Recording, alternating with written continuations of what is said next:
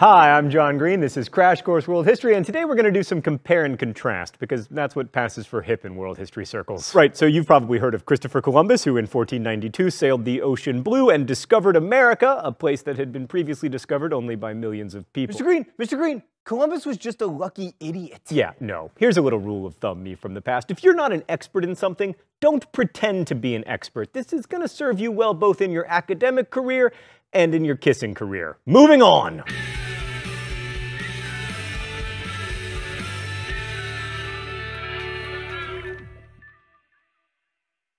So unlike me from the past, I'd argue that Columbus has a deserved reputation in history, but was he really the greatest sailor of the 15th century? Well, let's meet the other contestants. In the red corner, we have Zheng He, who, when it comes to ocean-going voyages, was the first major figure of the 15th century. And in the blue corner is Vasco da Gama from scrappy little Portugal, who managed to introduce Europeans to the Indian Ocean trade network. Columbus, you have to sit in the polka-dotted corner. As you'll no doubt remember from our discussion of Indian Ocean trade, it was dominated by Muslim merchants, involved ports into Africa and the Middle East and India and Indonesia and China, and it made a lot of people super rich. That last point explains why our three contestants were so eager to set sail. Well, that and the ceaseless desire of human beings to discover things and contract scurvy. Let's begin with Zheng He, who is probably the greatest admiral you've never heard of. Couple important things about Zheng He. First, he was a Muslim. That may seem strange until you consider that by the late 14th century, China had long experience with Muslims, especially when they were ruled by, wait for it, the Mongols.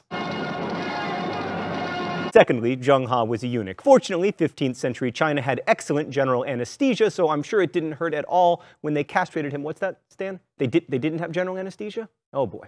No. Stan, I'm seeing it. I can see Stan, show me something cute right now. Oh, hi there, kitty. How'd you get in that little teacup? Thank you, Stan. Right, so Zheng He rose from humble beginnings to lose both of his testicles and become the greatest admiral in Chinese history. Let's go to the thought bubble. Between 1405 and 1433, Zheng He led 7 voyages throughout the Indian Ocean, the expeditions of these so-called treasure ships, and they were huge. Columbus's first voyage consisted of 3 ships. Zheng He led an armada of over 300 with a crew of over 27,000, more than half of London's population at the time. And some of these ships were, well, enormous. The flagships, known as the treasure ships, were over 400 feet long and had 7 or more masts. You see that tiny little ship there in front of the treasure ship? That's a to-scale rendering of Christopher Columbus's flagship, the Santa Maria. Zheng He wasn't an explorer. The Indian Ocean trade routes were already known to him and to other Chinese sailors. He visited Africa, India, and the Middle East, and in a way, his journeys were trade missions, but not in the sense of filling his ships up with stuff to be sold later for higher prices. At the time, China was the leading manufacturer of quality goods in the world, and there wasn't anything they actually needed to import. What they needed was prestige and respect, so that people would continue to see China as the center of the economic universe. So there was a tribute system through which foreign rulers or their ambassadors would come to China and engage in a debasing ritual called the kowtow, wherein they acknowledged the superiority of the Chinese emperor and offered him, or her, but usually him, gifts in exchange for the right to trade with China. The opportunity to humble yourself before the Chinese emperor was so valuable that many a prince was happy to jump on a treasure ship and sail back to China with Zheng He.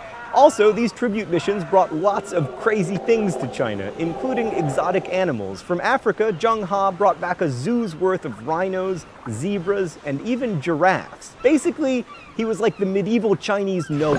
Thanks, Thought Bubble. So the Chinese were world leaders in naval technology, and they wanted to dominate trade here in the Indian Ocean, so why then did these voyages end? One reason was that Zheng He couldn't live forever, and sure enough, he didn't. Also, his patron, the Yongle Emperor, died. And the emperor's successors weren't as interested in maritime trade. They were more concerned with protecting China against its traditional enemies, nomads from the steppe. To do this, they built a rather famous wall. The Great Wall was mostly built under the Ming Dynasty using resources that they only had because they stopped building gigantic ships. And just imagine what might have happened if the Ming emperors had embraced a different strategy, one that was based on outreach instead of isolationism. And now to the blue corner representing Portuguese exploration, we have Vasco da Gama. A couple things about Portugal. First, it has a fair bit of coastline. Secondly, it was relatively resource poor, which meant it relied upon trade in order to grow. Also, the Iberian Peninsula was the only place in Europe where Muslims could be found in large numbers in the 15th century, which meant the Christian crusading spirit was quite strong there, presumably because Muslims had brought so much stability and prosperity to the region. And chief among these would-be crusaders was Prince Henry the Navigator, so called because he was not a navigator. He was, however, a patron not only of sailors themselves, but of a special school at Sagres in which nautical knowledge was collected and new maps were made and all kinds of awesome stuff happened. And all that knowledge gave Portuguese sailors a huge competitive advantage when it came to exploration. Henry commissioned sailors to search for two things. First, a path to the Indian Ocean so they could get in on the lucrative spice trade. And second, to find the kingdom of Prester John, a mythical Christian king who was supposed to live in Africa somewhere so that Henry could have Prester John's help in a crusade. Da Gama was the first of Henry's proteges to make it around Africa and into the Indian Ocean. In 1498, he landed at Calicut, a major trading post on India's west coast, and when he got there, merchants asked him what he was looking for. He answered with 3 words: gold and Christians, which basically sums up Portugal's motivations for exploration. So once the Portuguese breached the Indian Ocean, they didn't create like huge colonies because there were already powerful empires in the region. Instead, they apparently sat in the middle of the Indian Ocean doing nothing. Actually, they were able to capture and control a number of coastal cities, creating what historians call a trading post empire. They could do this thanks to their well-armed ships, which captured cities by firing cannons into city walls like IRL Angry Birds. But since the Portuguese didn't have enough people or boats to run the Indian Ocean trade, they had to rely on extortion. So Portuguese merchant ships would capture other ships and force them to purchase a permit to trade called a cartaz. And without a cartaz, a merchant couldn't trade in any of the towns that Portugal controlled. To merchants who'd plied the Indian Ocean trade for years in relative freedom, the Portuguese were just glorified pirates, extracting value from trade without adding to its efficiency or volume. So the cartaz strategy sort of worked for a while, but the Portuguese never really took control of Indian Ocean trade. But they were successful enough that their neighbors, Spain, became interested in their own route to the Indies. And that brings us to Columbus. But first, let's dispel some myths. 1, Columbus and his crew knew the Earth was round. He was just wrong about the Earth's size. Columbus used Ptolemy's geography and the Imago Mundi based on Muslim scholarship, and ended up overestimating the size of Asia and underestimating the size of the oceans. 2, Columbus never thought he'd made it to China. He called the people he encountered Indians because he thought he'd made it to the East Indies, what we now know as Indonesia. And 3, Columbus was not a lucky idiot. He navigated completely unknown waters primarily by using a technique known as dead reckoning, in which you figure out your position based on 3 pieces of information: the direction you're going, your speed, and the time, which you figure out via hourglass. With only that technology to guide you, it's not actually that easy to hit a continent. Come here, people who are saying he didn't hit a continent, he only hit some islands. Come here. Oh, it's time for the open letter? An open letter to the line of demarcation. But first, let's see what's in the secret compartment today. Oh, it's a globe. Thanks, Stan. Just what I always needed. Dear line of demarcation, you have so much to teach us about the way that the world used to work and the way that it works now. In 1494, Pope Alexander VI settled a dispute between Portugal and Spain by dividing the world into 2 parts: the Spanish part and the Portuguese part. This whole thing, at least according to Pope Alexander VI, could be split between Spain and Portugal. At least when it came to so-called unclaimed land. I mean, unclaimed by whom? You know, all the American Indians were like, wait, this land is available? In that case, we'll just keep it. It's all the same to you. Anyway, line of demarcation, I have great news for you. What Alexander VI did totally worked. We haven't had a problem since. Best wishes, John Green. So Columbus's first journey, he made 4, the last 3 of which were pretty calamitous, was tiny, and he initially landed on a small Caribbean island he called San Salvador in search, like the Portuguese, of gold and Christians. He was able to convince Ferdinand and Isabella of Spain to fund his expedition by promising riches and conversions of the natives, hopefully to sign them up for yet another crusade. And there's a long-standing myth that Columbus tricked Ferdinand and Isabella into paying for his trip, but in fact, they commissioned 2 different sets of experts to analyze his plans, both of which agreed he was crazy. One called the plan impossible to any educated person. But even so, Ferdinand and Isabella footed the bill, partly because they were full of crusading zeal after expelling the Muslims from Spain, and partly because they were desperate to get their hands on some of that pepper richness. Columbus, of course, failed at finding riches. He returned with neither spices nor gold. He did create some Christians, as we'll discuss in a future episode, but in terms of goal accomplishment, Columbus was much less successful than either Zheng He or Vasco da Gama. But within 2 generations of Columbus, Spain would become fantastically wealthy, and for a time they were the leading power in Europe. Columbus's voyages also had a huge, largely negative impact on the people the Spanish encountered in the Americas. And excitingly from my perspective, once Columbus returned from San Salvador, we can speak for the first time of a truly world history. Except for you, Australia. So who is the greatest mariner of the 15th century? Well, as usual, it depends on your definition of greatness. If you value administrative competence over ill-advised adventure, then Zheng He is certainly the winner. But the reason we remember Columbus over him or Vasco da Gama is that Columbus's voyages had a lasting impact on the world, even if it wasn't necessarily a positive one. And that makes me wonder what kind of person you'd want to be. A capable administrator and brilliant sailor like Zheng He, a daring captain like da Gama, or the bearer of a complicated but famous legacy like Columbus? Let me know in comments. Thanks for watching, and we'll see you next week.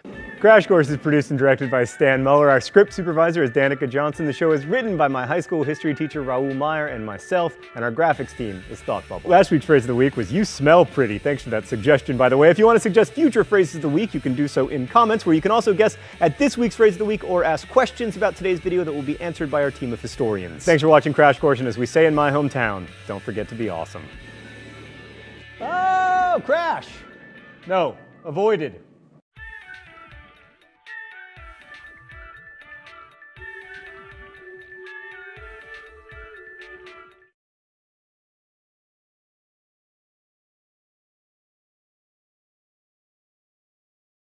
Going to involve other parts of the world, and also, not to brag, a small part of the moon. Sorry, we can be a little bit self-aggrandizing sometimes here in America. So to begin U.S. history, we're not going to talk about the United States or this guy. We're going to talk about the people who lived here before any Europeans showed up.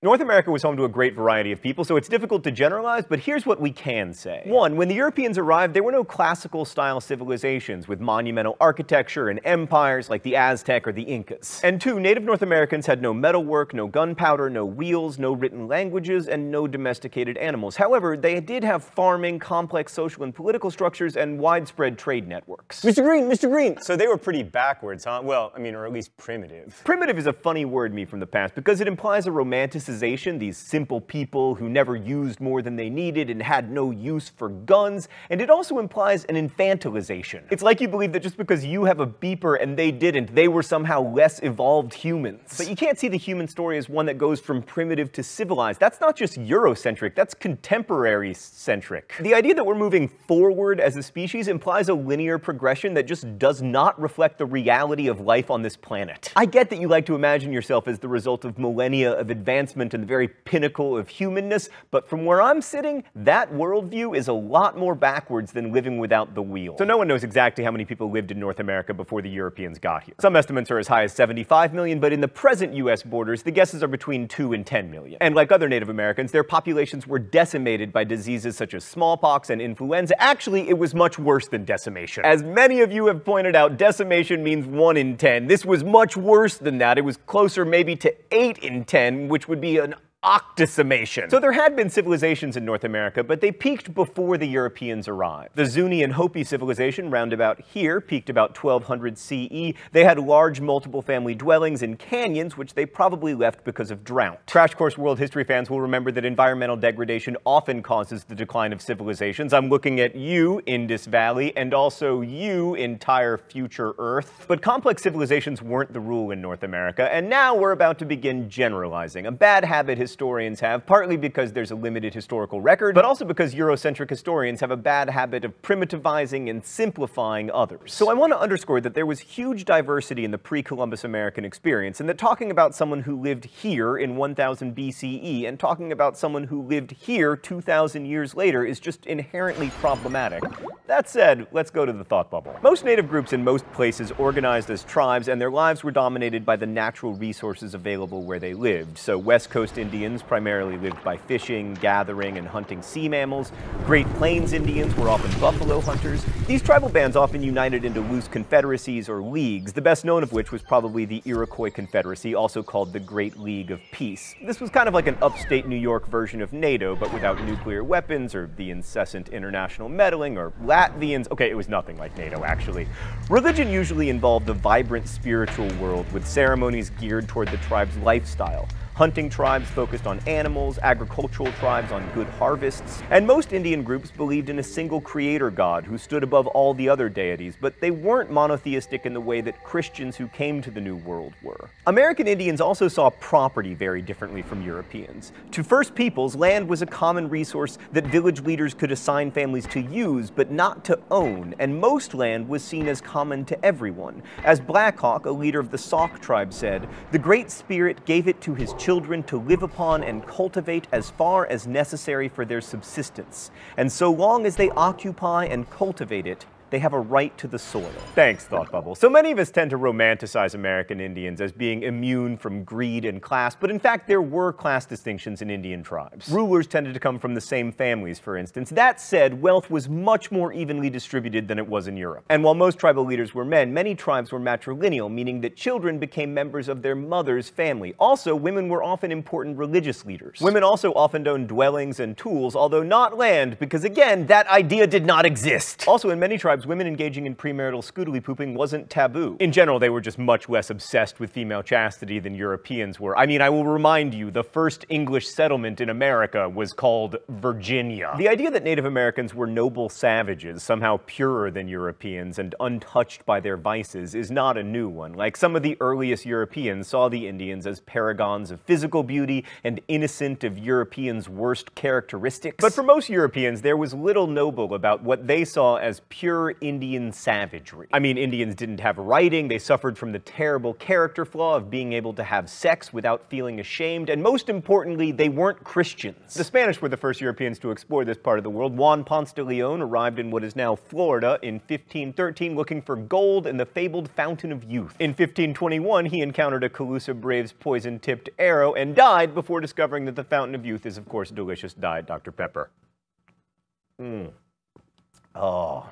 I can taste all 23 flavors. There were many more Spanish explorers in the first half of the 16th century, including one Alvar Núñez Cabeza de Vaca, who wandered through the American Southwest looking for gold, which I mention entirely because I think that guy's last name means cowhead. Of course, none of these people found any gold, but they did make later European colonization easier by bringing over the microbes that wiped out most native populations. So the Spanish wanted to colonize Florida to set up military bases to thwart the pirates who preyed on silver-laden Spanish galleons coming out of Mexico. But Spanish missionaries also came over hoping to convert local native populations. This, of course, worked out magnificently. Just kidding, it went terribly, and many of the missions were destroyed by an uprising of Gual Indians in 1597, and I will remind you, mispronouncing things is my thing. In general, colonizing Florida sucked because it was hot and mosquito-y. Spain was much more successful at colonizing the American Southwest. In 1610, Spain established its first permanent settlement in the Southwest at Santa Fe, New Mexico, and you couldn't really say that it flourished since Santa Fe's population never got much above 3,000, but it had a great small-town feel. And New Mexico is really important because it's the site of the first large-scale uprising by Native Americans against Europeans. I mean, the native people, who the Spanish called Pueblos, had seen their fortunes decline significantly since the arrival of Europeans. How much decline? Well, between 1600 and 1680, their population went from about 60,000 to about 17,000. Also, the Franciscan friars who came to convert the indigenous people became increasingly militant about stamping out all native religion. The Spanish Inquisition just wasn't very keen on the kind of cultural blending that made early conversion efforts successful. So while the Spanish saw all the Pueblos as one people, they also knew there were tribal differences that made it difficult for the Indians to unite and rise up against the Spanish. But nothing unites like a common enemy, and in 1680, a religious leader named Popé organized an uprising to drive the Spaniards out. Popé organized about 2,000 warriors who killed 400 Spanish colonists and forced the rest to leave Santa Fe. So the Spanish colony in New Mexico was effectively destroyed. The Pueblos tore down all the Christian churches and replaced them with kivas, their places of worship. But like most awesome uprisings, it didn't last. But after the revolt, the Spanish were much more tolerant of indigenous religion, and they also abandoned the forced labor practice called encomienda. Oh, it's time for the new Crash Course feature, the mystery document? How mysterious.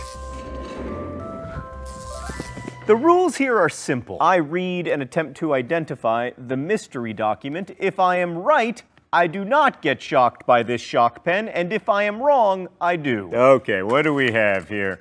The Indians were totally deprived of their freedom and were put in the harshest, fiercest, most horrible servitude and captivity, which no one who has not seen it can understand. Even beasts enjoy more freedom when they are allowed to graze in the fields, but our Spaniards gave no such opportunity to Indians and truly considered them perpetual slaves. I sometimes came upon dead bodies on my way, and upon others who were grasping and moaning in their death agony, repeating, "Hungry, hungry." And this was the freedom, the good treatment, and the Christianity the Indians received. Well, that's nice. Okay, so the mystery document is always a primary source, and since the writer refers to our Spaniards, I'm gonna guess that he or she, probably he, is European, and a Spaniard sympathetic to the Indians, which narrows the list of suspects considerably. So it probably wasn't De Sepulveda, for instance, who argued that the Indians might not even be human. Okay, Stan, I'm actually pretty confident here. I believe it is from a short account of the destruction of the Indies by Bartolomé de las Casas. Oh, dang it! Oh, Stan just told me I have the author right, but the book wrong. It's a history of the Indies. Oh, I hate shocks, both literal and metaphorical. So we focused a lot on the brutality of the Spanish toward the Indians, but at least one Spaniard, de las Casas, recognized that his countrymen were terrible. This realization is a good thing, obviously, but it leads us to one of the big problems when it comes to studying this time and place. The Black Legend is the tale that the Spanish unleashed unspeakable cruelty on the Indians. Now, that tale is true, but that idea was used by later settlers, especially the English, to justify their own settlements. Like, part of the reason they needed to expand their empire was to save the Indians from the awful Spanish, but were the English so much better? Yeah, probably not. As we mentioned at the beginning of today's episode, American Indians didn't have writing, so we don't have records of their perspective. Now, some Europeans, like de las Casas, were critical of the Spaniards, but most considered the Indians heathens and implied, or even outright said, that they deserved whatever horrible things befell them. So at the beginning of our series, I want to point out something that we need to remember throughout. One of the great things about American history is that we have a lot of written sources. This is the advantage of the US coming onto the scene so late in the game, historically speaking. But every story we hear comes from a certain point of view, and we always need to remember who is speaking, why they are speaking, and especially which voices go unheard and why. Thanks for watching. I'll see you next week. Crash Course is produced and directed by Stan Muller. Our script supervisor is Meredith Danko. The associate producer is Danica Johnson. The show is written by my high school history teacher, Raoul Meyer, and myself, and our graphics team is Thought Bubble. If you have questions about today's video, you should ask them in comments. Everybody who works on Crash Course, as well as a team of historians, will be there to answer them. Thanks for watching. Please make sure you're subscribed to Crash Course, and as we say in my hometown, don't forget to be awesome.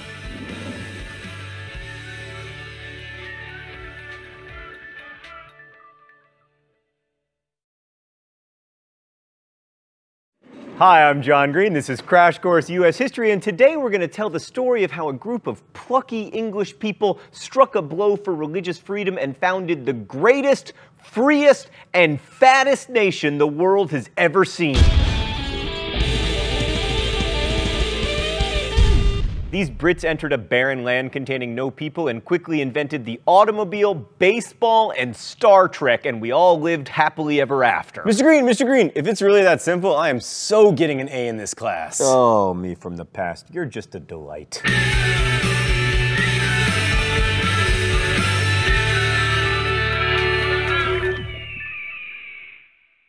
So most Americans grow up hearing that the United States was founded by pasty English people who came here to escape religious persecution. And that's true of the small proportion of people who settled in the Massachusetts Bay and created what we now know as New England. But these Pilgrims and Puritans, there's a difference, weren't the first people or even the first Europeans to come to the only part of the globe we didn't paint over. In fact, they weren't even the first English people. The first English people came to Virginia. Off topic, but how weird is it that the first permanent English colony in the Americas was named not for Queen Elizabeth's epicness, but for her supposed chastity? Right, anyway, those first English settlers weren't looking for religious freedom, they wanted to get rich. So the first successful English colony in America was founded at Jamestown, Virginia in 1607. I say successful because there were two previous attempts to colonize the region. They were both epic failures, the more famous of which was the colony at Roanoke Island set up by Sir Walter Raleigh, which is famous because all the colonists disappeared, leaving only the word Croatan carved into a tree. Jamestown was a project of the Virginia Company, which existed to make money for its investors, something it never never did. The hope was that they would find gold in the Chesapeake region like the Spanish had in South America, so there were a disproportionate number of goldsmiths and jewelers there to fancy up that gold, which of course did not exist. Anyway, it turns out that jewelers dislike farming, so much so that Captain John Smith, who soon took over control of the island, once said that they would rather starve than farm. So in the first year, half of the colonists died. 400 replacements came, but by 1610, after a gruesome winter called the Starving Time, the number of colonists had dwindled to 65. And eventually word got out that the New World's one-year survival rate was like 20%, and it became harder to find new colonists. But in 1618, the Virginia Company hit upon a recruiting strategy called the headright system, which offered 50 acres of land for each person that a settler paid to bring over. And this enabled the creation of a number of large estates, which were mostly worked on and populated by indentured servants. Indentured servants weren't quite slaves, but they were kind of temporary slaves, like they could be bought and sold, and they had to do what their masters commanded. But after 7 to 10 years of that, if they weren't dead, they were paid their freedom dues, which they hoped would allow them to buy farms of their own. Sometimes that worked out, but often either the money wasn't enough to buy a farm or else they were too dead to collect it. Even more ominously, in 1619, just 12 years after the founding of Jamestown, the first shipment of African slaves arrived in Virginia. So the colony probably would have continued to struggle along if they hadn't found something that people really loved.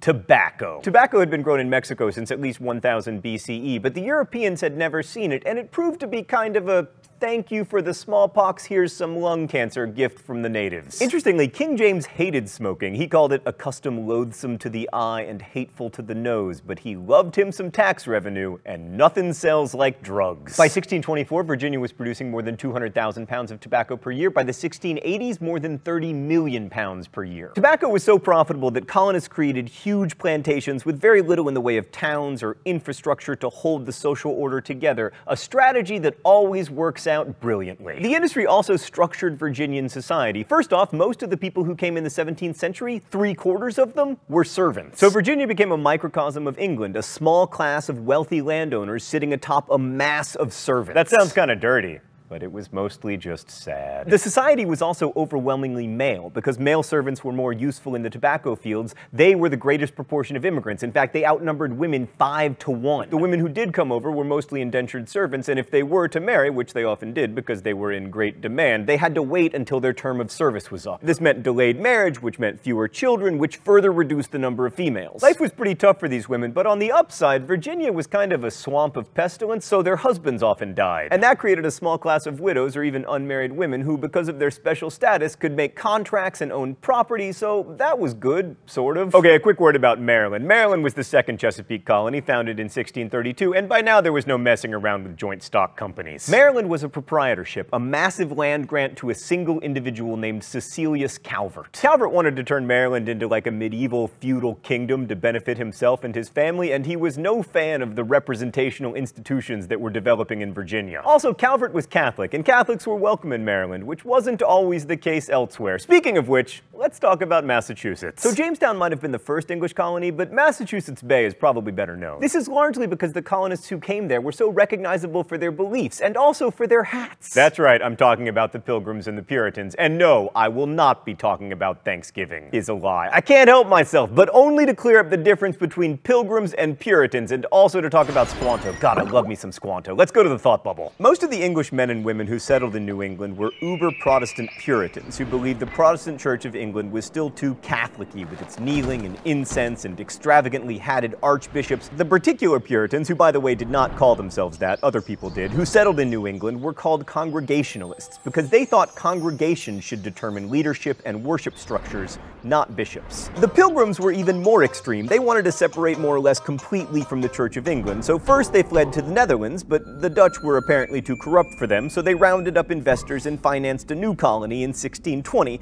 They were supposed to land in Virginia, but in what perhaps should have been taken as an omen, they were blown wildly off course and ended up in what's now Massachusetts, founding a colony called Plymouth.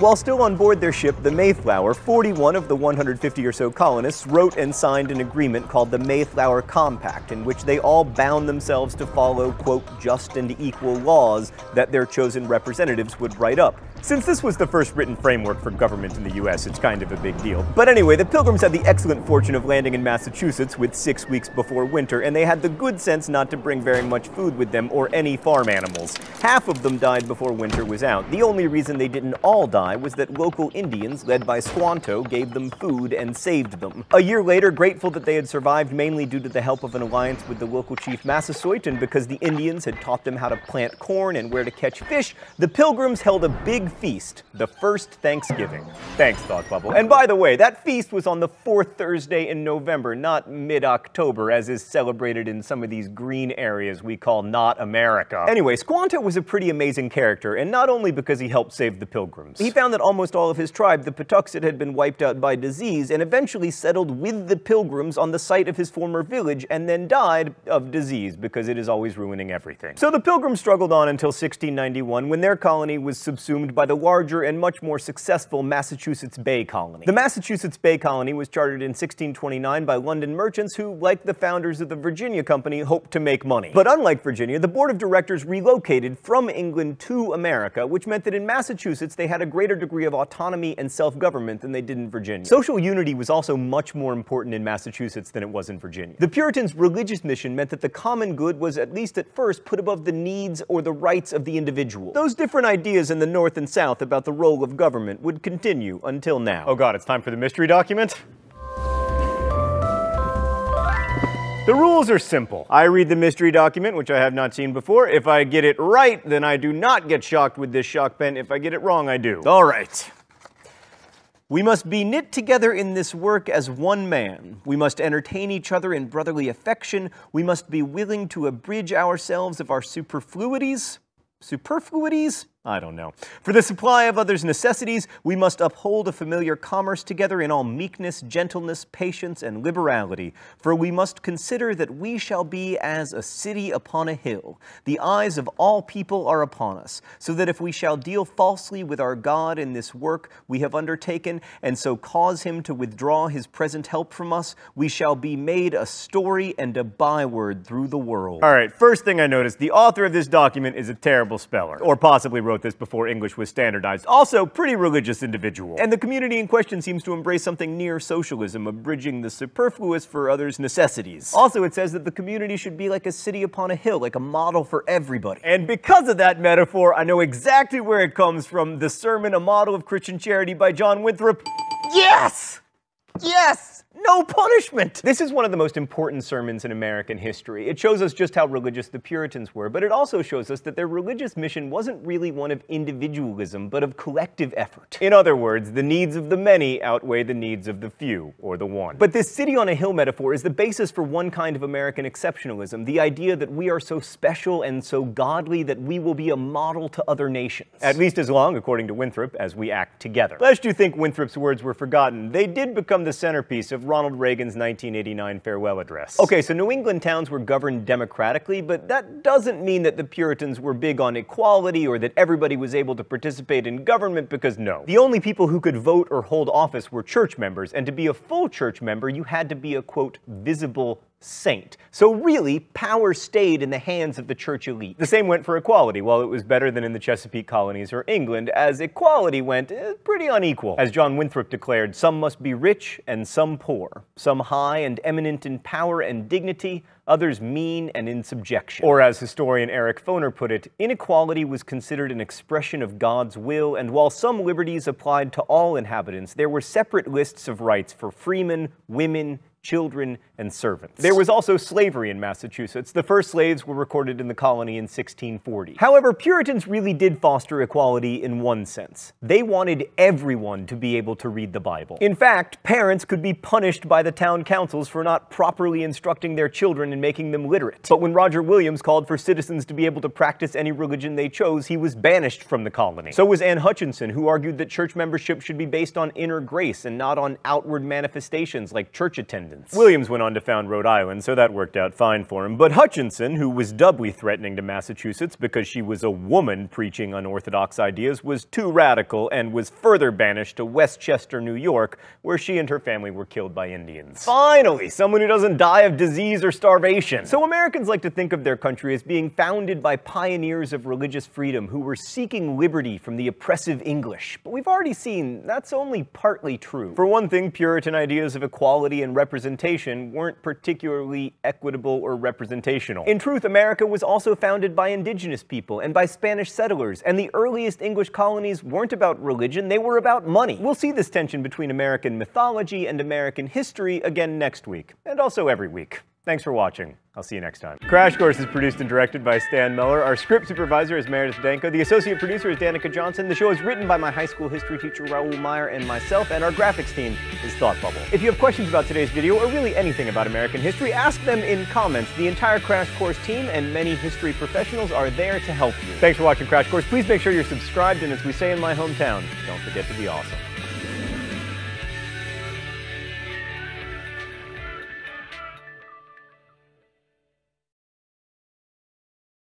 Hi, I'm John Green. This is Crash Course U.S. History, and today we're going to talk about one of the worst relationships in American history. No, Thought Bubble, not my college girlfriend and me. Mr. Green, your relationship with your high school girlfriend? Oh, me from the past. You and I both know that I didn't have a high school girlfriend. No, I'm talking about the relationship between Native Americans and English settlers.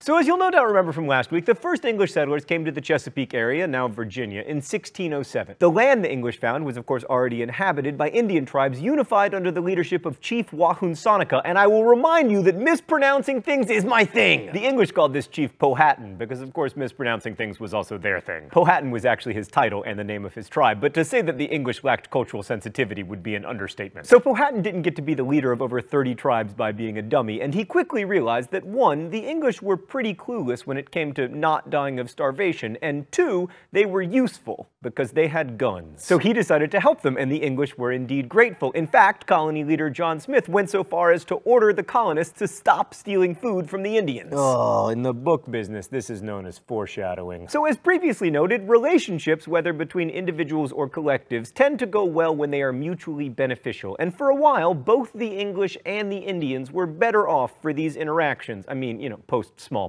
The Virginia Company existed to make money, and since the Chesapeake lacked gold or silver, making money required trade. Okay, let's go to the thought bubble. We tend to think of trade between Europeans and natives as being a one-way exchange, like savvy, exploitative Europeans tricking primitive, pure indigenous people into unfair deals, but that isn't quite accurate. Both sides traded goods that they had in surplus for those they did not. The English were happy to give up iron utensils, tools, guns, woven cloth, in exchange for furs and, especially in the early days, food, which the Indians could easily part with because they had plenty. Soon, though, there were problems. In order to keep up trade relations, Indian men devoted more time to hunting and less to agriculture, which upset traditional gender balance in their society, and European ideas about land use started to overcome traditional Indian ways of life, and that led to conflict. The English liked to fence in some of their land, which kept the Indians off it, and also the English let their pigs and cattle roam freely, and the animals would eat natives' crops. And as Europeans' appetite for furs grew, Indian tribes began to fight with each other over access to the best hunting grounds, leading to intertribal warfare, which suddenly included guns. But this was still a relatively calm time. Yes, at one point John Smith was captured by the Indians and had to be saved by Powhatan's daughter Pocahontas, but this was probably all a ritual planned by Powhatan to demonstrate his dominance over the English. Pocahontas never married John Smith, by the way, but she was kidnapped by the English and held for ransom in 1613, and she did eventually marry another Englishman, John Rolfe.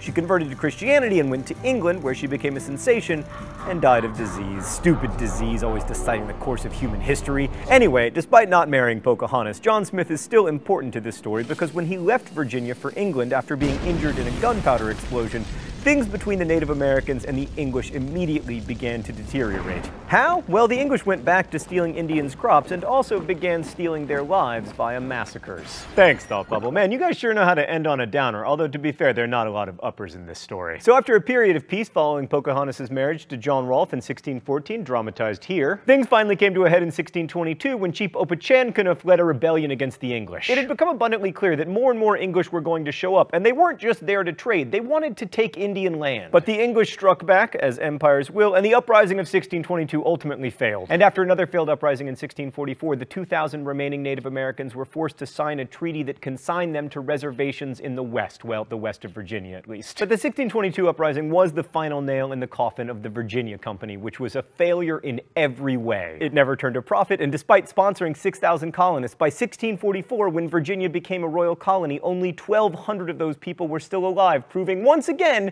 that governments are better at governing than corporations. Up in New England, you'll recall that the Pilgrims probably wouldn't have survived their first winter without help from the Native Americans, which of course led to the first Thanksgiving and then centuries of mutually beneficial trade and generosity. Just kidding. While some of the Puritans who settled in New England, notably Roger Williams, tried to treat the Indians fairly, in general it was very similar to what we saw in the Chesapeake. Settlers thought Native Americans could be replaced because they weren't properly using the land. Now, John Winthrop, who you'll remember from last week, at least realized that it was better to buy land from Indians than just take it. But Puritan land purchases usually came with strings attached, the main string being that the Native Americans had to submit to English authority. Now, the Puritans had a rather conflicted view of the Indians. On the one hand, they saw natives as heathens in need of salvation, as evidenced by the Massachusetts seal, which features an Indian saying, "Come over and help us." On the other hand, they recognized that the Native American way of life, with its relative abundance and equality, especially when it came to women, might be tempting to some people who might want to go native. This was such a concern that in 1642, the Massachusetts General Court prescribed a sentence of 3 years hard labor for anyone who left the colony and went to live with the indigenous people. There was even anti-India propaganda in the form of books, captivity narratives in which Europeans recounted their desire to return to Christian society after living with the Indians were quite popular,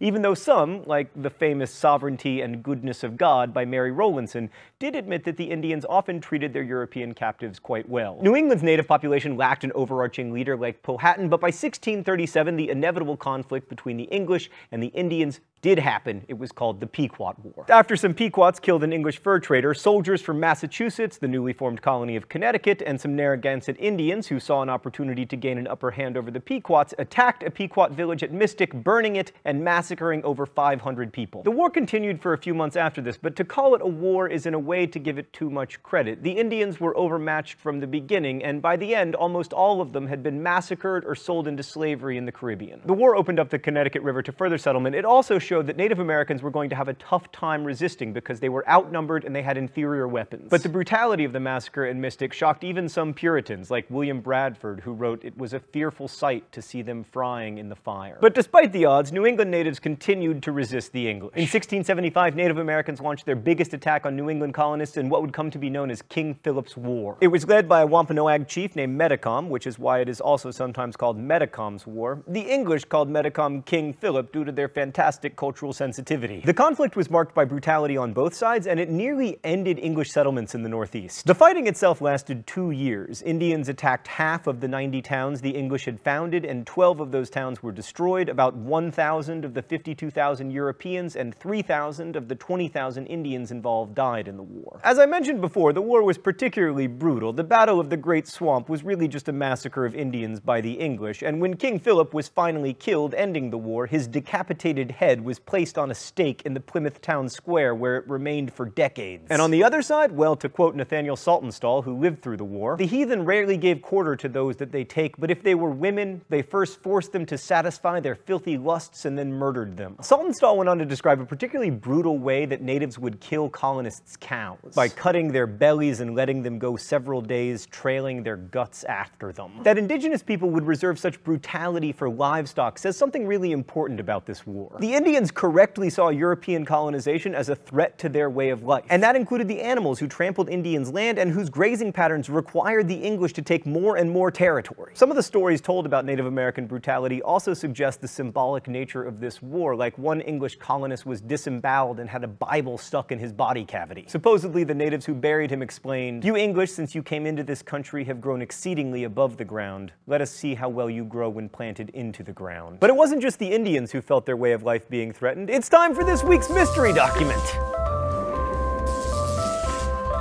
The rules here are simple. I read the mystery document, I try to guess its author. If I'm right, I don't get shocked with the shock pen. If I'm wrong, I do. The righteous God hath heightened our calamity and given commission to the barbarous heathen to rise up against us and to become a smart rod and a severe scourge to us in burning and depopulating several hopeful plantations, murdering many of our people of all sorts, and seeming as it were to cast us off. Hereby speaking aloud to us to search and try out our ways and turn again unto the Lord our God, from whom we have departed with a great backsliding. Okay, I don't know this one, so I'm going to have to piece it together. We have a plural narrator. That's important. Seemingly monotheistic, feels like the heathens, in this context likely the Native Americans, have been sent as a scourge, or scourge, as it is apparently properly pronounced. What? I'm from Alabama. I don't know how to say a ton of words. I mean, I just recently learned that you don't check your Yahoo mail, you check your Yahoo mail. And Yahoo's over already. Right, so plural narrator, scourge, great backsliding. Stan, you're gonna get to shock me this time. Who is it? The laws of war passed by the General Court of Massachusetts in 1675? Are you kidding? From now on, the mystery document must always be written by a single human person. I hate this. I hate this so much. It's worse now because I've had it before, so now it's gonna... This shows us the way the Puritans understand the world, but it also shows us that within 50 years of its founding, Puritans already felt that the mission of their colony to be a great Christian community was already kind of a failure. If they'd been as righteous as they were supposed to be, God wouldn't have sent the Indians to burn their homes and kill them. So it's important to understand that this was a war to preserve a way of life for both the Indians and the English. And that brings us to another question. What's the point of even telling these bloody stories about massacres and atrocities? One point is to remind ourselves that much of what we learn about American history, like all history, has been cleaned up to conform to our mythological view of ourselves. Native Americans have been so successfully marginalized both geographically and metaphorically that it's easy to either forget about them or else to view them merely as people to be pitied or reviled. But it's important to know the ways that they resisted colonization because it reminds us that Native Americans were people who acted in history, not just people who were acted upon by it. And it also reminds us that the history of indigenous people on this landmass isn't separate from American history, it's an essential part of it.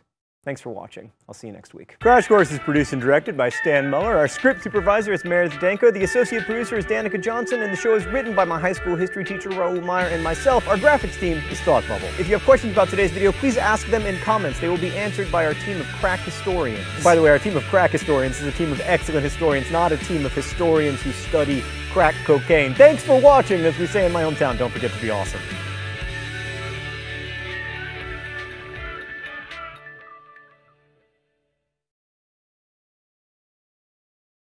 Hi, I'm John Green. This is Crash Course World History, and today's video is kind of a response to one of the most riveting history books you'll ever read, The Columbian Exchange by David Crosby. He had a good year in 1969, published The Columbian Exchange, played Woodstock, he was still on his first liver. What is Albert Crosby? Gosh, history never being as interesting as I want it to be. Right, so it was Alfred Crosby Jr., and in that book he wrote, "The big questions are really the only ones worth considering, and colossal nerve has always been a prerequisite for such consideration." I love it! Before 1492, we couldn't really talk about a world history at all. We could only talk about the different histories of separate regions, but Columbus changed all of that and everything else. The Columbian Exchange irrevocably homogenized the world's biological landscape. Since Columbus, the number of plant and animal species has continually diminished, and the variation in species from place to place has diminished dramatically. I mean, the first European visitors to the Americas had never seen a tomato or a catfish. Native Americans had never seen a horse. And by making our planet biologically singular, the Columbian Exchange completely remade the populations of animals, particularly humans. And vitally, this cross-pollination also made possible such wonders as contemporary pizza.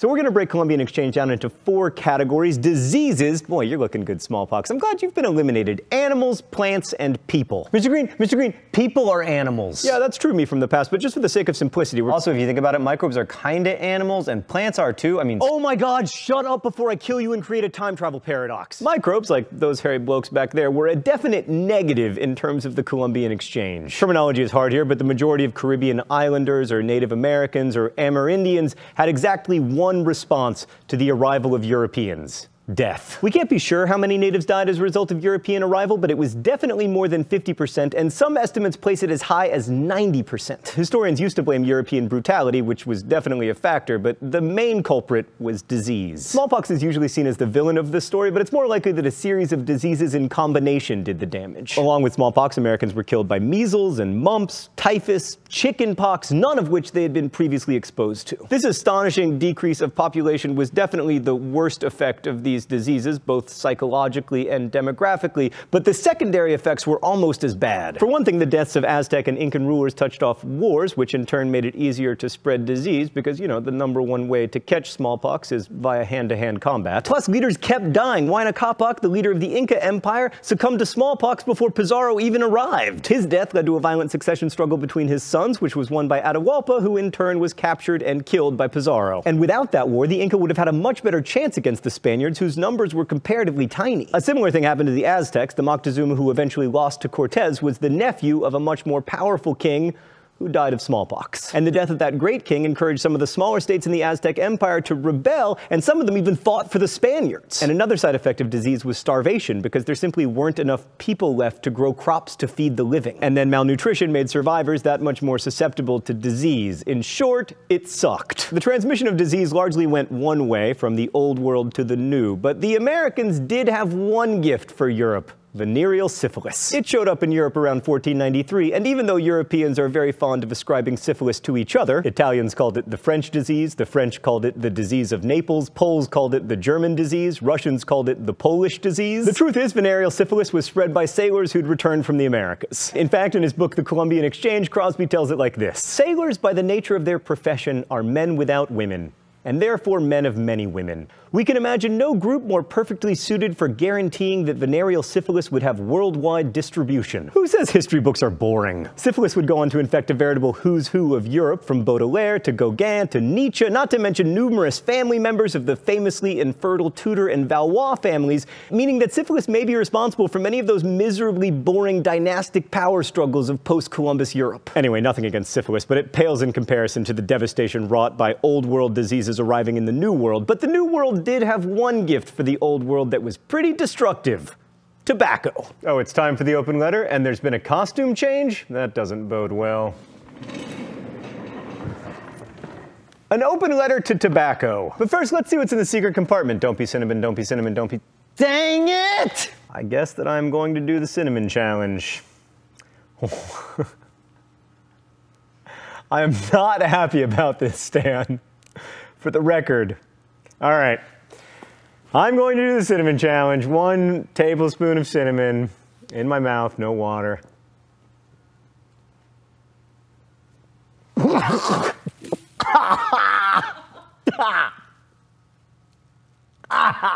Oh boy, that sucked. I regret doing that, to be honest with you. Dear Tobacco, I just did something really stupid, but at least it was cheap. I'm gonna tell you 2 stories about smoking. The first comes from my high school history teacher, Raul Meyer, who also writes Crash Course. When I was a senior in high school, he walked up to me and he said, "I want you to keep smoking. I want you to smoke until the day after your 65th birthday, and then I want you to die so that I collect all of your Social Security." That inspired me, Mr. Meyer, to quit smoking just 8 short years later. Here is an amazing statistic. Cigarettes were handed out to American servicemen during World War II, and more soldiers who started smoking during the war died from smoking than died from the war. So if the New World was looking to extract some measure of revenge for smallpox and measles and chickenpox, mission accomplished. Best wishes, John Green. Now on to animals. American animals like llamas and guinea pigs never really caught on in Eurasia. But imports to the Americas like pigs, cows, and horses were revolutionary. let's go to the thought bubble. First of all, these animals, especially pigs, completely remade the food supply. Pigs breed really quickly, they eat anything, and they turn into bacon, which made them heroes to the New World, just as today they are heroes to the internet. Here's how quickly pigs breed. When Hernando de Soto arrived in Florida in 1539, he brought 13 pigs. By the time of his death, there were 700. That was 3 years later. The abundance of meat and plentiful land for agriculture and grazing meant that Europeans in the Americas very rarely experienced famine, and despite what you may have learned about religious and political freedom, the main reason Europeans came to America was to eat. Large European animals also changed the nature of work in the Americas. Before Europeans, the largest beast of burden was the llama, and at best it could carry like 100 pounds. This meant that for the long distance travel that the Inca engaged in, the primary transportation animal was Incas.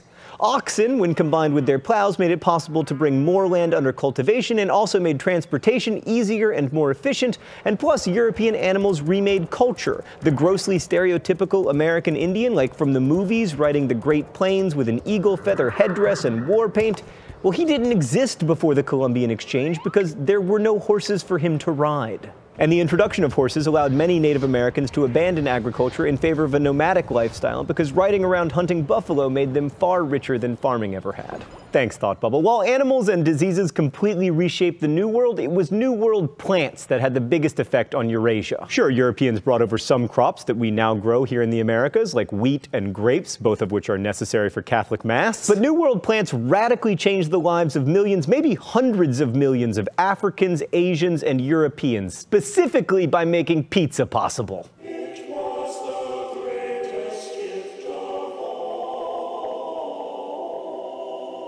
I mean, until 500 years ago, Italians lived without tomatoes, without modern pizza or marinara sauce or pizza or ketchup or pizza or even pizza. Indians lived without curry, which contains chilies, a New World food. Persians lived without corn, which is a New World food, as are beans and potatoes and avocados and peanuts and blueberries. The list goes on and on. And these New World crops led to probably the greatest population increase in history. To quote Crosby, "It is crudely true that if man's caloric intake is sufficient, he will somehow stagger to maturity, and he will reproduce." And New World food was far more caloric than Old World food, which is the central reason that the world population doubled between 1650 and 1850. Plants like corn and potatoes could grow in soils that were useless for Old World crops. Potatoes were actually introduced to Europe as an aphrodisiac, but it turns out that you have to distill those potatoes into vodka before they have the desired effect. Anyway, if potatoes are an aphrodisiac, the Irish quickly became the hottest people on earth. An acre and a half of potato cultivation could feed an Irish family for a year, and the average Irish worker often ate 10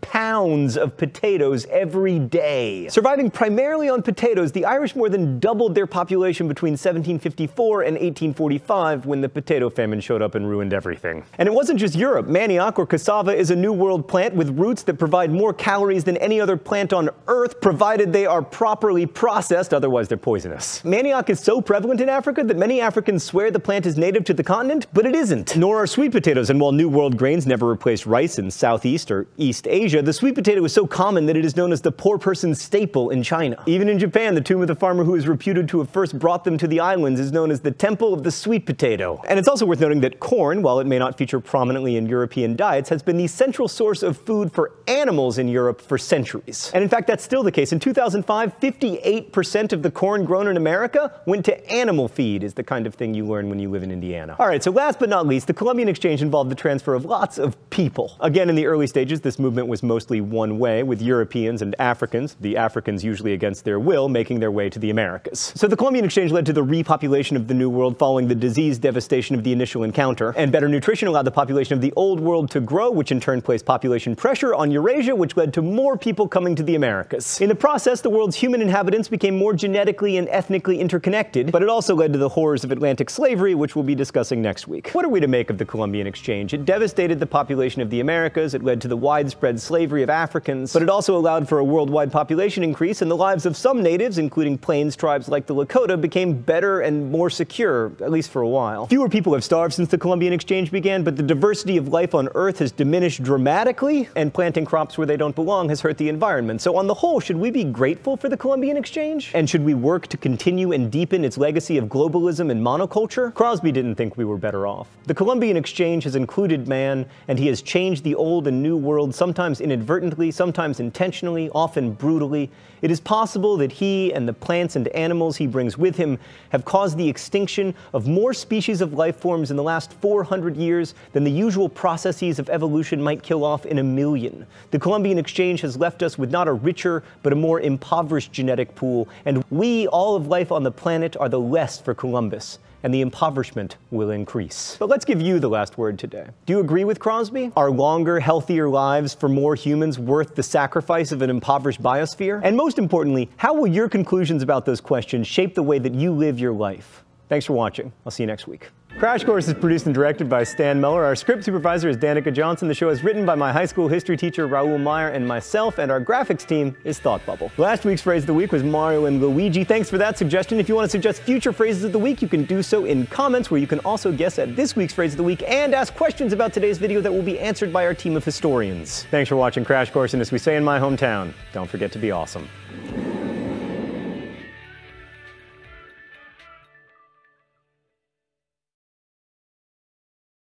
Often when we think about the beginning of American history, we think 1776 with the Declaration of Independence, or maybe 1492 when Columbus arrived in the Americas. But the history of America really begins about 15,000 years ago, when people first arrived in the Americas. In this video, I want to provide a very brief overview of Native societies before contact, to give you an idea of just how diverse and complex these societies were as Native groups adapted to and interacted with their environments. Now, there's recently been a scholarly debate about how people first arrived. We know that maybe 12,000 years ago, during an ice age, the sea level was lower, and so a spit of land in between the Americas and Asia was exposed, over which people may have traveled. But recent archaeological evidence suggests that people were perhaps already in the Americas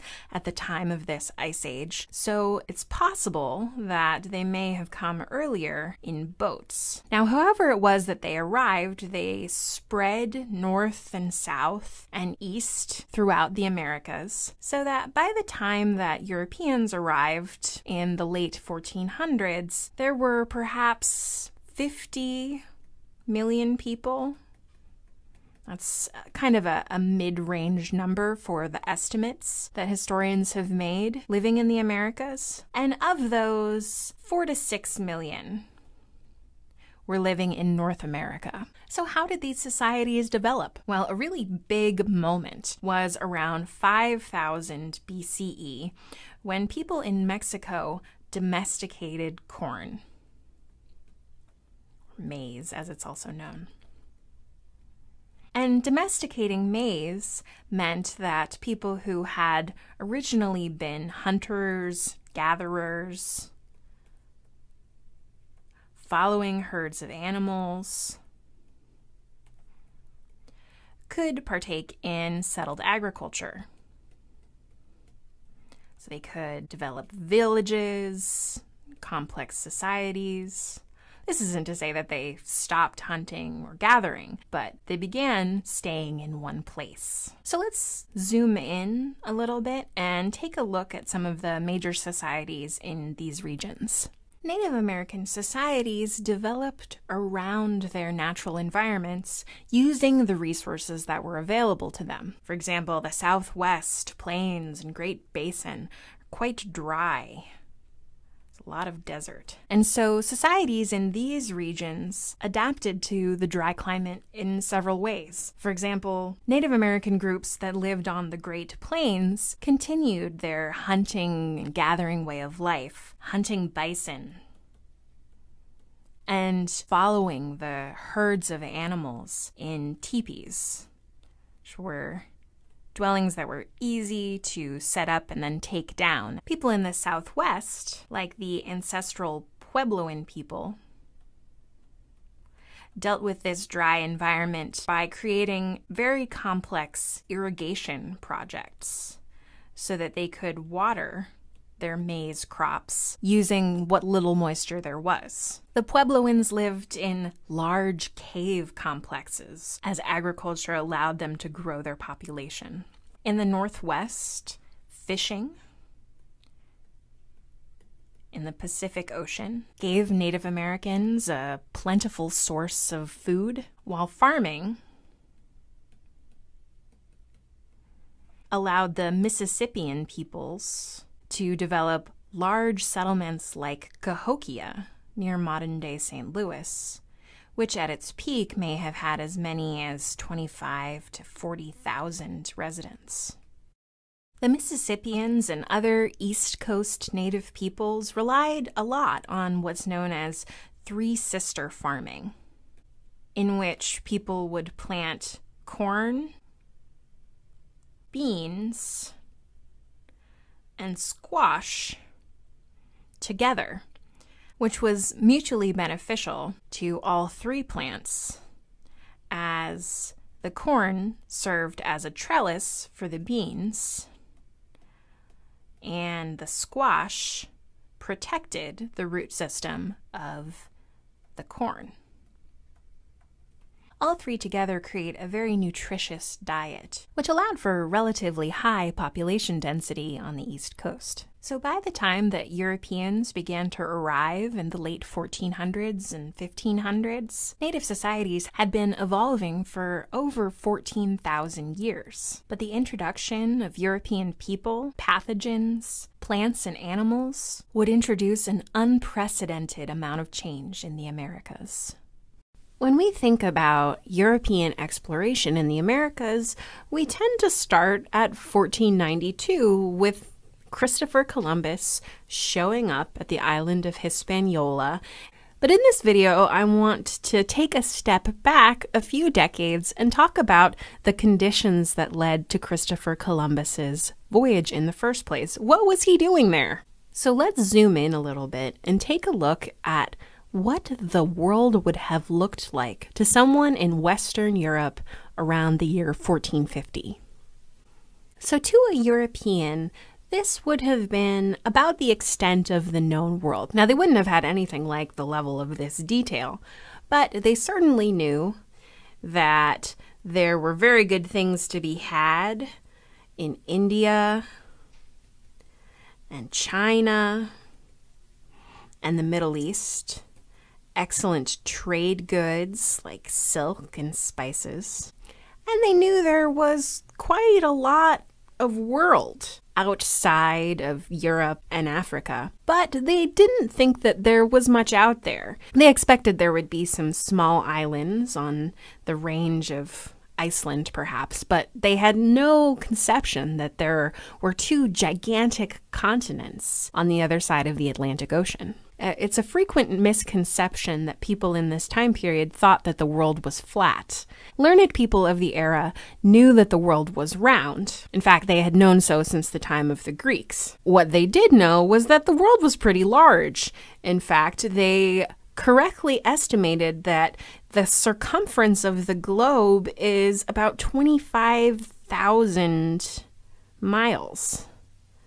And so they knew that given the shipping technology that they had, it would be impossible to go west and arrive at the east while still having enough food and water to supply your crew. Now, why would anyone have dreamt of going west to get east when they could have simply gone east to get east? Well, the answer is that the overland route was long and it was expensive because the Middle East and North Africa and even parts of Spain were controlled by Muslim empires like the Ottomans and the Moors. And so anytime trade came from the East, from China, India, Middle East itself, it went through a series of traders and a series of empires along the way, picking up taxes and markups, which meant that by the time a good reached Western Europe, it was pricey indeed.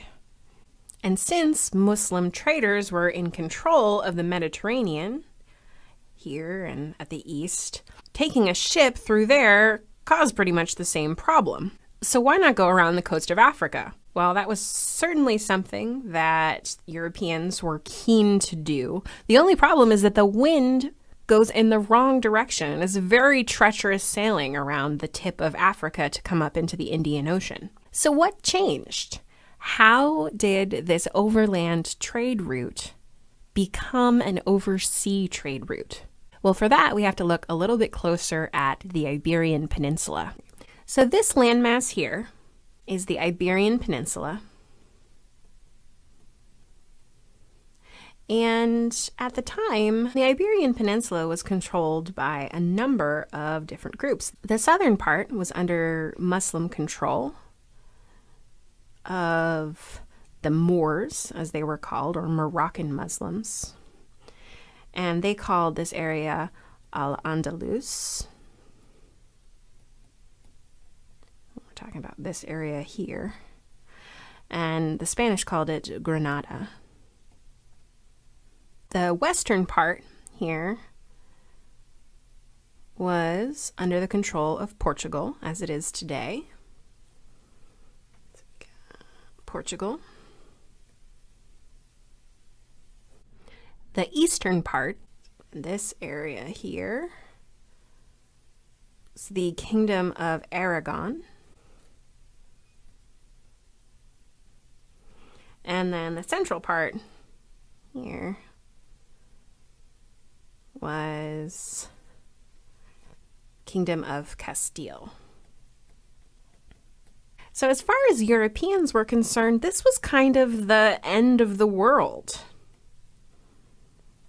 This was as far southwest as you could go on the European continent, and heaven knows what was out here. Until in the early 1400s, Portugal's Prince Henry the Navigator began investing in navigation. And one of the important discoveries made by the Portuguese was a new kind of ship, and this ship was called the caravel. So what's cool about the caravel is that caravels are ocean-worthy, but they're also very easy to maneuver, and they can sail into the wind. So that means that the problems of sailing around Africa begin to get a little bit easier. And so in this early era of the 1400s, the Portuguese began expanding their exploration farther and farther down the coast of Africa. And they come across these islands now that they don't have to hug the coast, the Canary Islands. And farther west, this is so small you can barely see it here, Madeira and the Azores. And they quickly discover that these islands are ideal places to grow cash crops, specifically sugar. They also discover that some of the people who live on these islands, in fact, the Canary Islands had a native population called the Guanche.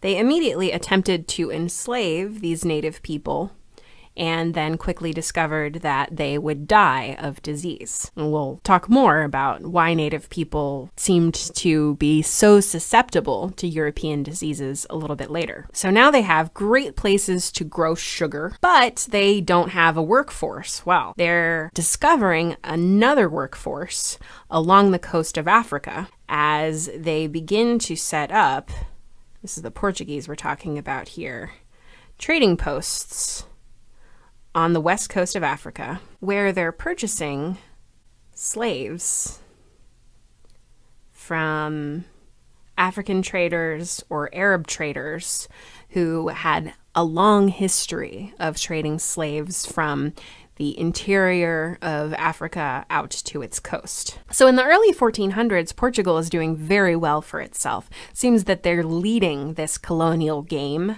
They've pretty much invented the plantation system, and they're getting quite wealthy off of it. So the eyes of Europe turn to Portugal, and they think, all right, how can we replicate their success? Meanwhile, back on the Iberian Peninsula, there's a political and religious shakeup. So The kingdoms of Castile and Aragon are united when Ferdinand of Aragon and Isabella of Castile, and I recognize that my Spanish pronunciation is terrible, they get married in 1469 and unite their two kingdoms into what becomes the Kingdom of Spain. So what had been Castile and Aragon becomes Spain. And then united, these two Catholic monarchs turn their attentions to what's called the Reconquista. So reconquering the territories that had been controlled by Muslims for Christians. So I would call this kind of an extension of Crusader thinking. And Ferdinand and Isabella complete the Reconquista, expelling the Moors from the territory that is today Spain in 1492. So now we've reached 1492, and we've got a will, that is, a desire for luxury goods. We also have a little bit of good old-fashioned nationalism here. Spain's closest neighbor is Portugal, who are currently very powerful and wealthy. So they've got perhaps some rivalry in their hearts. And we've got a way, which is the caravel that is making more and more ocean sailing possible. And into this exciting moment steps Christopher Columbus, and we'll talk more about him in the next video.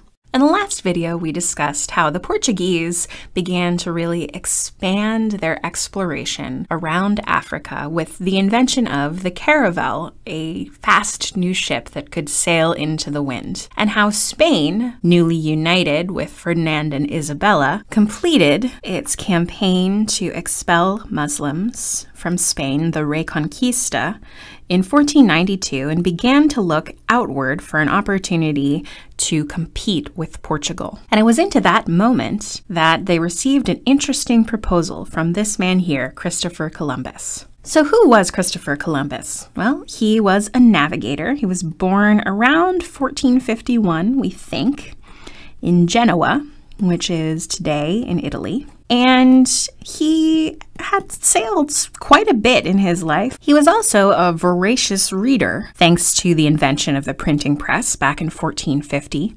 And one book that he read with great interest was the account of Marco Polo and his travels in China. And Columbus dreamt of getting to China and there accessing riches, silk, and spices, and maybe even converting people living in Asia to Christianity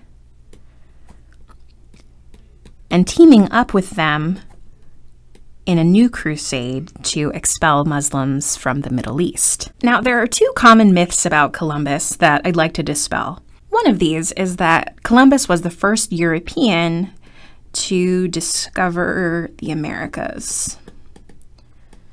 In fact, we know that around 1000 CE, the Vikings of Norway had colonized Greenland and had explored around what is today Canada. So you might be asking, okay, well, if the Vikings discovered America, why aren't we talking about the Vikings in this video? And the short answer is the Viking settlement in the Americas did not last very long, less than a generation, and it also didn't really get well known outside of Norway, so it didn't have the worldwide impact on colonization that Columbus's voyage would have. The other myth about Columbus is that he was the lone visionary who knew that the world was round. Everybody else thought that the world was flat, and Columbus proved them wrong. In fact, most learned people had known that the world was round since the time of the ancient Greeks. What they thought instead was that the world was simply too big. They estimated that it was about 25,000 miles in circumference, which is pretty close to the truth, and that even if you could sail out here into the ocean, you would run out of supplies and die long before you ever hit land, because They had no idea that the Americas were over here. Columbus, however, had done some different calculations, and he thought that the circumference of the world was only about 16 to 18,000 miles. So that the coast of Japan was about 3,000 miles to the west of Europe. Now, he was wrong, but he got very lucky because about 3,000 miles to the west of Europe, he encountered landfall. He just didn't know that what he found there wasn't China. So Columbus has this dream, and he kind of shops it around the courts of Europe looking for royal patronage. And first, he tries the Portuguese because they are the reigning leaders of navigation, and they turn him down, saying his idea is too risky. He also tries France and England with similar results. Finally, he tries Spain. And Ferdinand and Isabella agree that they will stake him. They give him 3 ships and a crew of 87 men. And in August of 1492, he takes off, makes a brief stop in the Canary Islands, and then turns west into open waters. And in October of 1492, he made landfall, and this is what he found. So he landed on the small island that he named San Salvador, which is today in the Bahamas. And then he continued to explore around the coast of Cuba that he called Juana. And then he ended up in the island that he called Hispaniola, which is today the island of Haiti and the Dominican Republic. And we'll talk more about who he met in the New World in the next video. In the last video, we discussed Christopher Columbus's attempt to find the funding to find a Western route around the world to China and the East. And how, although he didn't find that, in October of 1492, he landed in the Caribbean where he met the indigenous people living there, the Taínos. So who were the Taínos? So we know a little bit about them. They were one of the indigenous peoples in the Caribbean. This is a woodcut that depicts people in the region made a little bit later, so they may have looked something like this. And they were adept at fishing.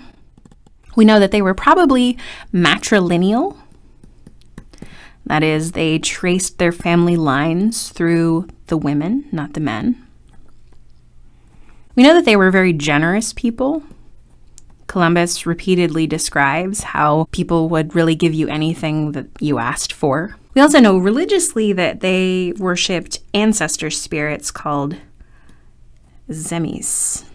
And this is a statue of one of those ancestor spirits that we still have today. Another thing I think is really cool about the Taínos is that we still use some of their words in everyday language that were borrowed by the Spanish and then came into English. So barbecue, for example, they called barbacoa. Hurricanes, they called huracan. Tobacco was one of their words for the plant that will become so popular. Even the name of the island itself, they called it Haiti, which is still preserved today in the nation of Haiti. So Columbus sailed around the Caribbean, and then he made his way back to Europe. He left behind him 39 men whose ship had run aground, so they built a fort. And when he arrived in Europe, he immediately wrote a letter to the finance minister to Ferdinand and Isabella, Luis de Santangel. So let's look a little bit more closely at what he wrote. As I know you will be rejoiced at the glorious success that our Lord has given me in my voyage, I write this to tell you how in 33 days I sailed to the Indies with the fleet that the illustrious king and queen, our sovereigns, gave me, where I discovered a great many islands inhabited by numberless people, and of all I have taken possession for their highnesses by proclamation and display of the royal standard without opposition. To the first island I gave the name of San Salvador in commemoration of His Divine Majesty. The second I named the island of Santa Maria de Concepcion, the third Fernandina, the fourth Isabella, the fifth Juana, and I found it so extensive that I thought it might be the mainland, the province of Cathay. This is really interesting because you can tell a lot about what Columbus is thinking here. First, he says that he's taken possession of these islands by proclamation and display of the royal standard without opposition. And I love this image of Columbus. He's reading in Spanish the proclamation, I claim this land in the name of Spain, and he's not opposed because the Taínos have no idea what he's saying. You can also see his religious motivations here as he names the first islands after San Salvador, the Savior, Jesus, Santa Maria de Concepcion, the Virgin Mary, and that he's trying to win some points with Ferdinand and Isabella by naming islands after them. You can also see here that Columbus thinks that he's found China. He says he thought it might be the mainland, the province of Cathay. Cathay is an old word meaning China. So let's read on. He says, I began fortifications there, which should be completed by this time, and I have left in it men enough to hold it with arms, artillery, and provisions for more than a year, and a boat with a master seaman skilled in the arts necessary to make others. I am so friendly with the king of that country that he was proud to call me his brother and hold me as such. Even should he change his mind and wish to quarrel, neither he nor his subjects know what arms are, nor wear clothes, as I have said. They are the most timid people in the world, so that only the men remaining there could destroy the whole region. So he's kind of saying that we're getting along with the natives, but if we don't, they're not a threat. And he finishes by saying, to speak in conclusion only of what has been done during this hurried voyage, their highnesses will see that I can give them as much gold as they desire, if they will give me a little assistance, spices, cotton, as much as their highnesses may command to be shipped, and as many slaves as they choose to send for all heathens. So Columbus is finishing by saying, well, this exploratory voyage has shown that we can get a lot out of colonizing this area. We can get gold, spices, cotton, slaves. And so if you will give me a little assistance, that is, give me more resources to continue my mission, Spain will get very wealthy indeed from this new land. And that is exactly what Ferdinand and Isabella do. So they send him on a second voyage in 1493. And this time they send him with 1,200 men and 17 ships. And they bring with them livestock, horses, cattle, pigs, and sugarcane plants, so they can turn this into a plantation. So they really intend to use this settlement as not only a place to try out growing crops and also mining for gold, they also see it as kind of a jumping off place that they can use for further exploration in this area. Because the Portuguese were so dominant in this early phase of colonialism, the Spanish are nervous that the Portuguese are going to try to make inroads into their new acquisitions in the West. So with the help of the Pope, they negotiate what's called the Treaty of Tordesillas, dividing the world between them. So east of this line here, this will be Portugal's area of the world, and west of this line will be Spain's. Remember that Portugal had lots of interests in Africa, which they thought were much more valuable at this time. But it was later discovered that part of South America fell on Portugal's side of the line, and you'll recognize that as being today Brazil, which became a Portuguese colony and even today speaks Portuguese. Now, of course, they didn't ask anybody else's permission to divide the world between them. They didn't ask the native people of the Americas. They didn't ask anybody else in Europe. But it's important to understand that Spain thought of this area as their sovereign territory. And from this point forward, Spain will continue to send what are called conquistadors, conquerors, to this region, Mexico and Florida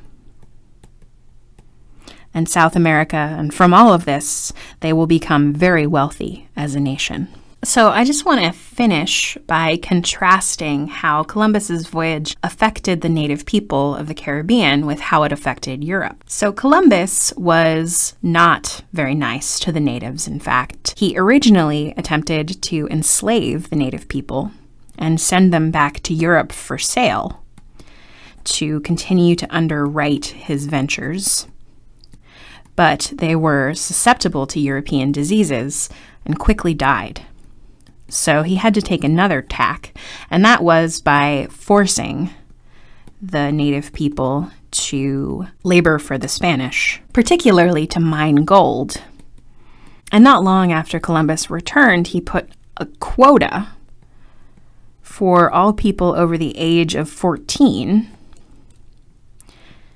that they had to give him a certain amount of gold per month, or they would have their hands chopped off.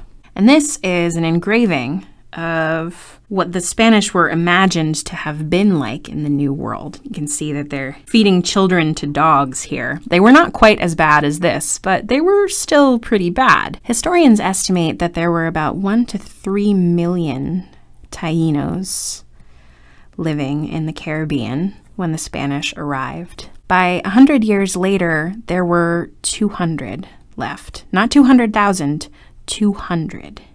And mostly this was due to disease, and we'll talk more in the next video about why Native people seem to be so susceptible to European diseases. But it was also due to overwork and poor treatment. They were forced to mine when they should have been growing crops, and many of them were murdered by the Spanish for one reason or another. So for the people of the Caribbean, Columbus's arrival was really a catastrophe. In Europe, however, the New World made Spain very rich. And the gold and silver being brought in from the New World to Spain may actually have increased prices in the 100 years following Columbus's voyage by 500 to 600% due to inflation, thanks to gold from the New World.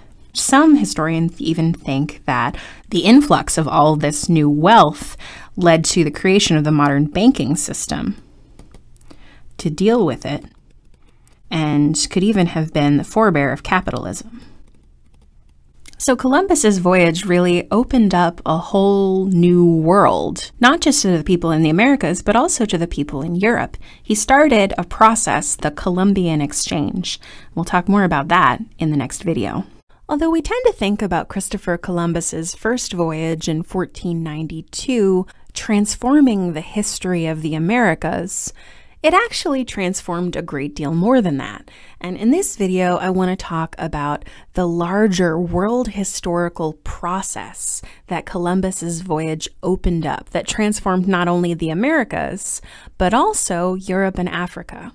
And this was called the Columbian Exchange. So what was the Columbian Exchange?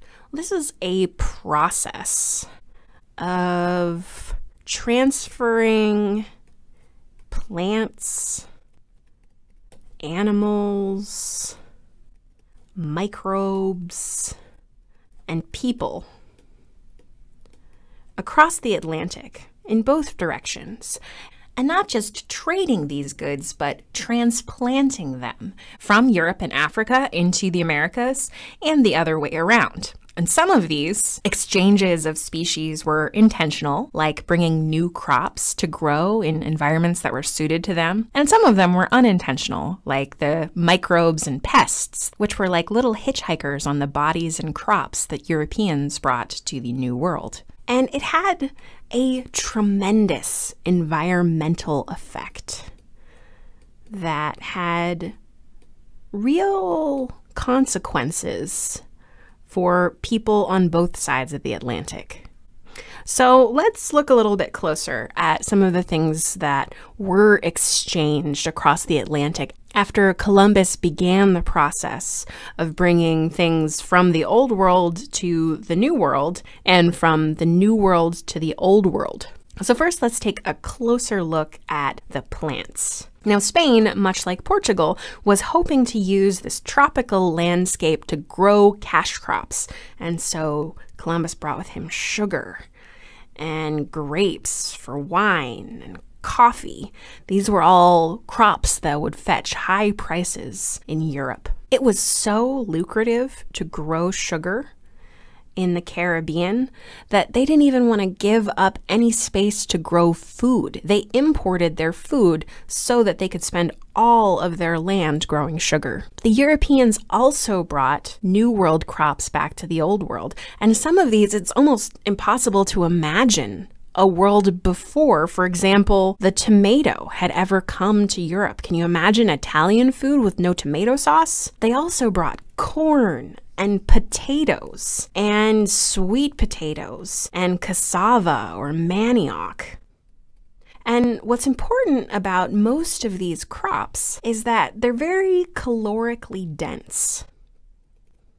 So if you grew a field of potatoes instead of a field of wheat, which might be a typical crop grown in the old world before contact, you can feed 3 times as many people with a field of potatoes than you can with wheat. So what does this cause? It causes a real increase in population in Europe. It also causes an increase in population in Africa, where manioc is a crop that was frequently grown and also very calorically dense. So New World foods helped Europe and Africa increase their populations. So what about these animals? The Europeans brought cattle, sheep, pigs, and horses to the New World with mixed results. Horses, for example, were a tremendous technology that was widely adopted throughout Mexico, and the Native Americans living in the Great Plains of what is today the United States found that horses revolutionized their ability to hunt. So that was a great step up for them. The pigs they brought over, however, weren't so great because Europeans allowed the pigs to roam freely, which meant that they ate everything, including the Native Americans' crops, and they multiplied very quickly. So they became kind of a pest in the New World. Probably the thing that had the biggest effect in the Columbian Exchange was the transfer of Old World diseases to the New World. So with Europeans came smallpox, measles, whooping cough, and the Native Americans had very little immunity to these diseases. It's estimated that within 100 years of Columbus landing in Hispaniola, 90% of all people who were living in the Americas died of disease. This is a demographic catastrophe, the likes of which the world has never seen before or since. And most of the Native Americans who were affected by these diseases would never have actually interacted with a European. They just had trade networks that spread these diseases back and forth throughout the Americas.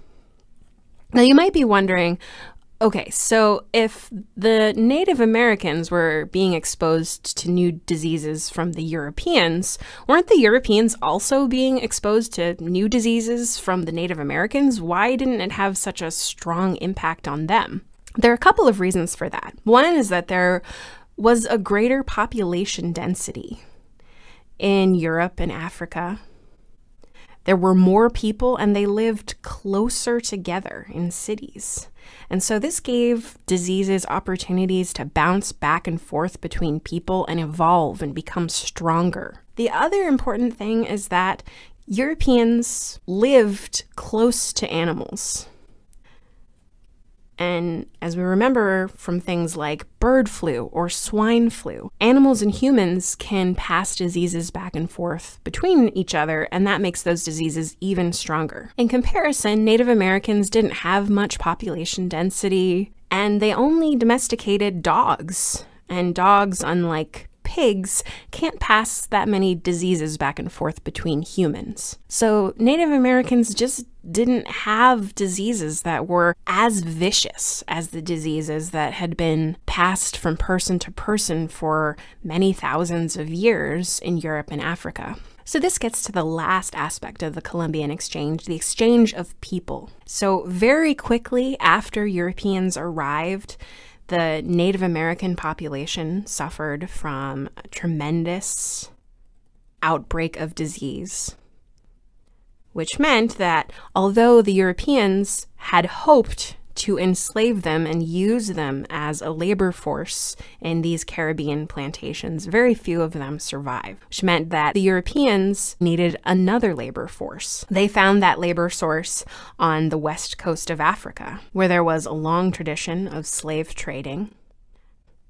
And they brought enslaved African people against their will across the Atlantic to work in the Caribbean. So that very quickly a majority of the population in the Caribbean was of African descent. Ironically, this population explosion brought on by New World foods meant that there were more people in Africa who were possible subjects to enslavement, and it helped them keep their population numbers relatively steady despite the exodus of as many as 12 to 13 million people over the course of the years between Columbus arriving and approximately 1800. Likewise, this population explosion in Europe led to worries about overpopulation in the 1600s and 1700s. And what did the nations of Europe do? They began sending people over to the colonies. So the contact and exchange initiated by Christopher Columbus when he connected the old world with the new had a profound effect on the environment, not just of the new world, but of the old world as well. And this profound effect on the whole benefited Europe at the expense of the Americas and of Africa. Imagine that one day you were standing in your backyard when all of a sudden you saw an alien ship land. And the alien ship had incredible technology, and you saw aliens walking out of the ship bearing strange animals, maybe scary-looking weapons, and speaking a very strange language. What would you do? Would you try to be kind to the aliens, hope that maybe you could befriend them? Would you fear them and perhaps immediately try to make war against them? Would you hope that perhaps War of the Worlds style, that they would die of the common cold? Or would you fear that maybe they had some kind of common cold that you might die of? These are the choices that were faced by Native Americans when they encountered the Spanish at the end of the 1400s. Columbus arrived in the New World in 1492, and when he got back in 1493, the secret was out that there were great riches to be had in the New World. So much so that as early as 1494, Spain and Portugal were trying to decide how they would divide the riches of the Old World and the New between them. So in the years after Columbus's first voyage, many Spanish conquistadors, or conquerors, began exploring throughout the Americas. And it's not necessary for you to memorize any of these names, but I want you to get a sense that in the 50 years or so after Columbus, European explorers began checking out everything in the Caribbean, North America, and South America. And their motivations, like Columbus's, were the 3 G's of colonization. Gold, that is, to get rich. Glory, that is, to bring glory to oneself or one's nation. And a little bit of God, that is, to bring Catholicism to Native peoples living in the Americas. Now, as you can see from the many individuals here, Spanish colonization was a very complex process taking place in many different regions. But in this video, I want to focus in on just a few aspects. The conquest of Mexico by Cortez, a society that came out of this blend of Spanish and Native American culture, and a little bit about the resistance to colonization that we'll see in New Mexico with the Pueblo Revolt. Now, like Columbus, Spanish explorers originally were looking for a passage to Asia through the Americas, but quickly learned that there was quite a lot of riches to be found in the Americas themselves. And one place that came to the attention of the conquistadors was Tenochtitlan, which was the capital of the Aztec Empire.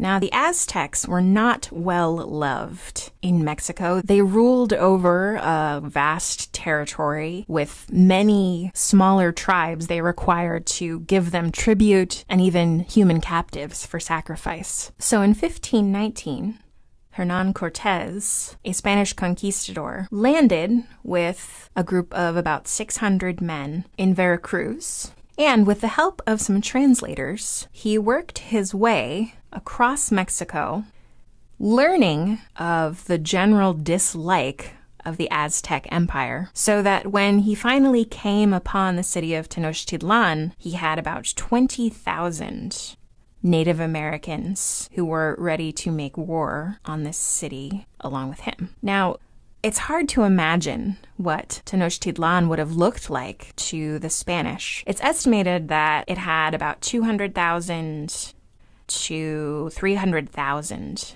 inhabitants, which made it one of the larger cities in the world. There was nothing quite so large as this city in all of Europe. It sat in the middle of a lake with hanging gardens and an aqueduct, and had incredible pyramids that were many stories tall. And at first, Moctezuma II, who was emperor of the Aztec Empire, treated the approaching Spaniards with great kindness and generosity, showering them with gifts.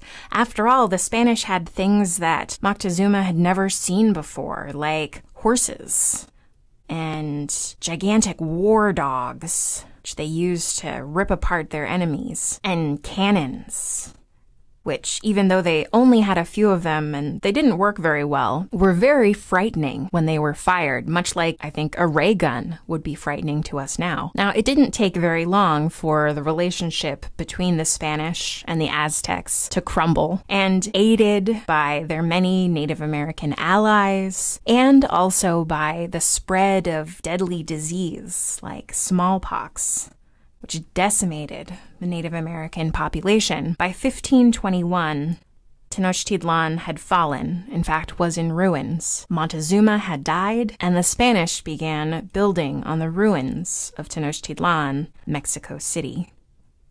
But much to the horror of the many Native American tribes that had allied with the Spanish would turn out to be much crueler imperial masters than the Aztecs had been. And the smallpox that had ravaged the Aztecs ravaged the rest of the Native American population as well, as they lacked the immunity to European disease. Although much of the conquest of the Spanish Empire in the New World was done by conquistadors, adventurers, the Spanish crown was eager to place some control over this new territory. And one way that they did this was through the encomienda system. And the encomienda system was a labor system that, in a way, was kind of a combination of feudalism from Europe and slavery. So the idea was that the Spanish crown would grant landholders, called encomenderos, the right to the labor of Native Americans, perhaps a village or two, and anything that those Native Americans produced through their slave labor, so gold if they mined it, or agricultural products if they were working on a plantation. And in theory, what the Native Americans would get for this would be Christianization, which to the Catholic Spanish crown was an important goal to convert all of the world's people to Catholicism, and also the protection of these Spanish feudal lords, or encomenderos. In practice, the encomienda system was really just another way of saying slavery. And between the harsh treatment of the Spanish lords and disease, the native population of this region went from about 20 million when the Spanish arrived to only about 2 million by 1600. So that not very long after conquest, the Spanish began to bring enslaved Africans to labor in the New World, as the Native American population had shrunk to a fraction of its former size. So for the native people of Mexico, the arrival of the Spanish was about the worst outcome of an alien invasion that you could imagine. Now, native people did resist the Spanish in many ways. Some ways were more subtle, like outwardly adopting Christianity, while maintaining their ancestral beliefs inwardly. The combination of Native American beliefs and Christianity together is called syncretism, or the blending of two religious traditions. But sometimes the Spanish pushed native people too far, as in the case of the Pueblo Revolt in 1680, when, after a few generations of being forced to shed all of their religious beliefs in favor of Christianity or face severe punishment, the Pueblo people rose up against the Spanish, led by a man named Pope, so that sometimes the Pueblo Revolt is also called Pope's Rebellion. And they killed Spanish priests, burned churches, replaced them with kivas, their own place of worship, and drove the Spanish out, so that in the next 50 years it took the Spanish to reestablish control of this region. The Spanish took a much more accommodating approach to Pueblo society. The last aspect of Spanish colonial society that I want to point out is the racial caste system that developed in the New World.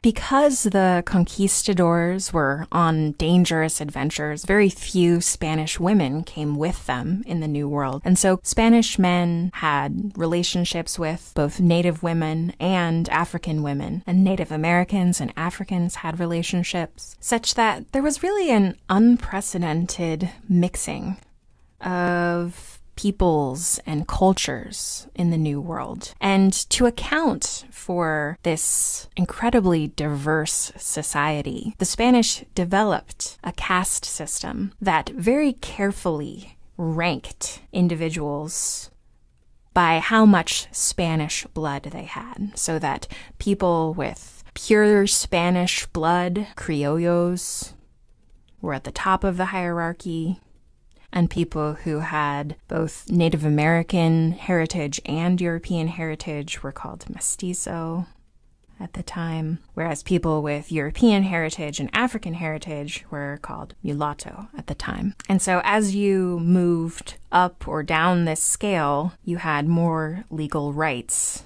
than the groups below you. And this is what is known as a casta painting, which very carefully categorized where every person fell on this hierarchy of race. So we see in the Spanish caste system the beginnings of assigning legal status to individuals based on their race. But I think it's also important to note here that the casta system made a place for many different types of people in society, and that will be important later when we contrast it with how English settlers treated Native Americans. The Spanish sought to Christianize and incorporate and enslave Native people, whereas the English sought to completely eradicate them from the landscape.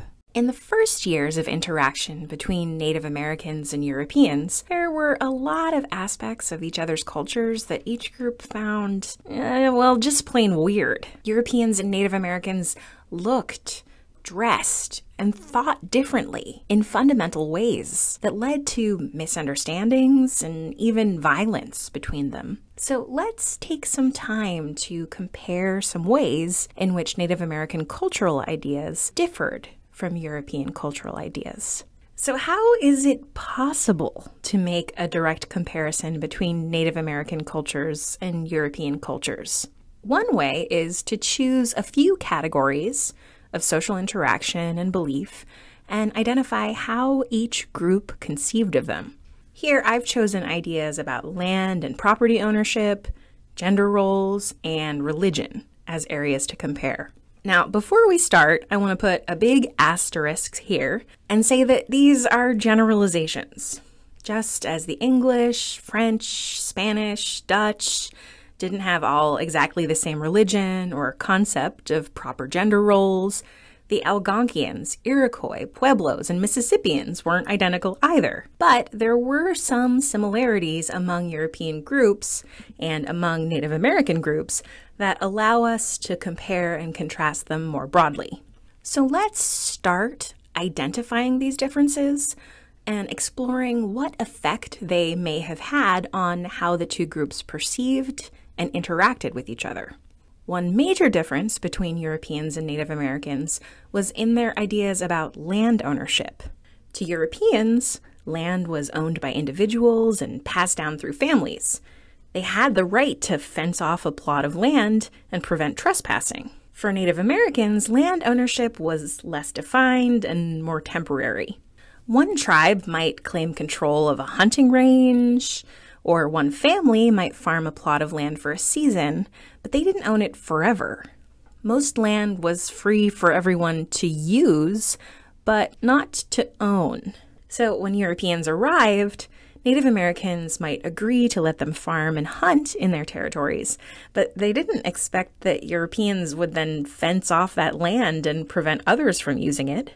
Likewise, Europeans were confused when Native Americans continued to use land that they thought they had purchased to own forever. Native Americans also tended to have a more communal approach to property and trade. To them, trading relationships were important, and they required a lot of feasting and gift-giving to cement ties between tribes. Europeans were frequently frustrated by the amount of pomp and circumstance Native Americans demanded to complete what they saw as a simple business transaction. Partly, this had to do with how Native Americans viewed property in general. While Europeans gained high status in society by owning a lot of things and therefore being rich, Native Americans achieved high status by giving a lot of things away, being a source of riches for others. So unlike in Europe, where there were huge gaps between the rich and the poor, Native American societies were comparatively egalitarian.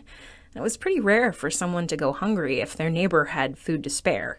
Europeans couldn't tell if Native Americans were just naturally generous, kind people, or if they maybe just didn't get how business worked. And to Native Americans, Europeans seemed greedy and selfish, allowing others to starve and do without so that they could enrich themselves. Differences in gender roles also confused the groups. In European societies, men were the heads of household and they were in charge of outdoor labor. Women took care of the home, but they also had relatively few rights. They couldn't participate politically, own property, or get divorced. In Native American societies, men hunted and fished and conducted warfare, which often meant that they were away from home for weeks or months. Consequently, women did the farming, since they were home to tend the crops. Native women also had a lot more freedom than European women. They could get divorced. They could give political advice to councils.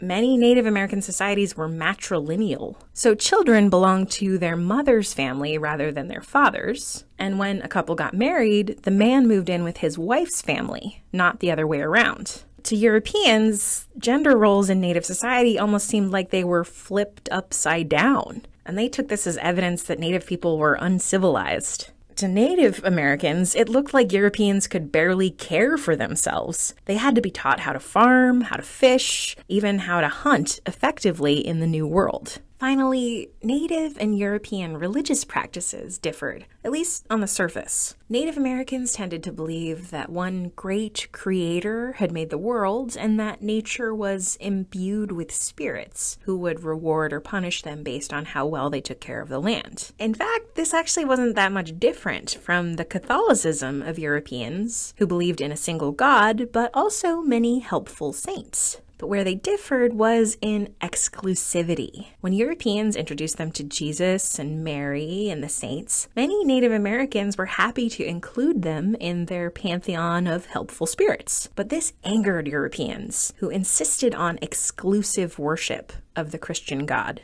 All of these differences led to fraught interactions between Europeans and Native Americans. But despite these differences, they also adopted many useful aspects of each other's culture over time, especially in terms of trade. Native Americans were keen to get their hands on the metal implements for cooking and farming and hunting that Europeans possessed, as well as guns and horses, which were great for transportation and also for making war. Europeans were also willing to take part in the social rituals and trading rituals of Native Americans, sometimes even marrying into Native American families, so they could get access to furs hunted by Native Americans, and to Native Americans as allies in their wars against rival European powers in the Americas. So, as we wrap up, I encourage you to take a closer look at this chart. Is there anything you find particularly surprising about these differences? Where do you think that Europeans and Native Americans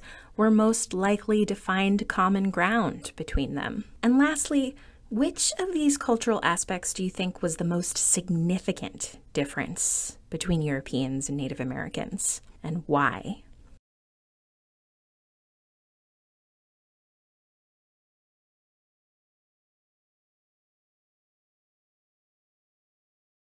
Although the Spanish were the first European colonists in the New World, they didn't remain alone in the Americas for very long. Just 3 years after Hernán Cortés captured Tenochtitlan, the French government sent its first explorer to poke around North America and look for what many European explorers had searched for from the beginning, a passage to the east. Now, although the explorers never found this Northwest Passage because it didn't exist, they, like the Spanish, quickly learned that there were quite a lot of riches to be had in the Americas themselves. In this video, I'd like to take some time to talk about two of the lesser-known European colonies in the New World. New France, up here in pink, and New Netherland, this little orange dot right here. Now you can see that compared to the extent of New Spain, here in the Caribbean and Mexico and expanding in South America, these colonial exploits were pretty small indeed, but I think it's important to learn a little bit about them because they help us see the ways in which the different goals of colonial powers led to very different types of settlement in the New World and very different relationships between Europeans and Native Americans.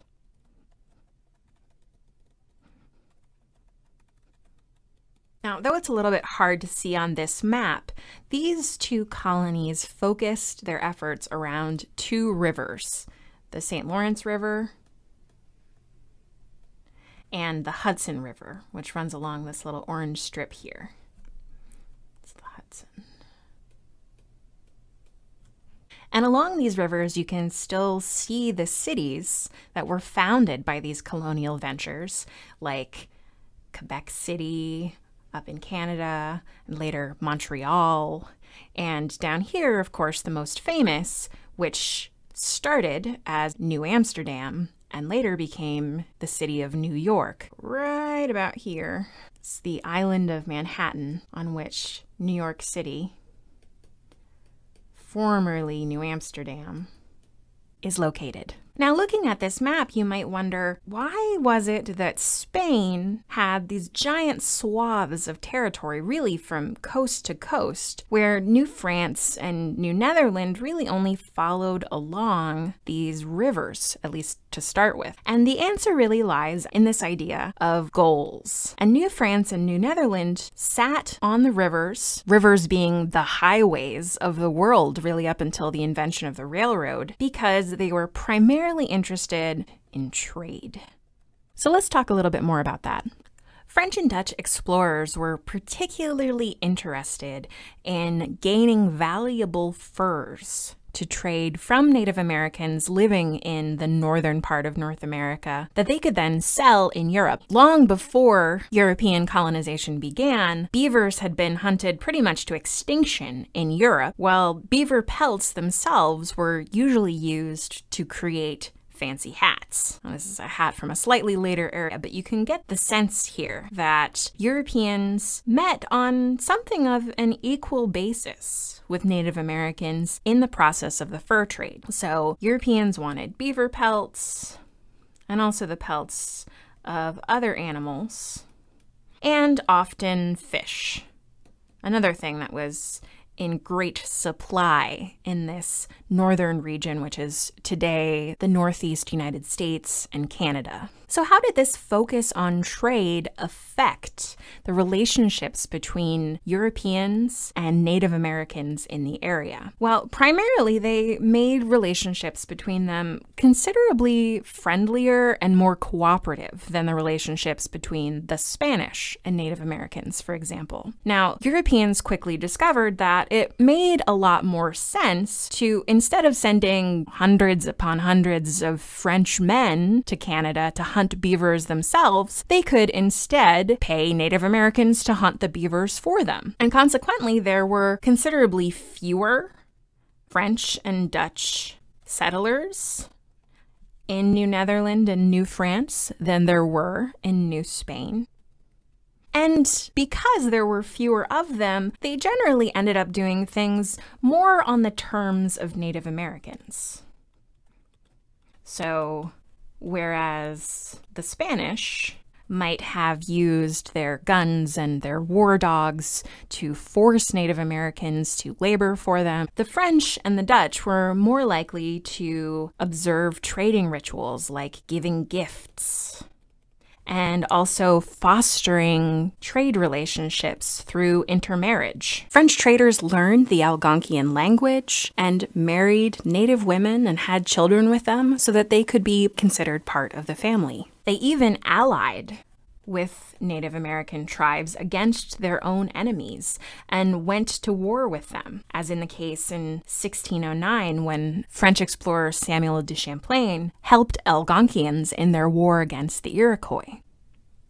And like New France, New Netherland, situated as it was in this very good harbor, the island of Manhattan, was likewise very focused on trade. In fact, New Amsterdam was a little bit of a company town, controlled by the Dutch West India Company,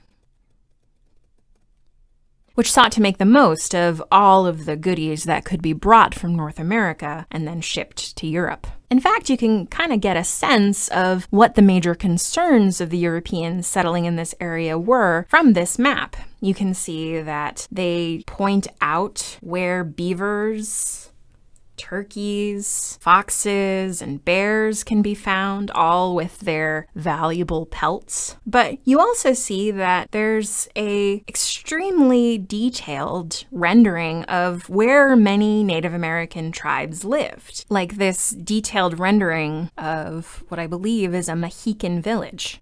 The French and Dutch bothered to learn all of these names and map all of this territory because they cooperated with the Native Americans to get these pelts. It's hard to imagine a Spanish map that would go into such detail about native villages. It's important to remember that Europeans were competing with each other for resources in the New World, hoping that they could secure the best trade deals for furs with Native Americans and prevent other nations from securing those furs. For example, the Dutch allied with the Iroquois in the New World as trading partners because the Iroquois were the longtime enemies of the Algonquians, who were allied with the French. So just as the Europeans recruited Native Americans into their competitions to supply Europe with furs, Native Americans recruited Europeans into their intertribal feuds to supply the Americas with European goods. I want to finish by just briefly comparing each nation's colonial goals with their outcomes in what sorts of people settled, what their relationships were like with Native Americans, and even how they attempted or didn't attempt to convert Native Americans to a form of Christianity. Now, as we saw with Spain, their goal was to quickly extract natural resources from the Americas and to set up plantations for tobacco and later sugar, plus to convert as many of the native people to Catholicism as possible by force, if necessary, and it was frequently necessary. Consequently, most of the Spanish settlers who came to the New World were men and adventurers who treated native people with violence and enslaved them in the encomienda system, and in some cases had relationships with native women and African women that resulted in that very complex set of racial designations we see in the caste system.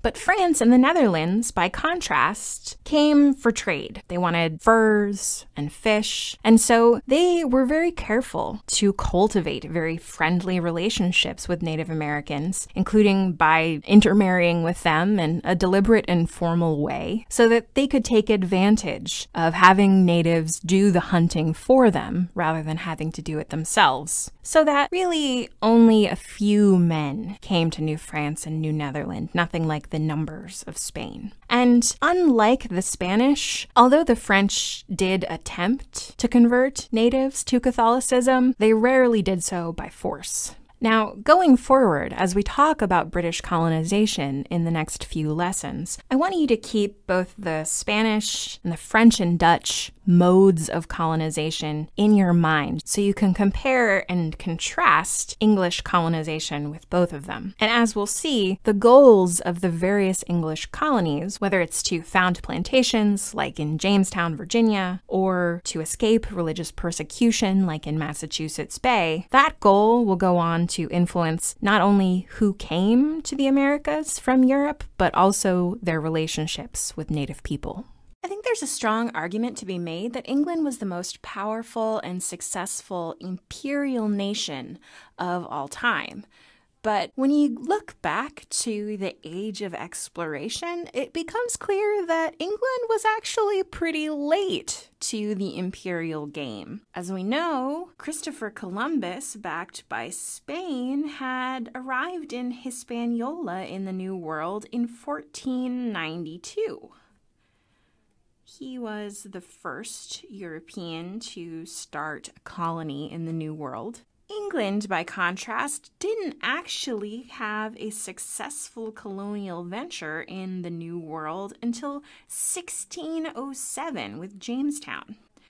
Now, from this distance, it doesn't look that far behind, but this is more than 100 years later than Spain's first colonial ventures. So what was England up to?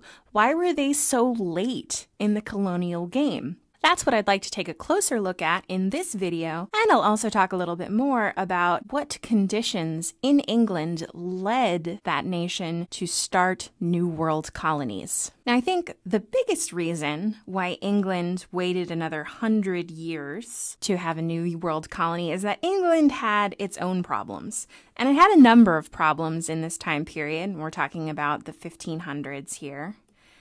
And the first of these was ongoing conflict between Catholics and Protestants in England. Now, this is a very long story. I don't have time to do justice to it here, but suffice it to say that the trouble started with Henry VIII, who we know from his many wives and many beheadings. And Henry VIII broke away from the Catholic Church in Rome to start his own church, the Church of England, also known as the Anglican Church. And this is a Protestant religion. I'm going to put P here for Protestant. Now, Henry had two daughters, Elizabeth, who, like him, was a Protestant, and Mary, who was a Catholic. And Mary occupied the throne for a number of years, but Elizabeth managed to wrest it away from her. And once Elizabeth was on the throne as Elizabeth I, England became a Protestant nation.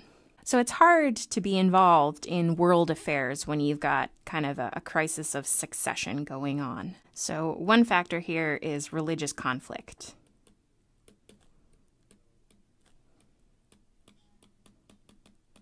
Another reason why England is not headed over to the New World is that they have colonial problems closer to home, in Ireland. England is trying to, and will succeed at, subduing Ireland as one of its colonies. And they're undertaking a very bloody and costly war. And they think of this Catholic Irish population almost as barbarian savages who don't know what's good for them. And in the opinion of the English, what's good for them is English rule and Protestantism, when of course what the Irish really want is self-rule and to be left alone. But they use very brutal tactics against the Irish. And we'll kind of see that again when they're met with another hostile colonial population in North America. Another issue England is dealing with is economic depression. The crown doesn't have a lot of money, and there's a great deal of crime and poverty throughout the nation. So while the crown can't actually afford to sponsor colonial exploits the way that Spain sponsored Columbus, they still managed to get some riches out of the New World by giving ship captains license to plunder Spanish ships coming back with New World riches. And these were called privateers. The most famous of them here is this man, Sir Francis Drake. And really, privateers are just pirates with a fancy name. But the logic here was, why bother trying to set up a colony here in Mexico or South America, the West Indies, and do all the work of setting up housing and trying to tame laborers and mining, when instead you could just let the Spanish do all of that and then put that gold on a ship and then use your awesome navy, because England is growing a very awesome navy, to steal those riches. So England doesn't have a strong incentive to do all the labor when they can just steal it from the ships along the way. All right, those are some of the reasons why it took England so long to start colonization in North America. In the next video, I'll talk about the factors that led England to finally join the race for New World colonies. In the last video, we discussed why it took England another 100 years to start colonizing the New World after Christopher Columbus first set foot in Hispaniola. Among those reasons was conflict within the United Kingdom, colonial projects closer to home, specifically Ireland, and economic depression that prevented England from taking much time to look outside its borders to the broader world. In this video, I want to talk about what led England to finally get in the colonial game. So what changes that allows England to become a premier colonial empire and go on to found what will be the United States of America, today even an English-speaking country? Well, some of these factors kind of turn to their advantage. Once the internal religious conflict has been sorted out, turning England into a Protestant nation, they turn some of that animus outward to Spain, a Catholic nation, and they feel that they have to compete with Spain for riches and for souls. So certainly the Protestant nation of England doesn't want to be left behind any more than it already has been by Spain, which has clearly been reaping great riches from the New World in the form of gold down here in Mexico and Central America, and sugar, the Sugar Islands. And they also don't want to be one-upped by the Catholic nation of France, which has been reaping some excellent profits, trading with Native Americans up in the region, which is today New York, Canada, and they're getting furs. So there's clearly a lot to be had in the New World and a lot of Catholics to triumph over in having it. Another thing that allows England to join the imperial game in the New World is the invention of the joint stock company. Now, joint stock companies were kind of the precursor, I mean, more than kind of the precursor, really the precursor to the modern-day corporation. And like modern-day corporations, what they did was kind of spread both the riches and also the risks of any kind of entrepreneurial undertaking. And what I mean by this is that people could buy shares in a joint stock company, and those shares were kind of divested from your personal wealth. So you could invest in something that, if it went belly up, wouldn't necessarily ruin you because you just had a few shares. So it's, similar to the stock market today, a very early version of that. So these joint stock companies meant that adventurers, people seeking wealth, could go out to the New World, for example, with many different backers, the risk spread across all of them, and tried to make profit for their investors. So many what we would call promoters of the New World tried to drum up interest in expeditions to the New World. Now, everybody knows that Spain is making a killing from gold and sugar, and so they're saying, well, maybe private individuals with the blessing, though not the sponsorship of the crown, can go to the New World and start extracting some of these resources and start creating wealth for their investors. And so England issues several charters to joint stock companies that are still familiar names to us today. For example, the East India Company, which Americans know best as the company that supplied the tea that Bostonians dumped into Boston Harbor slightly before the American Revolution. But the one that plays the most role in the early founding of the United States is the Virginia Company.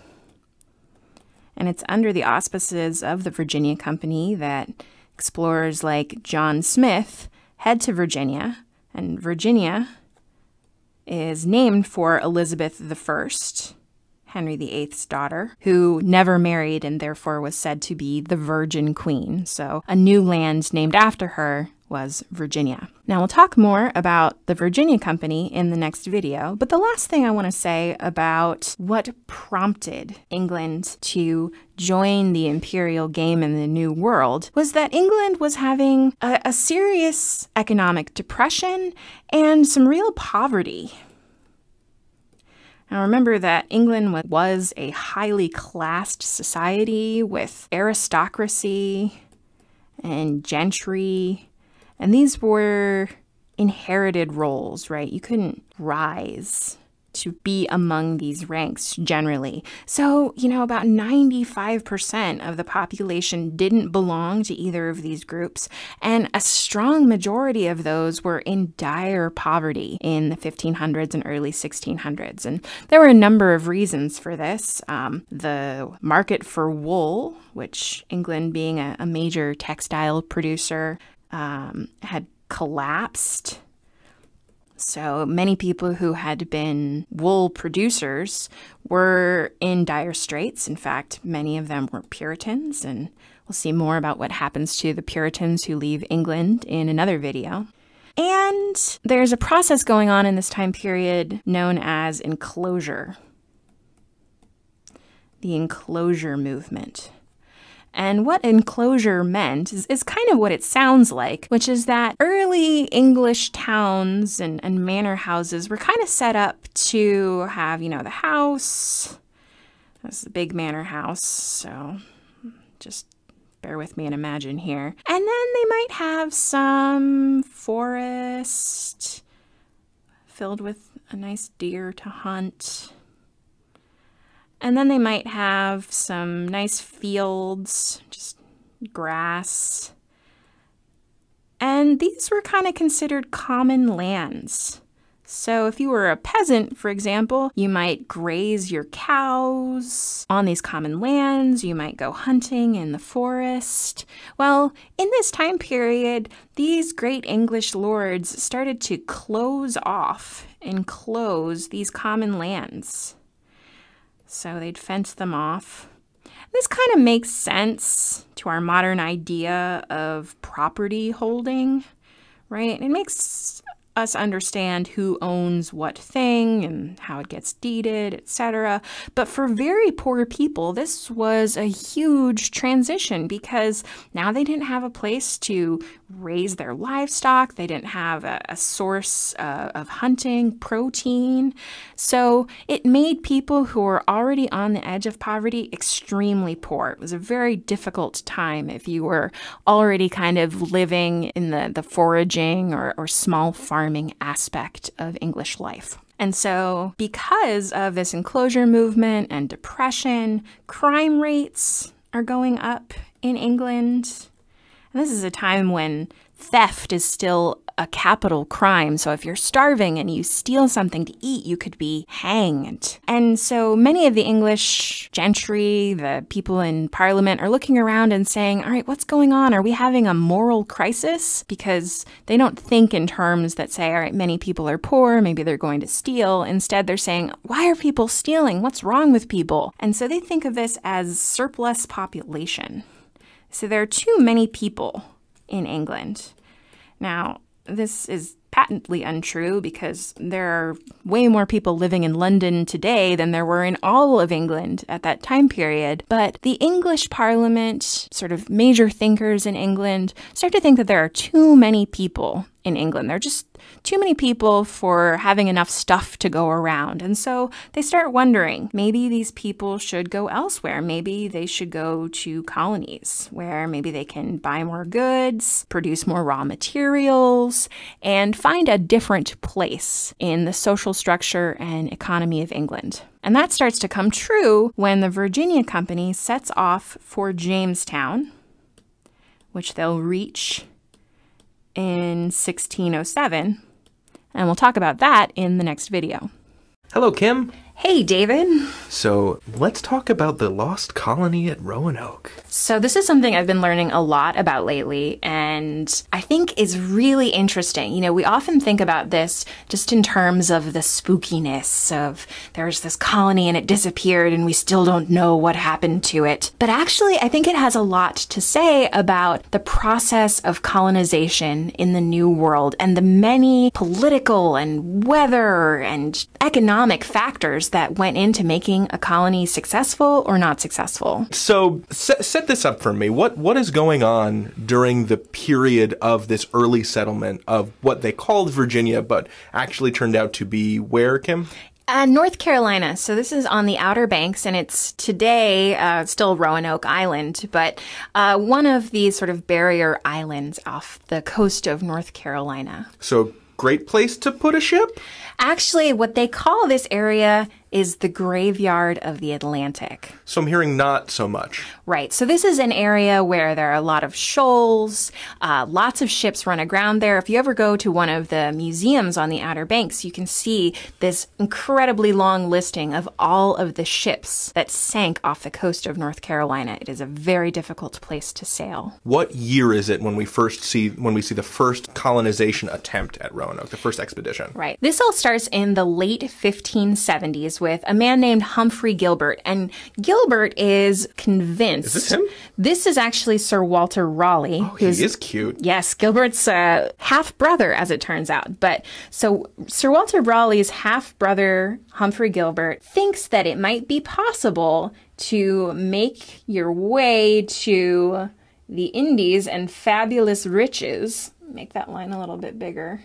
By going on top of North America. So he thinks there's a waterway here. Okay. So he convinces Queen Elizabeth, then on the throne of England, to give him a charter to try to plant a colony somewhere on this side of North America. So they're looking for the Northwest Passage is what they're looking for. They're looking for the Northwest Passage. They're hoping that they can find gold. And what they want to do more than anything else is just mess up Spain's chances in the New World. Because Spain, starting with Christopher Columbus, has been the leading old world power in the New World. They're just like trucking back the gold and silver. And most of what England has done up until this point is find Spanish ships that are coming back from Mexico, from the West Indies, and put what are called privateers, which is a nice word that the English use to mean pirate, to steal things. State-sanctioned piracy. State-sanctioned piracy. So like Shakespeare is like a young man at this time, right? Yes. Like that is the period of Elizabethan England that we're looking at right now. Yeah, it's kind of in some ways a golden age, but when you think about how well the English are doing when it comes to colonization, it is not a golden age. They are way behind. So they're hoping maybe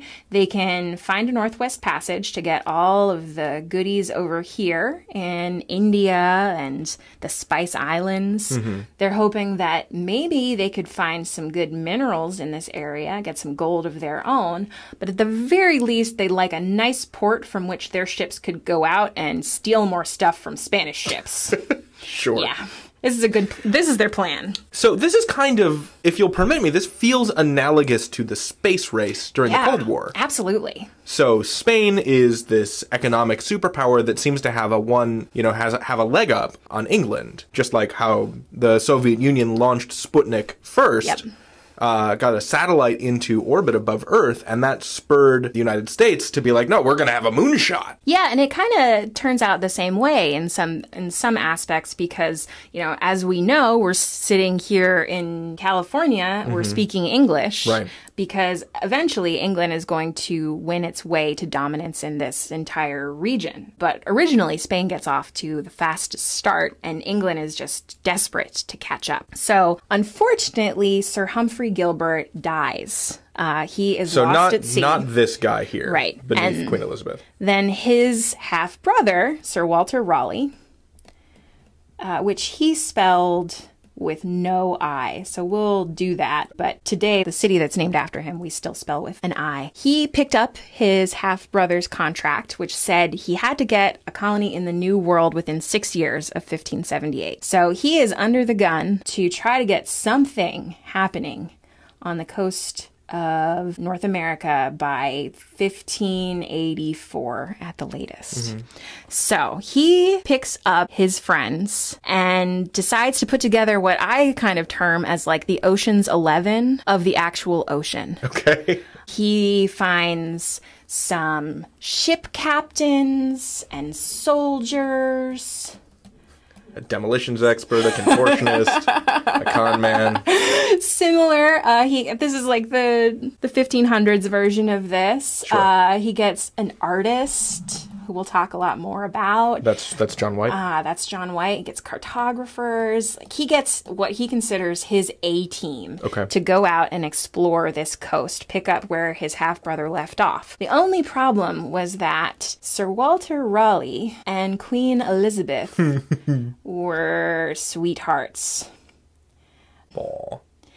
And she forbid him from going on this dangerous journey. After all, his brother had also died on this journey. So she loved him too much, said, "You can't go." But his friends went. So this is their first journey, and they go to North Carolina. They called it Virginia because this whole area they named after Queen Elizabeth. The Virgin Queen. The Virgin Queen. And a lot of the things in this time period are kind of named after her because all of these fellows were trying to capture her heart. So they go, and what's really interesting about this is that John White, this artist, shows us so much about what this area was like. And I want to show you some of the paintings that he made in this time period. So who were the native people that this expedition encountered? So they end up on the Barrier Islands of North Carolina. Okay. And this is where the colonists will eventually settle here, Roanoke Island. The major Native American groups in this area were Algonquian speaking. Okay. So they are kind of in the middle of what we would call the East Coast today. So this is a Tidewater people. They're a Tidewater people. You can see that they live in longhouses, like other Algonquian peoples. And these are primarily the Sikatan people and the Croatoan people.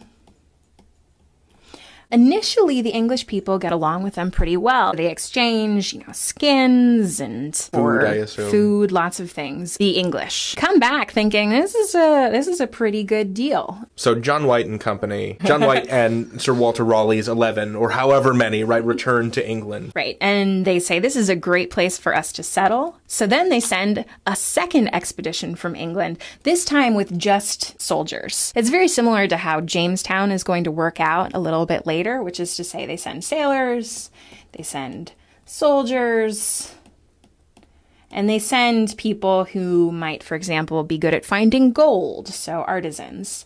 And they're hoping to kind of get rich quick. They think maybe there are mountains nearby that might have gold or gems in them. Or perhaps they're always asking the native people, do you have anything shiny? Have you heard of anything that's shiny nearby? Because they want to make their investors back in England happy by making a big profit. So this is like halfway between a forward operating base and a trading post. Exactly. Okay.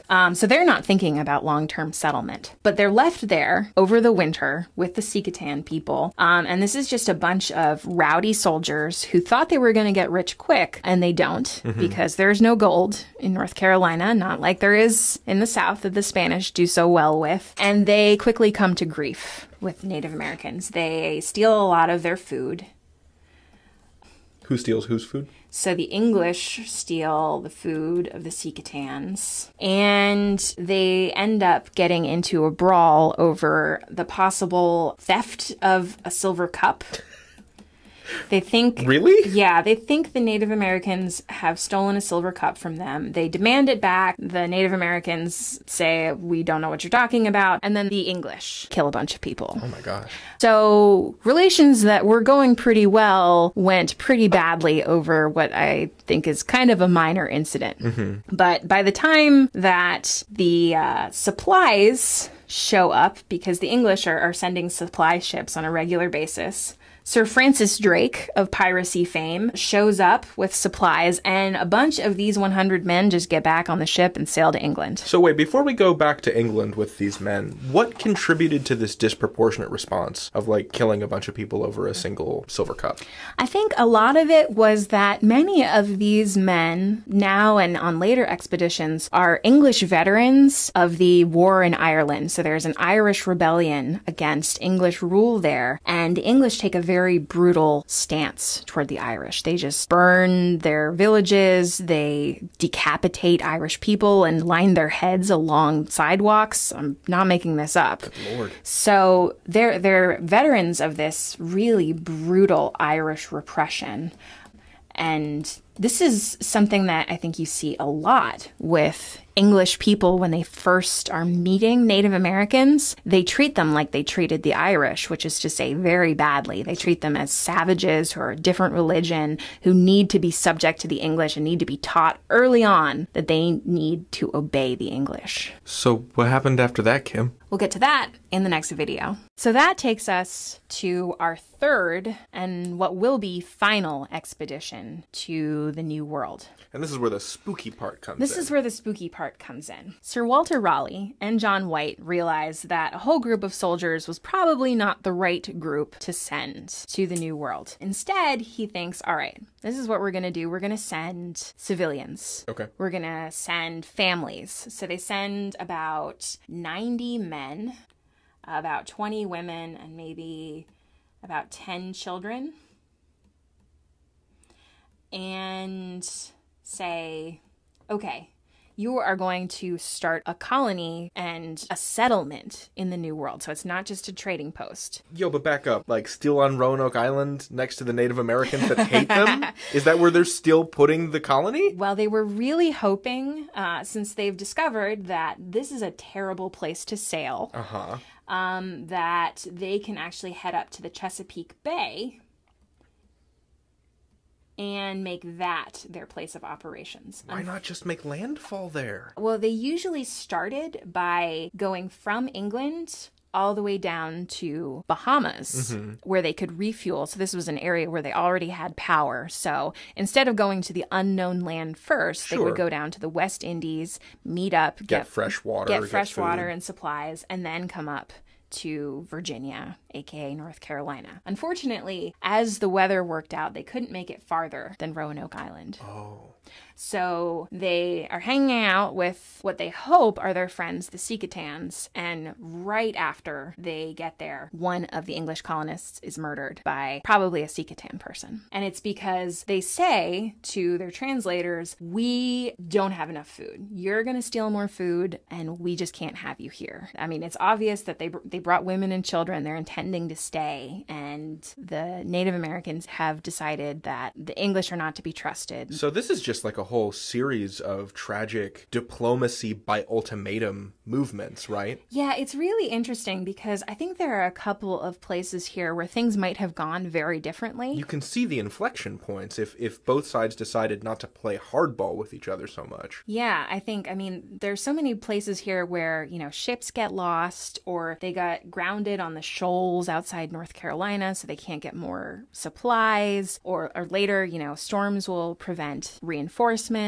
Like weather and a silver cup are kind of the things that keep the Roanoke colony from succeeding. So right away after this new group of colonists arrives, one of them is murdered, and so they ask their governor, John White, to go back to England and get them more supplies. John White, the illustrator who made these images on the right. And he's now governor. Okay. He's the only one of the original Raleigh's 11 who's still part of this venture, so he's now moved up in the ranks. Mm-hmm.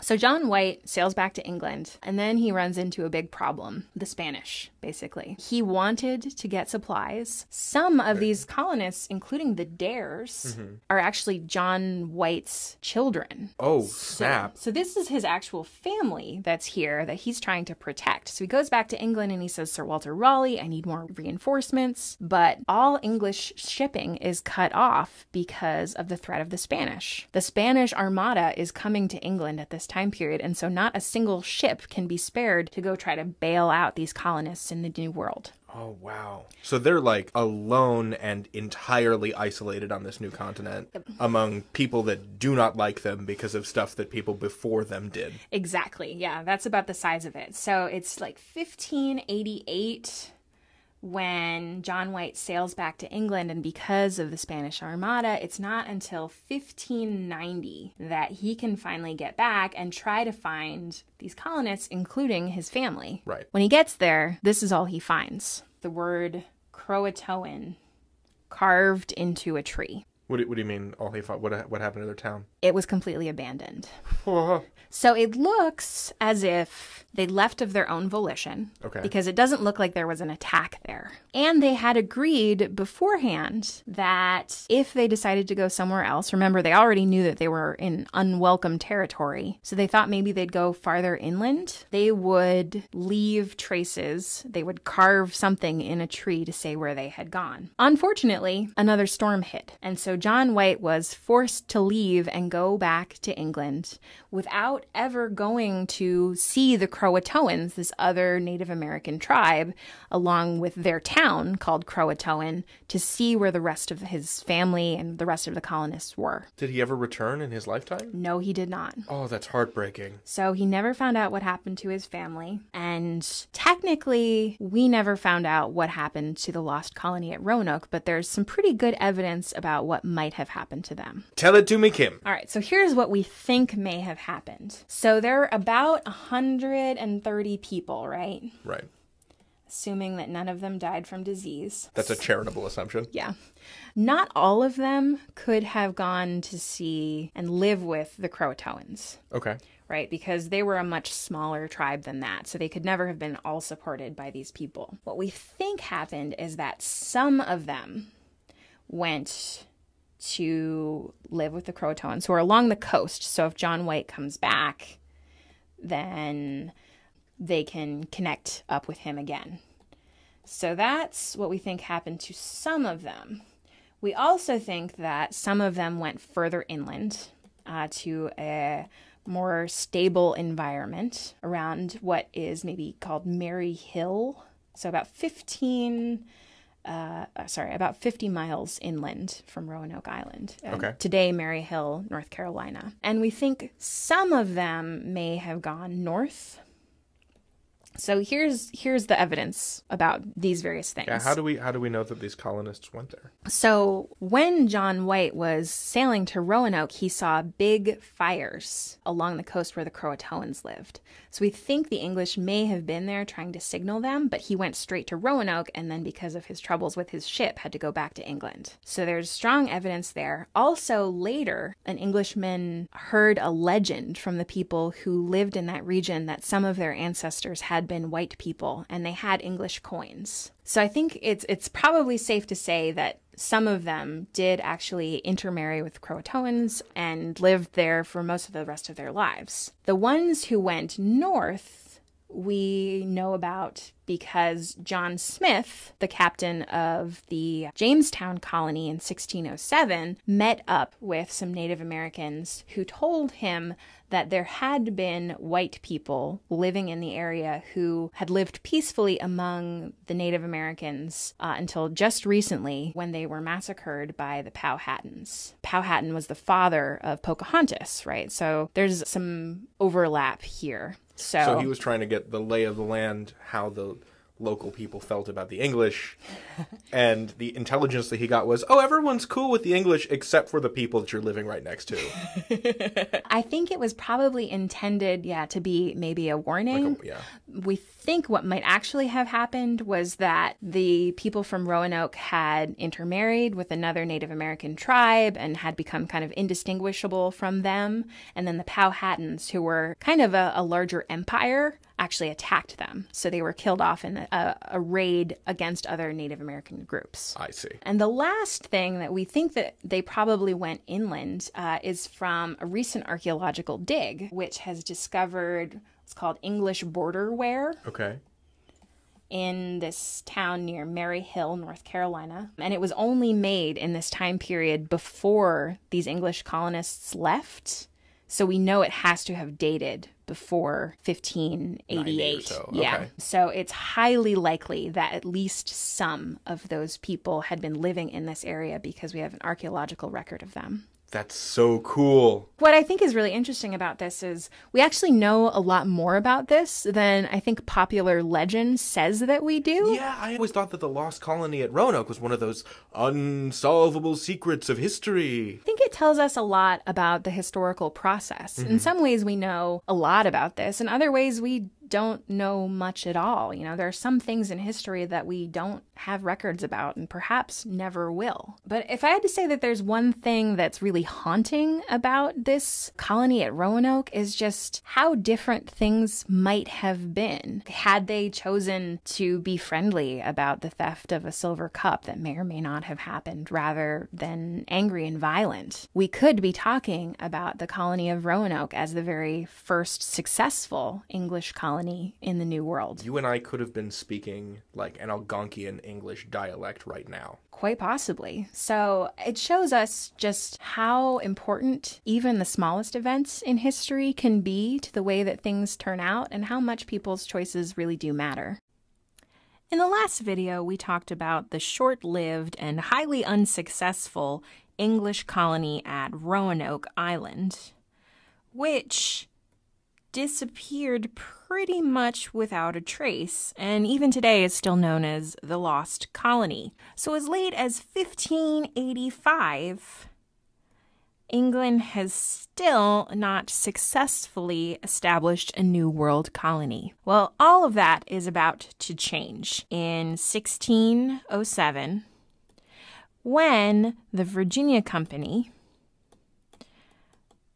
a joint stock company, or an early precursor to the modern corporation, which spread out both the shares, the wealth, and the risk of an expedition like one headed to the New World. They received a charter for New World exploration from King James I, who had now taken over for Queen Elizabeth.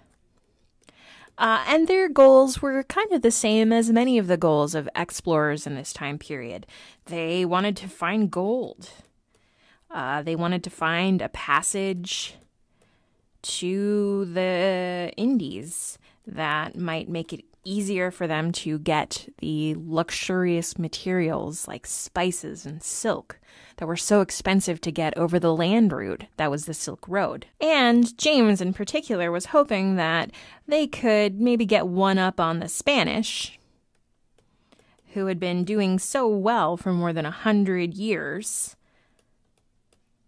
in the West Indies. Now, one of the important things to note about this is that no one who went to Virginia expected to set up a colony there and live there for the rest of their lives. What they expected was to go for a couple of years, mine tremendous amounts of gold, which they hoped were, lying in giant piles all over the ground, get tremendously wealthy, and live like kings for the rest of their lives in Europe. So this Virginia Company expedition was intended to be short-term. But, as it'll turn out, that will not be the case. So how did things go for the Virginia Company compared to the Roanoke Island colonists? Well, not terrifically better. They sailed in early 1607 into the Chesapeake Bay, and they spent some time looking for what might be a good place to settle, and they eventually chose a site here on what they'll name the James River for King James, and in the town that they'll call Jamestown for the same reason. It's hard to overstate how terrible the land that they chose at Jamestown was. And it was terrible for a couple of reasons. One reason is that the soil isn't terrifically good there. It's marshy. It's not great for growing subsistence crops, which you'll need to survive. And more importantly, it's buggy. And by buggy, I mean that there are tons of mosquitoes, and mosquitoes carry diseases like, say, yellow fever, malaria, and those mosquito-borne diseases will have a tremendous effect, a huge death toll for the early settlers at Jamestown. The other thing I can't overstate about the colonists at Jamestown was just how incredibly unprepared and unsuited they were to be colonists in the New World. Remember, this was essentially a get-rich-quick scheme. Well, who are the sort of people who'd like to get rich quick? Investors, for the most part. These were gentlemen, and the English definition of a gentleman is really someone who has title, someone who has status, someone who does not work with his hands. And all through that first summer, when they probably should have been planting crops to try to survive through the winter, instead these gentlemen were busy looking for gold, which means that when winter rolled around, things got pretty dire at Jamestown. And we'll talk about that in the next video. So after getting a very late start, the English finally started a New World colony on the coast of North America in 1607, and it was here at Jamestown. The English colonists at Jamestown could not have been less prepared to settle a new world. They came from the Virginia Company, which was a joint stock company, or kind of like a modern-day corporation, which was trying to make wealth for its shareholders as quickly as possible.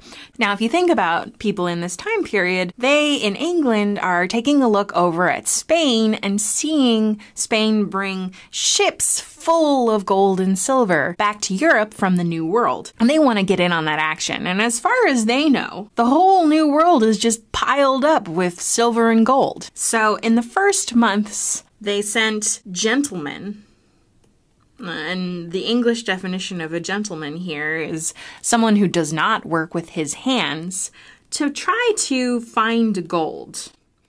in Virginia. Now, spoiler alert, there is no gold in Virginia, but that whole first summer when they were there, they could have been planting crops, they could have been fishing. I mean, this is actually a pretty bountiful area when it comes to natural resources in plants and animals. But they were trying to find gold. They were trying to basically get rich quick. This was the scheme. But then winter rolled around. Those who hadn't already been killed by mosquito-borne illnesses like malaria or yellow fever were now subject to starvation.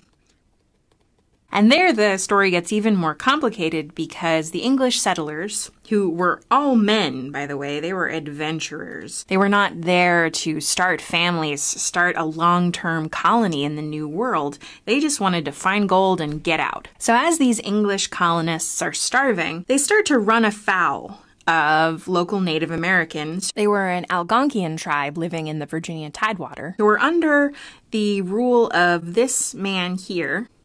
And this is a drawing of him done by John Smith, who we'll talk about in a second. His name was Powhatan. His real name was Wahun Sunukah, but the English called him Powhatan. And the people that he ruled, the Powhatans.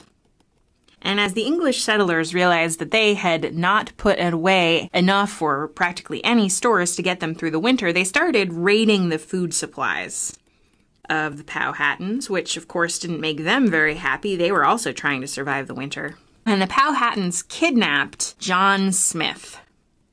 There's an engraving of him here. And they kind of tried to show him their power. So there's a legend that Powhatan was intending to execute John Smith, the daughter of Powhatan. Pocahontas also wasn't her real name. That was her nickname. It kind of meant little playful person. Her real name was Mataoka, but we know her today by her nickname Pocahontas. And Pocahontas intervened and kept her father from executing John Smith, either out of the goodness of her heart or maybe because she had a crush on him. This is pretty much completely untrue. The Disney version of this story says that Pocahontas and John Smith go on to fall in love and get married. The fact of the matter was that Pocahontas was probably about 13 years old at the time. And she will go on to marry an Englishman, but not John Smith, John Rolfe, who is famous in another way, which we'll get to soon. It's also quite likely that Powhatan didn't actually intend to execute Smith. Instead, what he was doing was kind of a ritual of power and mercy. So he was doing kind of a mock execution, saying, all right, I have the power to execute you. But then Pocahontas, playing her ritual role, steps in to say, no, have mercy. So he says, you know, I could kill you, but because I'm a strong leader, but because I am also a merciful and just leader, I will not. So after his kidnapping, John Smith really kind of steps up as the savior of Jamestown, which probably would have completely collapsed were it not for him. And in 1608, he takes over and says that he who shall not work shall not eat. So you gotta pull your weight if you're gonna get supported by the rest of the colonists. Nevertheless, the first years at Jamestown were pretty rough. In the winter of 1609 to 1610, which they called the starving time, the colonists were so hungry that they resorted to eating vermin, and they resorted to eating each other. One man actually killed and ate his wife in one of the few known examples of English cannibalism. So Jamestown was a pretty rough place to be. Only about 15% of the settlers who went to Jamestown actually survived. In fact, that following spring of 1610, they decided to give up and head back to England. They were met, just as they were leaving, by new supply ships that continued the Virginia experiment, which will become much more successful after the discovery of tobacco. We'll get to that in the next video. When we left off in the last video, things were not going particularly well for the English settlers at Jamestown. They had managed to survive a couple of years by the skin of their teeth, but by 1610 they had endured such incredible starvation that they were actually leaving. And as they were just leaving the Chesapeake Bay, they met a ship with English reinforcements who ordered them back to Jamestown and came bearing orders from England about a new strategy in Jamestown. And these new orders were carried by a new commander. Here, this was Lord Delaware. Spelled a little bit different, but the state of Delaware today is named after this gentleman. And Lord Delaware said, well, it's been great that you've all been trying to get along with these Powhatans, but let's get rid of them. So he switched the English from their small amount of conflict with the Native Americans over stealing food to a pretty much all-out war of extinction against the Powhatans. And Delaware was a veteran of the Irish campaigns to subdue that colony.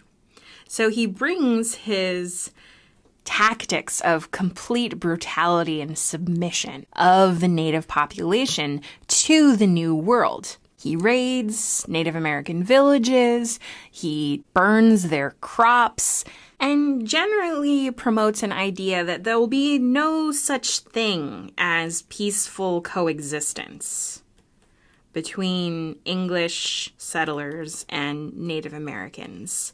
That the only thing for Native Americans to do is go away or die. And these conflicts between the English colonists and the Native Americans living in this Virginia tidewater are called the Anglo-Powhatan Wars. The first Anglo-Powhatan War ended in 1614 with a brief period of peace when this fellow here, John Rolfe, married Pocahontas. It's kind of a peace offering. But by the time that the second Anglo-Powhatan War was over in 1625, pretty much the entire Powhatan tribe had either been killed or driven from the area. And therefore, this English war of extinction against Native Americans had succeeded. Now, John Rolfe made another contribution to the colony at Jamestown beyond his marriage with Pocahontas. He also discovered that tobacco was a perfect crop for the kind of marshy Virginia soil. And tobacco was a commodity that was getting hotter and hotter in Europe, and so they discovered that they could grow pretty much as much tobacco as they possibly could, and markets in Europe would just buy it and buy it and buy it. And so, although the colonists at Jamestown didn't find the gold that they were hoping for, they found a very different way to get rich, and that was through cultivating tobacco. And this is going to have enormous consequences for the development of Virginia as a colony, both in terms of its geographic development and also the development of its labor force. As tobacco is an incredibly labor-intensive crop, these English planters in Virginia will quickly look for ways to staff a labor force in the New World. And one way that they will do this is through the importation of African slaves. The very first slave ship arrived in Jamestown in 1619. And we'll talk more about that in the next video. When last we left our English colonists at Jamestown, things were finally starting to go their way. Lord Delaware had successfully led English forces in their war of extinction against the nearby Algonquin tribe, the Powhatans. And John Rolfe had discovered that Virginia was a perfect place to grow tobacco. So even though they didn't find gold in Virginia, they found something that was almost as good. And that was a luxury commodity that people in Europe were very eager to buy. But tobacco was incredibly labor-intensive to grow and process. So in this video, let's talk a little bit more about what that need for labor meant as the Virginia colony began to grow. Now, in the last video, I mentioned that the very first ship bearing enslaved Africans arrived in Jamestown in 1619. So just 12 years after Jamestown was founded, Africans had been brought to the area. So this shows that enslaved Africans were some of the very first people who weren't of native origin in the New World and would help shape the English colonies pretty much from the very start. But even though there were enslaved Africans in Virginia that early, the system of broad race-based slavery that will really characterize the American South up until the Civil War didn't get started right away, and there were a couple of reasons for that. One was, as we've mentioned many times, it was not particularly healthy to live in this area. You can see here, this is pretty much all a giant swamp. To this day, you know, some people joke that one of the reasons that Washington, D.C. was founded here in this area of Virginia is that it is so unpleasant to be there. They thought it would keep the American government smaller because legislators wouldn't actually want to go to the Capitol. So a pretty good number of people who came to the New World in these early years died of mosquito-borne diseases. So swamp, standing water, mosquitoes leads to epidemics. So say I'm an English planter and I want to plant a lot of tobacco, many acres of tobacco. So I'm going to need some people to help me. Now, I have some choices. I could purchase an enslaved African person from one of these ships, and that might cost me hundreds of pounds. Slaves are pretty expensive. And since it's such an unhealthy environment in this area, there is a reasonable chance that any person that I purchase might die within a year or so. And then I'd lose my investment. So this is a pretty cruel and terrible form of economics, but if you're a planter in this time period, this is exactly how you're thinking. Now, my other option for help is to bring over white laborers from England, and these are called indentured servants. So perhaps there is a young man living in London.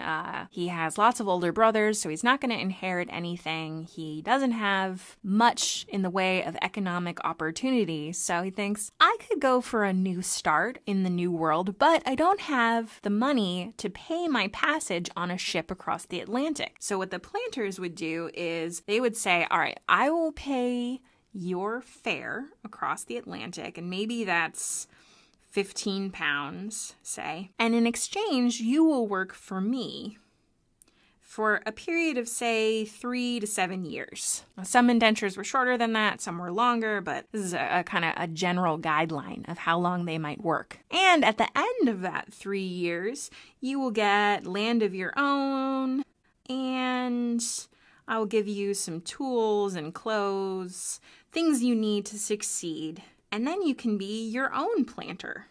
So this was a pretty good investment if you were a young person without many opportunities in England. There's only one problem, and it's the same problem we've been talking about all along. It's that this is a swamp full of mosquitoes, and you are quite likely to die in Virginia. So this actually turned out to be a pretty good deal for the planters who were there early. They also took advantage of something called the headright system, which meant that they got 50 acres of land in Virginia. And of course, this is just Native Americans' land that they're just appropriating for themselves, but that's a whole separate issue. So you got 50 acres more land every time you brought one person over from England.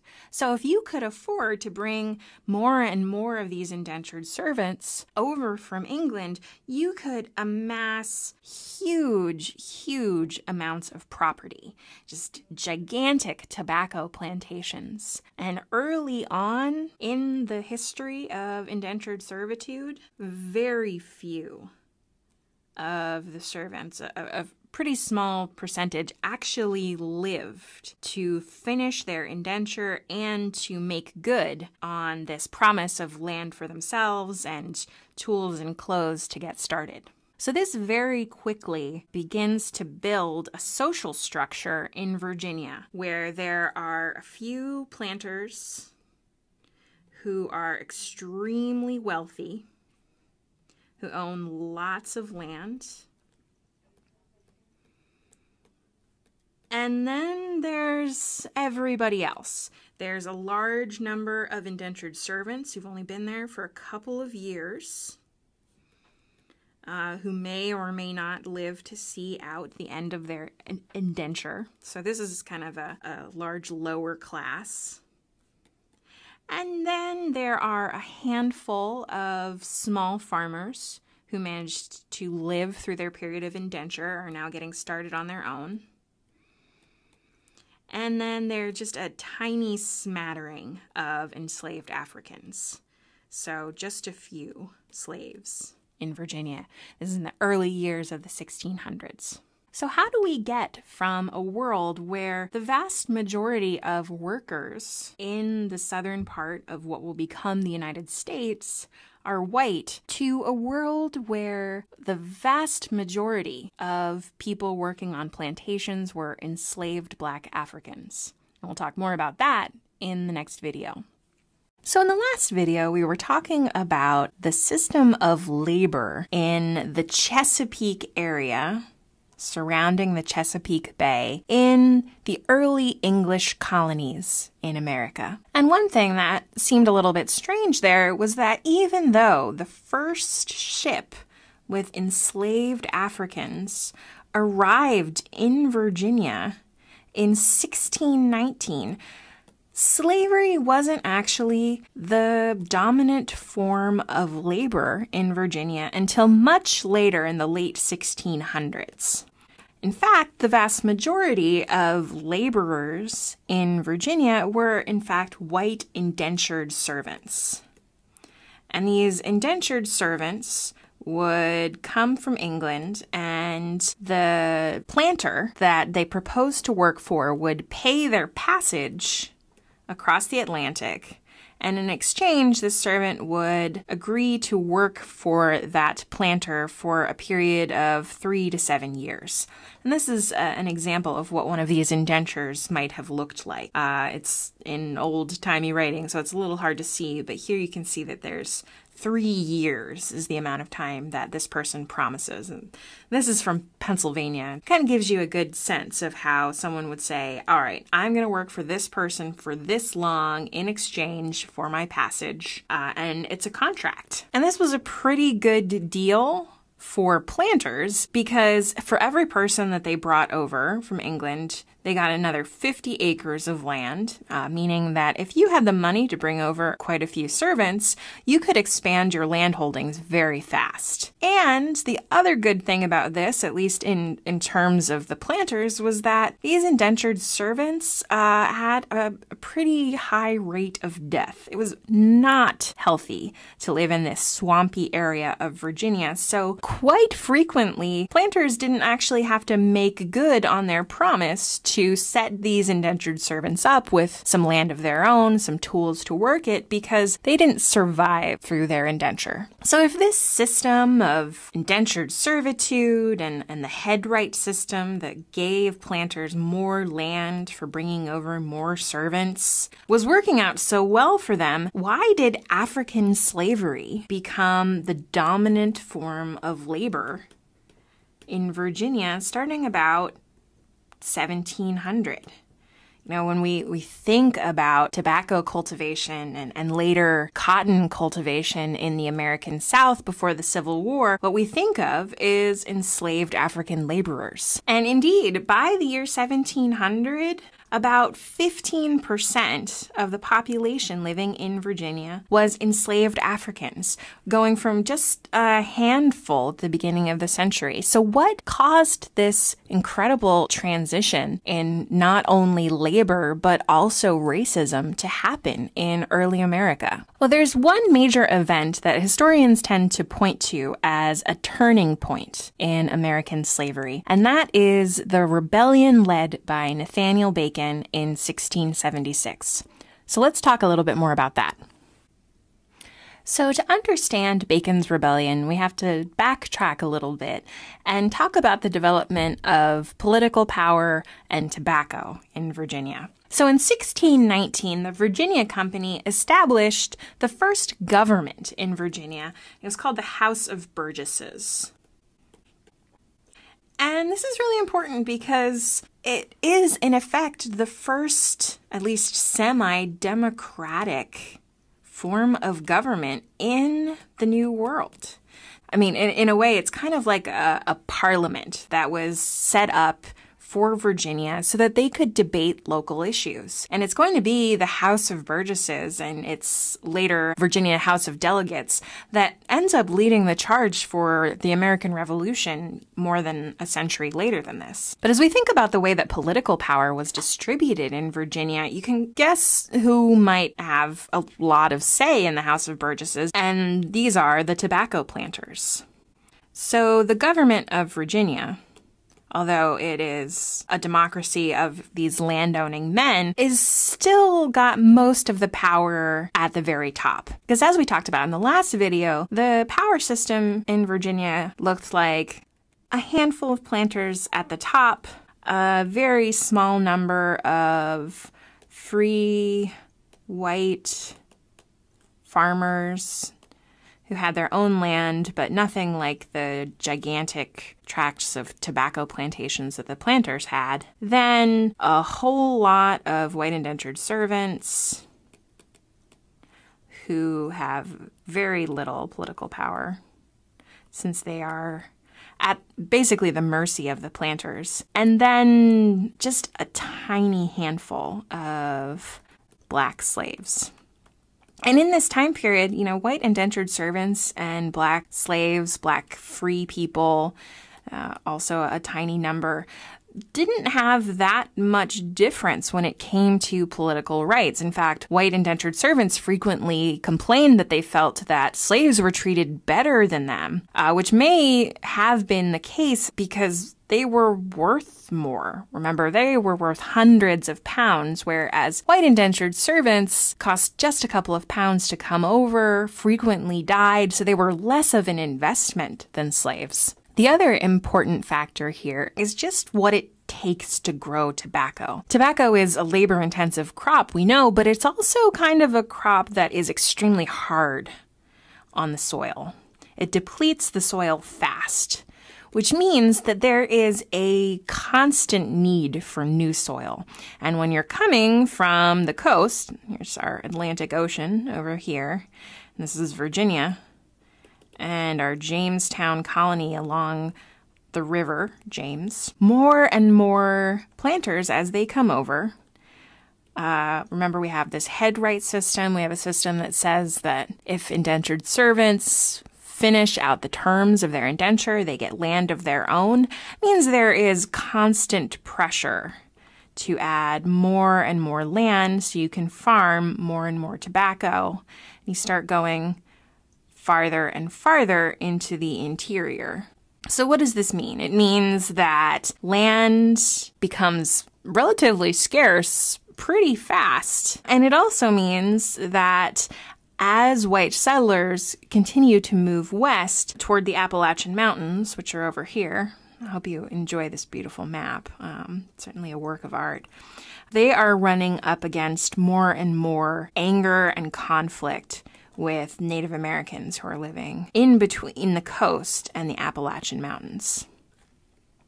And now it's definitely in the interest of the House of Burgesses, the government here at Jamestown, to make sure that there's as little conflict with Native Americans as possible. Remember, we had these wars of extinction with the Powhatans. That wasn't a fun time for anyone. And so the House of Burgesses, which is now somewhat responsible to the King of England, since he acquired it from the Virginia Company as a royal colony in 1624, they have a relatively friendly attitude toward the Native Americans. They're hoping to avoid conflict. And so their Governor William Barclay, spelled Berkeley but pronounced Barclay, I don't know why. He refuses to take on another war of extinction against the Native Americans, which makes a lot of white servants and white freemen pretty angry. It's the late 1600s now, and more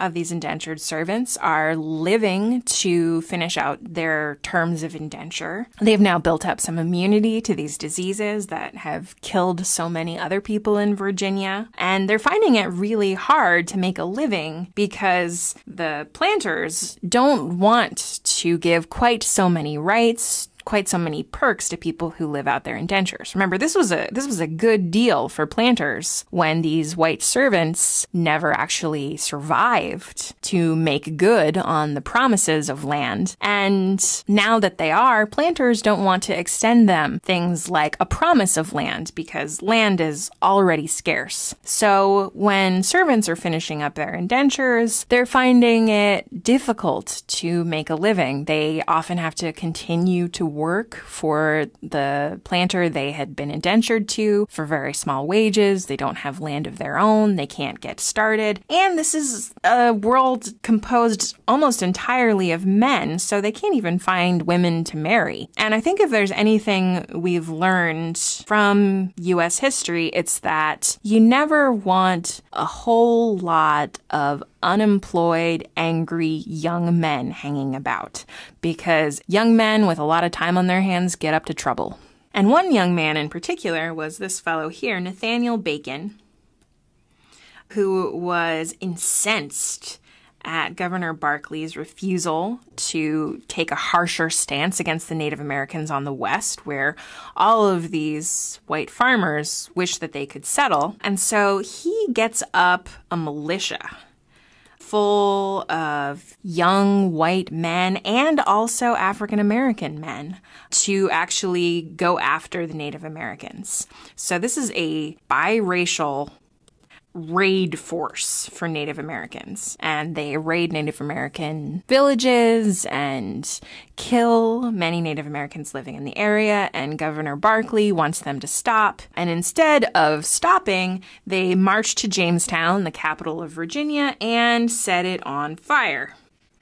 So this is a group of landless white men, landless African-American men who have rebelled against the government of Virginia. Oh, these are my flames, the House of Burgesses. They run Barclay out of town, and it's hard to know where this would have ended because Nathaniel Bacon himself died, and he died of illness. Like many other Virginians in this time period. So the rebellion kind of petered out without his leadership. But clearly this was a really scary moment for the House of Burgesses and for the leaders and planters in Virginia. And they started to think, all right, well, maybe this indentured servitude thing isn't working out so well, because once these indentures are up, we've got this whole set of landless free whites who technically have the rights of Englishmen, but we have little work for them, we have little land for them, and it's going to end up with constant rebellion. So maybe we should think about a different source of labor,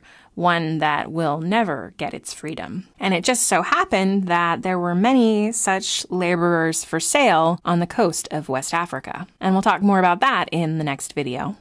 This is a chart showing estimated population around the year 1750 in the British colonies in the New World. I've arranged this more or less from north to south, and you can see that as you go farther south, the percentage of the population that was enslaved and African grew greater and greater. But one thing to note here is that not any one of these colonies had 0 enslaved people at all. Even New Hampshire, the farthest north with the smallest percentage of enslaved Africans, had some enslaved people there before the American Revolution. We frequently have the misconception that slavery only happened in the South. In fact, all British colonies had some amount of slavery, and all British colonies had some involvement in the institution of slavery, whether that was bankrolling it as a financier, growing food that was intended for the slave colonies in the West Indies that didn't want to spare even an acre of land to grow something other than sugar, or shipping enslaved Africans by either owning or captaining the boats of the Middle Passage. In fact, one of the largest ports where slaves entered the North American colonies and were sold at auction was at Newport, Rhode Island. But despite this, the largest share of enslaved people were in the southern colonies, which focused on plantation agriculture. So Maryland, Virginia, and then even farther south into the British colonies in the Caribbean. In some of these southernmost colonies, you can see that enslaved Africans outnumbered white people by sometimes quite a considerable amount. As the enslaved population in the colonies grew, colonial governments began passing more and more restrictions on the lives of enslaved people and began codifying who was or was not a slave. For example, if a white man and an enslaved woman had a child together, would that child be free like her father or enslaved like her mother? What about the opposite case? In Virginia in 1662, the government passed a law specifying that the children of enslaved women would follow the condition of their mothers. Other laws prevented interracial relationships and defined enslaved Africans as chattel slaves, which means personal property. And as the personal property of slave owners, enslaved people had little to no legal rights. So over the course of the 1600s, slavery became stricter and more exclusively defined by race. The experience of being enslaved was unimaginably physically and emotionally taxing. Since enslaved people had no legal protections, owners could maim or even kill enslaved people with little to no repercussion. For women, life in slavery also meant the constant threat and frequent reality of rape at the hands of slave owners.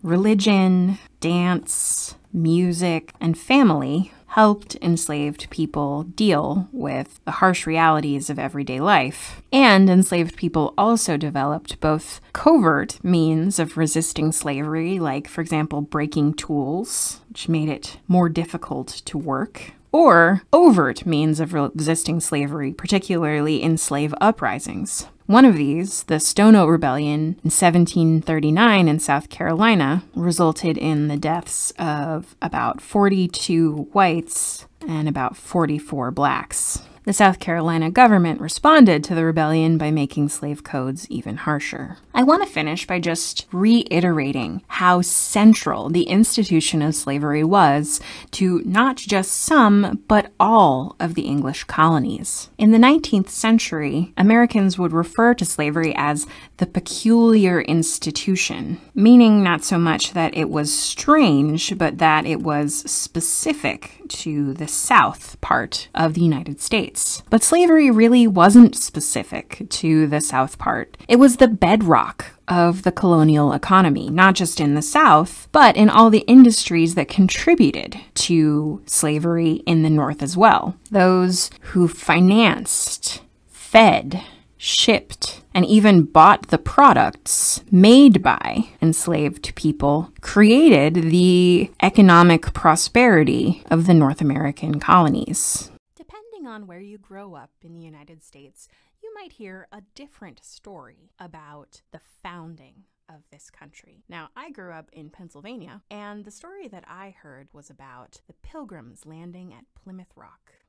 They were a group of deeply religious people who had been persecuted in England and were looking for a new world where they could practice their religion freely. But many of my friends grew up in Virginia, and the story they heard was about the founding of Jamestown, where a group of men from England who were adventurers looking for gold and glory landed in the New World, hoping to make a profit. And I think both of these stories tells us a little bit about the founding mythology of the United States. Were the original settlers here looking for religious freedom, or were they here looking to make a quick buck? Well, in this video, I'd like to take some time to explore the New England colonies, the story of the people who landed at Plymouth Rock and then later at Boston to begin the colony of Massachusetts Bay. And we'll see as we go along just how different the settlers in Massachusetts Bay were from those at Jamestown, and also some of the ways in which they were quite similar. Now, there's no question about who got here first. As you can see, Jamestown was founded in 1607, but it wasn't too much later that the Pilgrims landed at Plymouth Rock in 1620, and then they were followed by a much larger group of Puritans who landed at Boston and founded Massachusetts Bay in 1630. So let's talk about Puritans.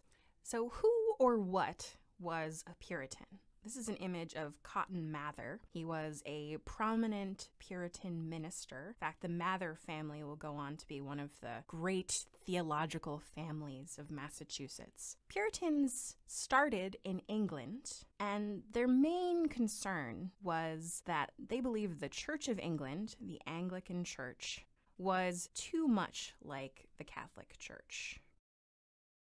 And this is a fairly legitimate criticism because in many ways the Anglican Church was very similar to the Catholic Church, except that instead of being headed by the Pope, the Church of England was led by the King. So Puritans hoped that they could purify the Church of England from its many Catholic influences. So that's where Puritan comes from, purify. And by this they meant that there were too many rituals, too much pomp and circumstance, and not enough focus on the Bible itself. So they kind of wanted to strip away a lot of the fanciness of the Church of England. In the 1620s, the Puritans began to face more persecution in England. Now, why did the English government care about a group of religious folks who were not big fans of the Church of England? Well, the answer is that there was no separation of church and state. And so, as the king was the head of the church, if you're casting doubt on the church, you are then casting doubt on the king. And so the Puritans did not make themselves very popular in England. And sensing that they might be in trouble, many Puritans began to emigrate to the New World. They'd seen lots of tracts about Virginia and how one could make a new life there, and they thought that perhaps if they went to Virginia, and they were originally aiming to go to Virginia, they ended up landing a bit north of there, that they could set an example of what a righteous church and a righteous society would look like, because they believed that the church and the society of England were becoming much too corrupt, much too divorced from the principles of the Bible. So in 1620, one group of Puritans set out for the New World and landed at Plymouth Rock, and we call them the Pilgrims. And then in 1630, a second group set out, and they were just Puritans more broadly. And over the course of the 1630s, about 14,000 Puritans emigrated from England to New England, Massachusetts Bay, in what's called the Great Migration. So what was the difference between these two groups, the Pilgrims and the Puritans? Well, the Pilgrims, who arrived in 1620, they were separatists. And what that means is that they thought that the Church of England was so corrupt that there was just no chance that they were going to be able to save it. So they wanted to separate from that church altogether and live a completely separate life at Plymouth. They had a pretty small settlement. About 100 people crossed over on the Mayflower, the ship that brought them to the New World. But the group that came over in 1630, the Puritans, they did not want to separate from the Church of England altogether. They wanted to purify it. And they hoped that by setting an example of a righteous society, they would actually convince people back in England to adopt their ways, invite them back, and that all of England could become like New England. This man here is John Winthrop. And he was a lawyer who became a leader of the Puritans. He was elected governor pretty much for his entire life. And he wrote that he wanted Massachusetts Bay to be like a city upon a hill and be a kind of a beacon of light, showing the world what a good society could be like. Now, obviously, the New England Puritans did not get their way. They were not invited back to England to become the model of English society, but they did become the model of society in Massachusetts Bay and New England more generally, and I think a strong influence on American culture writ large. So how did life in New England compare to life in Virginia? Well, a lot depended on the different environment of the colony and the reasons that migrants came to New England. Because the environment of New England was colder, the land was rockier, it was both a healthier place to live because tropical diseases couldn't flourish there the way that they could in the marshy areas of Virginia. And it was also the unsuitable place for large-scale plantation agriculture. So they couldn't grow the kinds of crops that Virginia grew, like tobacco or even sugar in the West Indies. So that meant that in New England, most of the industry was either family farming and fishing, and also some trading, since they were on the coast. And because most Puritans came over to help build this city upon a hill, they came in family units, not as single men like in Virginia. So there was a much more even ratio of men to women. The families that came over tended to be well off enough to pay their own passage across the Atlantic, tended to be kind of middle class, artisan types. And so New England didn't have the kind of influx of indentured servants that Virginia had, nor did it have an influx of enslaved Africans as laborers, because most New Englanders were farmers, and they were small farmers. So they relied on their own family as labor. So a major consequence of these motivations for emigrating and this environment was that New England society was relatively egalitarian. There were very few very wealthy landowners like there were in Virginia, and very few people who were completely at the bottom, like servants and enslaved people. People who lived in Virginia had a life expectancy of up to 70 years. Which was one of the highest life expectancies in the world at this time. And because reading the Bible was so important to the Puritans, New England also had one of the highest rates of literacy in the world at this time. But for all of these positives, there were plenty of reasons why living in New England wasn't so much fun. Most of them related to the strictness of the Congregational Church. Puritans canceled Christmas, that they thought was too much of a pagan ritual. And though you would think that their own experience of religious intolerance in England would have led them to be more tolerant to dissidents, that was not the case. Anyone who disagreed with the Puritan theology or leadership was given the option to go somewhere else or be executed. For example, Roger Williams, who questioned the Puritans' actions toward Native Americans, was expelled from Massachusetts Bay in 1636, and he went on to found the colony of Rhode Island, where religious dissenters could find a place of refuge from Massachusetts Bay, just as the people of Massachusetts Bay had found refuge from England. One of these was a woman named Anne Hutchinson, who in 1637 was expelled from Massachusetts Bay for daring to be a woman who preached the Bible. So in this video, I've explored some of the background to Puritans and Pilgrims and aspects of New England society and religion. In the next video, we'll continue our exploration of New England's life through its politics and policies toward Native Americans.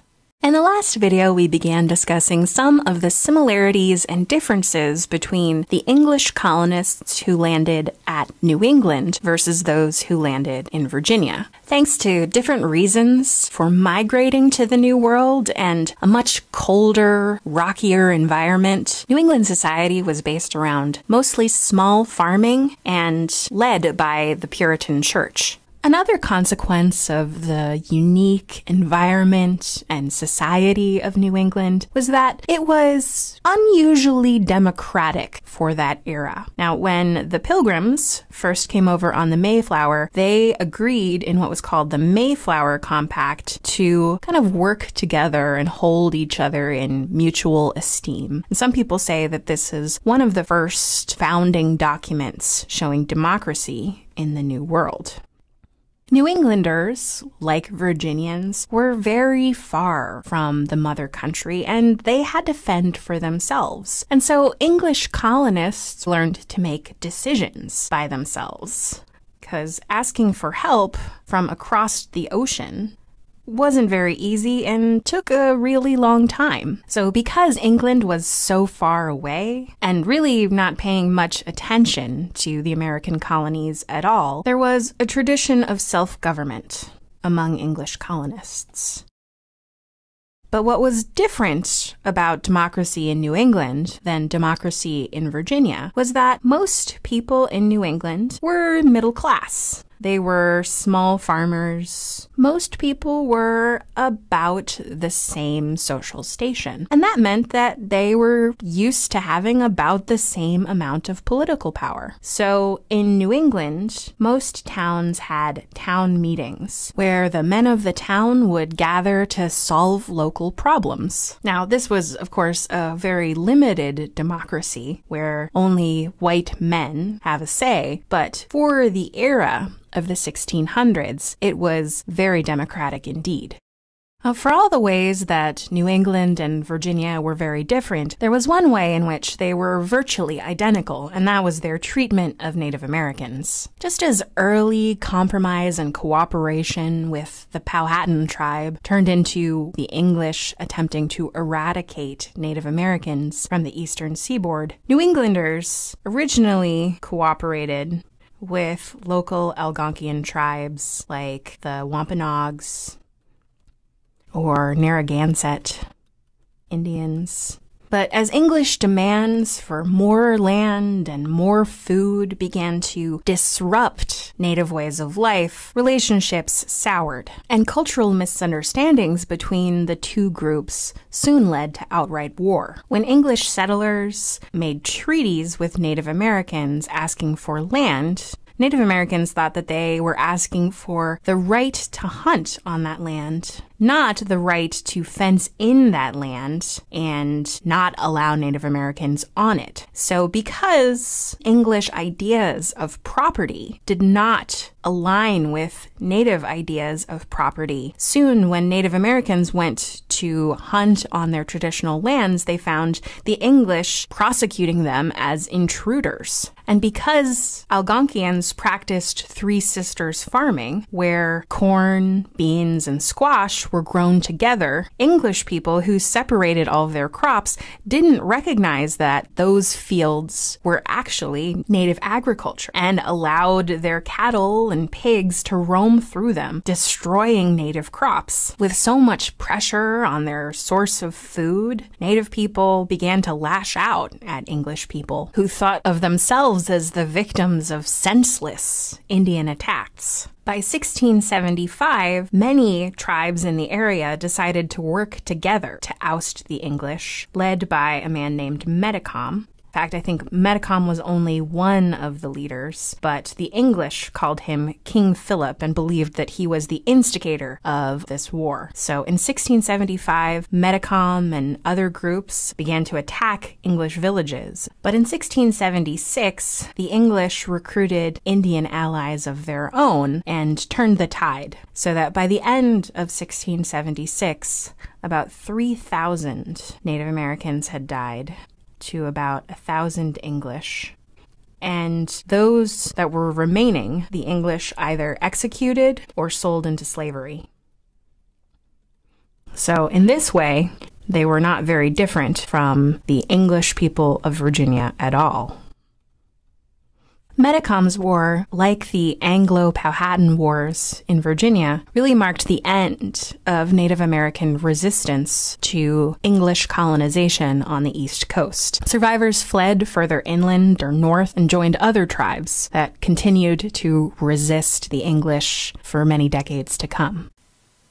I want to finish by just briefly summarizing some of the similarities and differences between English settlement in New England and English settlement in the Chesapeake Bay that we've been talking about throughout these videos. Here I've just made a quick chart comparing some of the aspects that we've talked about. And as I see it, there are 3 real differences between New England and the Chesapeake and 2 real similarities. Now, one thing that was really different between them was just their environment. New England was far north of the Chesapeake, so it was much colder and rockier, which didn't permit the settlers of New England to conduct plantation agriculture at a large scale like they did in the Chesapeake. So instead, they had small family farms, they fished, compared to the Chesapeake Bay, where although it was very hot and marshy, not a healthy environment at all, it was, with its very long growing seasons, a great place for plantation agriculture,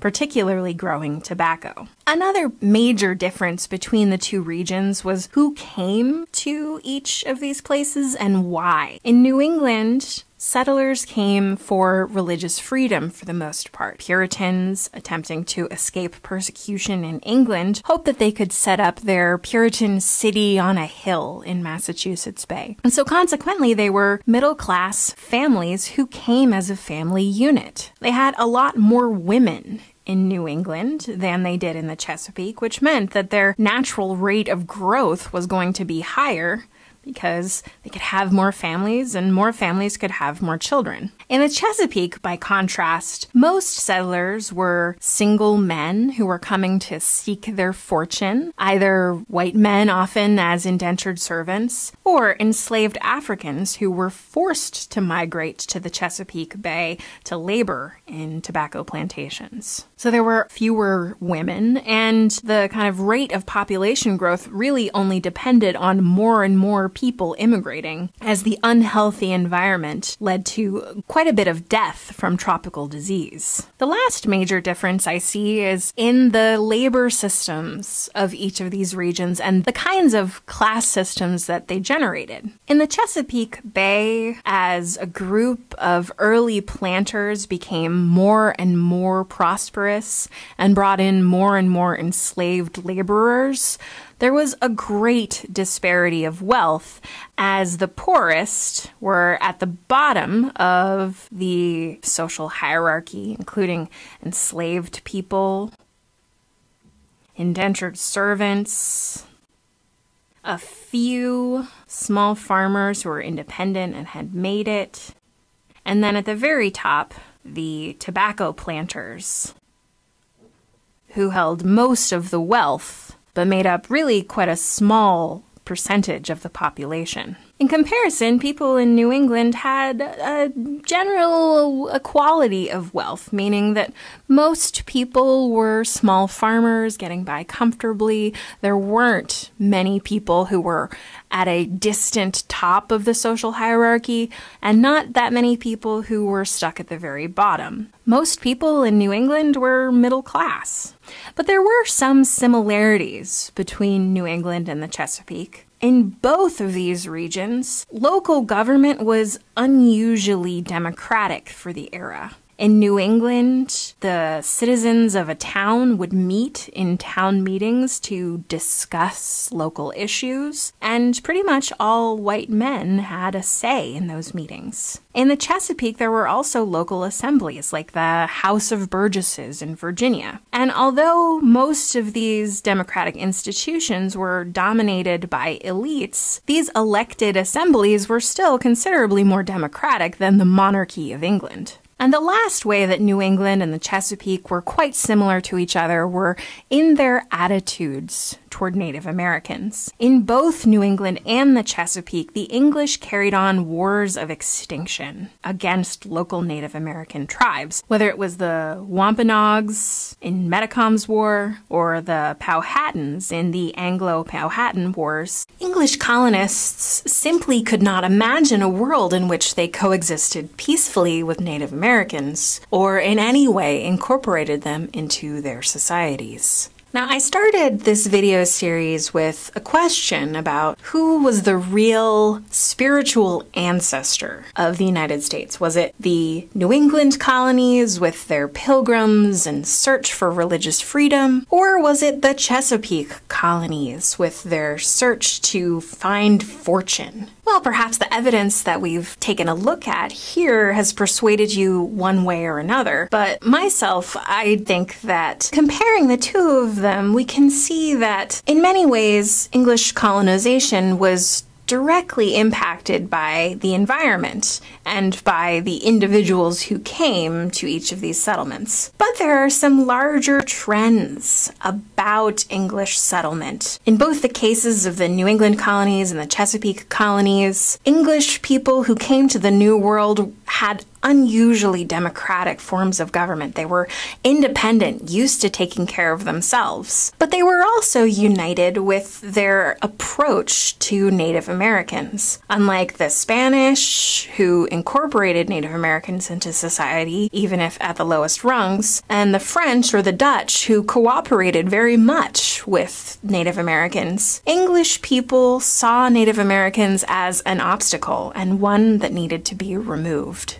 Over the course of the 1600s, the English continued to settle along the eastern seaboard of North America. Now, we've already talked about the settlements at Virginia and those of Massachusetts, and a little bit about the settlement of New York, which was first founded by the Dutch as New Amsterdam in 1624. In this video, I want to talk a little bit more about the middle colonies, these colonies that were here kind of on the center of the eastern seaboard, south of Massachusetts, and north of the southern colonies of Virginia, particularly Pennsylvania, New York, New Jersey, and this little tiny purple colony right here, Delaware. Now, what's unique about the middle colonies compared to the northern or southern colonies is not just that they were kind of in this central location, but also that they were proprietary colonies, which means that they were the property of individual owners. So unlike Jamestown, for example, which was founded by a company, the Virginia Company, the colony of Pennsylvania was founded by one man, William Penn, who was granted his land by the King of England in exchange for a debt that the king had owed his father. So in the early years of these proprietary colonies, they were kind of the playgrounds of the people who owned them. They could set their own rules for the most part. And that freedom resulted in colonies that were more ethnically diverse and more religiously tolerant than their neighbors to the north or south. So let's look at the colony of Pennsylvania as an example. So Pennsylvania was founded by William Penn, and Penn was an English aristocrat from a very good family who converted to the Quaker religion. Although the real name for Quakers was the Religious Society of Friends,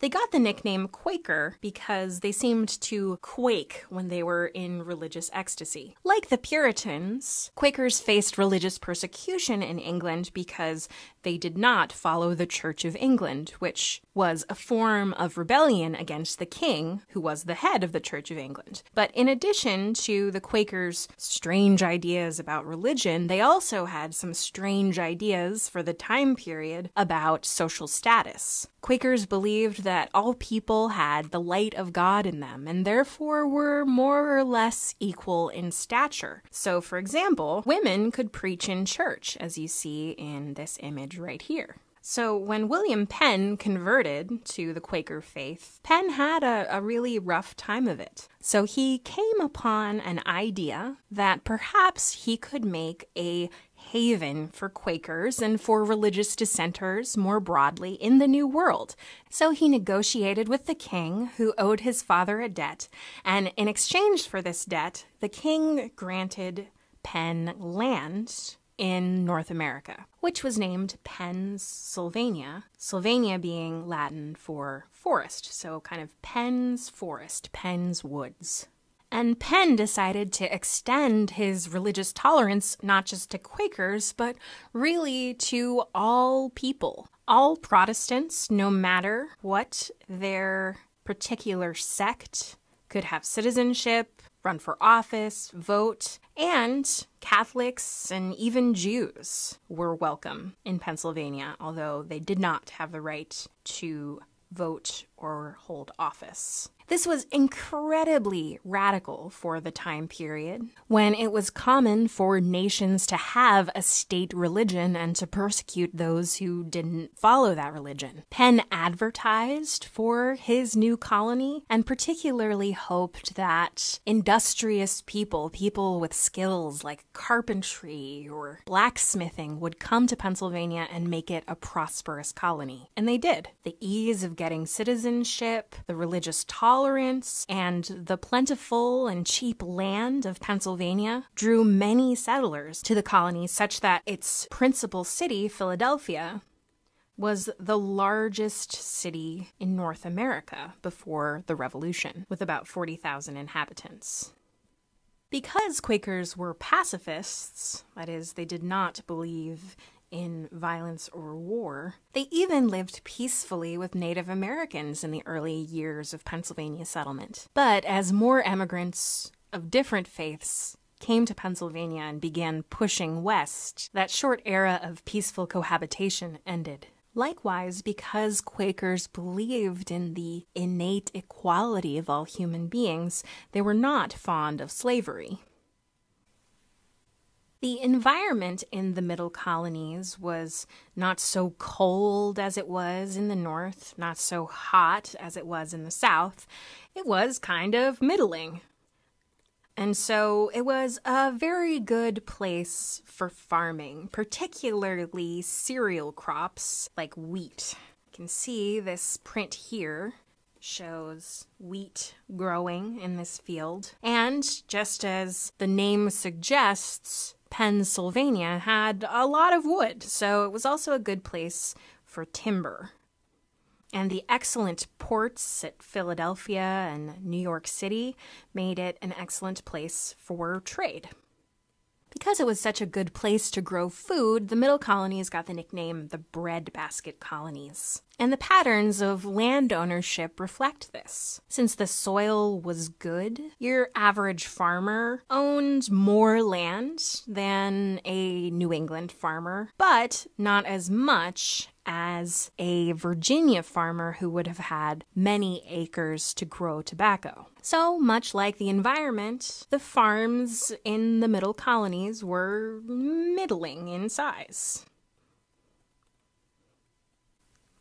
In fact, if I had to put the middle colonies on a spectrum, in many places I'd put them right in the middle. When it came to an economy that was more agrarian, the middle colonies had a little bit of both. Unlike the Chesapeake and Southern economies, which were strongly agrarian, and unlike the New England colonies, who began manufacturing quite early. Likewise, when it comes to the distribution of wealth in the middle colonies, once again, I'd put the middle colonies right here in the center. There were plenty of middling farmers, many indentured servants, and a handful of people who became quite wealthy. Unlike the Chesapeake, where there were a handful of extremely wealthy landowners, while most people lived at the bottom of the social scale, and unlike New England, where small farming led to a fairly even middle class. So the middle colonies had a mixed economy of industry and farming, and a fairly balanced class structure with people at many different levels, putting them smack dab in the middle. But for all the ways that the middle colonies were middling, there were also a few ways that they were quite extraordinary. We've already mentioned that the middle colonies had a level of religious freedom that was virtually unmatched anywhere else in the world. For example, Pennsylvania extended citizenship to all Protestants and tolerated Catholics and Jews. In comparison, the Chesapeake and Southern colonies required citizens to belong to the Anglican faith, the Church of England, and religious tolerance for the Catholic Church in Maryland, and New Englanders were extremely strict. For example, in Massachusetts Bay, anyone who was not Puritan was expelled or executed. Although there is, of course, the exception of Rhode Island, where religious dissenters could find safe haven. The other extraordinary aspect of these middle colonies was just the sheer amount of ethnic diversity there was. By the time of the American Revolution, less than half, only about 49% of inhabitants were from England or had an English background. The rest were German, French, Dutch, Scotch-Irish, and just a few Africans, as there was relatively little slavery. In comparison, New England was perhaps the least diverse of the colonies. Most people were English, with a handful of remaining Native Americans and Africans. And the Chesapeake and Southern colonies were largely African and English, with, again, just a few Native Americans. The people of the middle colonies spoke many languages, practiced many faiths, and had a strong possibility of upward mobility economically, since farms and businesses prospered and the middle colonies grew rapidly in population. The first long-term English colony in North America was established at Jamestown in 1607. No one expected that it would last very long. It was intended to be a get-rich-quick scheme for its investors, who hoped they would find gold in the swamps of Virginia. They didn't, but they did find that they could grow a valuable cash crop in tobacco. Over the next century, more and more English settlements began haphazardly popping up along the Atlantic seaboard of North America. Some founded as religious refuges, some as proprietary colonies, some as joint stock companies. Compared to the Spanish Empire in the New World, which had clear goals and unified colonial systems, the English Empire was pretty disorganized. Internal strife like the English Civil War and the Glorious Revolution meant that the government kept changing hands, and some monarchs took a more hands-on approach towards the colonies than others. This benign neglect of the American colonies left them to develop self-government and a sense of independence. But even in the early 1770s, 1960s, most American colonists thought of themselves as English citizens who were part of the British Empire. They read the same books, spoke the same language, drank the same tea, and fought the same enemies as their counterparts on the British Isles. Nevertheless, there was something clearly different about the 13 colonies in North America.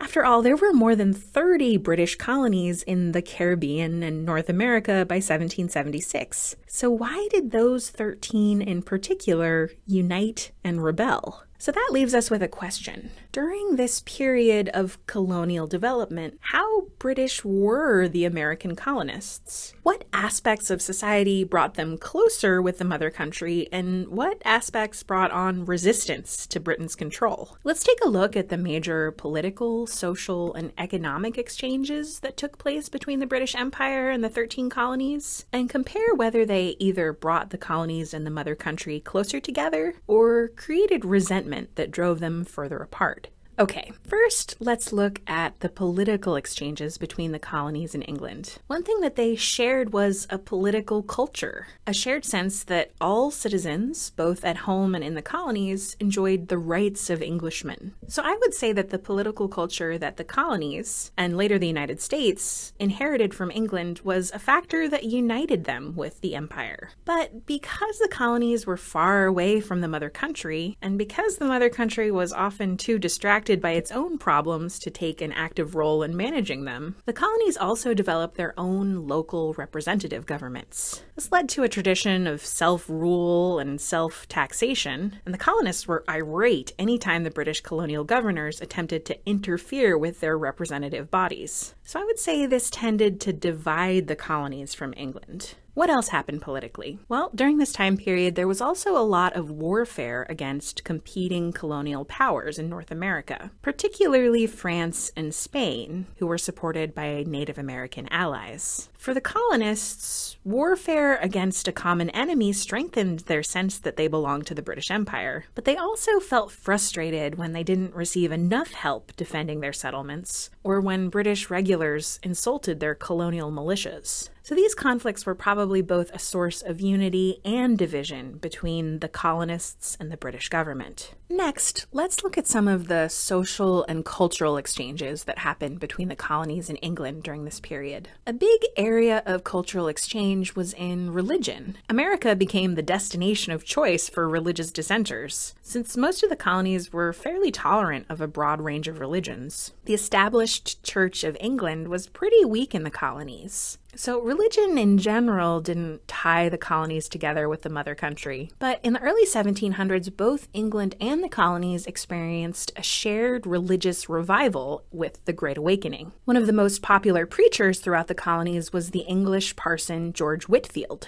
So we might put religion down as something that both united and divided the colonies from Great Britain. Another shared cultural experience was the Enlightenment, which spread ideas about reason and self-government through books and pamphlets that were read all over the Atlantic world. Ben Franklin, the American printer and scientist, was as famous in England as he was in the colonies. So the shared ideas of the Enlightenment brought the empire together, at least at this point. Another aspect of cultural exchange was fashion and consumer goods. The elite American colonists dressed like the English gentry, built homes in the English style, imported luxury goods from England, and drank tea like the fashionable British. So these cultural exchanges definitely were a force uniting the colonies with the mother country. Last, let's examine economic exchanges. One thing that the colonies had in common with the rest of the British Empire was their dependence on slave labor to produce cash crops. British investors and the owners of slave ships and plantations in the Caribbean were deeply involved in the system of slavery, and so were the 13 American colonies, which produced food for enslaved laborers, turned slave-produced molasses into rum, and shipped enslaved people across the Atlantic, not to mention the American slave owners in the South. Slavery was central to the united economic prosperity of the British Empire. Another central aspect of the British Empire's economy was mercantilism, an economic philosophy that championed using colonies as sources of raw materials and as markets for finished goods. Mercantilism both helped and hindered the American colonies by making sure that their raw materials got preferential treatment in England, but also by preventing them from developing industries of their own. So I would say that mercantilism both united and divided the colonies from the empire. Along with mercantilism came the Navigation Acts, a series of laws passed by Parliament that attempted to prevent the American colonies from trading with other countries. Basically a way to enforce that the benefits of mercantilism went to England alone. But there were two major problems with the Navigation Acts. First, the British government rarely enforced them, especially when it was occupied with other matters. The other problem was that even when efforts were made to enforce the Navigation Acts, American merchants responded by smuggling and bribing officials, not by obeying the law. So the Navigation Acts worked to divide the colonies from the empire, both because they didn't work and because they hampered Americans' belief in free trade. Taking a look at these three categories as a whole, you can see that the colonists had mixed feelings about their role in the British Empire. In terms of social and cultural exchanges, it seems like the colonies were tied into a greater world of ideas that spanned across the Atlantic. But both politically and economically, there were developments that bonded the colonies closer together with Great Britain, and developments that had the colonies tugging at their leashes and trying to run free. These mixed feelings might help to explain why, in 1754, the colonies had not yet pursued their independence. But are there some things that I've identified here as promoting unity that might not be so unifying by 1776? What changed between this point and the signing of the Declaration of Independence that pushed the colonists off the fence and into revolution?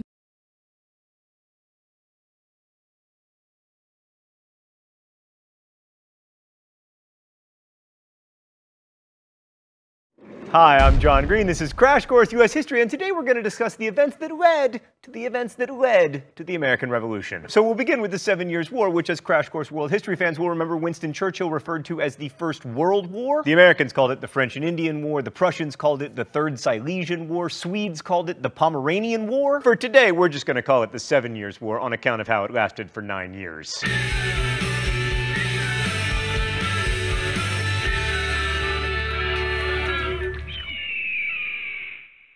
So here at Crash Course, we take a broad view of history, and rather than talking about the minute details of wars, we try to focus on the important stuff. Causes, effects, anytime Vladimir Putin might show up, and teacup kittens. And as far as causes go, the 7 Years' War was really, like most wars, about economics. Mr. Green, is this economics class? Because I don't remember signing up for it. Yeah, this is economics class, me from the past. It's economics and religion and psychology and anthropology and astronomy and physics and ecology and literature. That's the great thing about history. You can't put the past into little boxes that you study for 50 minutes a day until the bell rings. You can't separate what happened from what people wanted and believed and valued. Right, so mercantilism was the key economic theory of the British Empire in the 18th century. Because while Adam Smith and David Ricardo were talking up free trade and economic liberalism by 1750, no one was really listening. Mercantilism was basically the idea that the government should regulate the economy in order to increase national power. This meant encouraging local production through tariffs and monopolies, and also trying to ensure a favorable balance of trade. And colonies were an awesome way to create this favorable trade balance because they both produced raw materials and bought back finished goods made from those raw materials. But for it to work, you always need more and more land, so you can have more raw materials and more colonists to buy finished goods. By the way, it's important to understand the centrality of slavery in this colonial economy. I mean, the most important colonial trade goods were tobacco and sugar, and both of those crops relied heavily on slave labor. And slaves themselves were a key trade good in the so-called triangular trade between Europe, Africa, and the colonies. As one historian put it, the growth and prosperity of the emerging society of free colonial British America were achieved as a result of slave labor. So Britain's greatest rival in the 18th century was France. Like, on paper, the Spanish had a more significant empire in North America, and they'd certainly been there longer, but their empire was really sparsely populated. In fact, by 1800, Los Angeles, the most populous town in Spanish California, had a population of 300 and only 17 freeways. The French colonies were considerably more populous, but even so, by 1750, there were only about about 65,000 French colonists, most of them in the St. Lawrence River Valley, thereabouts. I don't know, maybe it was somewhere over here. This isn't a terribly detailed map, and also I'm not looking at it. But the French were moving into the Mississippi and Ohio River valleys and forming alliances with American Indians there to try to dominate the fur and deerskin trades, and that proved problematic. So wars usually have really complicated causes, and it's very rare that we can refer to one thing as making them inevitable. Fortunately, the 7 Years' War is the exception to that rule. Dan, I think I just used the word exception,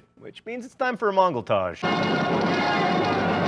I guess they heard there was an exception in town. So in 1749, the governor of Virginia awarded a huge land grant to something called the Ohio Company, which was basically a real estate development firm designed to benefit the governor of Virginia's friends. The Native Americans and their French supporters thought this was bad form because they thought they had rights to the land. So the Ohio Company asked the French to recognize their land claims, and the French were like, no! Let's go to the thought bubble. The actual fighting began when the British, or more precisely British colonists, led by a 21-year-old militia colonel named George Washington, yes, that George Washington, tried to eject the French from the forts they were constructing in western Pennsylvania. The first attempt in 1754 was a disaster. Washington built and then abandoned the ironically named Fort Necessity with the loss of 1/3 of his men. It was followed by the equally unsuccessful attack on Fort Duquesne, now located in downtown Pittsburgh, where the French and Indians pounded the British, killing 2/3 of General Braddock's forces and also General Braddock. Things didn't go much better for the British for the next 2 years, although they did take control of part of Nova Scotia and kick out more than 11,000 French Acadians, many of whom died in what is called the Expulsion. Some of those who didn't ended up in Louisiana and became Cajuns. But anyway, the tide began to turn for the British in 1759 when they captured French forts Duquesne, finally, Ticonderoga, and Louisburg.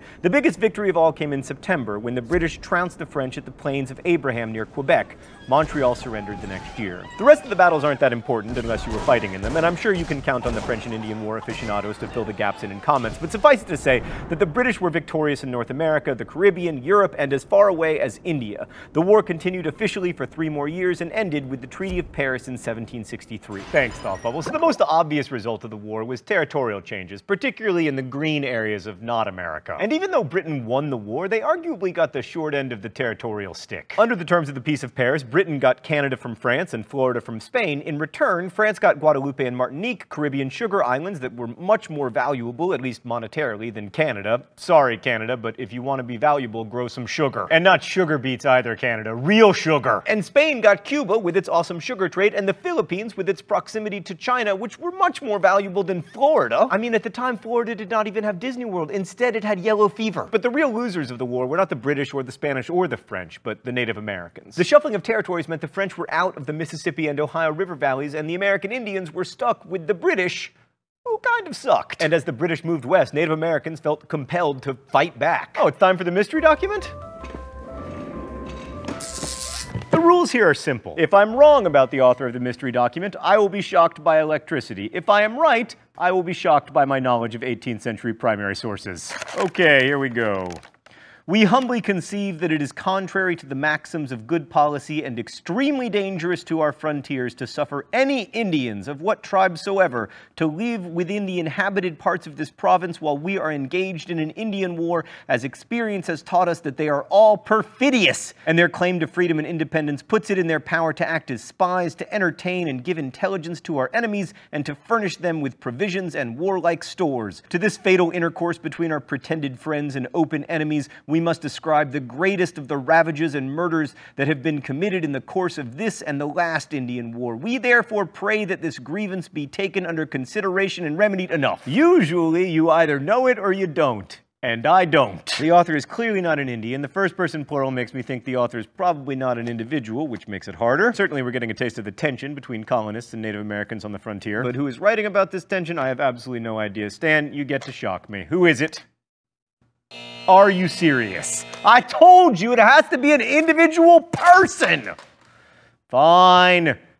Ah! So after the end of the 7 Years' War, American Indians organized an armed revolt. In 1763, Indians, particularly from the Ottawa and Delaware tribes, launched what has come to be known as Pontiac's Rebellion. Now, of course, the rebellion ultimately failed to dislodge the British, but the Native Americans did manage to besiege Detroit and kill hundreds of settlers. And that convinced the British that if they wanted to avoid future conflicts, they should slow down the colonist settlements into the territories. So the British Parliament issued the Proclamation Line of 1763, which forbids settlement west of the Appalachian Mountains and reserved that that territory for Indians. Now that sounds like a sensible policy until you remember that the British colonists had just finished fighting a war in order to get the right to move into that very territory. So the settlers duly ignored the proclamation line and got down to settling. The other big outcome of the 7 Years' War was that it set up the American Revolution. I mean, you've just seen colonists ignoring the British Parliament. We'll talk more about that next week, but around the end of the 7 Years' War, new ideas like republicanism were taking root in the colonies. Republicanism initially meant supporting a government without a king, but in the colonies it came to mean something broader. Now, they didn't believe that everyone was equal. Republicans believed that only property-owning citizens possessed virtue, which was defined in the 18th century not as being like morally good, but as a willingness to subordinate one's personal interest to the public good. This type of republicanism harkened back to a Roman ideal, only, you know, without Caesar stabbing and togas. Stan, I wish you wouldn't. And a second type of political philosophy grew out of ideas that in the 18th century were called liberalism. For classical liberals, the main task of government was to protect citizens' natural rights, which were defined by John Locke as life, liberty, and property. For liberals like Locke, governments were the result of a social contract whereby individuals would give up some of their liberty in exchange for a government protecting their natural rights. So republicanism and liberalism were undermining traditional political authority, and so was the Great Awakening, in which Americans awakened from being very religious to being super religious. The Great Awakening took place in the early decades of the 18th century, and it was a revitalization of religious feeling, energized by revival meetings and the introduction of new denominations. In the early part of the 17th century, most of the English colonists were Anglicans, unless you count the Catholics running Maryland. But by the time of the Great Awakening, there were also Presbyterians and Baptists and Methodists, so my! Even the old-line Congregationalist churches were challenged by so-called New Light ministers who placed less of an emphasis on predestination and more on an individual's experience of salvation or being born again. So religion became much more emotional in the colonies, especially after the arrival of the Englishman George Whitefield, who went on a preaching tour from 1739 to 1741. The main thrust of his sermons was that humans need only repent to avoid the horrors of damnation and be saved. And he believed that salvation was within each individual. It's worth noting that this rise in religious fervor was not confined to America or even to Christianity. Like, for instance, Wahhabism, the Islamic reform movement that's still very closely associated with Saudi Arabia, began in the Middle East around the same time. So one of the keys in the American Revolution was a breakdown in respect for authority. And this was fueled partly by economics, partly by political philosophies that undermined faith and governance from afar, and partly by religious revivals that criticized not only church hierarchies, but also other aspects of colonial society. I mean, if people were going so far as to criticize their religious leaders and established religious norms, is it any wonder that they would criticize the acts of a parliament working an ocean away?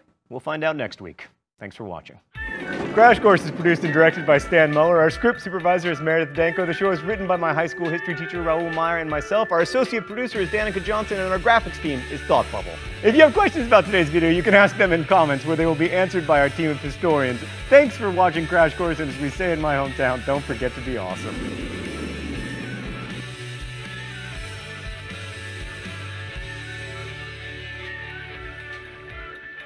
Hi, I'm John Green. This is Crash Course U.S. History, and today we begin discussing the American Revolution. So 2 things to keep in mind here. 1, the American Revolution and the American War for Independence are not the same thing. And 2, while I know this will upset some of you, the American Revolution was not really about taxes. Mr. Green, it was about tea, right? Also, it was not about tea. The Boston Tea Party was about taxes and our God-given right to smuggle. It's a little confusing me from the past, but that's why Crash Course is here.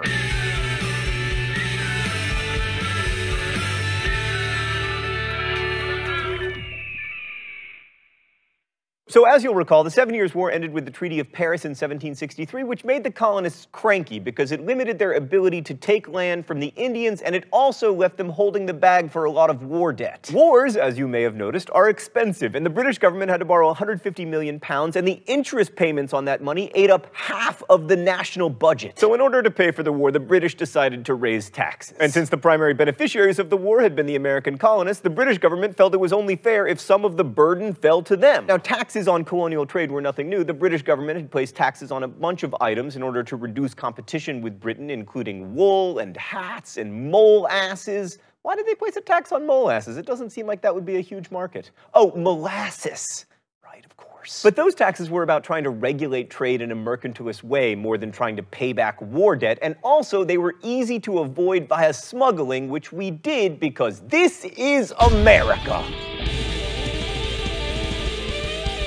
But mostly the colonists were angry because they didn't have any say about the new taxes that Britain was imposing. I mean, after all, by 1760, some colonies had been setting their own taxes through their own legislatures for 100 years. So the taxes themselves weren't really the problem. It was their lack of parliamentary representation. The first purportedly oppressive tax, the Sugar Act of 1764, extended the Molasses Act by changing the tax on imports from the Caribbean from 6 cents per gallon all the way up to 3 cents per gallon. So they actually cut the tax, but they decided to start enforcing it by stamping out smuggling. And to that end, the act also gave British courts the right to try colonial smugglers, taking that power away from colonial courts, which had been notoriously lenient when it came to smuggling on account of how they enjoyed smuggled rum as much as the next guy. But those initial acts weren't nearly as annoying as the Stamp Act, passed in 1765. The Stamp Act declared that all printed material had to carry a stamp. Unsurprisingly, that stamp was not free. This was purely to gain revenue for Britain, and it mostly affected people who used a lot of paper, you know, like newspaper printers and lawyers, just the kind of people you want to anger about taxes. So in October, protesters organized the Stamp Act Congress, which after a meeting decided to boycott British goods. And this was the first major coordinated action by all the colonies together, and it might be the first time that we can speak of the colonies acting in a united way, almost like, say, a government. Committees of correspondence, which had been created to encourage opposition to earlier acts, now grew to coordinate the boycott efforts,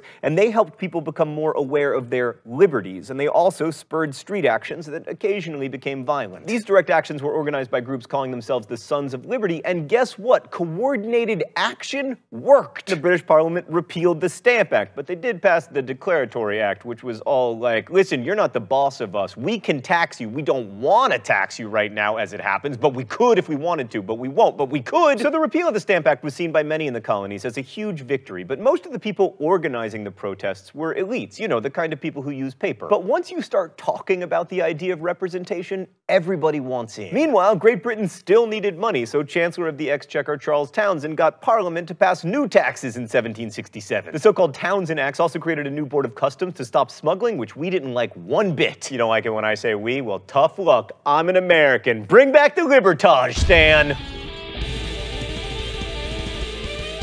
Many colonists again responded with a boycott, and women got in on the act this time, with the Daughters of Liberty encouraging homespun clothes to replace British ones. But not all the states were on board. Like, artisans loved the boycotts because they got more money. But merchants from cities like Philadelphia and New York weren't so happy because they made their livings by importing and selling the very goods that were now being boycotted. On occasion, protests did get out of hand, as in the Boston Massacre of March 5th, 1770, which, while it was not much of a massacre, was definitely the worst outcome of a snowball fight in American history. I mean, 5 colonists were killed, including most famously Crispus Attucks, a sailor of mixed-race ancestry. And then of the 9 British soldiers put on trial, 7 were acquitted and 2 were convicted only of manslaughter thanks to the top-notch lawyering of one John Adams. Don't worry though, that guy comes around to the American cause. But overall, boycotts and protests were effective, and British merchants pushed for the repeal of these acts, leaving only a tax on tea. Let's go to the thought bubble. The 1773 Tea Act offered tax exemptions and rebates for tea coming in from the British East India Company, which allowed them to dump cheap tea on the colonies, which actually lowered the price of tea.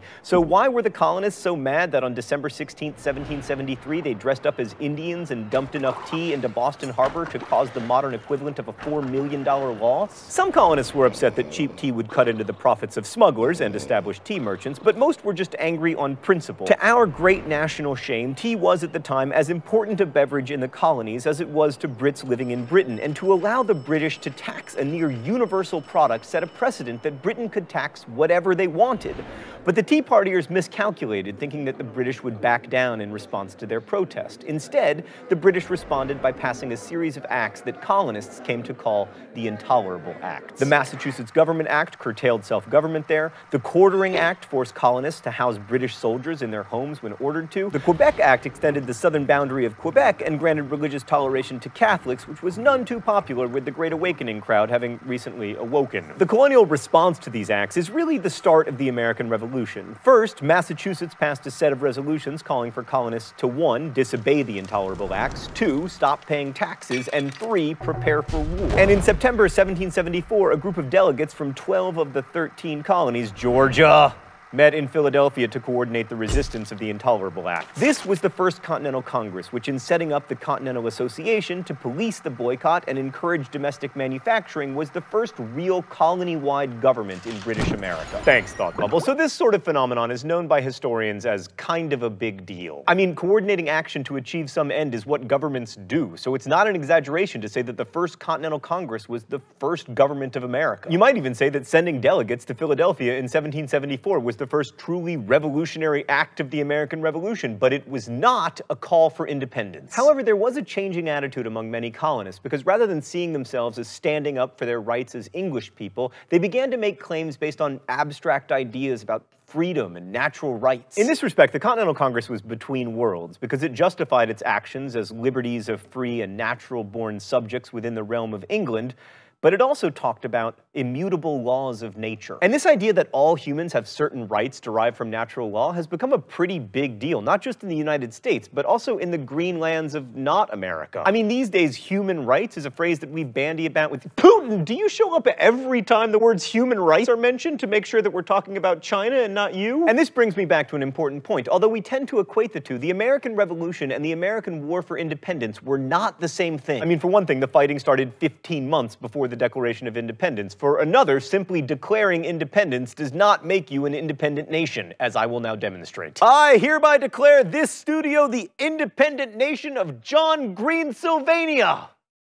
Yeah, see, nothing happened. The war between colonists and Britain began in 1775, on April 19th to be exact, when fighting broke out between the British soldiers and Massachusetts militiamen, the Minutemen, at Concord and Lexington, or Lexington and Concord, depending on whether you live in Lexington or Concord. This was the famous shot heard round the world, immortalized in Longfellow's poem The Midnight Ride of Paul Revere. So while the colonists actually lost the famous Battle of Bunker Hill, which was technically fought on Breed's Hill, the British suffered such heavy casualties that soon thereafter they were forced to abandon Boston. But then they got some revenge by taking over New York, which they held for most of the rest of the war. But in thinking about the war, it's very important to understand that not all colonists were pro-independence. Like elites in colonies like New York and Pennsylvania were very nervous about all this revolutionary fervor that was whipping up artisans and small-time farmers to think that they deserved to have say in the political process. Oh, it's time for the mystery document? Awesome, I love getting shocked. The rules here are simple. If I guess the author of the mystery document correctly, I do not get the shock pin. If I'm wrong, I do get the shock pin. All right, let's see what we got here. The Americans are properly Britons. They have the manners, habits, and ideas of Britons and have been accustomed to a similar form of government. But Britons could never bear the extremes, either of monarchy or republicanism. Some of their kings have aimed at despotism, but always failed. Repeated efforts have been made toward democracy, and they equally failed. If we may judge of future events by past transactions, in similar circumstances, this would most probably be the case in America, were a republican form of government adopted in our present ferment. All right, so we've got an educated person who thinks that Americans are Britons who will inevitably want to walk a middle path between republicanism and monarchy, and therefore that the revolution is not a good idea. I know it's a colonist because of the reference to our present ferment. All right, I'm going to guess that it is Ben Franklin's son, William Franklin? Ah, dang it! Who is it? Who the hell is Charles Inglis? Charles Inglis? Charles freaking Inglis? I've never even heard of that guy. It's not fair. Ah!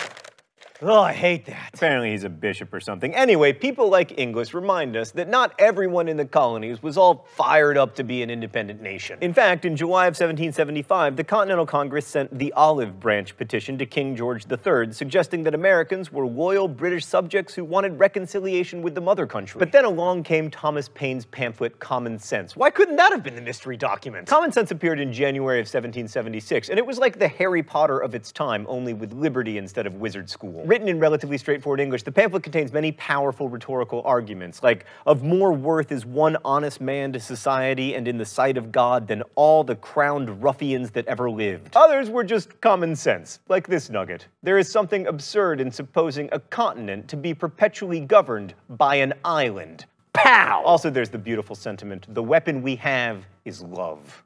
Oh, that's from Harry Potter? I told you they were similar. Ultimately, Paine's arguments all contributed to the idea that America is somehow special, even exceptional. I mean, talking about independence and freedom, he said, "The cause of America is in great measure the cause of all mankind." That's powerful stuff, and Paine's pamphlet sold 150,000 copies, and it was extremely widely read. By the way, he still managed to die penniless, and only 8 people attended his funeral because of his vitriolic ridicule of Christianity. But anyway, America eventually declared independence for many reasons, but Paine's persuasive arguments were one important reason. And it marks a moment when the pen truly was, if not more powerful, then at least more important than the sword. I mean, within 6 months of the publication of Common Sense, the Second Continental Congress had declared independence and signed one of the most important documents in the history of the world, which is where we'll pick up next week. Thanks for watching. Crash Course is produced and directed by Stan Muller. Our script supervisor is Meredith Danko. The associate producer is Danica Johnson. The show is written by my high school history teacher, Raoul Meyer, and myself, and our graphics team is Thought Bubble. If you have questions about today's video or anything from American history, good news, you can ask them in comments where they will be answered by our team of historians. Thanks for watching Crash Course. If you like today's video, make sure you've subscribed to our channel, and as we say in my hometown, don't forget to be awesome.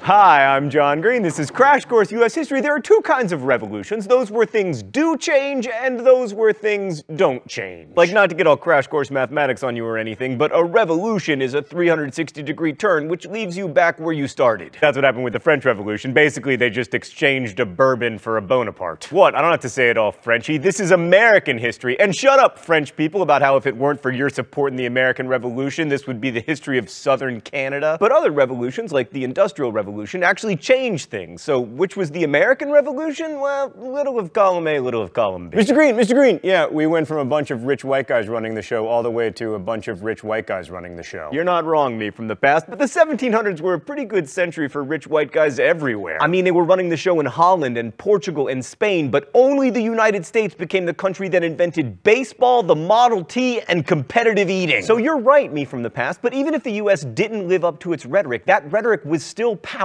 And in the end, whether you care more about ideas or policy defines whether you think the American Revolution really was revolutionary.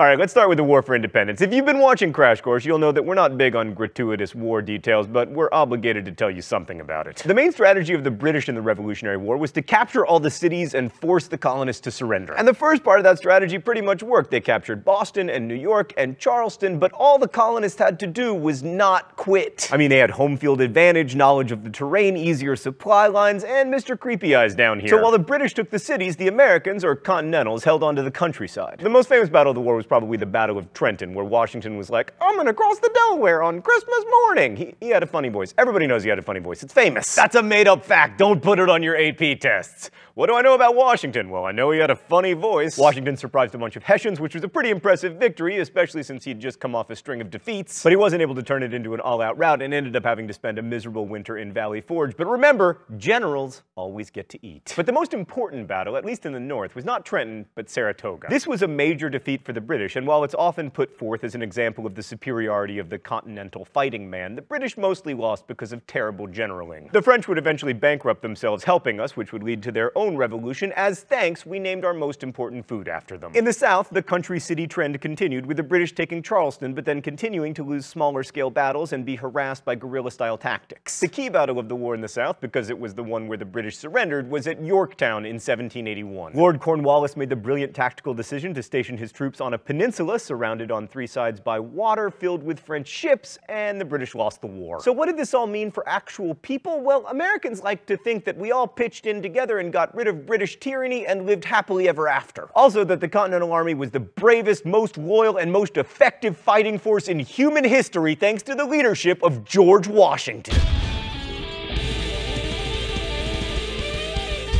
But actually, well, yeah, let's go to the thought bubble. Morale among Continental soldiers was often pretty low.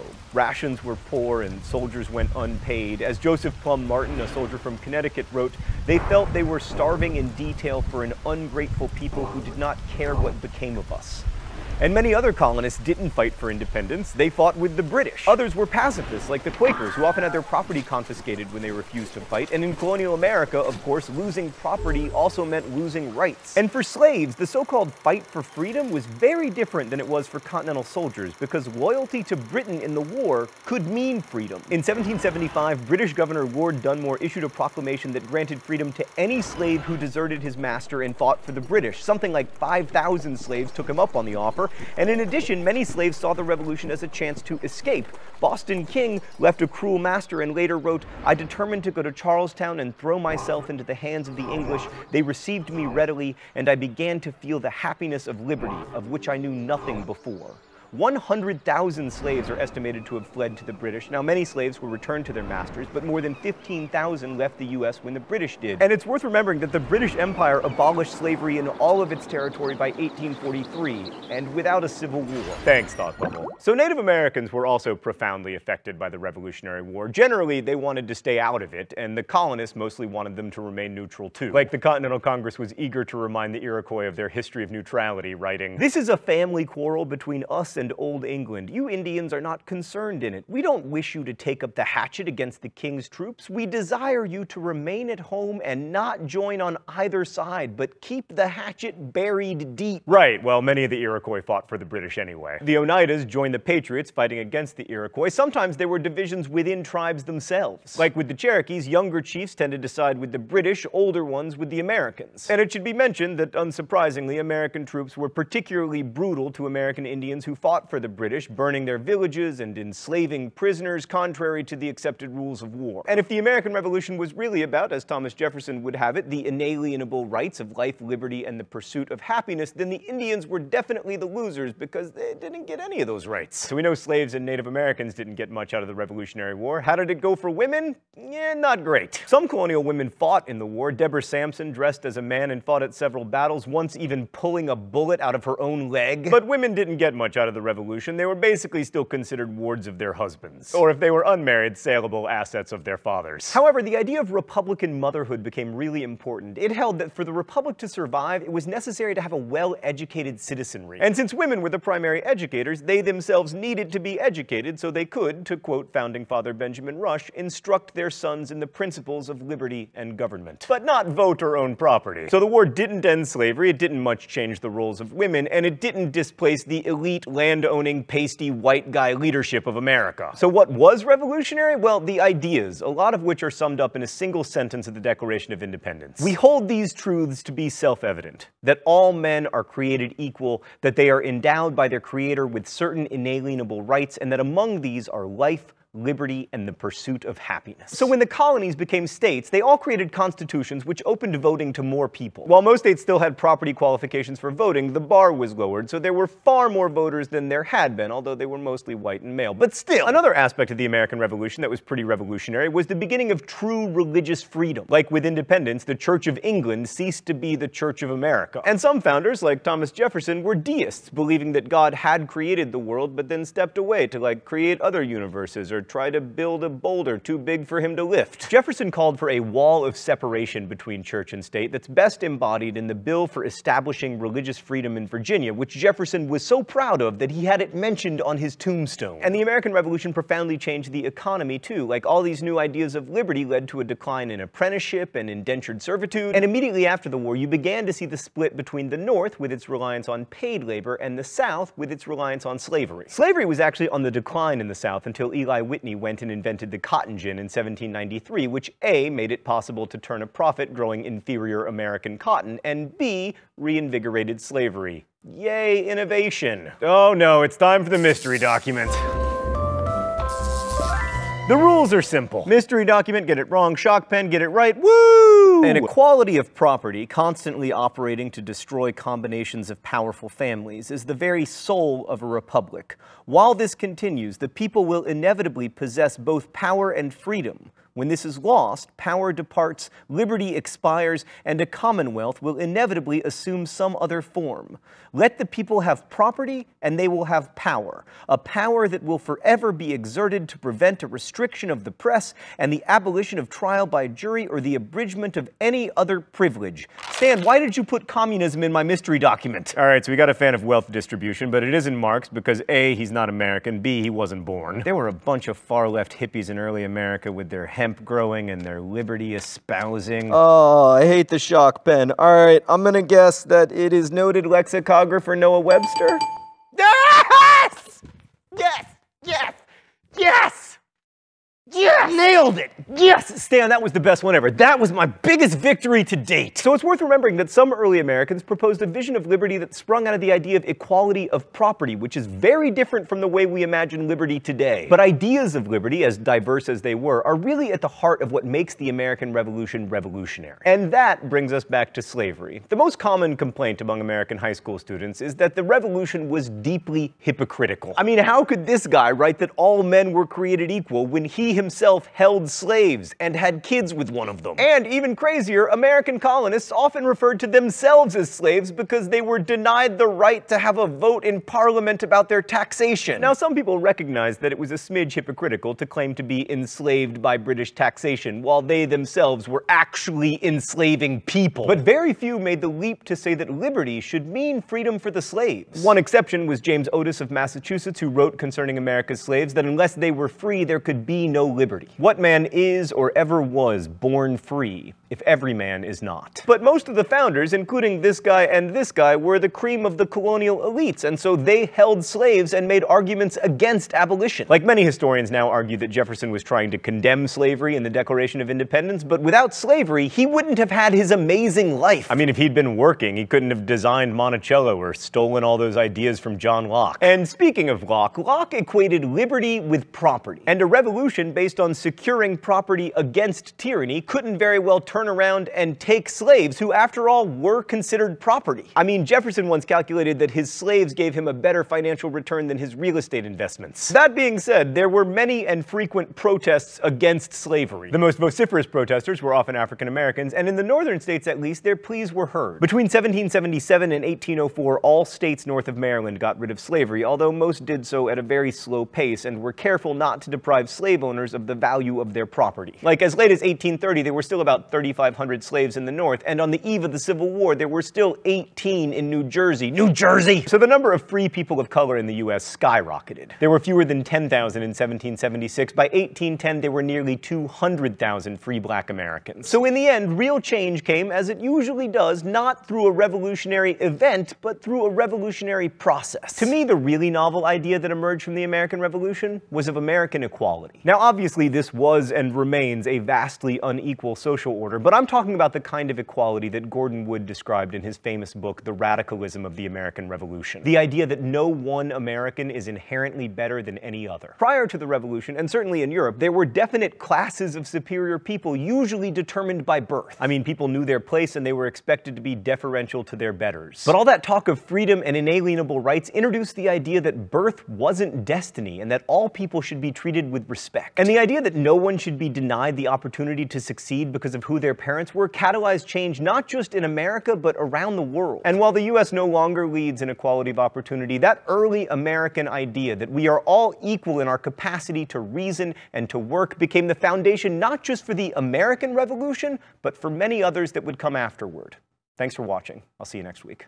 Crash Course is produced and directed by Stan Muller, edited by Stan and Mark Olson. Our associate producer is Danica Johnson. The script supervisor is Meredith Danko. The show is written by my high school history teacher, Raoul Meyer, and myself, and our graphics team is Thought Bubble. If you have questions about today's video, good news. There are historians waiting for you in comments, so ask away. Thanks for watching Crash Course, and as we say in my hometown, don't forget to be awesome.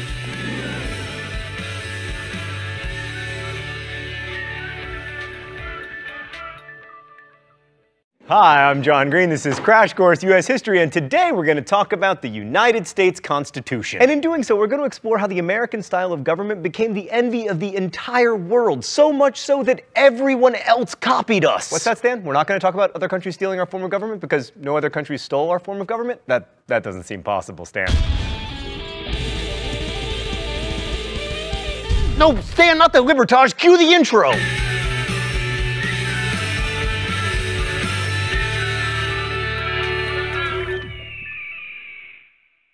So today we're going to learn why the green areas of not America didn't copy us. Alright, so as Americans may dimly remember from history classes, the constitutional system we've been living under since 1788, the year of the first presidential election, was not the original American government. The first government set up by the Continental Congress was called the Articles of Confederation, and it was, in a word, bad. In 2 words, it was not good, which is why it only lasted 10 years. The problem with the Confederation is that it wasn't so much a framework for a national government as it was a firm league of friendship, which unfortunately only sounds like a team of Care Bear superheroes. The Articles set up a government that consisted of a one-house body of delegates, with each state having a single vote, who, acting collectively, could make decisions on certain issues that affected all the states. There was no president and no judiciary. You can try to tell me that John Hanson, the president of the Congress, was the first American president, but it's just not true. Any decision required 9 of the 13 congressional votes, which pretty much guaranteed that no decisions would ever be made. Ah, supermajorities, always so efficient. But besides the 2/3 requirement, the Congress was very limited in what it could actually do. The government could declare war, conduct foreign affairs, and make treaties. Basically the stuff you need to do to go to war with England. It could coin money, but it couldn't collect taxes. That was left to the states. So if you needed money to, say, go to war with Britain, you had to ask the states politely. The Articles could be amended, but that required a unanimous vote, so 0 amendments were ever passed. The government was deliberately weak, which followed logically from Americans' fear of tyrannical governments, taxing them and quartering soldiers in their houses and so on. But here's the thing, weak government is like non-alcoholic beer. It's useless. That said, the Articles government did accomplish a couple things. First, it won the war, so yay! Unless you were a slave or a Native American, in which case, you know,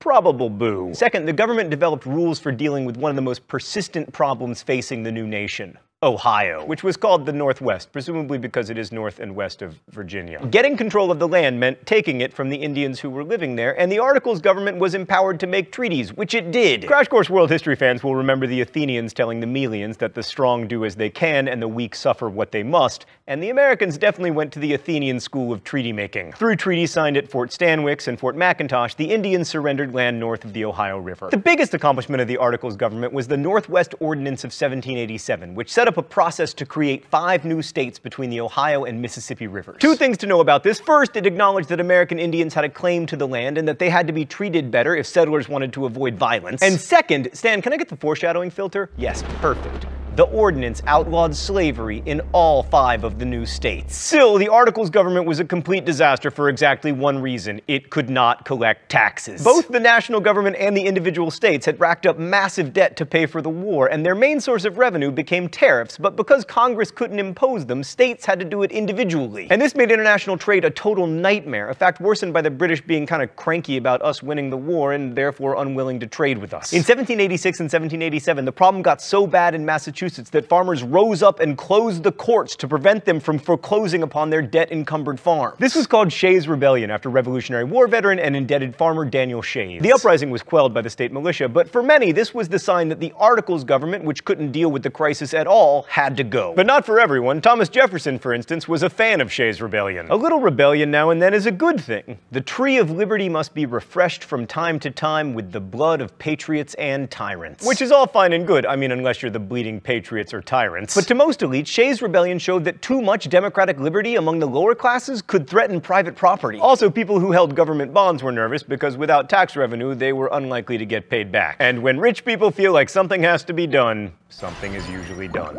Let's go to the thought bubble. The first attempt to do something was a meeting in Annapolis in 1786 aimed at better regulating international trade. Only 6 states sent delegates, but they agreed to meet the next year in Philadelphia to revise the Articles of Confederation. The delegates who met in Philly the next year had a funny definition of revision, though. Rather than make tweaks to the Articles, they wrote a new charter of government, the Constitution, which is, with some significant alterations, the same one that Americans live under and argue about today. Despite what some seem to believe, the 55 men who met in Philadelphia and hammered out a new form of government were not gods, but they were far from ordinary, especially for the time. Most were wealthy, some very much so. More than half had college educations, which was super rare since 0.001% of Americans attended college at the time. About 40% had served in the army during the war. But one thing they all shared was a desire for a stronger national government. The delegates agreed on many things. The government should have executive, legislative, and judicial branches, and should be Republican with representatives rather than direct democracy. But the devil appeared in the details. Alexander Hamilton, probably the biggest proponent of very strong government, wanted the president and Senate to serve life terms, for example. That idea went nowhere because the overarching concern of almost all the delegates was to create a government that would protect against both tyranny by the government itself and tyranny by the people. They didn't want too much government, but they also didn't want too much democracy, which is why our presidents are still technically elected not directly by regular people, but by 538 members of the Electoral College. This system is so Byzantine and strange that when American politicians speak of spreading democracy through the world, they never actually advocate for American-style elections. Thanks, Thought Bubble. Yes, I know, you have fantastic elections in Canada. Yeah, right, okay, all that too. I get it. Okay, it's US history, Thought Bubble. So conflicts between competing interests arose quickly at the Constitutional Convention in Philadelphia, the first being between states with big populations and those with small populations. Large states supported James Madison's Virginia plan, which called for a two-house legislature with representation in both proportional to a state's population, and smaller states, fearing that the big boys would dominate, rallied behind the New Jersey plan. New Jersey. This called for a single legislative house with equal representation for each state, as with the Articles of Confederation. But of course, coming from New Jersey, it had no chance of succeeding, and sure enough, it didn't. Instead, we got the Great Compromise, brokered by Connecticut's Roger Sherman, which gave us two houses. A House of Representatives with representation proportional to each state's population, and a Senate with 2 members from each state. House members, also called congressmen, served 2-year terms, while senators served 6-year terms, with 1/3 of them being up for election in every 2-year cycle. The House was designed to be responsive to the people, while the Senate was created to never pass anything, and it was so masterfully designed that it still works to this day. However, this solution created another problem: who should be counted in terms of representation? Slaveholding states wanted slaves to count toward their population, even though of course they could not vote because they were property. States with few slaves argued that slaves shouldn't be counted as people because, just to be clear, none of these dudes were not racist. This issue was solved with the notorious 3/5 compromise. For the purpose of determining the population, the total number of white people plus 3/5 the population of other persons, the word slave was never used, would be the basis for the calculation. So, yeah, that's still in the Constitution. The Constitution also contains a fugitive slave clause requiring any escaped slave to be returned to their master. And this meant that a slave couldn't escape slavery by moving to a state where slavery was outlawed, which meant that on some level, some states couldn't enforce their own laws. Spoiler alert, this becomes problematic. But except for the tyranny of slavery, the framers really hated tyranny. To avoid tyranny of the government, the Constitution embraced 2 principles: separation of powers and federalism. The government was divided into 3 branches: legislative, executive, and judiciary, and the Constitution incorporated checks and balances. Each branch can check the power of the others. The legislature can make laws, but the president can veto those laws. The judiciary can declare laws void too, but that's a power they had to grant themselves. You won't find it in the Constitution, I promise, you can look for it. And federalism is the idea that governmental authority rests both in the national and the state governments. As an American, I am a citizen both of the United States and of the state of Indiana. And the national government, the one set up by the Constitution, is supposed to be limited in scope to certain enumerated powers. Most other powers, especially the protection of health, safety, and morals, are left to the states. But the Constitution also seeks to protect against the radicalism that too much democracy can bring. The mostly rich framers worried that the people, many of whom were poor and indebted, might vote in congresspeople or, God forbid, a president in favor of, like, redistribution of property. To hedge against this, senators were elected by the states, usually by state legislatures, and they were supposed to be like leading citizen types. You know, the kind of good Americans who take bribes and have adulterous affairs in airport bathrooms and patronize prostitutes and shoot Alexander Hamilton. Anyway, the other hedge against too much democracy is the aforementioned Electoral College, which many Americans hate because it has the potential to elect a president who did not win the popular vote. But that's kind of the point. The electors were supposed to be prominent, educated men of property who were better able to elect a president than, like, the rabble. But the Constitution of the United States is a really impressive document, especially when you consider its longevity. I mean, as Crash Course World History fans will remember, the nation-state is pretty new on the historical scene, and the United States established by the Constitution is actually one of the oldest ones. But the Constitution would be meaningless if it hadn't been ratified, which it was, but not without a fight that helped clarify America's political ideology. 9 out of the 13 states were required to ratify the Constitution, and special conventions called for the purpose. In order to convince the delegates to vote for it, 3 of the framers, Alexander Hamilton, James Madison, and John Jay, wrote a series of 85 essays that together are known as the Federalist Papers. Taken together, they're a powerful and ultimately persuasive argument for why a strong national government is necessary and ultimately not a threat to people's liberty. Oh, it's time for the mystery document? The rules here are simple. If I name the author of the mystery document, shock as in surprise. If I don't, shock as in all right, Stan, let's see what we got here. If circumstances should at any time oblige the government to form an army of any magnitude, that army can never be formidable to the liberties of the people while there is a large body of citizens, little, if at all, inferior to them in discipline and the use of arms, who stand ready to defend their own rights and those of their fellow citizens. This appears to me the only substitute that can be devised for a standing army and the best possible security against it, if it should exist. Federalist Papers, Alexander Hamilton. Yes! Too easy, Stan, although I appreciate the opportunity for a rant. The whole idea of the Second Amendment was that the people could protect themselves from a standing army by being equally well armed. Which these days would mean not that citizens should have the right to buy assault rifles, but that they should have the right to buy, like, unmanned drones. And arguably suitcase nukes. And by the way, in the Constitution, this is not listed as a privilege, it is listed as a right. And as a right, if I can't afford my own Predator drone, I guess the government should buy one for me. It's almost as if Alexander Hamilton had no way of knowing that weaponry would one day advance past the musket. P.S. You know how Alexander Hamilton died? Gunshot! Sorry, I had to. I am on a roll. So it would be easy to ignore the people who opposed the Constitution because, you know, they lost. But some of the ideas of these so-called anti-federalists were particularly powerful, and they deserve a bit of attention. Anti-federalists, unlike the mostly wealthy federalists, were usually supported by common people, small farmers who weren't as involved in commercial activity. They saw less need for a strong national government that would foster trade and protect creditors. And the anti-federalists were very afraid of a strong government, especially one dominated by the wealthy. Writers like James Winthrop held that a large group of United States would be like an empire, and that no extensive empire can be governed upon republican principles. As evidence, he could point to Britain, or all the way back to Rome. Smaller, more local governments are more responsive to the people and better able to protect their rights. To the anti-federalists, that meant state governments. And while ultimately the Federalists won out and the Constitution was ratified, the issue of how large government should be did not go away. So the Constitution was really only a starting point. It's a vague document, and the details would be worked out in the political process, and then on the battlefield. Thanks for watching. I'll see you next week. Crash Course is produced and directed by Stan Muller. Our script supervisor is Meredith Danko. The show is written by my high school history teacher, Raoul Meyer, and myself, edited by Stan and Mark Olson. The associate producer is Danica Johnson, and our graphics team is Thought Bubble. If you have questions about today's video or anything about American history, good news, there are historians in comments, so ask away. Thanks for watching Crash Course, and as we say in my hometown, don't forget to be awesome.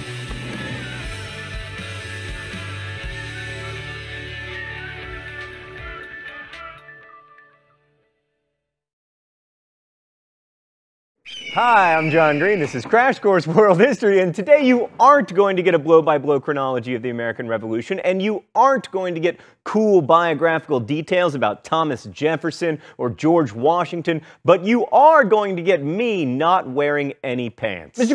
Green, did you know that George Washington might have had slave teeth implanted into his jaw? Yeah, I did, me from the past, and while it's fun to focus on metaphorically resonant details, what we're concerned with here is why the American Revolution happened and the extent to which it was actually revolutionary. Plus, for the first time in Crash Course history, I have a legitimate chance of getting through an entire episode without butchering a single pronunciation. Unfortunately, next week we will be in France, and je parle français comme un idiote.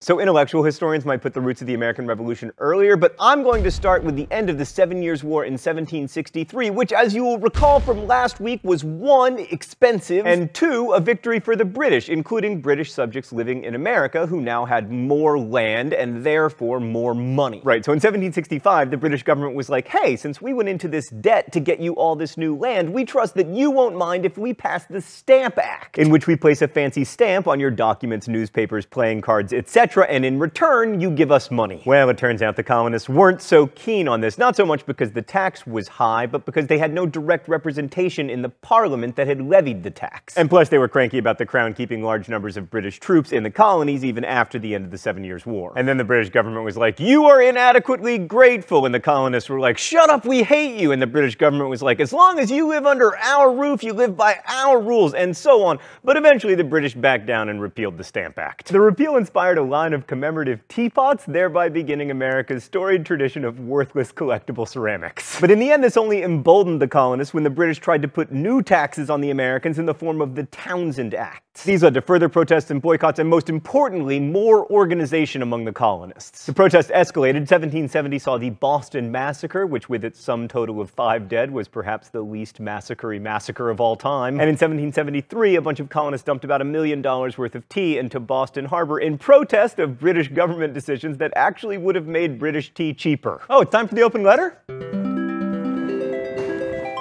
Ah, oh, that did not go well. An open letter to tea. But first, let's see what's in the secret compartment today. Oh, it's a gigantic tea bag. Let's see what flavor it is. Bitter tyranny variety. Dear T, like all Americans who love justice and freedom, I hate you. But I understand you're quite popular in the UK, where the East India Company would periodically go to war for you. But what fascinates me about you, T, I mean aside from the fact that people choose to drink you when there are great American refreshments available like Mountain Dew, is that even though you're stereotypically English, you're not English. It's Chinese or Burmese or Indian, no one really knows, but it's definitely not English. You didn't even have tea until like the 1660s. Posers. Best wishes, John Green. So the Boston Tea Party led to further British crackdowns, and then mobilization of colonial militias, and then Paul Revere, and then actual war. But you can hear all about that stuff on like TV miniseries. I want to focus on one of the ways that colonists protested unfair taxation. Let's go to the thought bubble. As previously noted, the English crown benefited tremendously from the import of consumer goods to the American colonies, and one of the most effective ways American colonists could protest taxation without representation was by boycotting British products. In order to enforce these boycotts, the protesters created committees of correspondence, which spread information about who was and was not observing the boycotts, and these committees also could coerce non-compliers into compliance, which is to say that they were creating and enforcing policy. Kind of like a government does. The Maryland Committee of Correspondence, in fact, was instrumental in setting up the first Continental Congress, which convened to coordinate a response to the fighting that started in 1775. This was back when Congresses did things, by the way. It was awesome. Anyway, the Continental Congress is most famous for drafting and approving the Declaration of Independence. No thought bubble, that's the Will Smith vehicle, Independence Day. I mean the Declaration of Independence, right, that one. It's not your fault, you guys are Canadian, you've never declared independence. Worth noting, by the way, that the Congress edited out more than a quarter of Jefferson's original declaration, and he forever after insisted that they'd, quote, mangled it. Anyway, I would argue the heavy lifting of the American Revolution was already done by the Declaration. In truth, by the time the shooting started, most of the colonists were already self-governing and had developed a sense of themselves as something separate and different from Great Britain, as evidenced by these committees of correspondence, which functioned as shadow governments, eventually reaching out to foreign governments, establishing an espionage network, tarring and feathering loyalists and royal officials, which, by the way, is incredibly painful and dangerous to the victim, and even recruiting physicians to tell American men that drinking British tea would make them weak and effeminate.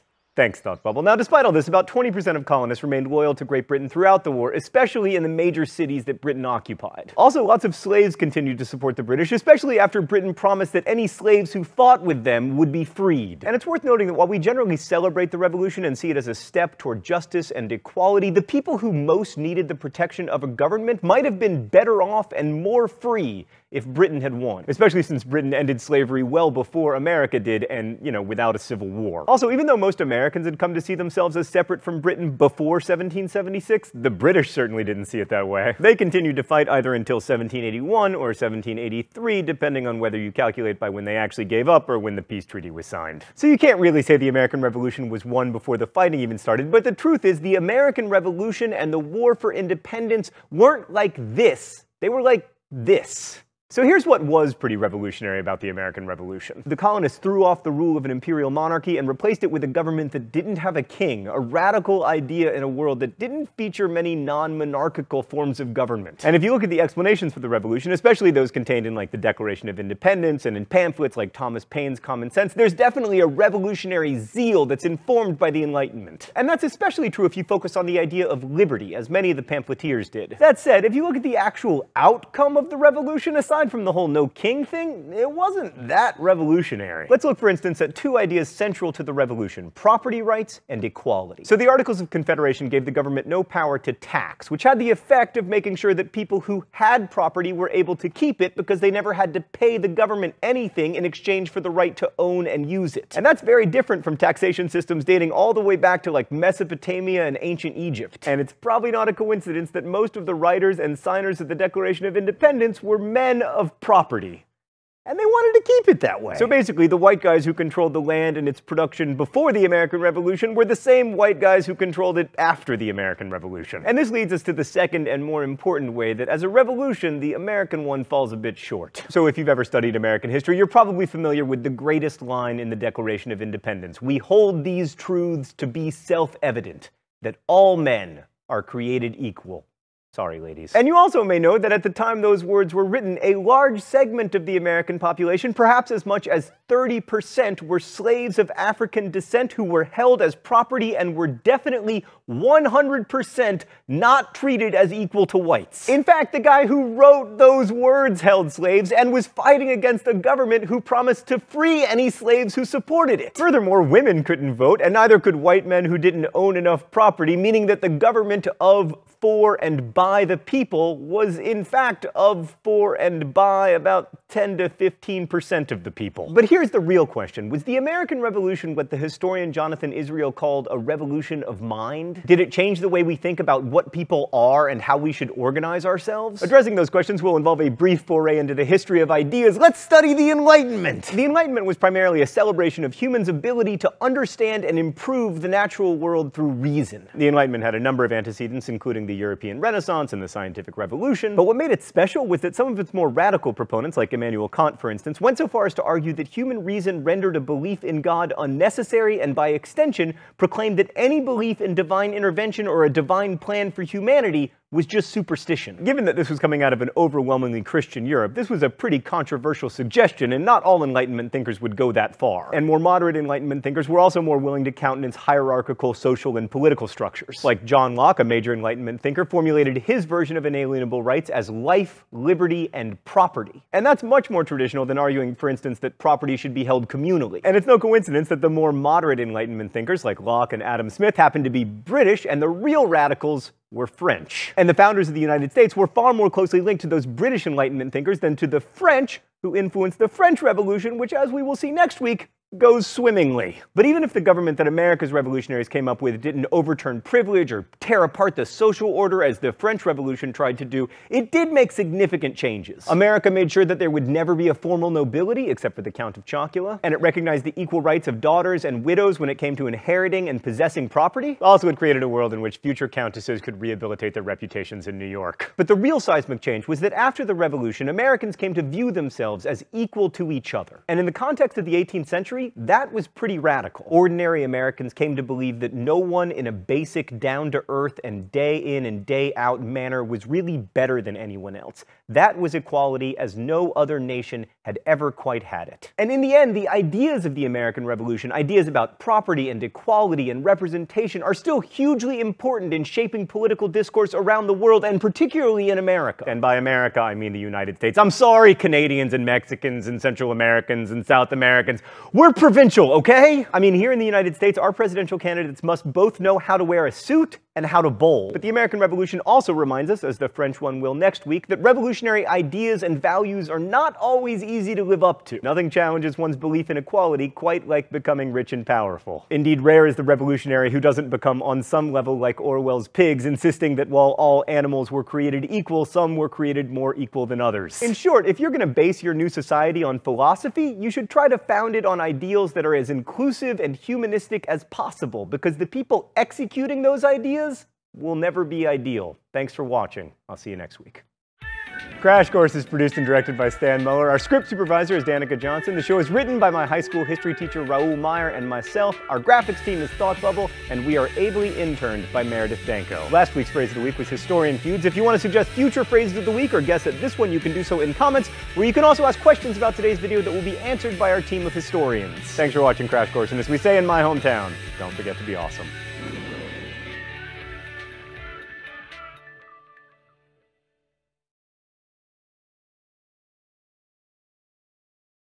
When we're talking about major wars in colonial North America, we tend to think about the American Revolution, not its earlier iteration, the 7 Years' War. And I think that's a shame because the 7 Years' War was incredibly influential, not only on the American Revolution, but on the complexion of the world. Thanks to the 7 Years' War, Canada became a British country, not a French country. The Acadians moved down to Louisiana and became known as the Cajuns. And most importantly, England became the world's preeminent empire. So if you've been following along this far, you may have noticed two things. One, that the people who named this war seem to be very bad at math because 1754 to 1763 is 9 years, not 7. And that this war seems to have two names, both the 7 Years' War and the French and Indian War, which is a name you perhaps have heard before. Well, let me tackle those two oddities in reverse order. So not only does the 7 Years' War have two names, it has a whole number of names. It's called the 7 Years' War, the French and Indian War, the War of the Conquest, the Pomeranian War, the Third Silesian War, the Third Carnatic War. This is a war with a whole bunch of names, and the reason that it has a whole bunch of names is that it was fought in a whole bunch of places. The 7 Years' War was really the first global war, and we're talking 150 years before World War I. Aspects of the 7 Years' War, as you can kind of see from this map, were fought in Europe, in South America, the coasts of Africa, in India, the Philippines, and, of course, in North America. The many different names come from the many different fronts of this war. And I would say that French and Indian War is actually the name for the North American front of this war, or theater of this war. So there are two reasons why I think 7 Years' War is a better name than French and Indian War. One is that 7 Years' War gets at the idea that it was not just happening in North America, it was happening all over the world, so it shows that it was a global war. But I also think 7 Years' War is a better name than French and Indian War because I think French and Indian War is kind of confusing because you would think that it means that the principal parties in this war were the English versus the French and the Indians, when in fact it was the English and their Indian allies versus the French and their Indian allies. Native Americans fought on both sides of this conflict. So rather than the English and Indian versus French and Indian War, let's go with the shorter 7 Years' War. Which brings us back to our awkward date range. So the reason that it's called the 7 Years' War is because the English didn't actually declare war on the French until 1756. So even though fighting started a little bit earlier in North America, the true range of dates, at least in legal terms, is from 1756 to 1763, or 7 years. It's a complicated name for a complicated war, but really what it came down to was England and France duking it out over who was going to be the supreme imperial power in the world. And they were concerned about who was going to have the most territory in the world. Therefore, their concern over who was going to control North America in their competing claims here, and also access to trade. So who was going to be able to trade with North Americans? Who was going to be able to trade with the lucrative Indian subcontinent? And who would be the leading power in Europe? So let's dial in a little closer on the North American theater of this war, which will have the most effect on the future United States. All right, so here is a map of territorial claims by European powers in North America before the 7 Years' War. Now you can see that there are some places where they overlap, which is really going to be the heart of the problem in this conflict. So England, shown here in red, I'm going to outline it a bit, was, as you know from your early American history, here along the eastern seaboard of what's today the United States and also up into Canada. France claimed this interior region of Canada and today the territorial United States. And Spain was in the mix here. Remember, Spain has still been a fairly influential colonial power in Florida and in contemporary Mexico, and also down here in Cuba and South America. All right, so we've got 3 major European powers in the mix here in North America: England, France, and Spain. But what this map doesn't show is the American Indian powers who are also in this area. So most of this region, really west of the Appalachian Mountains, is Indian country. And the majority of inhabitants were Native Americans, and they really held the majority of power in this region as well. So major Native American groups that are in play in this conflict are the Iroquois Confederacy and also Cherokees, Hurons, Algonquins,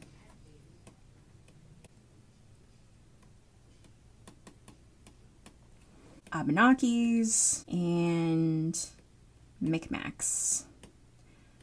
And that's just a small sampling. So you can see that there are a number of important Native American tribes who are specifically in this area of Canada, which is disputed, and also living in the greater Appalachian region. So what does each of these groups want? Well, England definitely wants territory. They want to make sure that their English settlers along the eastern seaboard, whom we'll soon be calling Americans, have room to expand. The French want to make sure that they still have access to trade with Native Americans because their main concern is fur, which is a very valuable commodity in Europe. And Spain wants to make sure that they have access to their sugar islands and also their precious metals in the Caribbean and in South America.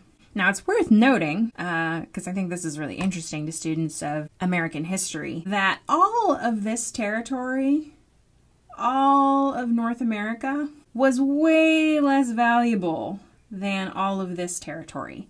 Because we're not talking about just value in land, we're talking about value in commodities. And what the Caribbean had was sugar. And sugar is the most valuable crop in this time period. So a tiny island down here in the Bahamas is probably worth more to a European power than the entire interior of North America. And what do these Native American groups want? Well, some of them want help with revenge on each other.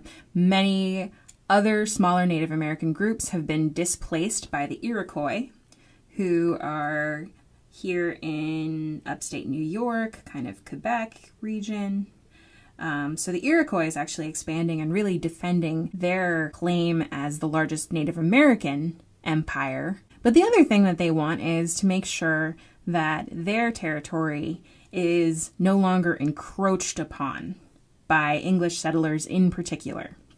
Now, one mistake I see early students of U.S. history making is thinking that all Native Americans kind of shared a cultural and political bond, right? That they saw themselves as one larger people who had to unite against the encroachment of Europeans.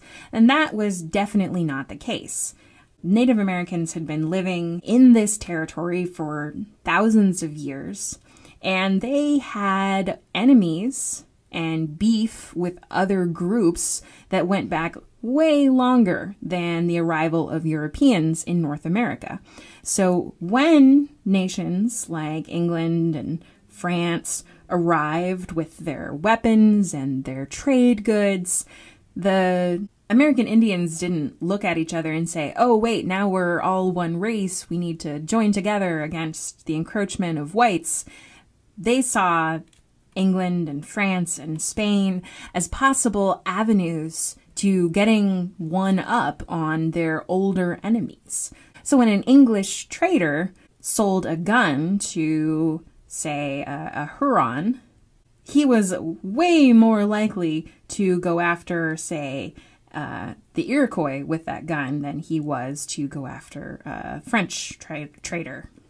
So another reason why the 7 Years' War is a better name for the French and Indian War than French and Indian War is because these Native American groups did not ally all with France.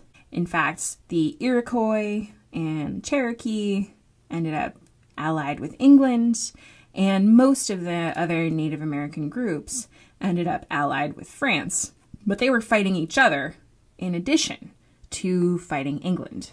All right, so the stage is set for this conflict with all of these competing groups in this unclear territory, and how this turns into a war we'll get to in the next video.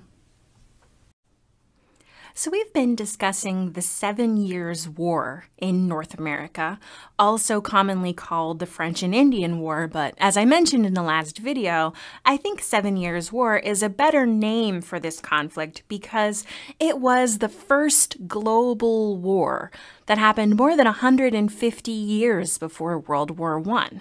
And this global war was, at its heart, about who would be the dominant empire in the world. Would it be England or would it be France? Now, in the North American theater of this war, England, France, and their Native American allies on both sides were vying for territory, and particularly territory along the Appalachian Mountain Range in upstate New York, Canada, this kind of western territory that was the border between the English settlement and Indian country to the west. So in this video, let's talk about how the war actually progressed and what its consequences were for North America and later the United States. All right, so we've got the English, the French, and a number of Native American tribes all kind of jostling for position in North America. Now, what stresses the British out the most is the presence of the French in the Ohio River Valley. Both the British and the French have laid claim to this territory.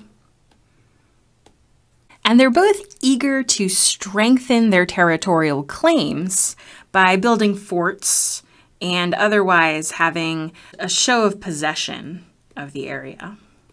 They argue over who had a presence there first. So to establish the English presence in the Ohio River Valley, the English send a young officer named George Washington to build a fort. George Washington is only 22 years old at the time. And he and his men go out to this area, and they run into some French with their Native American allies at Fort Duquesne, which is where the Allegheny, Monongahela, and Ohio rivers come together, which is today Pittsburgh. So George Washington and his allies get the jump on the French, but that doesn't last very long. They're overpowered and they fall back and establish Fort Necessity on account of it was necessary. And they managed to hold out for a little while, but eventually the French, the Canadians, and their Native American allies force Washington to surrender, and he goes back to Virginia. So that's 1754. And we'll call that fail number 1. All right, so then a year later, 1755, the British try to displace the French from Fort Duquesne once again, and they send Major General Edward Braddock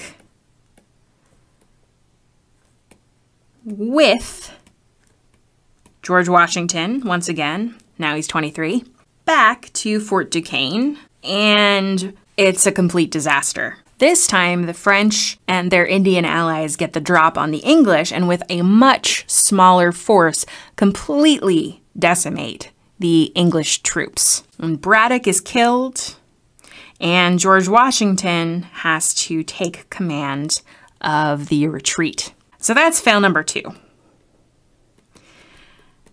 In general, this war does not go terribly well for the British at the beginning, except in one area, Acadia, where the British managed to attain control and they kick out the French settlers, the Acadians, who are transported down to the French settlement of New Orleans in Louisiana, where eventually their name becomes garbled and they're known as the Cajuns. Not the Acadians, but the Cajuns. In 1756, England finally gets around to actually declaring war on France.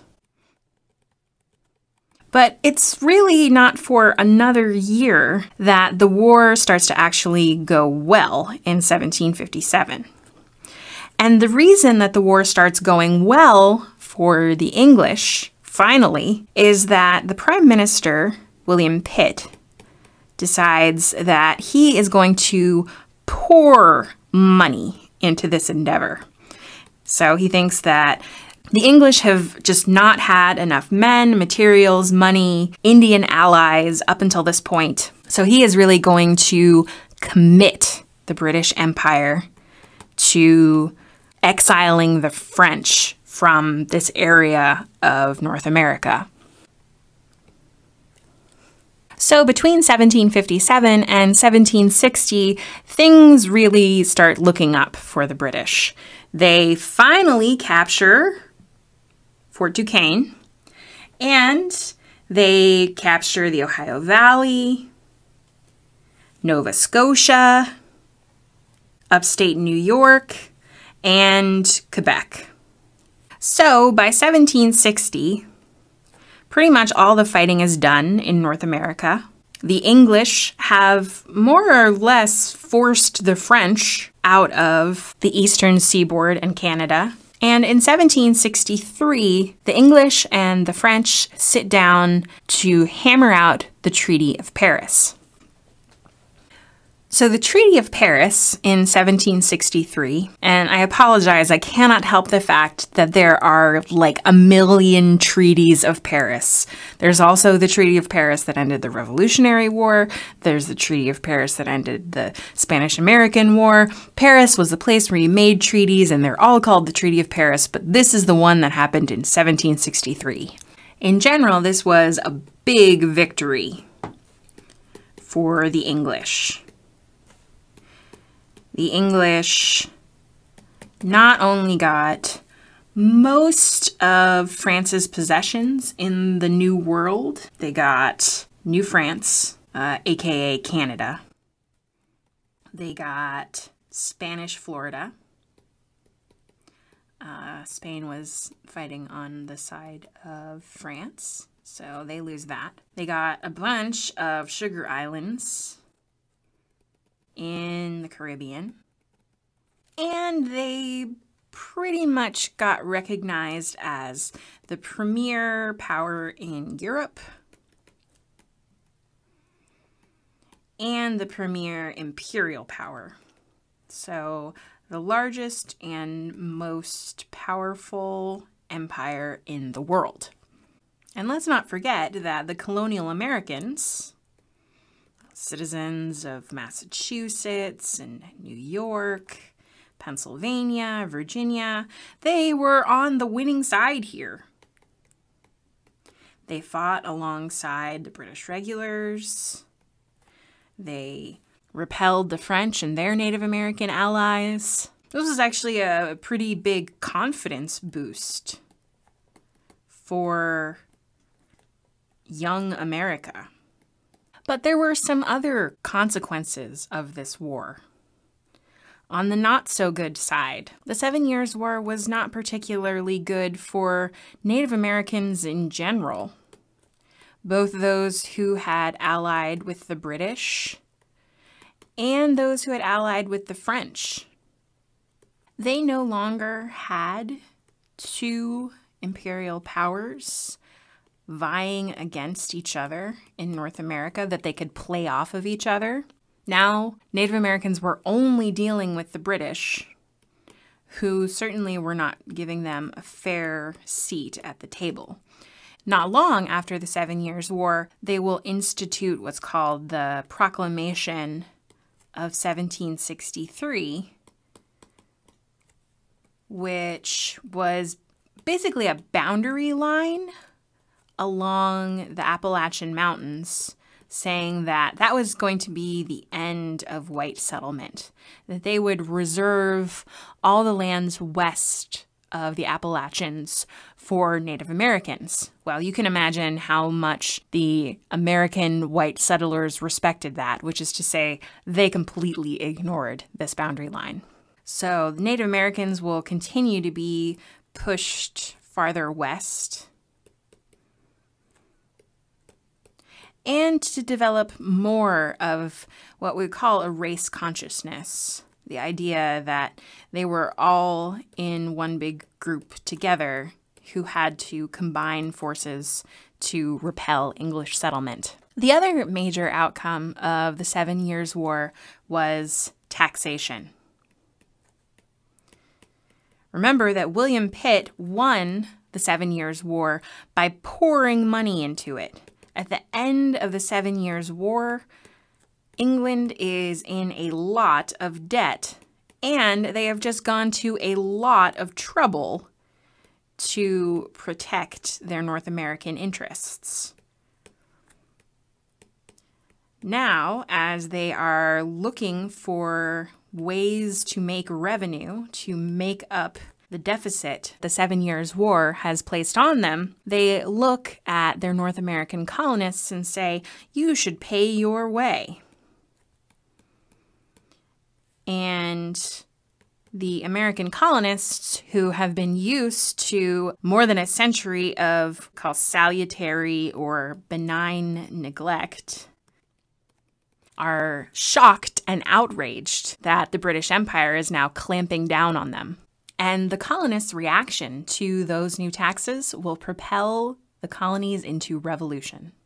On July 4th, 1776, the delegates to the Second Continental Congress approved the Declaration of Independence. And we know parts of it very well. For example, we hold these truths to be self-evident that all men are created equal. The Declaration of Independence was really the point of no return for the young United States of America, making an appeal to the rest of the world to say that their time as a colony of the United Kingdom had ended. Now, the principal author of the Declaration of Independence was this man here, Thomas Jefferson.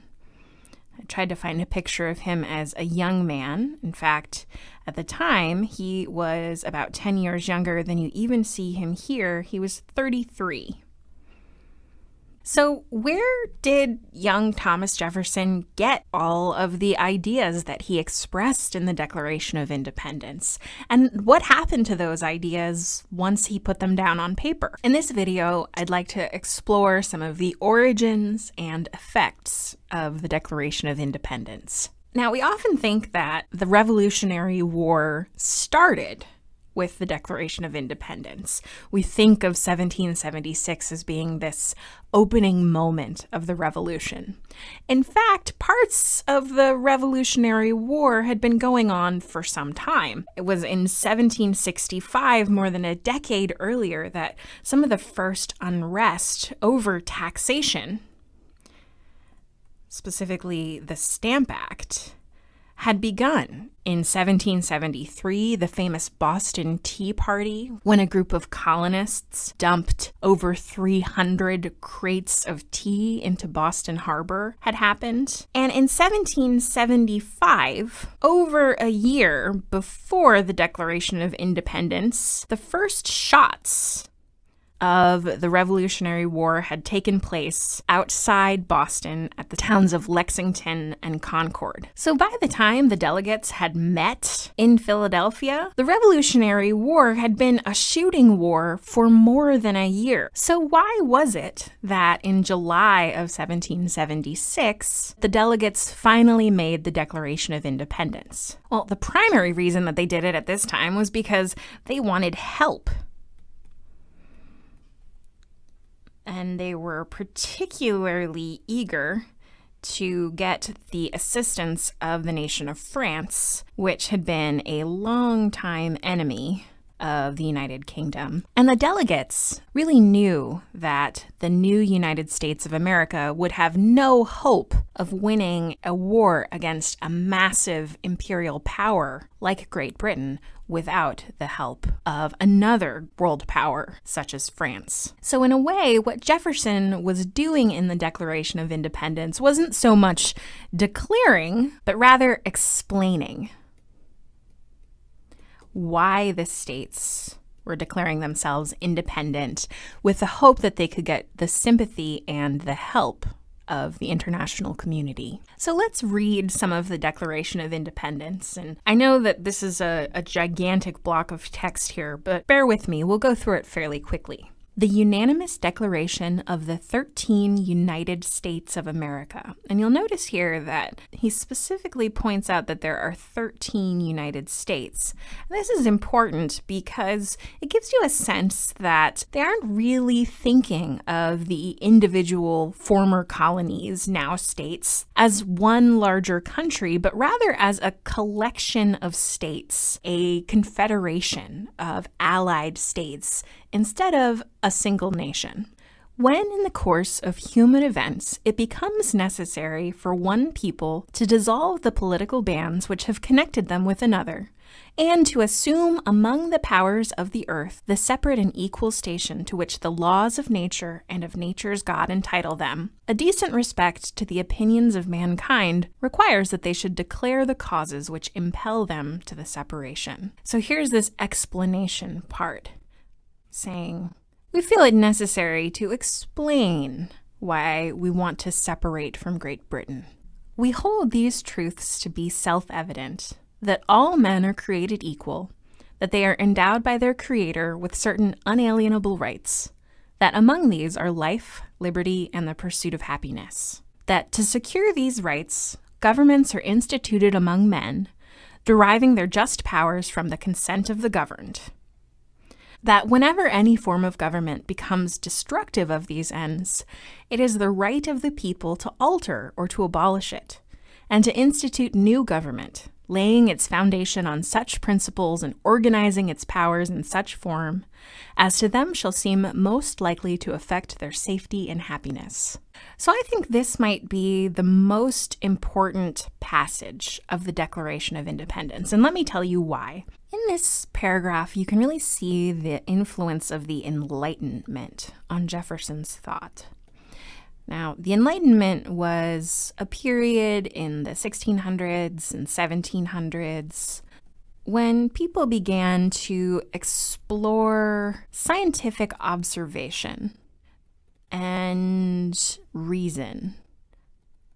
They became more interested in observing the world around them and trying to make reasoned arguments from what they saw, as compared to accepting the religious explanations for how the world worked. And during the Enlightenment, many philosophers began to rethink government as well, kind of questioning whether the governmental system in Europe and other places was the right system. There was one philosopher in particular who really captured Jefferson's imagination, and his name was John Locke. So John Locke was an English philosopher who had lived in the 1600s, and he wrote a book that had really influenced Jefferson and many thinkers in this time period called Two Treatises on Government.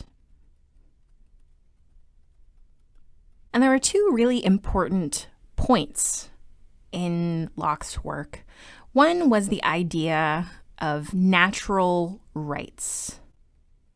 And what Locke meant by natural rights are rights that were endowed by nature, that all people were born with. Now, if you think about Europe in this time period, there was a sense that some people were born with more rights than others. In fact, there was the idea of the divine right of kings, that the king or monarch of any sort had been born the king because God wanted that person to rule. Well, Locke rejects that. He says, when people are born, they're all born the same, and they all have rights that can't be given away, that are unalienable, and those are life, liberty, and property. Sounds pretty familiar, doesn't it? Now, the other important idea that Locke had is the idea of the social contract. The idea of the social contract was that government came from the people, that society members got together and agreed on what the forms of government should be, so that the only just government was one that took into account the opinions of the people who live within it. Now, you see that here too. Governments are instituted among men, deriving their just powers from the consent of the governed. And there's a third thing that Locke suggests that Jefferson also gets at, which is that when governments become tyrannical, when they do not abide by the social contract, it is the right of the people to rebel. All right, back to the Declaration. So most of the rest of the Declaration is just a list of grievances of what the king has done to the colonies that has made them very angry. And this is an extremely abridged list of them. I highly recommend you read the entire Declaration because I think it gives you a really good sense of what the colonists were thinking at this time period. But here are some of the highlights. Jefferson says that the king has kept among us in times of peace standing armies without the consent of our legislatures. So those are the British regulars who've been stationed in North America for a long time. For cutting off our trade with all parts of the world. This is the Navigation Acts that said that the colonies could only trade with Great Britain. For imposing taxes on us without our consent. The idea of taxation without representation, which really motivated the colonists to rebel. And so forth and so on. Now, it's worth noting that the Declaration of Independence, as an explanation hoping to get France on the side of the new United States, worked very well. The United States allied with France, which led them to win the Revolutionary War in 1783. But as we close, it's worth pondering what it was that Thomas Jefferson really meant by the phrase, "all men are created equal." The Revolutionary War didn't abolish slavery in the United States. In fact, Jefferson himself owned over 100 enslaved people of African descent. So when Jefferson said, "all men are created equal," was he thinking only of all white men? Was he thinking only of elite white men? After all, after the Revolution, only a handful of propertied elite men could vote. But then there's this larger idea here. He's saying that your ordinary man wasn't born any different than someone who was born a king. So why should someone who was born black be different than someone who was born white? It's hard to imagine how Jefferson separated those things in his mind. Certainly others at the time period realized that there was an inherent contradiction between slavery and also between the rights of women and the idea that all men are created equal. Over time, the rhetoric of the Declaration of Independence would go on to spur many different movements for independence and civil rights, the most notable of which being the French Revolution, which took much of its rhetoric from the American Revolution. And later, in 1848, the first women's rights movement would gather at Seneca Falls, New York, and release what they called the Declaration of Sentiments, which began, "all men and women are created equal." So Jefferson's ideas here are both deeply radical, insisting that ordinary people are just as good as kings and even more entitled to decide their own form of government. But that revolution only went so far. It didn't change much about the status of everyday citizens in the United States. But it put forward an ideal which we've been working toward ever since. During the American Revolution, everyone became a little bit of a philosopher. Walking down the street in Boston, past coffee houses and taverns, you might hear ordinary people debating equality and natural rights. Before it was even a political revolution, the American Revolution was a revolution of ideas. You see these ideas all over the literature of the time period. Perhaps most famously in Thomas Jefferson's language in the Declaration, that all men are created equal, endowed with certain unalienable rights. The idea that everyone has the natural right to life, liberty, and the pursuit of happiness. You would see it in the most famous slogan of the Revolution, "No taxation without representation." The idea that the people should have a say in the laws that affect them. The revolution even went so far as to criticize the idea of monarchy, which pamphleteer Thomas Paine called absurd. These ideas criticized long-standing social norms about who deserved to rule versus who deserved to be ruled. It's likely that most of the founders thought these ideas primarily applied to the political struggle between the colonies and Great Britain. But it wasn't just elite white men who considered these radical notions and thought about how to apply them to their own lives. These revolutionary ideals increased the awareness of inequalities in society more broadly and caused some people to call for changes in voting rights, in the institution of slavery, and the status of women. One major change that the revolutionary ideals caused was an expansion of political democracy in state governments. So after the revolution, all the states wrote new constitutions, and every one of them instituted a representative government through an elected legislature. And almost all of them also reduced the property requirements for voting and office holding, which previously had limited the franchise to wealthier white men.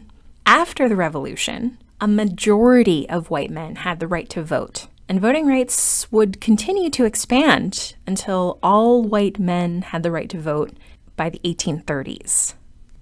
In fact, some state constitutions, like New Jersey's, didn't specify who could vote so long as they met the new lower property requirements. So between the Revolution and 1807, when they changed the law, property-owning women and free people of color could vote. Another social change that was brought on by these revolutionary ideals was the emergence of the abolition movement to end the practice of slavery. So almost all of the founders were slave owners, and they didn't seem to notice any contradiction between the idea that all men are created equal and keeping Africans in perpetual bondage, but that did not mean that others missed the connection. During the Revolution itself, many enslaved people escaped, filed petitions for freedom, or they joined the military to gain freedom on the side of the Americans, but more frequently on the side of the British, who offered freedom in exchange for serving in the army. After the Revolution, northern states either abolished slavery or they began a process of gradual emancipation. So, saying that enslaved people who were children might remain in slavery until they were in their mid to late 20s, and then would be free, and their children would be free. So that over the course of the late 1800s and early 1900s, in most northern states, slavery was either entirely eliminated or phased out to the point that there was a very small enslaved population. Southern states did not abolish slavery in response to the Revolution, and this would continue to expand sectional tensions between the North and the South until the Civil War. The last change in social values that I want to discuss relates to women's role in the war. Women played a pretty crucial role in supporting the independence movement, and they also drew on the rhetoric of revolutionary ideas to support their claims for an improvement in status.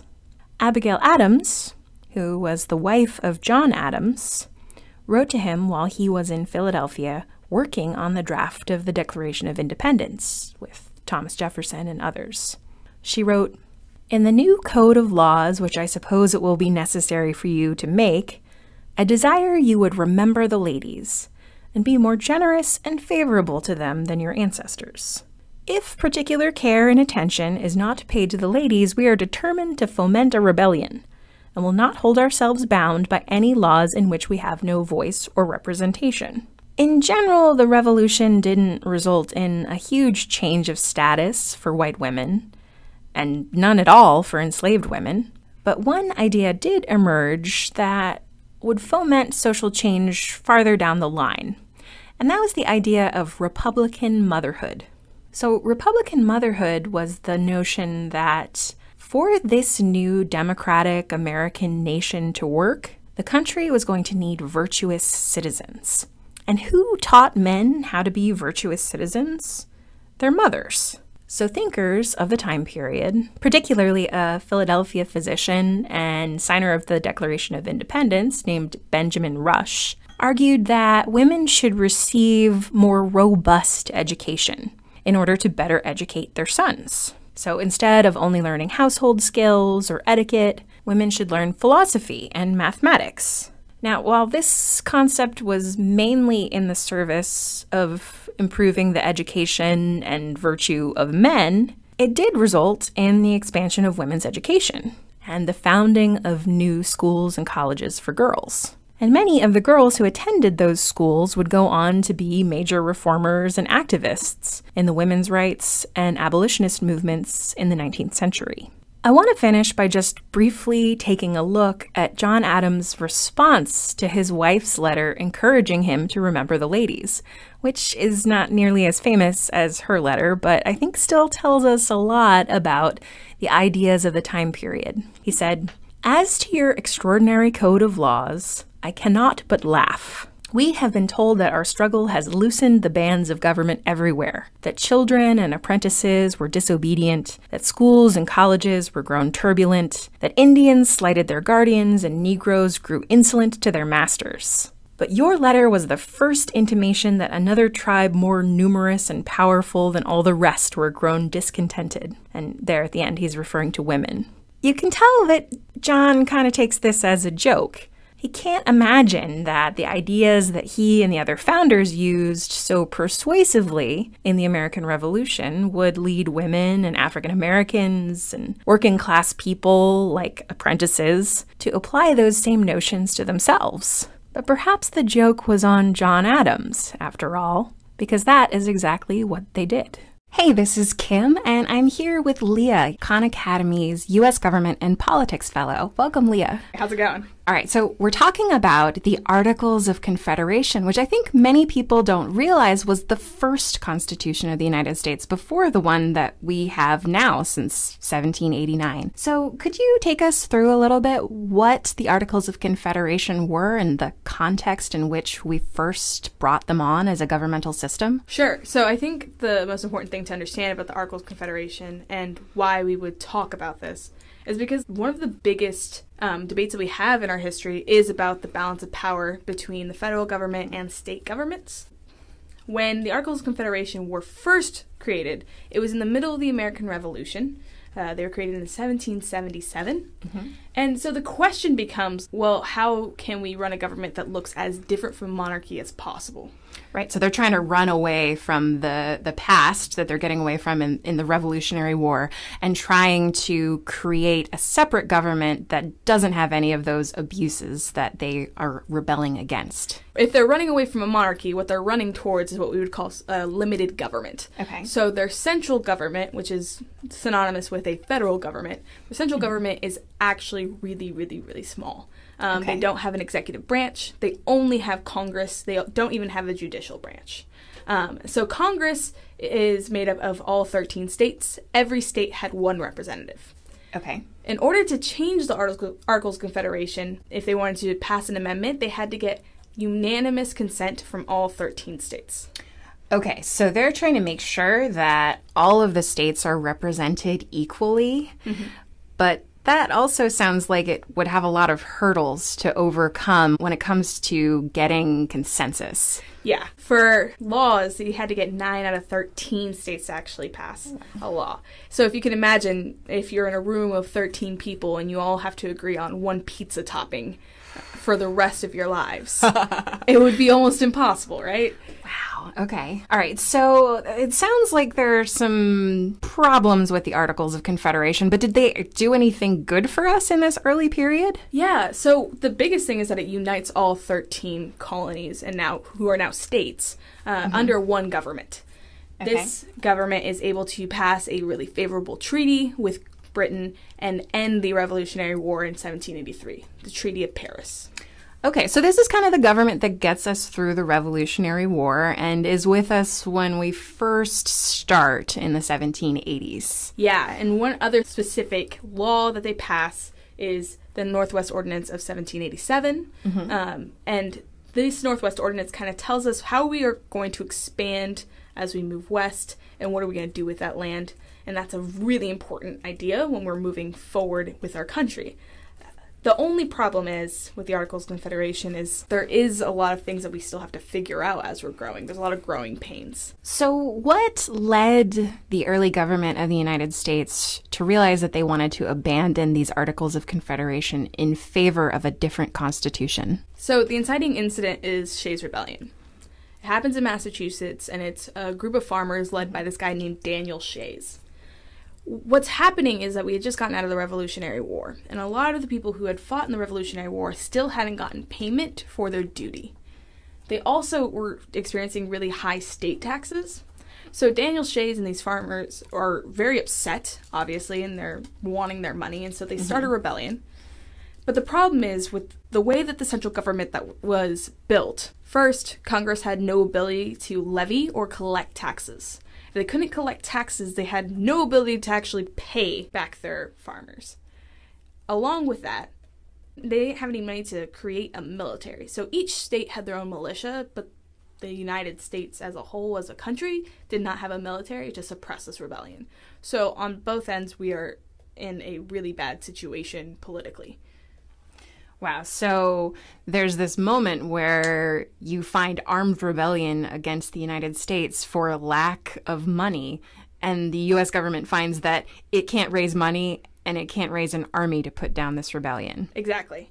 And so there is this fear immediately. And what we see is a lot of the founding fathers that we know and really respect today, like George Washington and Ben Franklin and Alexander Hamilton and James Madison, they get together and they say, this is a problem, we need to change what we have. And this leads to the Constitutional Convention, in which we draft our second constitution.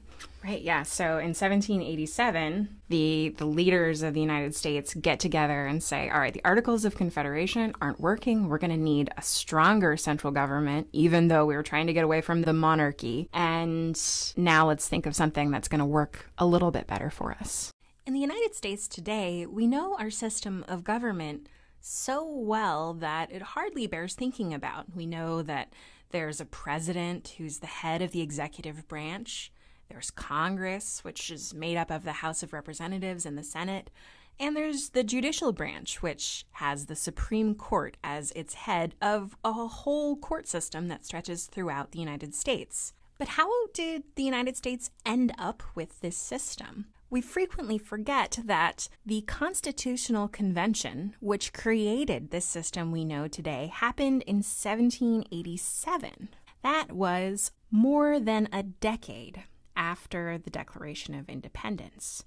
So there was this 11-year plus period before the United States had its modern-day Constitution. And during that time, fought the Revolutionary War, won in 1783, and tried out a completely different system of government called the Articles of Confederation, which we talked a little bit more about in another video. Now, the Articles of Confederation had a very strong sense of limited government.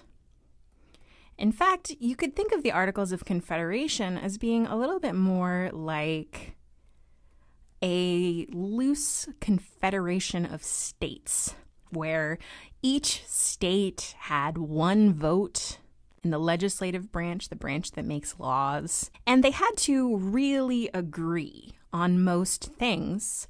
9 out of 13 for most legislation, and unanimous agreement for any kind of amendments to this system. And I think it's clear why the founders first went with this system of limited government, because they had just revolted against a monarchy. They thought of the states as being in what they called just kind of a league of friendship. You could almost see it as being similar to the European Union today. Independent nations who do some things together for foreign policy reasons and economic reasons. But by the late 1780s, it was becoming clear that the Articles of Confederation were not working. With such a weak central government, it was really hard to get things done. They couldn't raise taxes. They couldn't raise a military.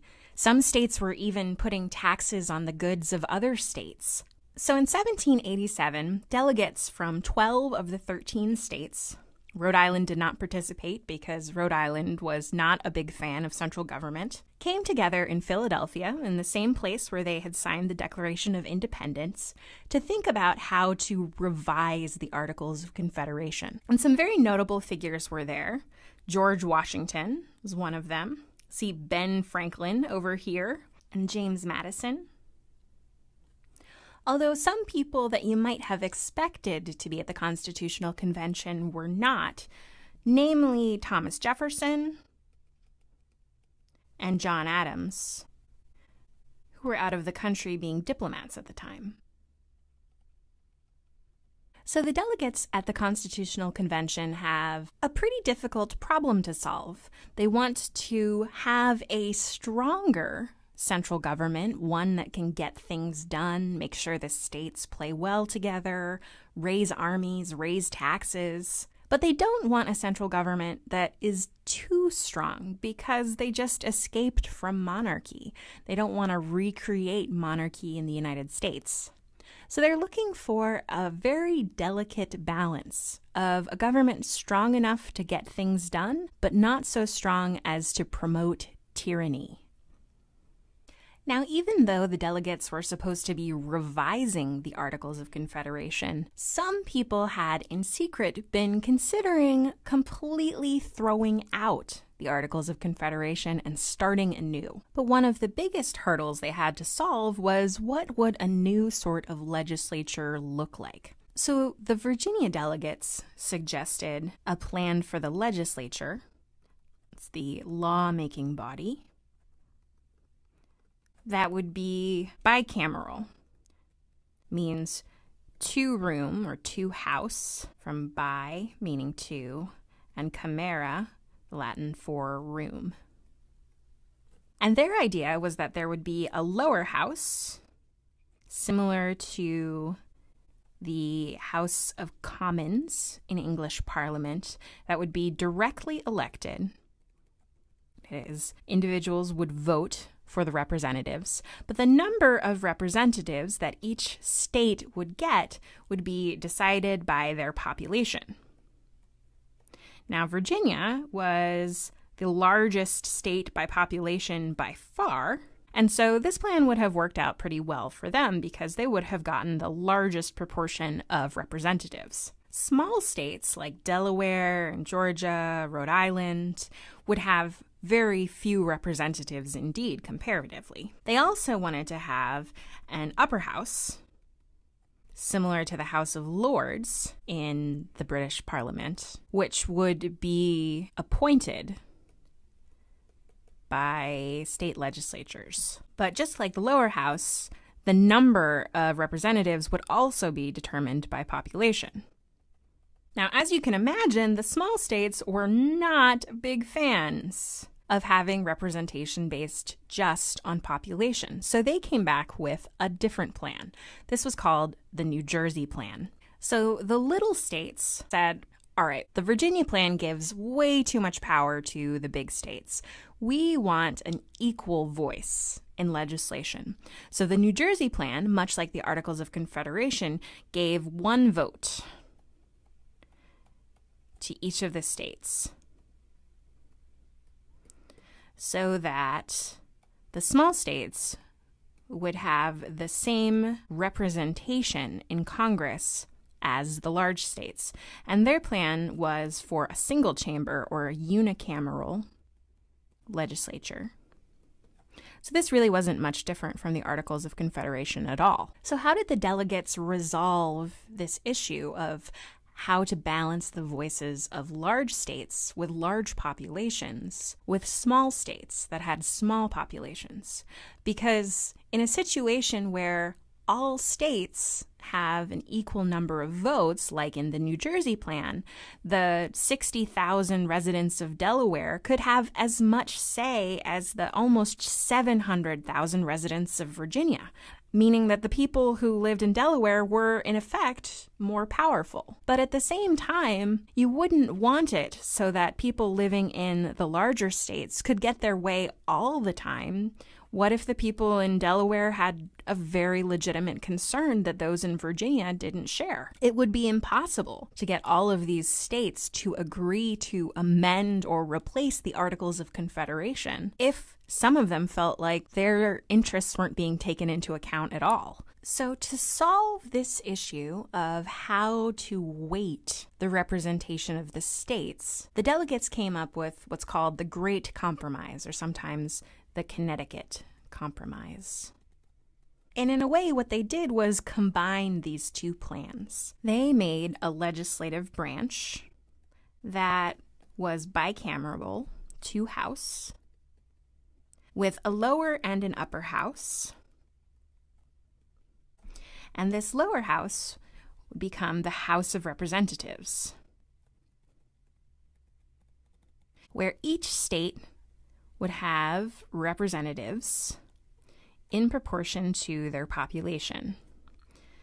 So states that have large populations have more representatives. States with small populations have fewer representatives. And those representatives would be directly elected by the people. Now, and this time, the people was a fairly small proportion. To vote in the 1790s, You had to be a white man with fairly significant property. So it wasn't full suffrage. It wasn't even full suffrage for white men. But these folks were elected by vote. Then this upper house would be the Senate. And in the Senate, each state would have 2 senators, regardless of their size, so that as legislation moved through Congress, first from the lower house, where it would be approved, and if approved, sent to the upper house, there all states would have an equal voice in whether legislation was passed. And in this upper house, the senators would not be directly elected, but rather appointed by state legislatures. And in fact, senators were appointed into the 20th century. Now, the Great Compromise wasn't the only compromise made at the Constitutional Convention. They made a number more, and we'll talk more about those and about the other 2 branches of the government in the next video. In the last video, we discussed the Great Compromise made at the Constitutional Convention in 1787, where delegates who were trying to craft a new governmental system for the United States agreed on how the legislative branch of the government would be set up. And the agreement they made was that it would be a 2-house or bicameral legislature with a House of Representatives, where the representatives would be apportioned based on state population, and then a Senate, where every state would get 2 senators regardless of its size. And this is just one example of how the framers of the Constitution tried to introduce a notion of balance. In this video, I want to zoom out a little bit and look at the broader Constitution, because the legislative branch was really only one part of it. In fact, there are 7 more articles of the Constitution. So here I'd like to spend some time taking a closer look at some of the other articles, paying special attention to the executive branch and the judicial branch. But before we do that, I just want to take a moment to marvel at the size of the Constitution. Not because it's so big, but because it's so small. So this is the first page of the Constitution, famously starting with "We the People." But the entire original Constitution could fit on 4 pages. Compare that to the constitutions of many other nations, which are hundreds of pages long. And I think the idea here in having a constitution that's really only 7 articles long was that it was going to set down principles. This wasn't going to be a whole set of laws that outlined everything that a state should do in any situation, but rather a set of broad ideas around which lawmaking decisions could happen. In a way, you could think of the Constitution as being kind of broad enough to be flexible. They spoke in larger generalities that could be applied to many different situations. And I think the proof that this was a good way to think about putting together a constitution is just in the fact that we still have this constitution today, more than 200 years after it was written in 1787. The U.S. Constitution is the oldest constitution in the world that is still in effect at the national level. And I think that's a pretty big deal. So how did this Constitution work? Well, let's look a little bit more closely at these first 3 articles and the branches of government that they created. So one of the ways that the framers of the Constitution attempted to remedy the problems caused by the single branch government under the Articles of Confederation was creating a 3-branch government. So one branch established in Article 1 would be the Congress, and within this building is the House of Representatives and the Senate. And this would be, in the eyes of the framers, really the most powerful of the branches. They gave Congress the power to make law, to tax, to raise an army, to coin money, They really envisioned that most of the day-to-day operations and most of the power of government would fall under the duties of Congress. But one thing that the Articles of Confederation had lacked was a powerful executive. So the second branch of government, established in Article 2, is the executive branch, the head of which is the president. And the job of the executive would be to enforce or carry out the laws made by Congress. And that would include doing things like waging war.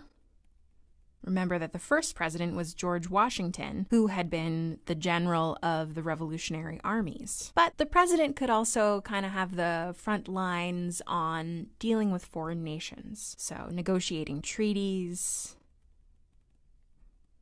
and would also have the power of appointing many government officials. And lastly, the third branch would be the judicial branch of government, established in Article 3. And the head of the judicial branch would be the Supreme Court, the highest court in the land. Of course, there are many other smaller courts below it at the state and district level. And the Supreme Court's job, along with other courts, would be to interpret the law, to see whether or not things done by Congress and the president fell within the bounds of the Constitution. And the framers really thought that the judicial branch would end up being the weakest branch of government, although both the presidency and the Supreme Court have grown in power over the years. Now, this is an incredibly brief overview of these three branches. These articles include lots more in them about the specific powers of each of these branches and the kinds of requirements one would need to become a representative or president. So I highly recommend that you read more about the Constitution and check out these articles. But what I want you to get out of this is that the framers here were trying to separate the powers of government. So they wanted to make sure that to avoid having too much power in government, remember that they are trying to escape from the monarchy, they want to make sure that government power is kind of diffused among these three branches, with the idea that they're going to have to argue with each other to get things done. They're going to have to cooperate with each other to get things done. So the separation of powers is one of the key principles of the Constitution. Another key principle is checks and balances. So what do I mean by checks and balances? Well, this is the idea that each of the branches of government has the power to check, in the sense of stop, like checkmate in chess, the other branches of government. And I think of this as kind of like a giant governmental game of rock, paper, scissors. Now, there are many ways that these branches can check each other, but I just want to give a couple of quick examples to help you understand what that might be like. All right, well, say that Congress makes a law, and the president doesn't like that law. Well, the president can use the power of the veto to kill that law. And if Congress gets annoyed enough with the president, they might use their power to impeach the president. All right, well, what about the judicial branch? So the judicial branch's main checking function is declaring laws unconstitutional. So the president or Congress may put through a law that the Supreme Court says is not consistent with the Constitution. Judicial branch can then kill that law by declaring it unconstitutional. All right, well, what happens if the other branches are unhappy with the judicial branch? One way that the president can check the judicial branch is through appointing judges. This would kind of change the composition of the court, the people on the court. And so over time, the presidency can influence who is on the Supreme Court and how they rule on laws. And lastly, if Congress isn't happy with the Supreme Court, they might be able to impeach justices or change jurisdiction of the lower courts. So in this way, like the separation of powers, the framers intended to make sure that one branch couldn't get too powerful because it would be able to check the other branches. And you could really think of this as being a brilliant way of harnessing people's natural inclination to look out for themselves. As rivalries developed, as people tried to do what they thought was best, they could help keep government honest by fighting among themselves. And as they all strove and checked each other, would keep all of government from becoming too powerful. This is a chart that shows the percentage of the total population of each of these colonies and then later states that was made up by enslaved Africans. Starting in the year 1754, which we'll show in purple, and comparing that to the year 1800, which we'll show here in green. Now, some of these numbers are estimates, since the census didn't exist before 1790, but this can help us get an overall sense of how the institution of slavery changed in these years. Now, on the left side here, we have the data from the northern part of the country. Now, in purple, you can see the percentage of the population of each colony that was enslaved in 1754, and generally it wasn't a very large amount. I think New York here had the most at about 14%. By 1800, however, you can see that the percent went down considerably. Some, like Massachusetts, outlawed slavery altogether, so they're at 0%, and others, like New York or Rhode Island, began a process of gradual emancipation, phasing out slavery. Another thing to note is that new territories in the West that were claimed by the United States either had very small amounts of slavery, like in the Indiana Territory, or none at all, like in the Northwest Territory, where slavery was outlawed. Now, let's compare that to the same period in southern regions. In most of the South, in 1754, enslaved people made up a very significant portion of the population.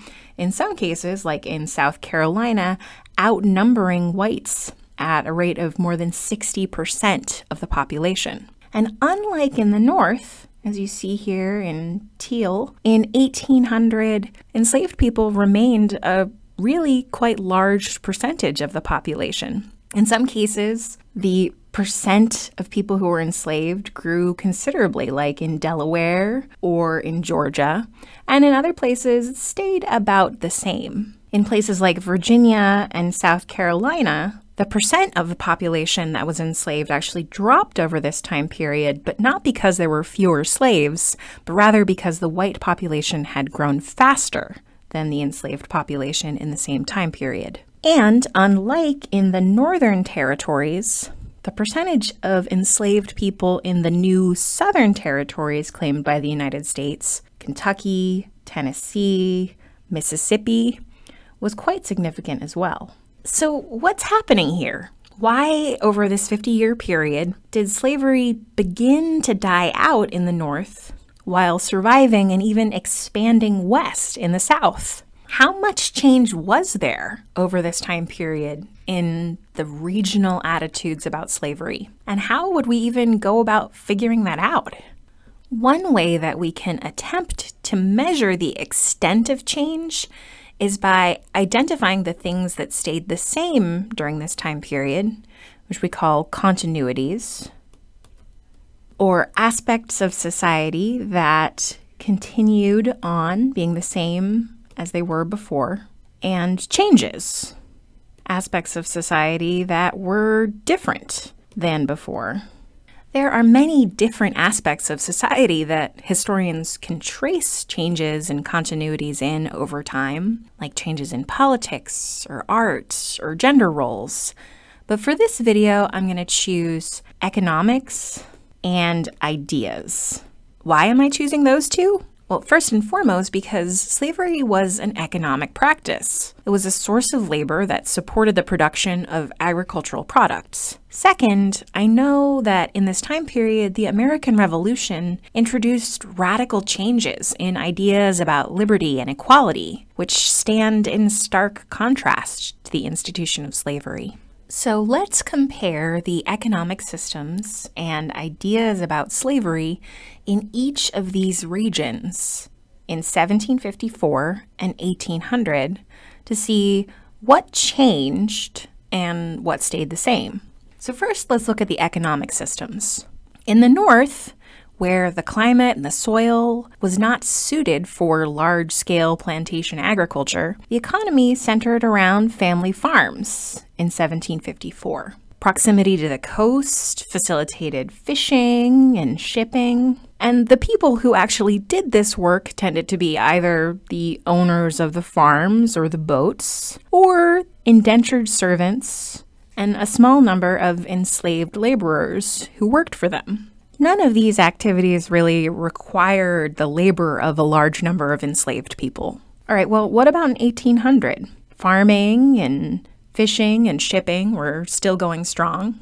But as the first industrial revolution began to take off in the late 1700s, factories began to spring up in the North. And the cheapest labor source for these factories was immigrant laborers, not slaves, not indentured servants.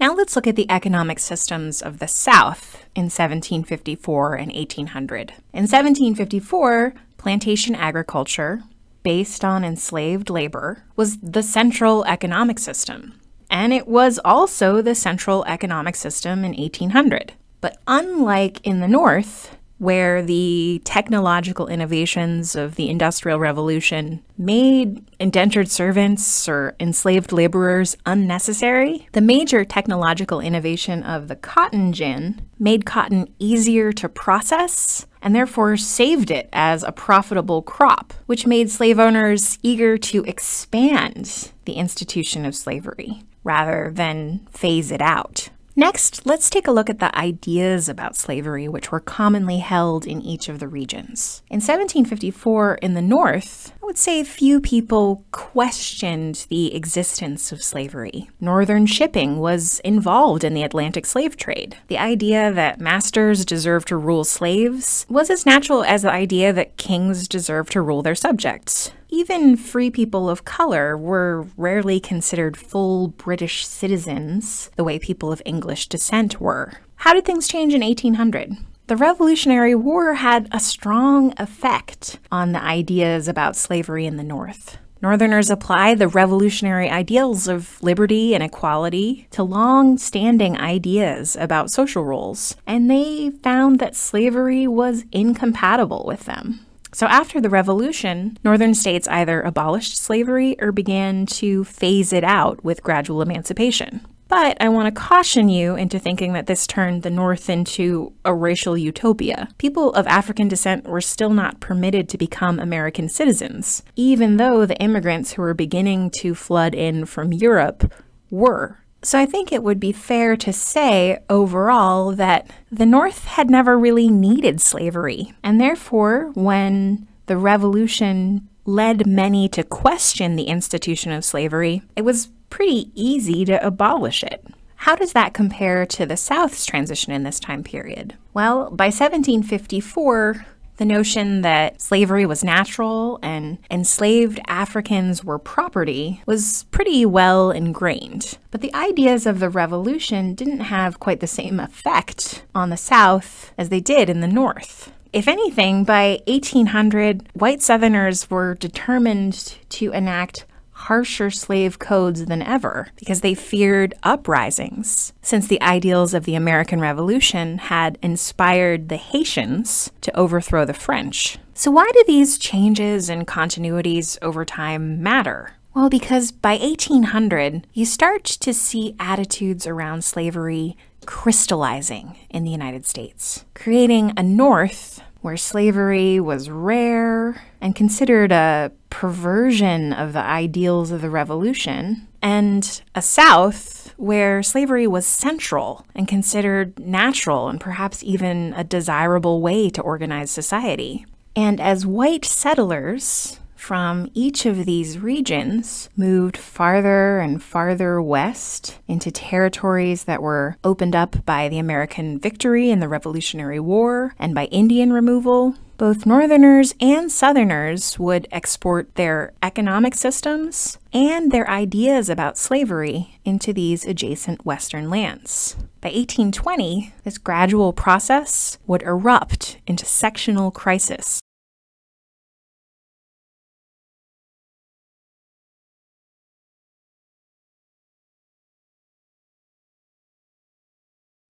Hi, I'm John Green. This is Crash Course U.S. History, and today we're going to talk about what America's best at: war.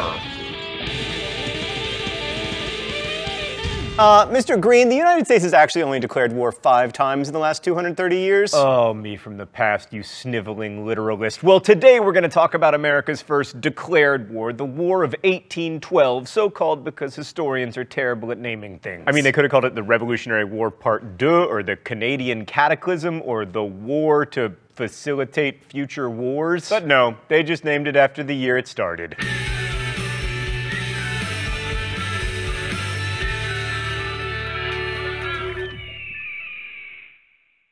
I know this disappoints the military historians among you, but as usual, we're going to spend more time talking about the causes and effects of the war than the actual, killing parts, because ultimately it's the ambiguity of the War of 1812 that makes it so interesting. The reason most often given for the War of 1812 was the British impressment of American sailors, whereby American sailors would be kidnapped and basically forced into British servitude. This disrupted American shipping. It also seems like a reasonably obvious violation of American sovereignty, but it's a little more complicated than that. First of all, there were many thousands of British sailors working aboard American ships, so many of the sailors that the British captured were in fact British. Which gets to the larger point that citizenship at the time was a pretty slippery concept, especially on the high seas. Papers were often forged, and many sailors identified their supposed Americanness through tattoos of, eagles and flags. And there were several reasons why a British sailor might want to become or pretend to be an American, including that the Brits at the time were fighting Napoleon in what historians, in their infinite creativity, called the Napoleonic Wars. And on that topic, Britain's impressment policy allowed them both to disrupt American shipping to France and to get new British sailors to strengthen their war effort, which was annoying to the Americans on a couple levels, especially the French-loving Republicans, which is a phrase that you don't hear very often anymore. Another reason often given for the war was America's crazy conspiratorial Anglophobia. There was even a widespread rumor that British agents were buying up Connecticut sheep in order to sabotage the textile industry, lest you worry that America's fascination with conspiracy theories is new. So those pushing for war were known as war hawks, and the most famous among them was Kentucky's Henry Clay. They took the impressment of sailors as an affront to American national honor, but they also complained that Britain's actions were an affront to free trade, by which they meant America's ability to trade with Europeans other than Great Britain. And to be fair, the British were trying to regulate American trade. They even passed the Orders in Council, which required American ships to dock in Britain and pay tax before trading with other European nations. Britain, we were an independent nation. You can't do that kind of stuff. We have a special relationship. It's not that special. But the problem with saying this caused the war is that the orders had been in effect for 5 years before the war started, and they were rescinded in 1812 before the U.S. declared war, although admittedly we didn't know about it because it didn't reach us until after we declared war. There was no Twitter. Another reason for the war was Canada. That's right, Canada. Americans wanted you, and who can blame them with your excellent healthcare and your hockey and your first-rate national anthem? Stan, this is fun, but enough with the hashtag 1812 problems. According to Virginia Congressman John Rudolph, agrarian cupidity, not maritime rights, urges the war. We have heard but one word: Canada!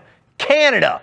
Canada! I'm not here to criticize you, John Randolph, but that's actually 3 words. Now, some historians disagree with this, but the relentless pursuit of new land certainly fits in with the Jeffersonian model of an agrarian republic. And there's another factor that figured into America's decision to go to war: expansion into territory controlled by Native Americans. Oh, it's time for the mystery document?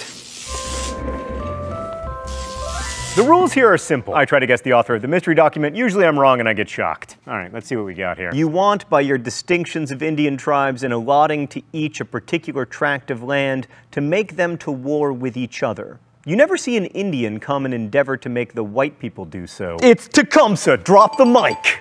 is something that I would do, except that the mic is actually attached to my shirt, so there's no drama in this. Clearly a Native American criticism of white people, and I happen to know that that particular one comes from Tecumseh, and I don't get shocked today! So it shouldn't come as a surprise that Americans were continuing to push westward into territory where Indians were living. I mean, this was a big reason for the Louisiana Purchase, after all. By the beginning of the war, more than 400,000 settlers had moved into territories west of the original 13 colonies, and they outnumbered American Indians by a significant margin. Some native groups responded with a measure of assimilation. Cherokees like John Ross wanted to become more civilized, that is, more white and farmery, and some of them did even adopt such civilized practices as written languages and slavery, the most civilized practice of all. People are always like, why aren't you more celebratory of American history? Well, why isn't there more to celebrate? But other Indians wanted to resist. The best known of these were the aforementioned Tecumseh and his brother Stan, can you just put on the screen? Yes, let's just enjoy looking at that. Right, that's just for all you visual learners. So he was also known as the Prophet because of his religious teachings and also because of the pronunciation issues. The Prophet encouraged Indians, especially those living in and around the settlement of Prophetstown, to abandon the ways of the whites, primarily in the form of alcohol and manufactured consumer goods. So stop drinking alcohol and eating refined sugars. This guy sounds like my doctor. Tecumseh was more militant, attempting to revive Neolon's idea of pan-Indianism and actively resisting white settlement. As he put it, sell a country, why not sell the air, the great sea, as well as the earth? Did not the Great Spirit make them all for the use of his children? The Americans responded to this reasonable criticism in the traditional manner, with guns. William Henry Harrison destroyed the native settlement at Prophetstown in what would become known as the Battle of Tippecanoe. He would later ride that fame all the way to the presidency in 1840, and then, spoiler alert, he would give the longest inauguration address ever, catch a cold, and die 40 days later. Let that be a lesson to you American politicians. Long speeches, fatal. So I've just painted a pretty negative picture of the Americans' treatment of the Indians because it was awful, but I haven't mentioned how this relates to the War of 1812. The Americans were receiving reports that the British were encouraging Tecumseh, which they probably were. And the important thing to remember here is that the War of 1812, like the 7 Years' War and the American Revolution, was also a war against Indians, and as in those other two wars, the Indians were the biggest losers. And not in the cool way of the biggest loser, where like Trainer Bob helps you lose weight, but in the really sad way, where your entire civilization gets John C. Calhoun. So the War of 1812 was the first time that the United States declared war on anybody. It was also the smallest margin of a declaration of war vote, 79 to 49 in the House and 19 to 13 in the Senate. Northern states, which relied on trade a lot, didn't want to go to war, while southern and western states, which were more agrarian and wanted expansion to get land for farming and slavery, did. The closeness of the vote reflects a profound ambivalence about the war. As Henry Adams wrote, "Many nations have gone to war in pure gaiety of the heart, but perhaps the United States were the first to force themselves into a war they dreaded, in the hope that the war itself might create the spirit they lacked." Don't worry, Henry Adams, in the future we're gonna get pretty gaiety of heartish about war. Anyway, as an actual war, the War of 1812 was something of a farce. Let's go to the thought bubble. The US Army numbered 10 to 12,000, and its officers were sunk into either sloth, ignorance, or habits of intemperate drinking. The US Navy had 17 ships, Great Britain had 1,000. Also, America had very little money. Britain collected 40 times more tax revenue than the US. But Britain was busy fighting Napoleon, which is why they didn't really start kicking America's butt until 1814, after Napoleon was defeated. Napoleon's defeat was also the end of the practice of impressment, since Britain didn't need so many sailors anymore. Initially, much of the war consisted of America's attempts to take Canada, which any map will show you went smashingly. Americans were confident that the Canadians would rush to join the US. When marching from Detroit, General William Hull informed the Canadians that, quote, "You will be emancipated from tyranny and oppression and restored to the dignified station of free men." And the Canadians were like, yeah, we're okay actually. And so the British in Canada, with their Indian allies, went ahead and captured Detroit and then forced Hull's surrender. America's lack of success in Canada was primarily attributable to terrible strategy. They might have succeeded if they'd taken Montreal, but they didn't want to march through northern New York because it was full of Federalists who were opposed to the war. Instead, they concentrated on the west, that is the area around Detroit, where fighting went back and forth. The British found much more success, even seizing Washington, D.C. and burning the White House. In the course of the battle, British Admiral George Cockburn, overseeing the destruction of a newspaper printing house, told the forces that took the city, "Be sure that all the seas are destroyed so that the rascals cannot any longer abuse my name." It's hard out there for a cockburn. Thanks, Thought Bubble. Given these problems, it's amazing there were any American successes, but there were. The battleship USS Constitution broke the myth of British naval invincibility when cannonballs bounced off it and earned it the nickname Old Ironsides. Oliver Hazard Perry defeated a British fleet in, of all places, Lake Erie. At the Battle of the Thames, William Henry Harrison defeated Tecumseh, and the Battle of Horseshoe Bend showed one of the reasons why Indians were defeated when Andrew Jackson played one group of Creeks against another group of Creeks and Cherokees. 800 Indians were killed in that battle. And speaking of Jackson, the most notable American victory of the war was the Battle of New Orleans, which catapulted him to prominence. He lost only 71 men while inflicting 2,036 British casualties. Of course, the most memorable thing about the battle was that it took place 2 weeks after the peace treaty ending the war had been signed, but hey, that's not Jackson's fault. Again, no Twitter, #1815 problems. The Treaty of Ghent, which ended the war, proved just how necessary the war had been, not at all. No territory changed hands. When negotiations started in August 1814, the British asked for northern Maine, demilitarization of the Great Lakes, and some territory to create an independent nation for the Indians in the Northwest,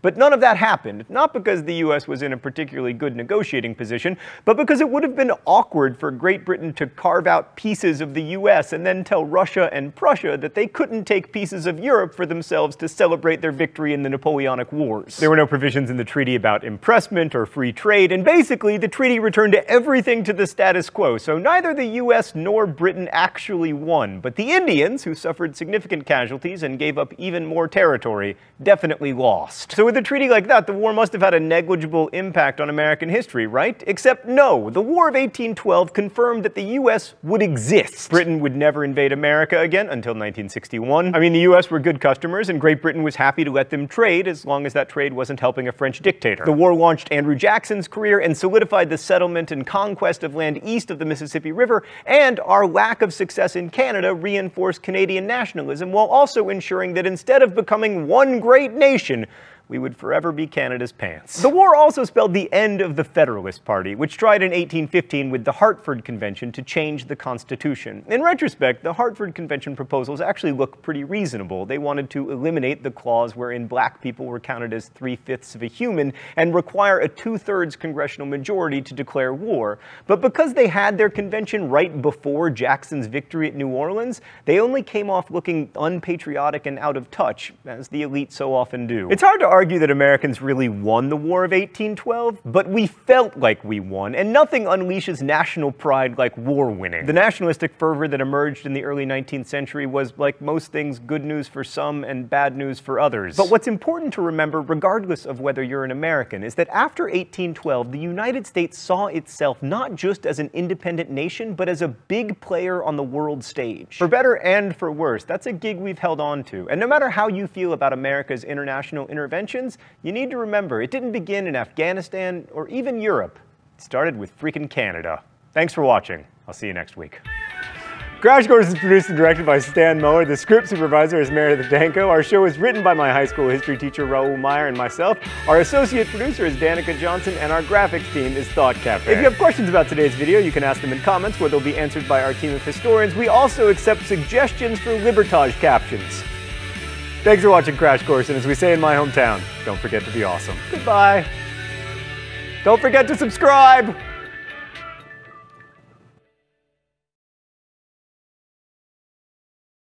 Hi, I'm John Green. This is Crash Course U.S. History, and today we return to one of my favorite subjects, economics. Mr. Green, I don't want to brag, but economics is actually my best subject. Like, I got the bronze medal at the state academic decathlon tournament among C students. Yeah, I remember me from the past. By the way, thanks for getting that picture into our show. It just goes to show you, aptitude is not destiny. Anyway, economics is about much more than like supply and demand curves. Ultimately, it's about the decisions people make and how those decisions shape their lives and the world. So today we're going to turn to one of the least studied but most interesting periods in American history, the market revolution. There weren't any fancy wars or politically charged debates, but this discussion shaped the way that most Americans actually live their lives and think about work on a daily basis. Like, if you or someone you know goes to work, well, then you have the market revolution to thank, or possibly to curse.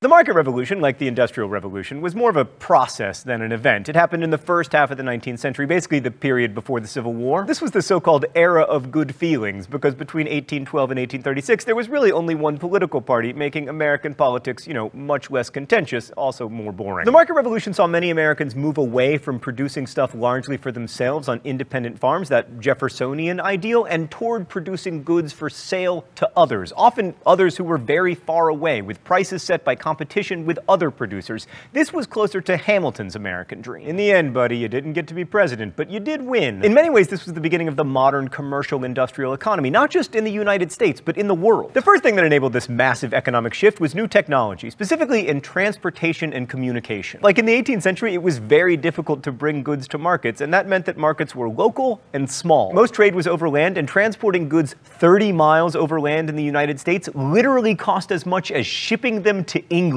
So to get something from Cincinnati to New York, for instance, the most efficient way was to go down the Mississippi River, through the Gulf of Mexico, around Florida, and then up the Atlantic coast, which took 3 months. But that was still less time and less money than more direct overland routes. But new transportation changed this. First came better roads, which were largely financed by tolls. Even the federal government got in on the act, building the so-called National Road, which reached all the way from the massive city of Cumberland, Maryland, across our great nation to the equally metropolitan Wheeling, West Virginia. Mr. Green! Mr. Green! Mr. Green! I know me from the past. West Virginia did not yet exist. Ah, shut up! More important than roads were canals, which made transport much cheaper and more efficient, and which wouldn't have been possible without the steamboat. Robert Fulton's steamboat Claremont first sailed from New York to Albany in 1807, demonstrating the potential of steam-powered commerce, and by 1811, there were steamboats on the Mississippi. The introduction of steamboats set off a mania for canal building. Between 1800 and the Depression of 1837, which put a halt to most construction,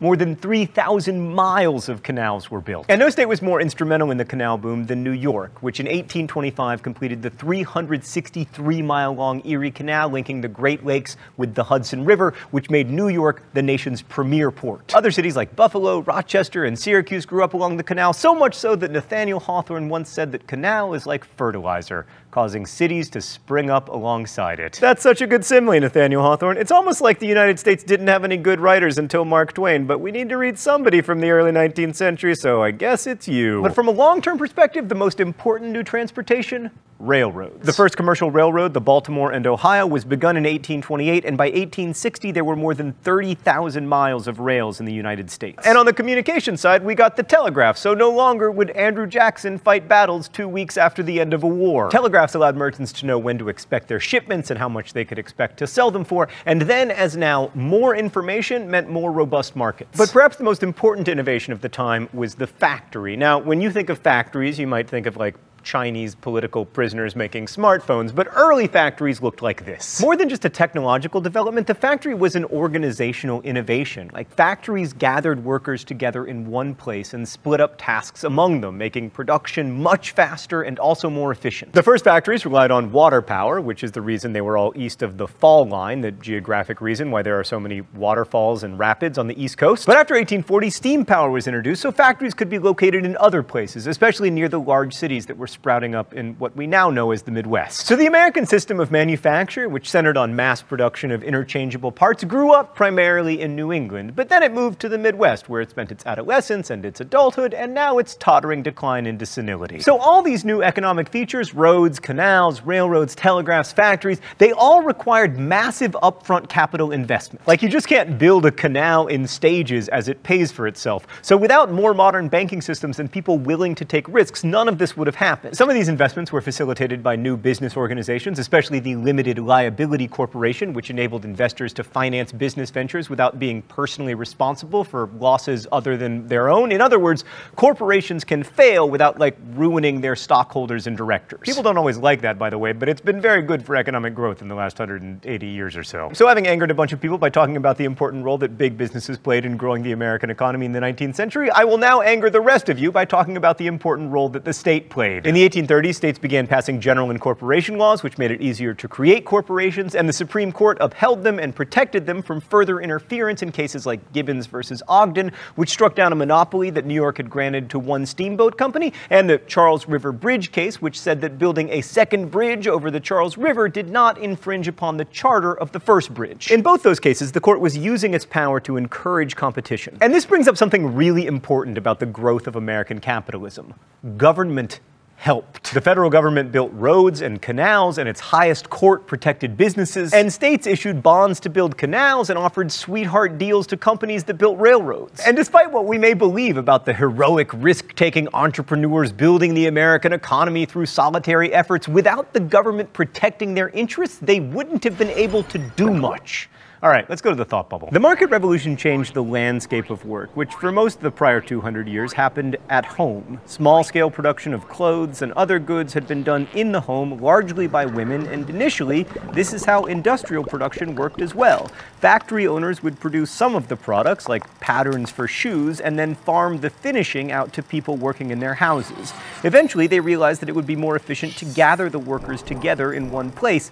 Although the older putting out system continued in some industries, especially in big cities, after the market revolution, more and more Americans went to work instead of working from home. The market revolution also changed the way we imagined work and leisure time. Like on farms, the seasons and hours of daylight regulated the time for work, but in factories, work is regulated by the clock, which, by the way, was one of the first products to be manufactured using the American system of manufacturing. Railroads and shipping timetables further required the standardization of time. Factories also made it possible for more people to do industrial work. At first, this meant women. The workers in the early textile mills at Lowell, Massachusetts, for instance, were primarily young New England farm girls who worked for a few years in the mills before returning home to get married. Women were cheaper to employ because it was assumed that they would not be a family's sole breadwinner. At least this was the excuse for not paying them more at the time. I can't remember what excuse we have now, but I'm sure it's a great one. Anyway, all of this meant that the nature of work had changed. In colonial America, artisans worked for what they called their price, which was linked to what they produced. In a factory, however, workers were paid a wage according to the number of hours they worked, regardless of how much they produced. This may not sound like a big deal, but working for wages with one's livelihood defined by a clock and the whims of an employer was a huge change, and it undermined the idea of freedom that was supposedly the basis of America. Thomas Jefferson had worried that men working in factories dependent upon their employers were inherently unfree, and that this would make them unfit to be proper American citizens. And as it happens, many factory workers agreed with him. Thanks, Thought Bubble. So one reaction to the restrictions of the wage worker was to engage in the great American pastime of lighting out for the territories. With less and less farmland available in New England, young men had been migrating west for decades, and after the War of 1812, this flood of migration continued and even grew. Between 1790 and 1840, 4.5 million people crossed over the Appalachian Mountains, and 6 new states were created between 1815 and 1821. Ohio's population grew from 231,000 in 1810 to over 2 million by 1850. People even took up the motto, "Malaria isn't going to catch itself," and moved to Florida after we purchased it from Spain in 1819. Moving out west was a key aspect of American freedom, and the first half of the 19th century became the age of manifest destiny, the idea that it was a God-given right of Americans to spread out over the North American continent. The term was coined by a New York journalist, John L. O'Sullivan, who wrote that the people living out west, i.e. the Native Americans, must succumb to, quote, "our manifest destiny to overspread and to possess the whole of the continent which Providence has given us for the development of the great experiment in liberty." Stan, he actually wrote overspread. One thing I love about Providence is it has like a 100% rate of give a thing unto us and take a thing away from them. One of the results of this migration was that it was really difficult for factory owners to find men who could work in their factories. First, they looked to Yankee women to fill the factories, but increasingly, those jobs were filled by immigrants. Fortunately, the U.S. had lots of immigrants, like the more than 1 million Irish people who came here fleeing poverty, especially after the potato famine of 1845 to 1851. Lastly, let's turn to the intellectual responses to the market revolution. Oh, it's time for the mystery document? The rules here are simple. If I fail to guess the author of the mystery document, I get shocked with the shock pen. And yes, this is a real shock pen. Lots of people are commenting saying I am faking the shocks. I am not faking the shocks. I am in the business of teaching you history, not in the business of faking pain. All right, let's do this thing. They do not yet see, and thousands of young men as hopeful now crowding to the barriers of the career do not yet see, that if the single man plant himself indomitably on his instincts and there abide, the huge world will come round to him. Patience. Patience with the shades of all the good and great for company, and for solace the perspectives of your own infinite life, and for work the study and the communication of principles, the making those instincts prevalent, the conversion of the world. Is it not the chief disgrace in the world not to be a unit, not to be reckoned one character, not to yield that peculiar fruit which each man was created to bear, but to be, oh God, Stan, I can't bear it anymore. It's Emerson. It's definitely Emerson. It is unreadably Emerson. Indeed, the most linguistically convoluted of the transcendentalists, which is really saying something. Anyway, I don't get punished, but I did kind of get half punished because I had to read that. The transcendentalists, like Margaret Fuller, Henry David Thoreau, Walt Whitman, were trying to redefine freedom in a changing world. Work was increasingly regimented, factory workers were as interchangeable as the parts that they made, but the transcendentalists argued that freedom resided in an individual's power to remake oneself, and maybe even the world. But there would be a reaction to this in American literature as it became clear that escaping drudgery to reinvent yourself was no easy task for wage workers. So the early 19th century saw a series of booms and busts, sometimes called business cycles, and with those business cycles came a growing disparity in wealth. To protect their interests, workers began forming political organizations called working man's parties that eventually morphed into unions calling for higher wages and better working conditions. And we'll have more to say about that in coming weeks, but for now it's important to remember that as America grew more prosperous, many people, women and especially slaves, but also free wage working men, recognized that the market revolution left them with much less freedom than they might have enjoyed 50 or 100 years earlier. My favorite commentary on the market revolution actually comes from the author Herman Melville in his short story Bartleby the Scrivener. Melville worked at the Customs House in New York, so he knew all about world markets firsthand. In Bartleby, he tells the story of a young clerk who works for a lawyer in New York City. Now, when you're a farmer, your work has intrinsic meaning. When you work, you have food, and when you don't work, you don't. But when you're a copyist like Bartleby, it's difficult to find meaning in what you do every day. You know that anyone else could do it, and you suspect that if your work doesn't get done, it won't actually matter very much. And in light of this, Bartleby just stops working, saying, "I prefer not," when asked, well, pretty much anything. Seeing his boss and society's reaction to someone who simply doesn't buy into the market economy is comic and then ultimately tragic, and it tells us a lot about the market revolution beyond the famous people and inventions and heroic individualism. Now, most people read Bartleby as an existentialist narrative, and it definitely is that, but for me, the story's subtitle proves that it's also about the market economy. The full title of the story is Bartleby the Scrivener, a story of Wall Street. I'll see you next week. Crash Course is produced and directed by Stan Muller. The script supervisor is Meredith Danko. Our associate producer is Danica Johnson. The show is written by my high school history teacher, Raul Meyer, and myself, and our graphics team is Thought Cafe. If you have questions about today's video, please ask them in comments, where they'll be answered by our team of historians. Also, suggest Libertage captions. Thanks for watching Crash Course World History. If you enjoy Crash Course, make sure you're subscribed, and as we say in my hometown, don't forget to be awesome. Just kidding! Thanks for watching Crash Course US History, DFTBA.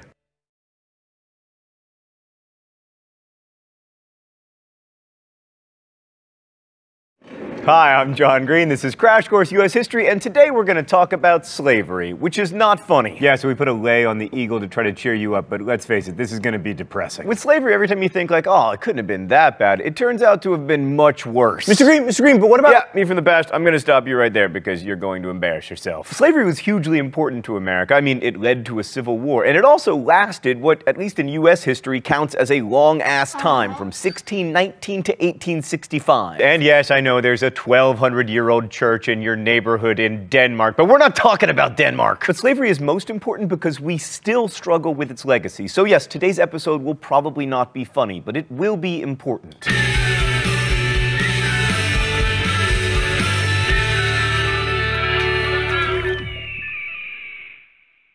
So the slave-based economy in the South is sometimes characterized as having been separate from the market revolution, but that's not really the case. Without Southern cotton, the North wouldn't have been able to industrialize, at least not as quickly, because cotton textiles were one of the first industrially produced products and the most important commodity in world trade by the 19th century. And 3/4 of the world's cotton came from the American South. And speaking of cotton, why has no one mentioned to me that my collar has been half popped this entire episode like I'm trying to recreate the flying nun's hat? And although there were increasingly fewer slaves in the North as northern states outlawed slavery, cotton shipments overseas made northern merchants rich, northern bankers financed the purchase of land for plantations, northern insurance companies insured slaves who were, after all, considered property and very valuable property. And in addition to turning cotton into cloth for sale overseas, northern manufacturers sold cloth back to the South where it was used to clothe the very slaves who had cultivated it. But certainly the most prominent effects of the slave-based economy were seen in the South. The profitability of slave-based agriculture, especially king cotton, meant that the South would remain largely agricultural and rural. Slave states were home to a few cities, like St. Louis and Baltimore, but with the exception of New Orleans, almost all southern urbanization took place in the upper South, further away from the large cotton plantations. And slave-based agriculture was so profitable that it siphoned money away from other economic endeavors, like there was very little industry in the South. It produced only 10% of the nation's manufactured goods, and as most of the capital was being plowed into the purchase of slaves, there was very little room for technological innovation, like, for instance, railroads. This lack of industry and railroads would eventually make the South suck at the Civil War, thankfully. In short, slavery dominated the South, shaping it both economically and culturally. And slavery wasn't a minor aspect of American society. By 1860, there were 4 million slaves in the U.S., and in the South, they made up 1/3 of the total population. Although in the popular imagination, most plantations were these sprawling affairs with hundreds of slaves, in reality, the majority of slaveholders owned 5 or fewer slaves. And of course, most white people in the South owned no slaves at all, although if they could afford to, they would sometimes rent slaves to help with their work. These were the so-called yeoman farmers who lived self-sufficiently, raised their own food, and purchased very little in the market economy. They worked the poorest land, and as a result, were mostly pretty poor themselves. But even they largely supported slavery, partly perhaps for aspirational reasons, and partly because the racism inherent to the system gave even the poorest whites legal and social status. And Southern intellectuals worked hard to encourage these ideas of white solidarity and to make the case for slavery. Many of the founders, a bunch of whom you'll remember held slaves, saw slavery as a necessary evil. Jefferson once wrote, quote, "As it is, we have the wolf by the ear, and we can neither hold him nor safely let him go. Justice is in one scale and self-preservation in the other." The belief that justice and self-preservation couldn't sit on the same side of the scale was really opposed to the American idea, and in the end, it would make the Civil War inevitable. But as slavery became more entrenched and as ideas of liberty and political equality were embraced by more people, some Southerners began to make the case that slavery wasn't just a necessary evil. They argued, for instance, that slaves benefited from slavery. Because, you know, their masters fed them and clothed them and took care of them in their old age. You still hear this argument today, astonishingly. In fact, you'll probably see asshats in the comments saying that. I will remind you, it's not cursing if you are referring to an actual ass. This paternalism allowed masters to see themselves as benevolent and to contrast their family-oriented slavery with the cold, mercenary capitalism of the free labor North. So yeah, in the face of rising criticism of slavery, some Southerners began to argue that the institution was actually good for the social order. One of the best-known proponents of this view was John C. Calhoun, who in 1837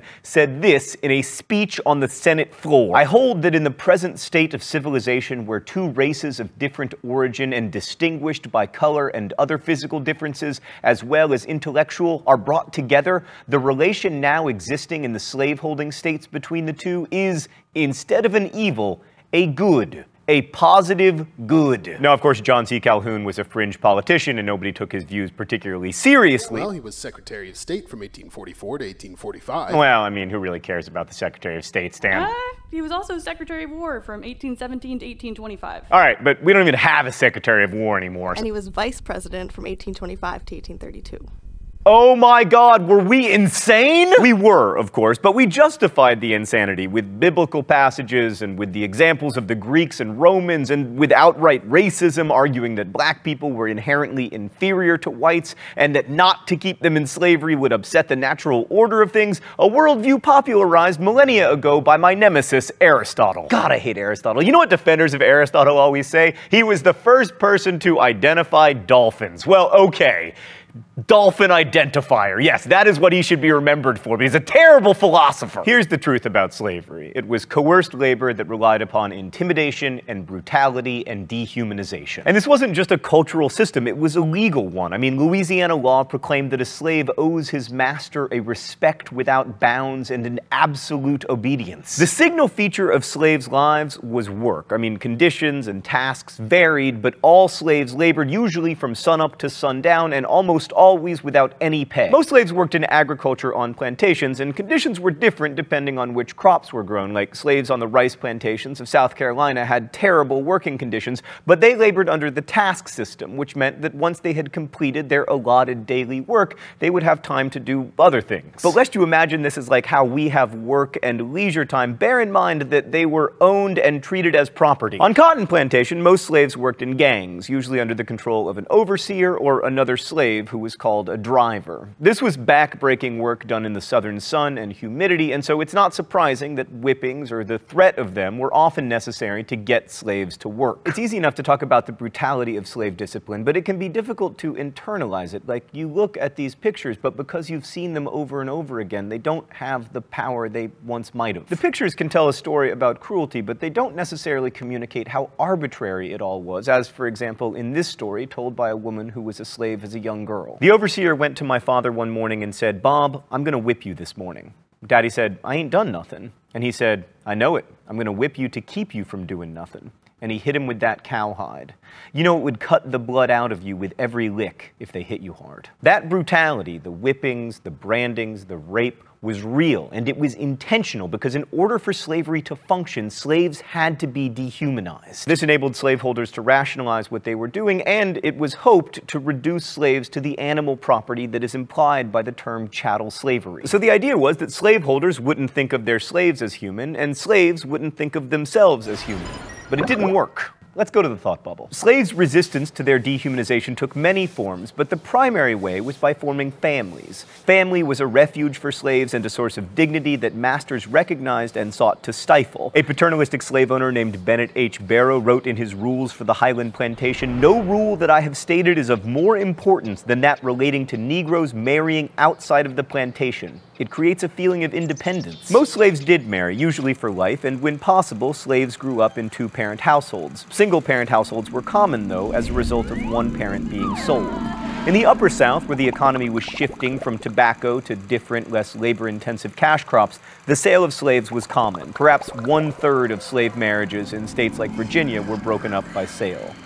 Religion was also an important part of life in slavery. While masters wanted their slaves to learn the parts of the Bible that talked about being happy in bondage, slave worship tended to focus on the stories of Exodus, where Moses brought the slaves out of bondage, or biblical heroes who overcame great odds like Daniel and David. And although most slaves were forbidden to learn to read and write, many did anyway, and some became preachers. Slave preachers were often very charismatic leaders, and they roused the suspicion of slave owners, and not without reason. Two of the most important slave uprisings in the South were led by preachers. Thanks, Thought Bubble. Oh, it's time for the mystery document? We're doing 2 set pieces in a row? All right.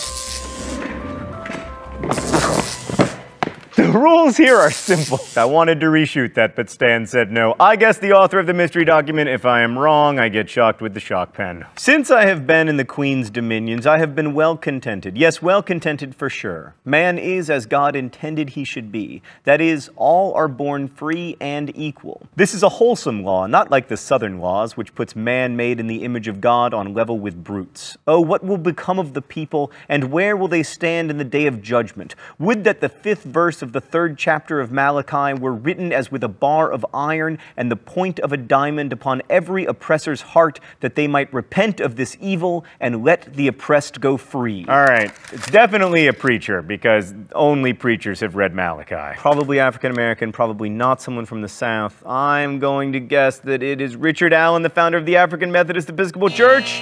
Ah, dang Dang it! It's Joseph Taper, and Stan just pointed out to me that I should have known it was Joseph Taper because it starts out, since I have been in the Queen's dominions. He was in Canada. He escaped slavery to Canada, the Queen's dominions. All right, Canadians, I blame you for this, although thank you for abolishing slavery decades before we did. Ah! So the mystery document shows one of the primary ways that slaves resisted their oppression, by running away. Although some slaves, like Joseph Taper, escaped slavery for good by running away to northern free states or even to Canada, where they wouldn't have to worry about fugitive slave laws, even more slaves ran away temporarily, hiding out in the woods or the swamps and eventually returning. No one knows exactly how many slaves escaped to freedom, but the best estimate is that 1,000 or so a year made the journey northward. Most fugitive slaves were young men, but the most famous runaway has been hanging out behind me all day long: Harriet Tubman. Harriet Tubman escaped to Philadelphia at the age of 29, and over the course of her life, she made about 20 trips back to Maryland to help friends and relatives make the journey north on the Underground Railroad. But a more dramatic form of resistance to slavery was actual armed rebellion, which was attempted. Now, individuals sometimes took matters into their own hands and beat or even killed their white overseers or masters, like Bob, the guy who received the arbitrary beating, responded to it by killing his overseer with a hoe. But that said, large-scale slave uprisings were relatively rare. The four most famous ones all took place in a 35-year period at the beginning of the 19th century. Gabriel's Rebellion in 1800, which we talked about before, was discovered before he was able to carry out his plot. Then in 1811, a group of slaves upriver from New Orleans seized cane knives and guns and marched on the city before militias stopped them. And in 1822, Denmark Vesey, a former slave who had purchased his freedom, may have organized a plot to destroy Charleston, South Carolina. I say may have because the evidence against him is disputed and comes from a trial that was not fair. But regardless, the end result of that trial is that he was executed, as were 34 slaves. But the most successful slave rebellion, at least in the sense that they actually killed some people, was Nat Turner's in August 1831. Turner was a preacher, and with a group of about 80 slaves, he marched from farm to farm in Southampton County, Virginia, killing the inhabitants, most of whom were women and children because the men were attending a religious revival meeting in North Carolina. Turner and 17 other rebels were captured and executed, but not before they struck terror into the hearts of whites all across the American South. Virginia's response was to make slavery worse, passing even harsher laws that forbade slaves from preaching and prohibited teaching them to read. Other slave states followed Virginia's lead, and by the 1830s, slavery had grown, if anything, more harsh. So this shows that large-scale armed resistance was, Django Unchained aside, not just suicidal, but also a threat to loved ones and really to all slaves. But it is hugely important to emphasize that slaves did resist their oppression. Sometimes this meant taking up arms, but usually it meant more subtle forms of resistance, like intentional work slowdowns or sabotaging equipment or pretending not to understand instructions. And most importantly, in the face of systematic legal and cultural degradation, they reaffirmed their humanity through family and through faith. Why is this so important? Because too often in America, we still talk about slaves as if they failed to rise up, when in fact, rising up would not have made life better for them or for their families. The truth is, sometimes carving out an identity as a human being in a social order that is constantly seeking to dehumanize you is the most powerful form of resistance. Refusing to become the chattel that their masters believed them to be is what made slavery untenable and the Civil War inevitable. So make no mistake, slaves fought back, and in the end, they won. I'll see you next week. Crash Course is produced and directed by Stan Muller. The script supervisor is Meredith Danko. Our associate producer is Danica Johnson. The show is written by my high school history teacher, Raoul Meyer, and myself, and our graphics team is Thought Cafe. Every week there's a new caption to the Libertage, but today's episode was so sad that we couldn't fit a Libertage in until now.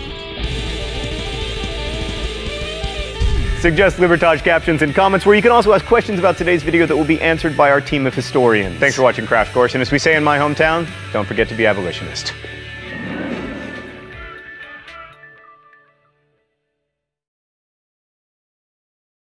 Hi, I'm John Green. This is Crash Course U.S. History, and today, after last week's bummer on slavery, we turn to a happier topic, the rise of democratization in the U.S. This was also known as the Age of Jackson. No, Stan, not that Jackson. No, Stan, come on, seriously. No.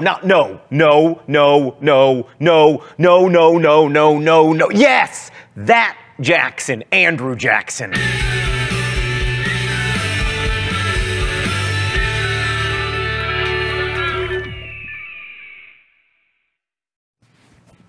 Sorry, I just had to check my collar. Right, so you'll recall that the initial democracy of the United States wasn't terribly democratic. Almost all voters were white male landowners. Mr. Green, that's just radically unfair. Exactly, me from the past, but between 1820 and 1850 this started to change. State legislatures lowered or else eliminated the property qualifications for voting, which allowed many more people to vote so long as they were, you know, both white and male. Mr. Green! So I'd be in, right? Yeah, that seems reasonable. Yeah, me from the past. Quick privilege check. One of the reasons we study history is so that you can learn that people like you are not actually at the center of history, even though, you know, you've been taught that. But anyway, the whole idea of owning land as a prerequisite for voting is sort of Jeffersonian. An individual who works his own land can be truly independent because he doesn't need to rely upon markets to acquire stuff or, God forbid, wages to give him money with which to buy stuff. No, he makes his own stuff and he doesn't need anybody except for slaves and also women to make shoes and clothes and to cook food and also make children. But in light of the market revolution, the idea of excluding wage workers seemed very outdated. The idea of excluding women and non-white people, though, still quite popular. But this defining characteristic of the age of Jackson really had very little to do with Andrew Jackson himself, because by the time he became president in 1829, every state except for North Carolina, Virginia, and Rhode Island had already gotten rid of their property requirements. In fact, that's probably why he got elected. Right, so you recall that America's mostly fake victory in the War of 1812 and the subsequent collapse of the Federalist Party ushered in the era of good feelings, which was another way of saying that there was basic agreement on most domestic policies. The American system was a program of economic nationalism built on, 1, federally financed internal improvements like roads and canals, what we would now call infrastructure, 2, tariffs to protect new factories and industries, and 3, a national bank that would replace the first Bank of the United States, whose charter expired in 1811. You'll never guess what we called this second bank, unless you guess that we called it the Second Bank of the United States. The main supporters of this American system were our old friend John C. Calhoun and our new friend Henry Clay. Both were Jeffersonian Republicans, which isn't surprising because that was the only political party, but it's kind of surprising because the American system had nothing to do with the agrarian republic that Jefferson had championed. But whatever, this was the era of good feelings, so we're gonna go with it. By the way, this nationalism also extended to foreign affairs. After Latin America won its independence from Spain, President Monroe made a speech proposing that Europe shouldn't try to retake colonies in the Western Hemisphere. And if they did, we would, like,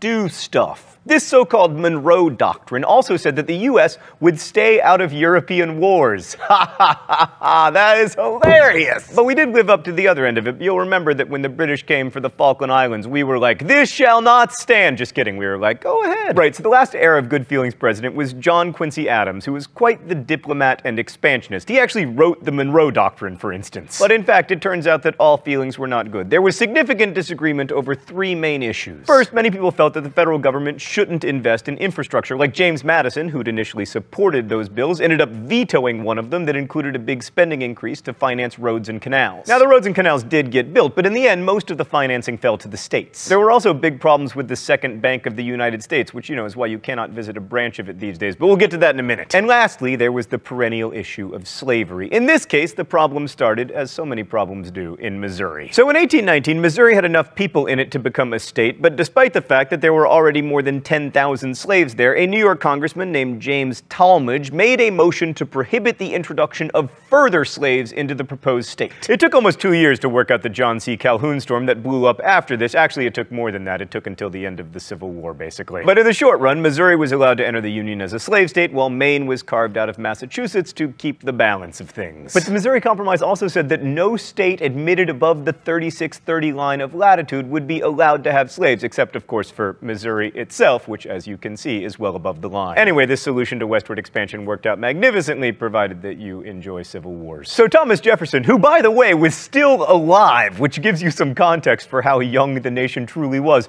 wrote that the Missouri Compromise was, quote, like a fire bell in the night that awakened and filled me with terror. I considered it at once the death knell of the Union. Eventually, almost, but in the short term, it did mean the rise of political parties. So America was becoming more democratic, but if there was only one political party, that democratic spirit had nowhere to go. Fortunately, there was a tiny little magician named Martin Van Buren. They really did call him the Little Magician, by the way, also the Red Fox of Kinderhook, but we remember him as the worst-haired president. So despite having been president of the United States, Van Buren is arguably more important for having invented the Democratic Party. He was first to realize that national political parties could be a good thing. So I mentioned that Martin Van Buren was known as the Little Magician, and I know this sounds a little bit silly, but I think it's telling. You see, Van Buren was only the second American president with a well-used used nickname, and the first was his immediate predecessor, Andrew Jackson, or Old Hickory. Why does this matter? Well, when you're actually having to campaign for office, as all presidential candidates did after the election of 1828, and you're trying to appeal to the newly enfranchised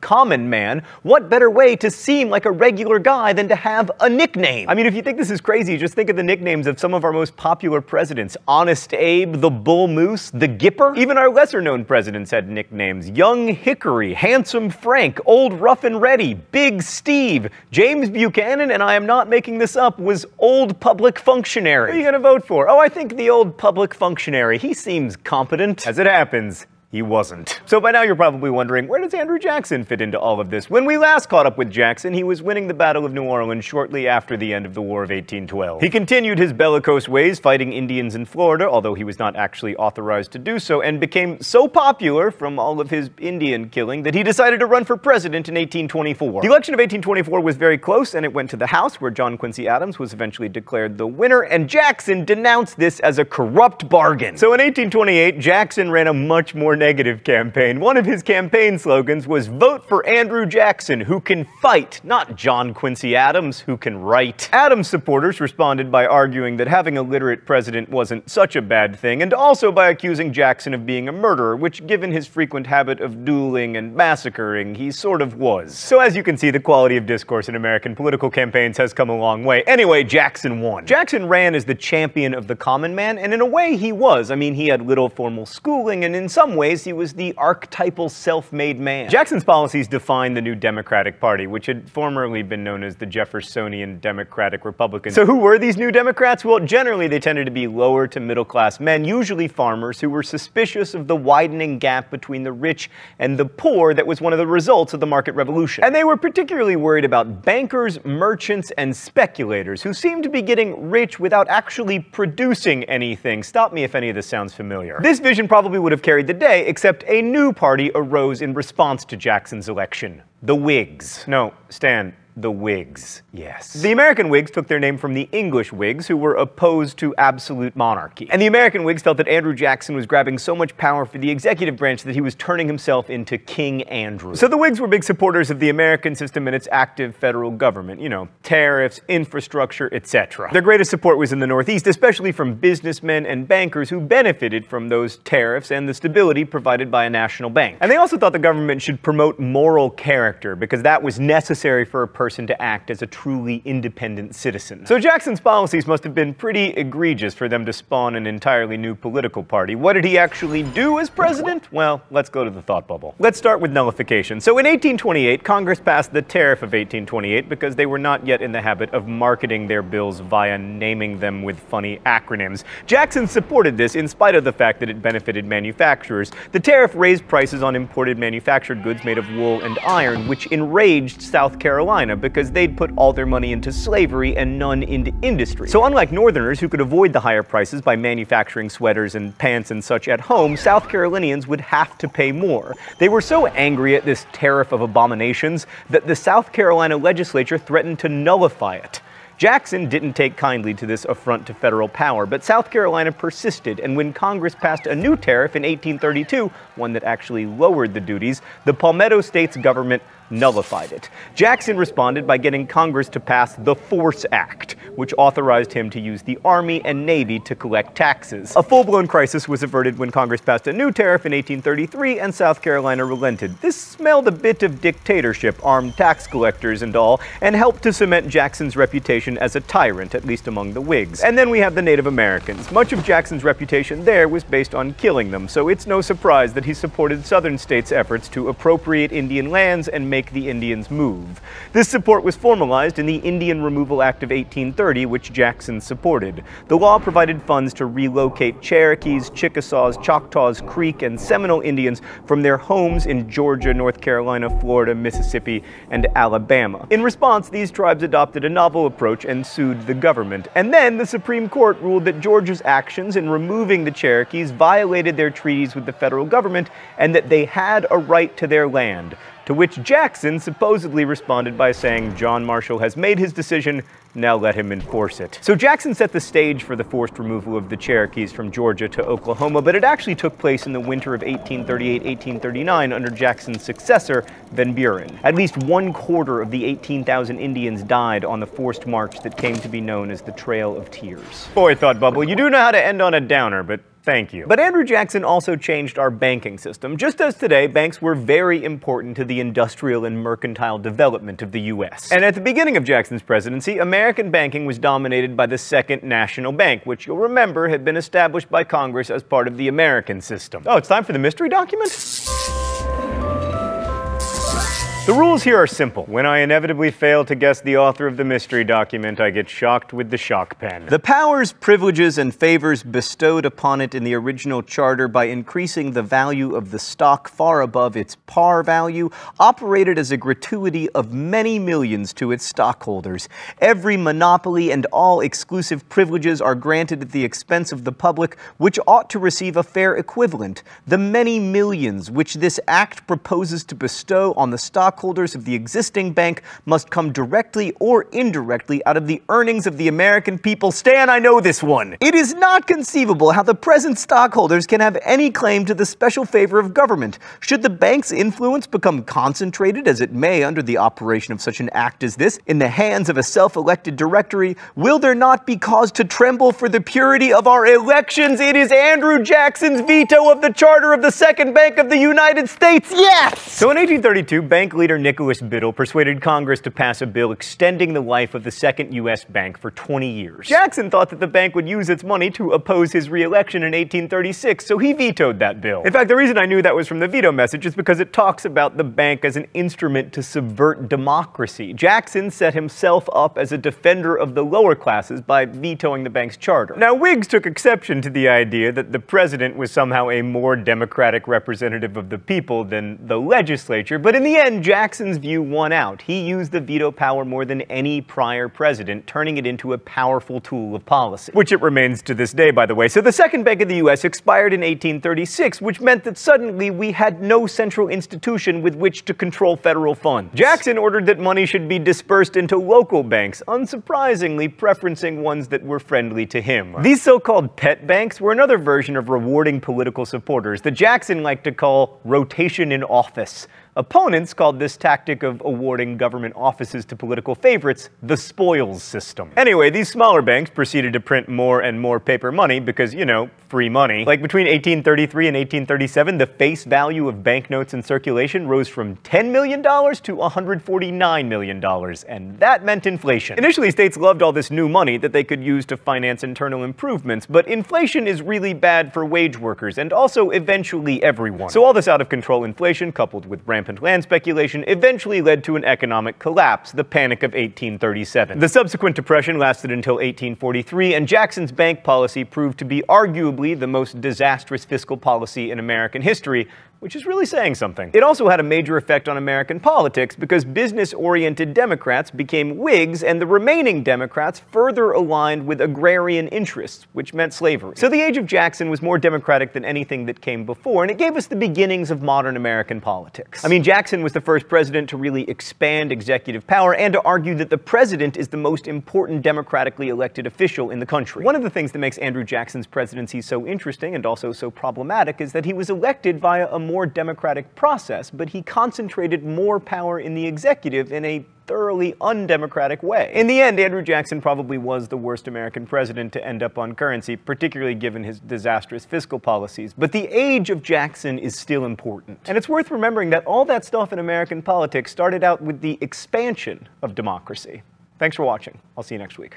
Crash Course is produced and directed by Stan Miller. The script supervisor is Meredith Danko. Our associate producer is Danica Johnson. The show is written by my high school history teacher, Raul Meyer, and myself, and our graphics team is Thought Cafe. If you have Libertage caption suggestions, please leave them in comments, where you can also leave questions about today's video that will be answered by our team of historians. Thanks for watching Crash Course, and as we say in my hometown, don't forget to be awesome. What?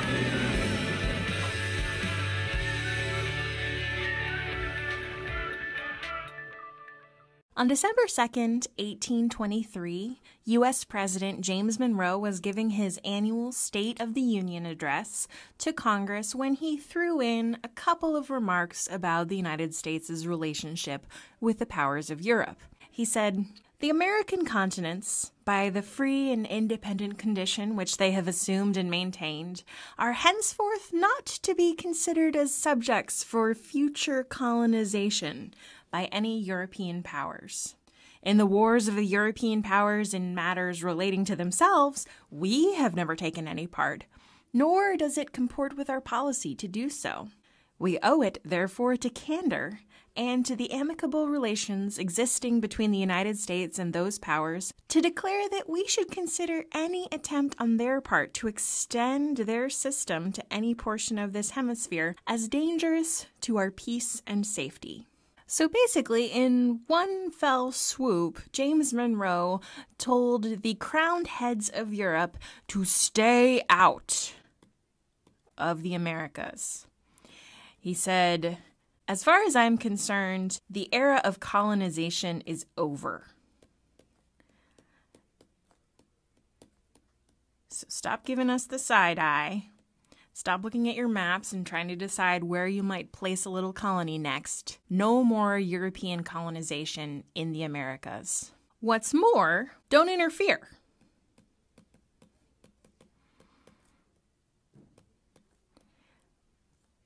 The Americas are the United States' concern, so we don't want the powers of Europe to meddle in any of the affairs of Latin America or South America. You can keep your system, and by system, Monroe meant monarchy, out of the Americas. This is the hemisphere of democracy. So this is an incredibly bold statement. Let's not forget here that the United States is not exactly a world power in 1823.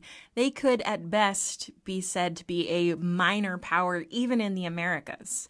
The United States is not a major world military power. It's not a major world navy power. And let's remember that in this era, having a strong navy was tantamount to being able to take over the world. They're kind of a second-rate nation in a second-rate part of the world.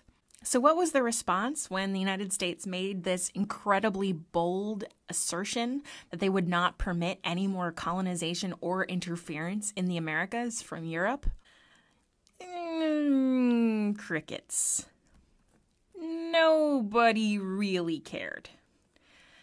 To the established powers of Europe, the United States was no more than a little mosquito, buzzing around, maybe making a lot of noise, a bit annoying, but pretty easy to swat. No matter how much noise the United States made, the only thing that mattered to the great powers of the world was whether or not the United States could enforce the Monroe Doctrine, which with such a weak military presence, they certainly could not. Nevertheless, the Monroe Doctrine became a key facet of American foreign policy throughout the 19th century and into the 20th century. It became a justification for manifest destiny,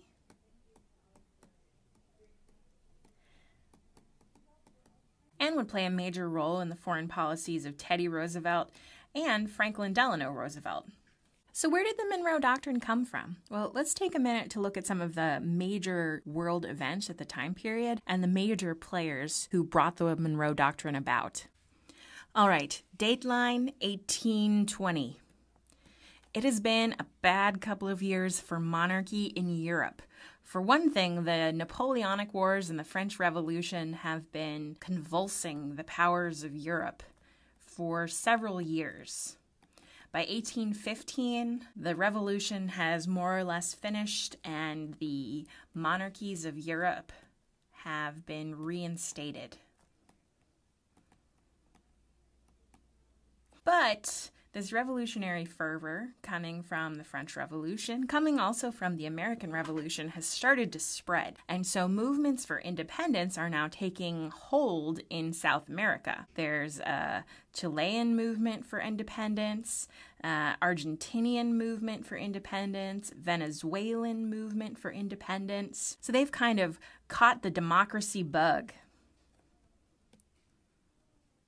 And the people in the United States are cheering for their southern brethren, saying, "Excellent work picking up democracy, breaking away from old-fashioned monarchical, tyrannical Europe. We're totally on your side." But it's easier to make an independence movement happen when the home country is distracted with another war, aka the Napoleonic Wars. And once the Napoleonic Wars are over, the monarchies of Europe start saying, you know what? Since Spain is in control of these nations, now Spain has the time and energy to consider maybe putting down these revolutions. So they're no longer distracted by war, and they have the manpower and the bandwidth to think about maybe trying to reinstate or secure Spanish rule in South America, where nations have been in the process of revolution. Now, we don't know the extent to which Spain was actually planning on putting these revolutions down, but we do know that the United States and England were very concerned that the monarchies of the continent, France and Spain, might join together and try to put down all of these revolutions. Now, why wouldn't they want that? Well, for the most part, it kind of came down to markets. Now, if you think back to early American colonial society, the economic system was known as mercantilism. And mercantilism is the practice of colonies kind of existing to enrich the mother country. So all trade goes through the home country. And that means that the home country is going to be making sure that the colonies are not trading with any other international partners, because they want to be the ones who are enriched by the natural resources of the colonies. So when Chile and Argentina and Venezuela revolt from Spain, it means that their markets are now opened up to the United States and to England.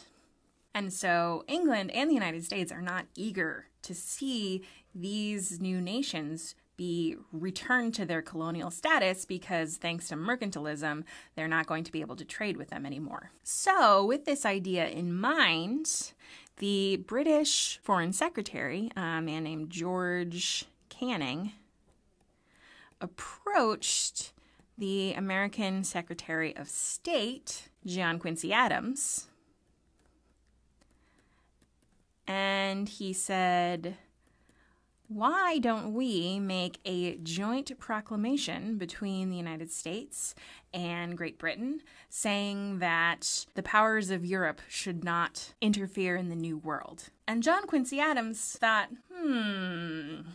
I'm not sure if I like you British folks. Remember that the War of 1812 had not taken place too long beforehand. The United States was not quite ready to be friends with the United Kingdom yet, and they were a little bit afraid that if the United States made a joint declaration with England, that it would seem a little bit like a flea on the back of a Rottweiler saying, "Don't mess with us or we'll bite you," right? The United States didn't have nearly the strength to actually make an equal partnership, so it might have looked a little bit like they were hiding behind the British in a joint declaration. But JQA thought this actually still sounded like a pretty good plan, so he floated the idea to President James Monroe.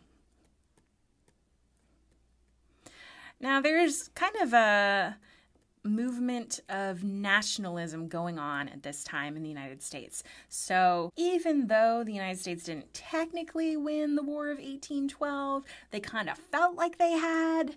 And so they're busy kind of creating a new nationalist rhetoric in the United States. They're feeling pretty good about themselves. You know, they stood up to their old foe of Great Britain and won, or at the very least didn't lose. But to them it was kind of the same thing. So John Quincy Adams crafts for James Monroe what will become known as the Monroe Doctrine. Now, Monroe is not only concerned about the possibility of European powers coming down here and trying to start fights with each other over the fate of South America. Monroe was also worried about Russia, who had recently made some territorial claims in Canada, saying that their territory should come all the way down there. And the Russians had started putting some forts on the coast of California, close to modern-day San Francisco. So Monroe sees the old monarchical powers of Europe sort of encroaching both from the north and the south here. And so, in 1823, he makes the announcement of the Monroe Doctrine. He says, no more colonization. Russia, get out of there. And no more interference in general. So don't try to turn these new republics back into colonies under the rule of monarchies. In fact, just keep your monarchy out of our hemisphere altogether. So Monroe makes this statement completely outside of the relationship with the United Kingdom. So it doesn't have this kind of riding on the coattails feeling of being allied with Britain. But nevertheless, the only way that the United States can actually count on the Monroe Doctrine being enforced is because the British Navy is so incredibly powerful. Right? I'm going to draw a very bad boat here. But nobody who heard about the Monroe Doctrine thought, oh man, we better not make the United States angry. What they thought was, oh man, we better not make the British Empire angry.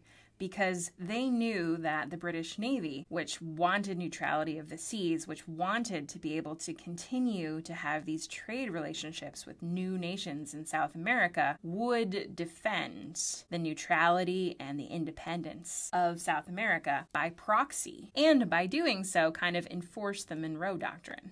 So this is interesting. You could think of this as being a little bit weaselly on the part of Monroe, declaring that the Americas should remain free of the influence of Europe, but counting on the United Kingdom to enforce it. Or you could think of it as perhaps a brilliant policy maneuver. I don't know. Certainly, the nations of South America and Latin America appreciated this declaration of independence for the Americas coming from the United States, but they certainly knew that it was more about the United States making sure that they themselves were protected than wanting to have a real equal partnership with South America. So the Monroe Doctrine really didn't amount to much for most of the 19th century. It was certainly a justification as the United States continued to push west in their quest of manifest destiny, but it will become increasingly important in the 20th century as the United States steps onto the world stage with things like the Spanish-American War under the auspices of William McKinley and making famous Theodore Roosevelt, saying that the Caribbean is the province of the United States, and the nations of Latin America and South America, they are only to be dealt with through the United States. So you can see the Monroe Doctrine as a very early expression of the United States' intention to become a world power and to be the leading and most powerful nation in the Americas. And you can also see it as an expression of American isolationism, which will really be the leading aspect of American foreign policy up until the Spanish-American War. As early as George Washington's farewell address, Washington expressed the view that the United States should just not get involved in the business of Europe, that would only lead to heartbreak. Well, the Monroe Doctrine is now kind of taking not only that idea that the United States should not become involved in the affairs of Europe, but also turning it around and saying that Europe should not become involved in the affairs of the Americas, drawing an even stronger barrier between the old world and the new. So some historians have actually said that the market revolution is more revolutionary than the American Revolution. Actually, this is a very classic AP U.S. history question. Which was more revolutionary, the American Revolution or the market revolution? But how could something actually be more revolutionary than the American Revolution? Well, it's because the market revolution was a confluence of inventions, changes in the way that the American people did business, and changes in the way that people got goods to market that happened in this period from about 1790 to 1850. So this is kind of a large period of history, and I don't think it's really important for you to have a laundry list of dates of exactly when what thing was invented, but just kind of take in the idea that in the first half or so of the early 19th century, there were many new inventions in both factory work and in transportation and communication, and that how people did business changed a lot. So I want to take some time to look into all three of these revolutions: the Industrial Revolution, the revolution in transportation and communication, and just the broader market revolution. So I know this is a subset of itself, but I'll get to that. And in this video, I want to start out by talking about the Industrial Revolution. Okay, so what was the Industrial Revolution? This was, broadly speaking, a revolution in the kinds of machinery that people used to make finished goods. Now, if you think about the early republic in the United States, you often think of kind of an agrarian society. And that was how Thomas Jefferson, the author of the Declaration of Independence, really imagined the United States as a nation of small farmers. But Thomas Jefferson didn't necessarily see all of these revolutions in industry coming. He couldn't anticipate that. And so in the 1790s, early 1800s, a bunch of new inventions came to the United States that completely revolutionized how things were made. So in this time period, the United States kind of slowly begins its transformation from being a nation of farmers to a nation of people who worked for wages by the hour and then used the money that they made from that hourly labor to buy the things that they need. So how did this happen? One event that historians often point to is the introduction of the textile mill to the United States. So this fellow here was named Samuel Slater. And Samuel Slater was an Englishman who worked in a textile mill. And remember that the United Kingdom was the world's capital of textile production in this time. And they were so jealous of their position as the world's leading textile producer that they even made it illegal to export the plans for a textile mill. Samuel Slater decided that even if it was illegal to export actual plans, it wasn't necessarily illegal to export his brain. So he decided to memorize how these textile looms worked, and this is powered by a water wheel. And then he actually got in disguise, put himself on a ship, and came to Rhode Island to set up a textile mill. In fact, people were so angry that he did this that in his hometown, he's actually known as Slater the Traitor. So what was new about this? Well, I think the water wheel aspect is really one of the key innovations here. So instead of being powered by humans or perhaps being powered by animals, now American machinery can be powered by an outside source, so water or steam. And that means that these mills and factories later are going to kind of congregate around sources of power like rivers, for example. So if you've ever wondered why so many American cities are next to rivers, it's usually because they needed them to power mills. So starting in the 1790s and really into the early 19th century, there's this slow transformation toward factory labor. And you can see in this image here that a lot of the people actually laboring in these factories were women because, you know, young men kind of had a pretty good path forward in life at this time period. They could be farmers like their fathers. Maybe they could learn a trade. But for young women, there wasn't necessarily a form of income outside the house. And so a man named Charles Lowell decided to set up a whole series of textile mills in what will be called Lowell, Massachusetts. It's just outside of Boston. And then he primarily employed young women to work in these textile mills. I think partly because young women were associated with working with fabric. You know, women frequently did the spinning and the sewing in the household, but also because young women, you could probably pay a little bit less than young men for the same kind of labor. So this is kind of a very slow revolution toward individual work, right?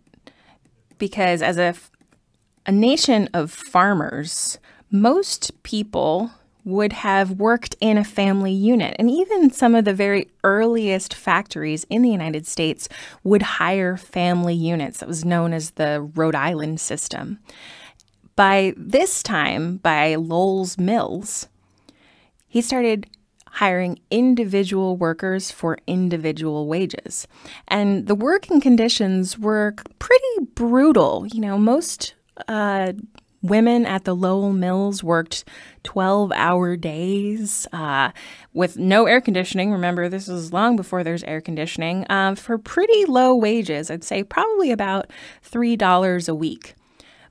But despite the pretty harsh conditions, for many of them, this was a really good opportunity because this is the first time in their lives they'd ever had any chance to make money of their own, to be away from their families. It's kind of expected that if you were a young woman in Massachusetts, you wanted to go work in the Lowell mills, you could go there for a few years of your life, make a little bit of money, and then go back to your hometown, meet someone, get married, start a family of your own. So it kind of makes work for women outside the home respectable. And textile production is going to continue to ramp up in the United States. In the late 1840s, a man named Elias Howe invents a really excellent sewing machine. Now, he's not the first man ever to invent a sewing machine. There were versions of them stretching back to, I think, even the 1750s. But Howe's sewing machine brought together a lot of different capacities that made it kind of the best sewing machine. And it will be even further refined by Isaac Singer, who we associate today with the Singer sewing machine. And so these massive textile mills really become the backbone of New England commerce. But they never would have gotten started without another invention, which was the cotton gin. And the cotton gin was invented by Eli Whitney in 1793. And what's important about the cotton gin? So here's the gin. And basically, it's kind of a box with some spikes on it that allows you to take these balls of cotton and separate them from the seeds. And separating cotton from the seeds was an extremely labor-intensive process. If you've never held a ball of cotton, it's extremely sticky. So you kind of have to wade through the little bits of cotton, pull out these seeds. It takes forever. And so an average day's work would not produce all that much cotton that was ready for market. Well, Whitney completely revolutionizes this with the cotton gin. These little spikes help separate the cotton seeds from the cotton ball and revolutionizes how much cotton can be produced by a single person in a single day. Whitney's cotton gin made it possible for a single person to process 50 pounds of cotton in a single day, which is just an order of magnitude more than they were able to do beforehand. But this is really interesting because it had kind of a massive human cost in the form of really bolstering the institution of slavery in the American South. Because when farming cotton was so labor intensive, it really wasn't very profitable. And so the institution of slavery was actually starting to die out a little bit before the 1790s. People were saying, I don't know if it's actually worth it to keep slaves. So if it weren't for the cotton gin, the United States might actually have outlawed slavery considerably earlier than it ended up doing in the 1860s. So it's interesting to note that even though these inventions really changed the fabric of American society, allowed some people to earn money who'd never been able to earn money before, it also meant that the institution of slavery was really entrenched in the United States and would only continue to expand until the 1860s. So that's a little bit of a peek into the human cost of the Industrial Revolution, and we'll get more into what some of those costs were and what some of the benefits were in the next video. So we've been talking about the market revolution in the United States, which was this period in the first half of the 19th century where the way that Americans did business really changed. And it changed in a number of ways. So the kinds of work that people did changed. And the people they sold their goods to changed in the form of new markets.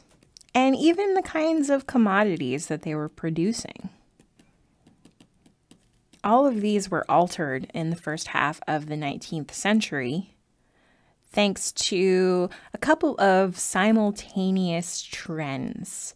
The Industrial Revolution, in which new technologies were developed to make production more efficient, and revolutions in transportation and communication, which made it easier to get goods and people to far distances more quickly and to communicate over considerable distances more quickly.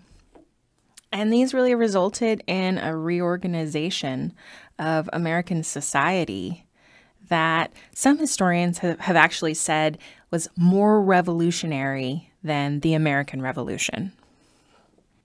So in the last video, we discussed some of the new technologies which changed American work in the early 19th century. One of these was the introduction of the textile mill, which was powered by a water wheel by Samuel Slater, which helped textile mills become the chief industry of New England. Also helped women start working outside the home in the Lowell mills, started by Charles Lowell, and also began the system by which factory owners would hire individuals rather than family units to work for wages in their factories. The other major invention that had a really important impact on American society was the cotton gin, which was a machine that separated cotton seeds from the fiber, and it made the production of cotton considerably more profitable. And so with cotton a profitable crop, the American South really invested in cotton, and investing in cotton as its main cash crop meant they really entrenched the system of slavery. So even though in the 1780s, early 1790s, many southern states were thinking perhaps they'd abolish slavery because the institution was not overly profitable, as cotton became the cash crop of the South, the institution of slavery would be entrenched and continue to grow until the 1860s. So those are some of the new technologies of production. In this video, I want to spend some time talking about the revolution in communication and transportation that happened also in this time period. So just like inventions like the textile mill or the cotton gin made it easier to work faster, Inventions in transportation and communication in the early 19th century also made it possible to transport goods faster and to transport information faster. So I want to talk about just a few of these transportation inventions. One of these was the railroad. Now, the railroad was not invented in the United States. Rather, the United States imported the railroad technology from England and Germany. And this is one of the very first railroads in the United States. I think it's kind of adorable because you can see how it still is really owing a debt stylistically to a wagon, even looks like a wagon here on the end.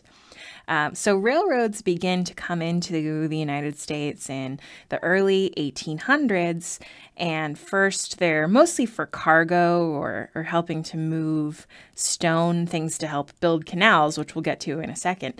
But soon they're also passenger rail stations.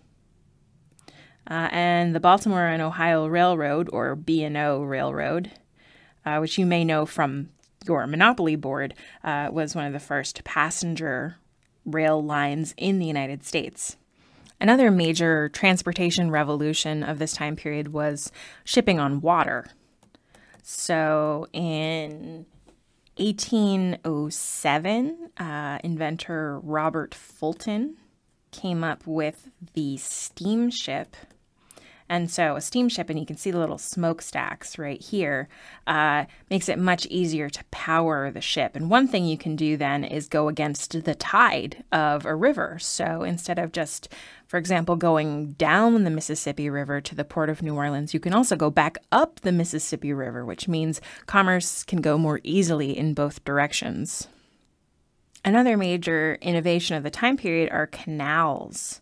And this here is a map of the Erie Canal, which was completed in 1825. And a canal is a relatively narrow, relatively shallow waterway, but it still allows cargo barges to move across what otherwise would be really hard to navigate territory. So, it's hard to see here, but there are mountains here, right? So now you can take cargo across mountains, across large stretches of land by ship, which is much faster than trying to do it on foot or with a wagon. I think it's actually hard for us to imagine now, but in the early 19th century, and really for most of time before then, waterways were the highways of the world. It was a lot easier to get from Boston to London across the Atlantic by ship than it would have been to get from Boston to the Appalachian Mountains on foot. Before the invention of air travel, before the interstate highway system, and really up until the invention of the railroad, waterways were the easiest way to get around in the world. And the last communication revolution that I want to talk about is the invention of the telegraph, which a portrait painter turned inventor named Samuel Morse first patented in 1844. And Morse invented Morse code because the telegraph worked by sending pulses down copper wires, so it made it easy to communicate through coded messages of dots and dashes. So dots and dashes corresponded with letters, which allowed you to send messages over extremely long distances. So you could send a message by telegraph in an instant, as opposed to sending a letter, which might take days or even weeks to get to its destination. So all these revolutions in transportation and communication kind of translate into two major transformations in American business at this time period. One is that the scope of business that you can do is much greater, because now if you're a farmer who lives in, say, Rochester, your radius of your radius of people you can sell your produce to before it goes bad is considerably larger now. Instead of just being able to get to where you can get maybe in a wagon's trip of a day, you can send your crops on the Erie Canal and suddenly you're dealing with a much larger market. So they're not only creating a national web of commerce, they're also creating an international web of commerce because these canals and steamships go to international ports, which mean that you can now do business from the western part of New York with people who live in London. And the other thing that increases here is the pace of business, right? So instead of having to negotiate a business deal through a series of letters, which might take you many weeks, now you can negotiate a business deal by the telegraph, and it's only going to take you a couple of days. Likewise, it might have taken you weeks to send your logs, for example, down the Mississippi River. Now you have them in a steamship, and it takes just a couple of days. So there's an overall expansion in the number of people who can participate in markets, the expansion of the distance at which you can participate in a market, and the pace at which you can do it. You can do business much faster with these revolutions in transportation and communication. And in the next video, I'll talk more about how these transformations in technology and the scope and pace of American business affected the society of the United States in the early 19th century. So why do we care about the market revolution? The Industrial Revolution and the transportation and communication revolutions of the early 19th century had a major impact on American society, both in the short term and in the long term. In this video, I want to talk about three major effects of the market revolution, and those were changes in labor, entry into a national and international market system, and the Second Great Awakening. All right, so what effect did the market revolution have on labor? Well, we've already talked about this a little bit in the earlier videos, but here's a view of a textile factory floor. Now, this is from a slightly later period, but I think it gives you a good sense of what it was like to work in a textile factory. With the market revolution really comes the emergence of factory labor in the United States. And there are a couple of ways that that's important. One is that people start working for wages. It's a move away from subsistence farming and a barter economy, which also means that people aren't necessarily in charge of themselves anymore. And there's a lot that goes along with that, which means that people stop being their own bosses. Instead, they report to other bosses.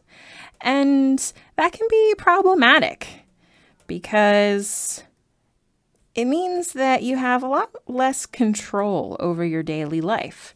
So imagine that you're a farmer and you're really sick. Oh, well, maybe you don't plant some seed that day and you do it the next day. Well, imagine that you work at a textile mill and you get really sick, you don't report to work, and you get fired. So people are no longer able to set the pace of their own lives, by and large. And with things like interchangeable parts, for example, fewer and fewer artisans, so masters of a craft, are making goods from start to finish. So it used to be perhaps you would be a master shoemaker, a master cobbler, and you would make every part of that shoe, from tanning the leather to nailing in the sole. The system of interchangeable parts, which will later become even more codified as the assembly line system, means that most people are only doing one part of a task. So instead of doing all of making a shoe and saying at the end of it, I made this shoe, I'm a master maker of shoes. Now your entire job might just be to hammer in one nail and then hand off the shoe to the next person. So there's never anything that you can point to and say, I made that. So a lot of people say that this is a period when people stop being able to take pride in their own work, or at least not as much pride. But what's even more important about this process of interchangeable parts, assembly line labor, is that it leads to an overall, what they call de-skilling. So removing the skill from labor. And what's important about that is that if you've broken down a task into enough small parts that you've got people literally hammering in the same nail on a different shoe 12 hours a day, then you don't necessarily need highly trained artisans to do that. And what happens if you are not highly trained? I would call this unskilled labor, and you decide you want to strike for higher pay.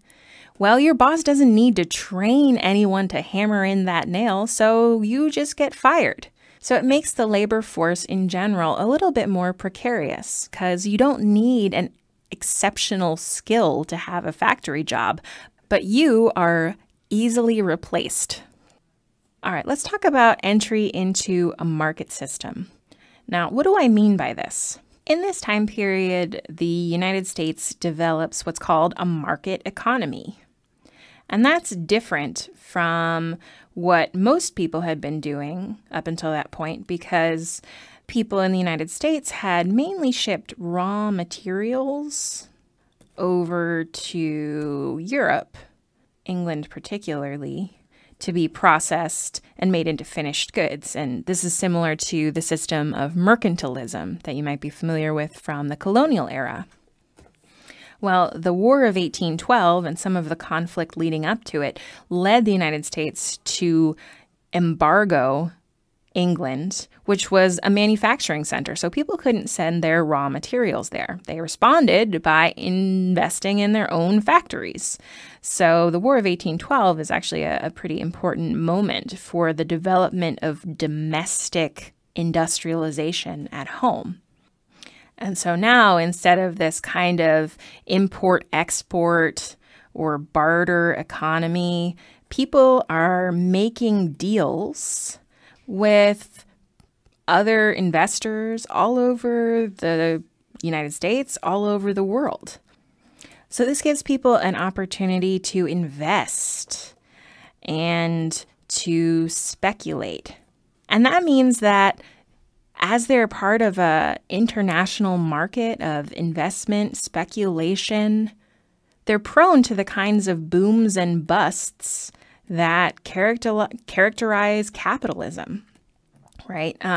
We often think of the Great Depression as having been the first major American depression, but really it was the largest and most recent up until that point because after the War of 1812, the United States kind of goes through approximately a 20-year cycle of boom and bust. So boom is when things are getting better, things are looking up, the economy is going really well, and then a bubble of some kind bursts. And in 1819, they had the very first of these bubbles burst. It's called the Panic of 1819.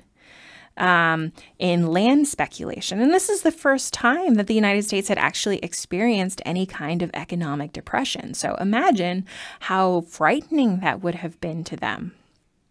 One of the hardest things about market-based capitalism is that individuals don't really have control over the larger market. You know, it's not one person that made the Great Depression happen. It was an overall loss in consumer confidence or perhaps overproduction, right? If too many people are supplying the same commodity, the price is dropping through the laws of supply and demand. So now the laws of supply and demand and the pressures of an international market are really changing the nature of American commerce because they're enmeshed in that market. And that has all kinds of political and social ramifications for the United States. Understanding the volatility of belonging to an international market kind of helps explain why Andrew Jackson was so obsessed with the national bank at this time period, right? Because it represents this confusing matrix of international supply and demand and people getting credit or not getting credit. And being part of this international market is something that's going to have a major effect on the American South, and particularly the enslaved population that lives in the American South, because they're going to be supplying cotton to the world's textile mills. And those are textile mills in New England and textile mills in England. And as the world demands cotton for processing, the South is going to supply that cotton, which is picked by enslaved individuals. And one of the reasons that the Confederacy believes that it can succeed as an independent nation is because they're supplying cotton to England. And when England managed to find its own supply of cotton from Egypt and India, the economic chances of the Confederacy were sunk.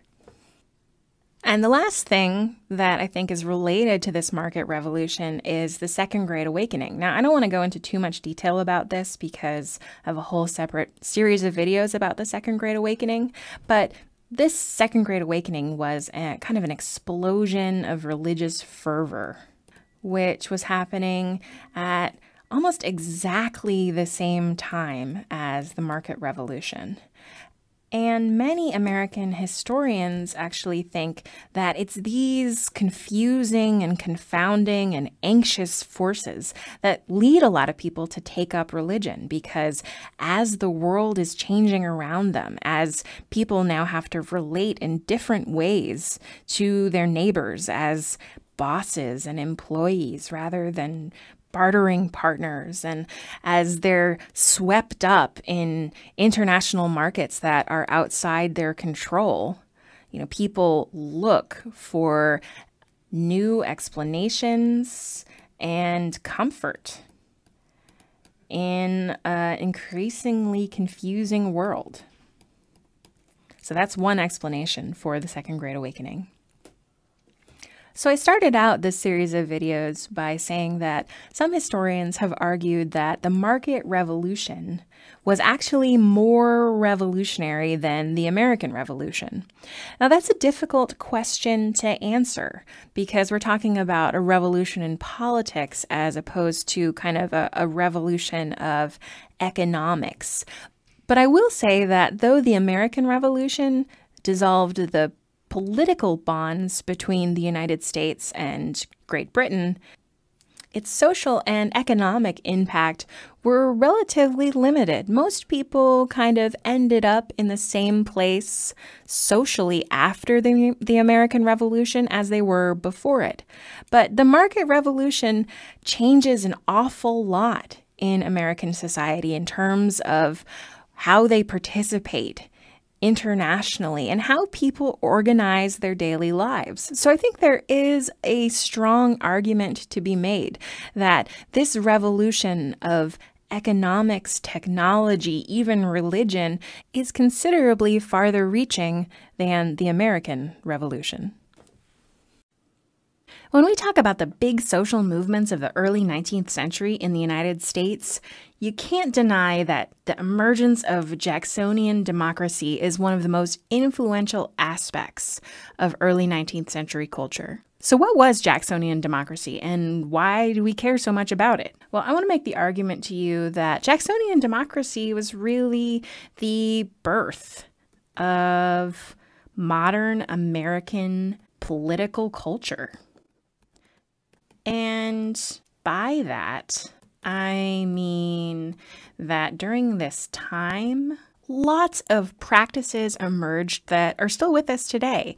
For example, the two-party system, the spoils system, even some aspects of American political character that are still with us today emerged in this time period.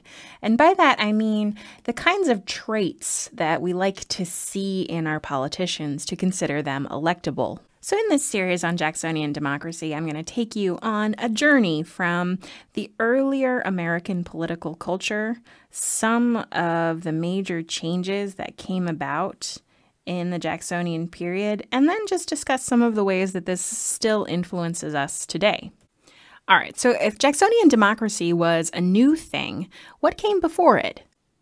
Well, in the very early era of American political life, and I'm talking here from approximately 1790 to about 1820, American politics was very aristocratic.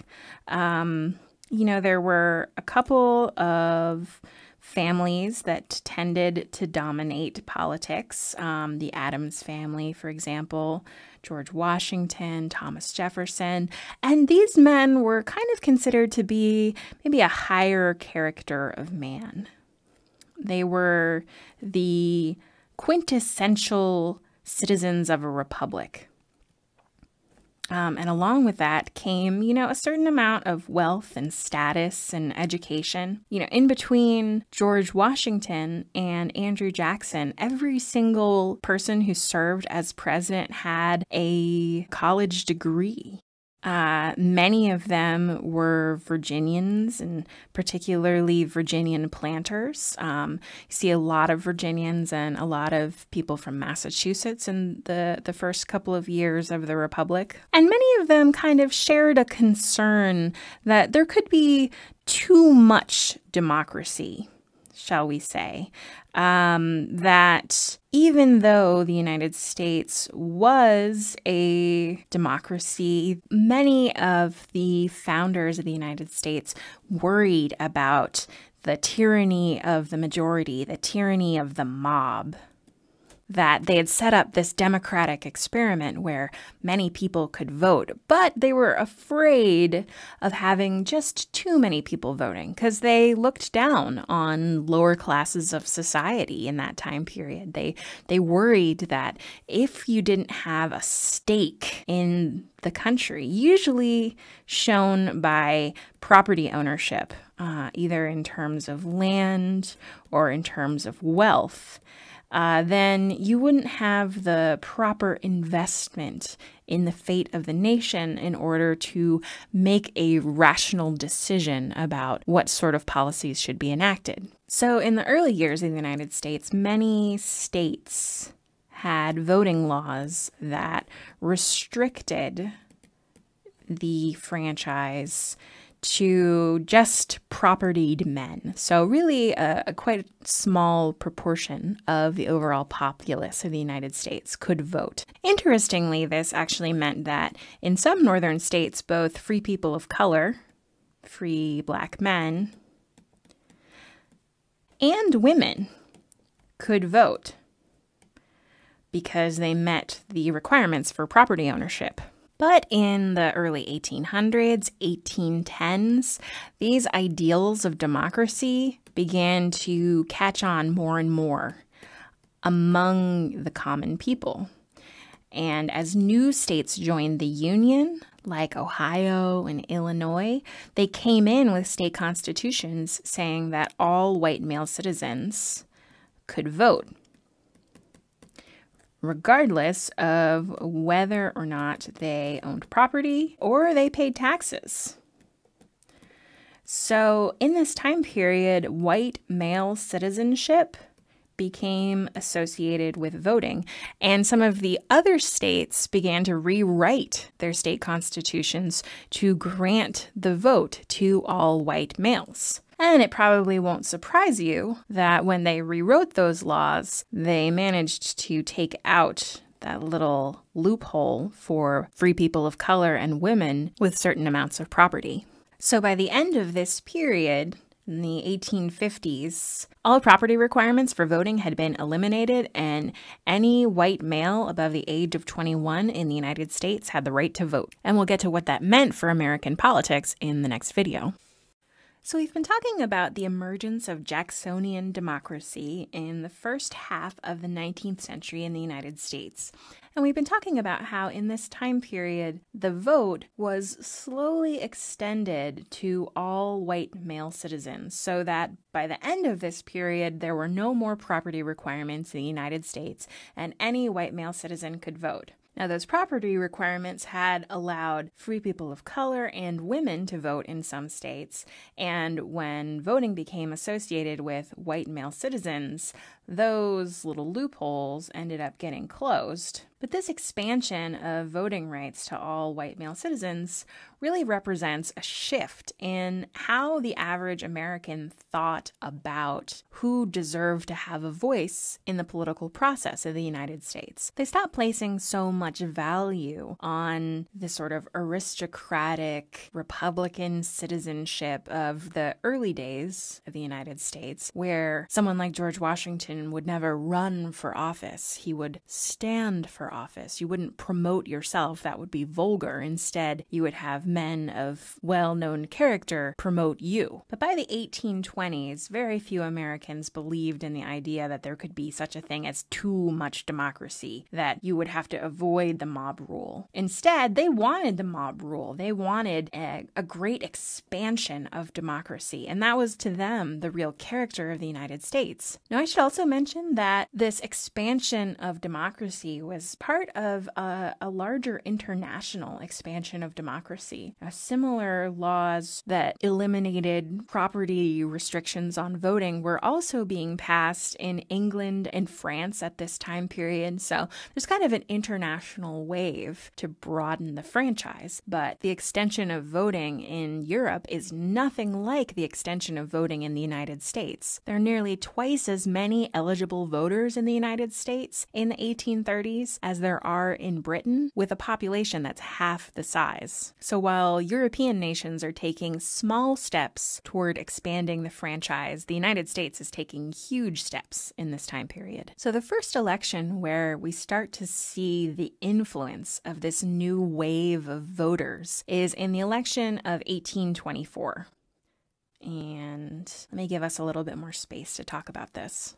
So the election of 1824 was a contest between John Quincy Adams, son of American founder John Adams, Andrew Jackson, famous war hero from the War of 1812, the victor of the Battle of New Orleans, and Henry Clay, who will become known as the Great Compromiser for having pretty much spent his entire political career either running for president or putting together some kind of compromise. Now, John Quincy Adams, I think, kind of epitomized the older school of American democracy. He was reticent to campaign on his own behalf. He was very interested in academics and internal improvements. He didn't really see himself as being part of a particular political party. In fact, all three of these men were actually running as Republicans,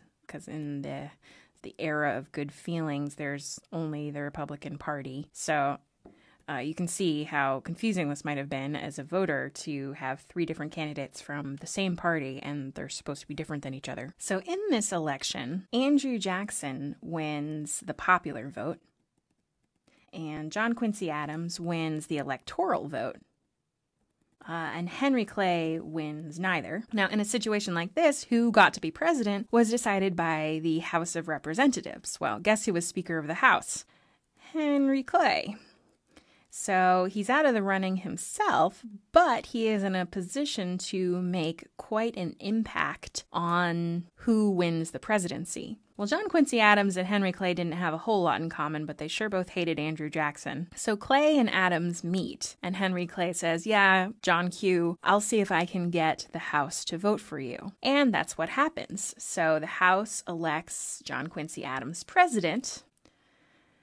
And then, just a couple days later, John Quincy Adams says that Henry Clay will get to be his Secretary of State, which was quite a plum of a political position. And Andrew Jackson and his supporters go ballistic. They say that this was a corrupt bargain behind closed doors in which John Quincy Adams bribed Henry Clay to give him the presidency in exchange for this political position. Now, there's no evidence that this actual corrupt bargain really happened, but even if it did, it was totally in line with the earlier playbook of American democracy, a you scratch my back, I'll scratch yours kind of situation, where the better sort of men, the higher men of character, made a deal between themselves of who would lead this nation. And the outrage over this possible collusion between Adams and Clay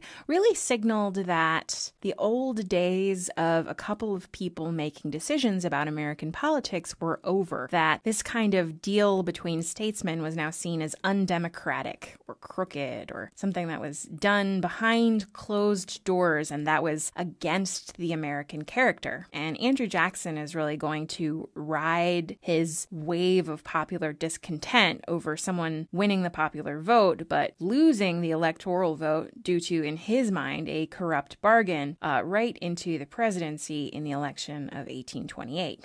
And we'll get to that in the next video.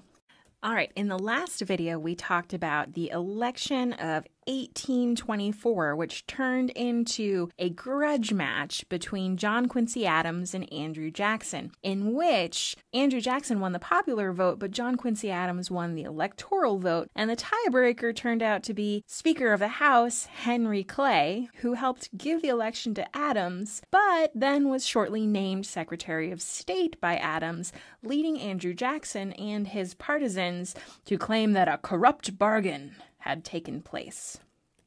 And this really shows how the nature of American politics had changed, because this sort of you scratch my back, I'll scratch yours was common practice in American politics between a few elite men who were generally in charge of the political process. But Andrew Jackson and his supporters say that this is undemocratic. This is the kind of elitist hokum that we do not need in our nation of free white men. So 4 years later, in the election of 1828, it is a Jackson-John Quincy Adams rematch, and the gloves are off. So in the first video in this series, I mentioned that during this time period, a lot of the aspects that we consider part of American politics first came to the fore. And one of the things that you'll see in the election of 1828, really for the first time, is down and dirty mudslinging, or making angry attacks ad hominem, or at the man rather than at his principles, attacks on your opponent. So Andrew Jackson probably already had all the ammunition he needed with the corrupt bargain of 1824. John Quincy Adams kind of considered himself above this kind of mudslinging, but his supporters did not, and they came out with some real gems. Not only did they put out handbills with coffins, this is known as the coffin handbill to this day, detailing how many men had been killed by Andrew Jackson, either through execution or duels. They also accused his mother of being a prostitute and his wife of being a bigamist. In fact, Andrew Jackson's wife died shortly before his inauguration, and he believed to his dying day that it was the terrible slanders about her that had led to her untimely death. Another first for the election of 1828 is Andrew Jackson as the first candidate for the Democratic Party. This is a new party united around Jackson. In the previous election, all of the candidates had been Republicans in one form or another, but now the Republican Party is going to start to fade away, and the Democratic Party will come to the fore. And this is the same Democratic Party that is still in existence in the United States today. Of course, its goals and ideas have changed a great deal since the 1820s. And with this Democratic Party, and even with the supporters of John Quincy Adams, what Jackson taps into is this kind of mass party democracy. He has great party machines working for him in eastern cities. He also really takes advantage, particularly of people on the frontier. So white people who are looking to expand westward, to kind of make it, as we would say, rugged individuals, people pulling themselves up by their bootstraps. And they saw that in Andrew Jackson because, you know, he had been born fairly penniless, and then by the time he was elected president in 1828, he'd become part of the frontier elite. He was now a slave holder. He was one of the guys who had made it. But those on the frontier looked to him and saw the example of what they wanted to be. Jackson also had the advantage of being a war hero. From the Battle of New Orleans in the War of 1812. And throughout the 19th century, those with valorous military service will do well in national elections. And another thing that Andrew Jackson does quite well is harnesses anti-Indian, anti-Native American sentiment. John Quincy Adams had attempted to bargain in good faith to try to hold up the side of the United States with Native American nations living in what was then the territorial borders of the United States. He bargained with them as if they were sovereign nations unto themselves. Andrew Jackson understood that white settlers desperately wanted Indian lands, and he played to those white settlers, assuring them that he would do his utmost to remove Native Americans from those lands, a promise that he will make good on during his presidency. So Jackson wins the election of 1828. And immediately it's obvious that the democracy under Jackson is quite different from the American system under previous presidents. At his inauguration, he turns to the crowd and bows, signaling that he thinks of himself as being beneath the people that he's serving. He also opens up the White House during what's called the inaugural brawl, and it's believed that many people went into the White House and they wrecked the china and they destroyed the furniture and they wouldn't leave until people told them there was alcohol outside on the lawn. And to an earlier generation who had been raised with this early American aristocracy of the Adamses and the Washingtons, this looked like anarchy. They thought this was the beginning of the French Revolution in the United States. It was not, but it was the beginning of massive party politics, political campaigns, and the beginning of a new politics in the United States that appealed to the common man. And we'll talk more about that in the next video.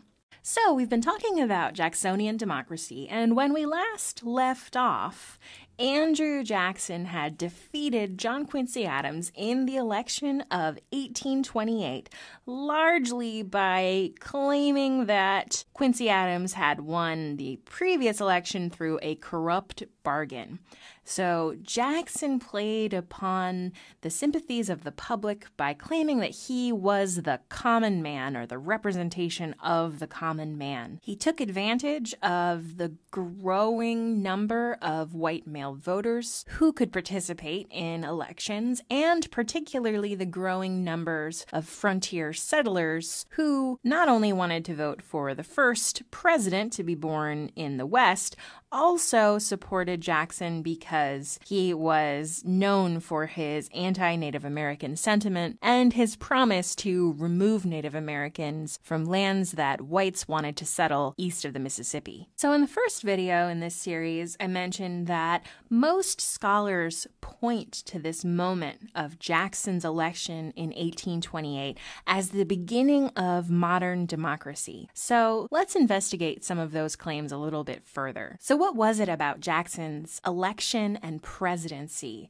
that began the modern American political system? Well, for one thing, Jackson was the very first Democratic president, as in the first president to be a modern-day Democrat. And this is the same Democratic Party that we still have today. And Jackson really mobilized this sentiment of the party of the common man. And in his idea, that meant the common white man. That he was not one of these Eastern elites, banking elites, who made their fortunes by nickel and diming other people. He was a backwoods frontiersman, a war hero, someone who had pulled himself up by his bootstraps. So he was, I guess, one of the earliest self-made men.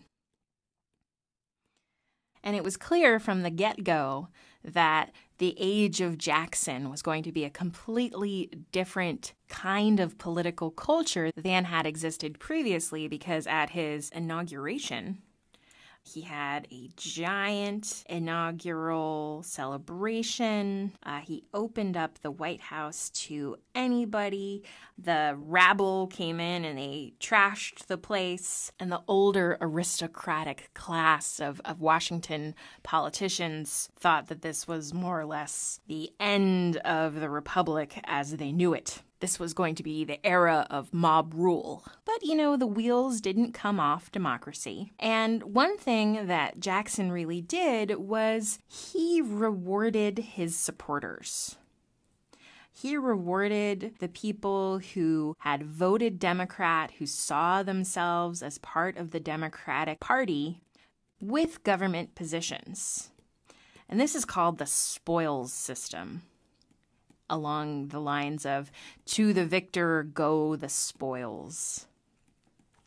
So, to reward the Democratic machine that had put him in office, he kicked out earlier office holders and rewarded the Democrats with offices. Now, it was very common in this time period for people to be what were known as office seekers, to kind of hang out in Washington, D.C., trying to get the president to appoint you postmaster of some random place so that you could draw a government salary. Now, earlier presidents would have thought something like rewarding an office seeker quite vulgar. John Quincy Adams, for example, refused to replace anyone who was actually doing a good job in their government post with someone who was one of his supporters. So you can debate whether or not this is actually a good thing to kick out people who are good at their job in favor of people who have supported you during the campaign. But what it does is it keeps people in the party.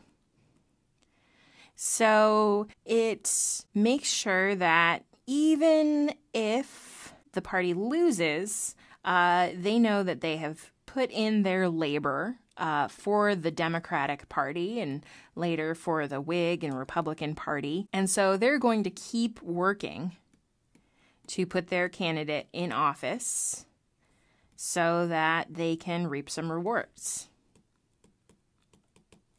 So this is one way in which Jackson kind of solidifies party politics, so that you stop just being a Jackson partisan, a Jefferson partisan, someone who follows a political candidate. And remember that earlier political candidates kind of stood as men of virtue, right? Now, the virtue is shifting from the men themselves to the party that they represent. And this party system was cemented by 1832, when Jackson was reelected, when they held a national nominating convention. This sounds very familiar to us today. And put out an official party platform. So what else did Jackson do that was really influential? Well, ironically, for someone billing himself as a man of the people, Jackson worked really hard to expand the power of the executive branch. So he wanted the presidency to be as powerful, if not more powerful, than the judicial branch or the legislative branch of the United States. So more powerful than the Supreme Court or Congress. There were two major instances where he shows his interest in becoming the most powerful part of the American government. One of these was in what's known as the Bank War, when Jackson attempted to kill the Bank of the United States, and he succeeded, because he thought that the National Bank was corrupt, that it benefited the elite, that it deserved more oversight from the federal government, some of which was true. And when Congress tried to recharter the National Bank, he vetoed the charter.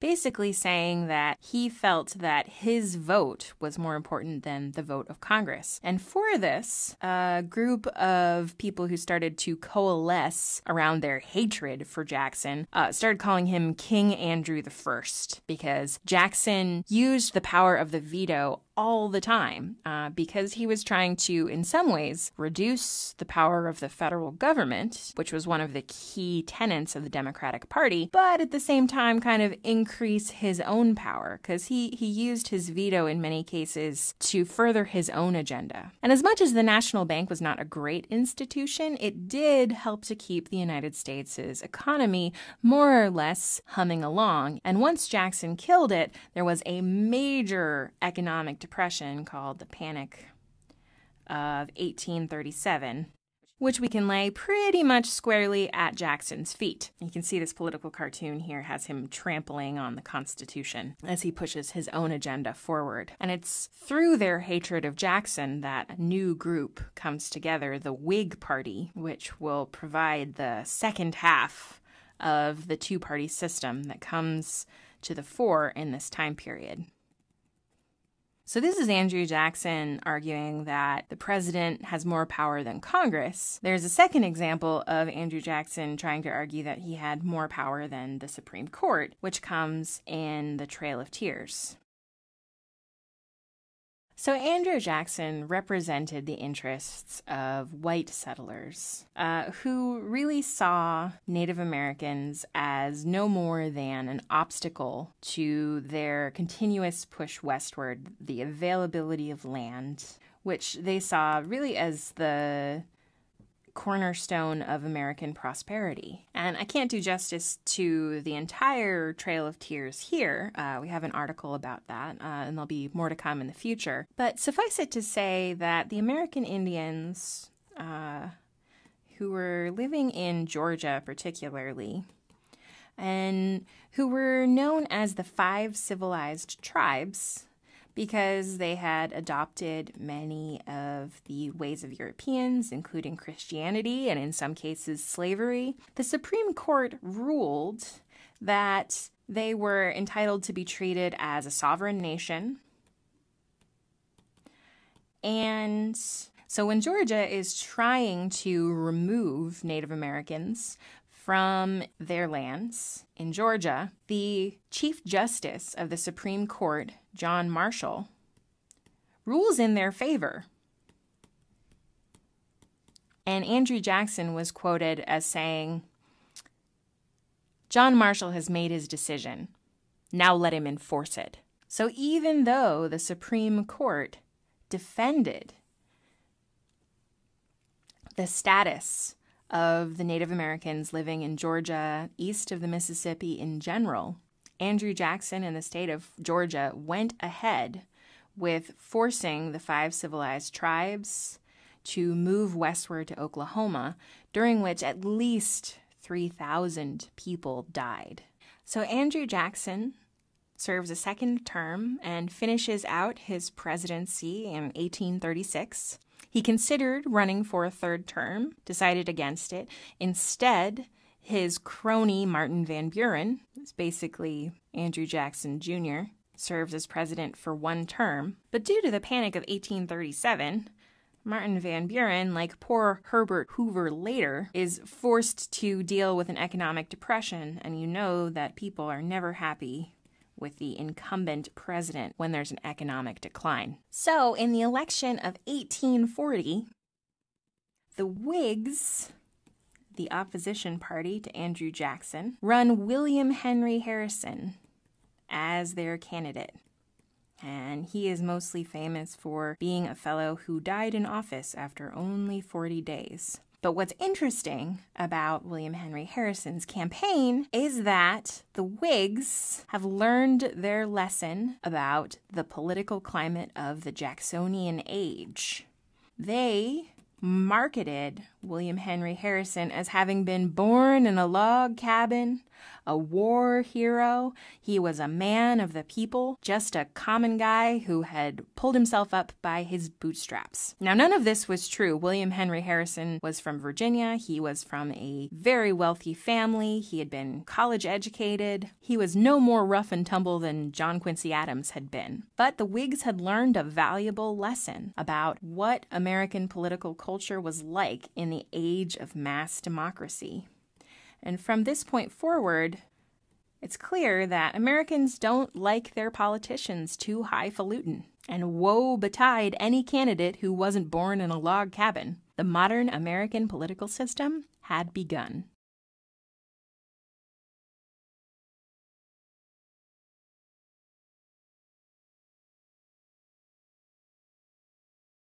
Hi, I'm John Green. This is Crash Course U.S. History, and today we're going to discuss how the United States came to acquire two of its largest states, Texas, and there is another one. Mr. Green, I believe the answer you're looking for is Alaska. Oh, me from the past. As you can clearly tell from the globe, Alaskan statehood never happened. No, I am referring, of course, to California. Dan, are we using your computer today? Oh, Stan! We've talked about westward expansion a few times here on Crash Course, but it's usually about, like, Kentucky or Ohio. This time we're going really west. I mean, not like Hawaii west, but sea to shining sea west.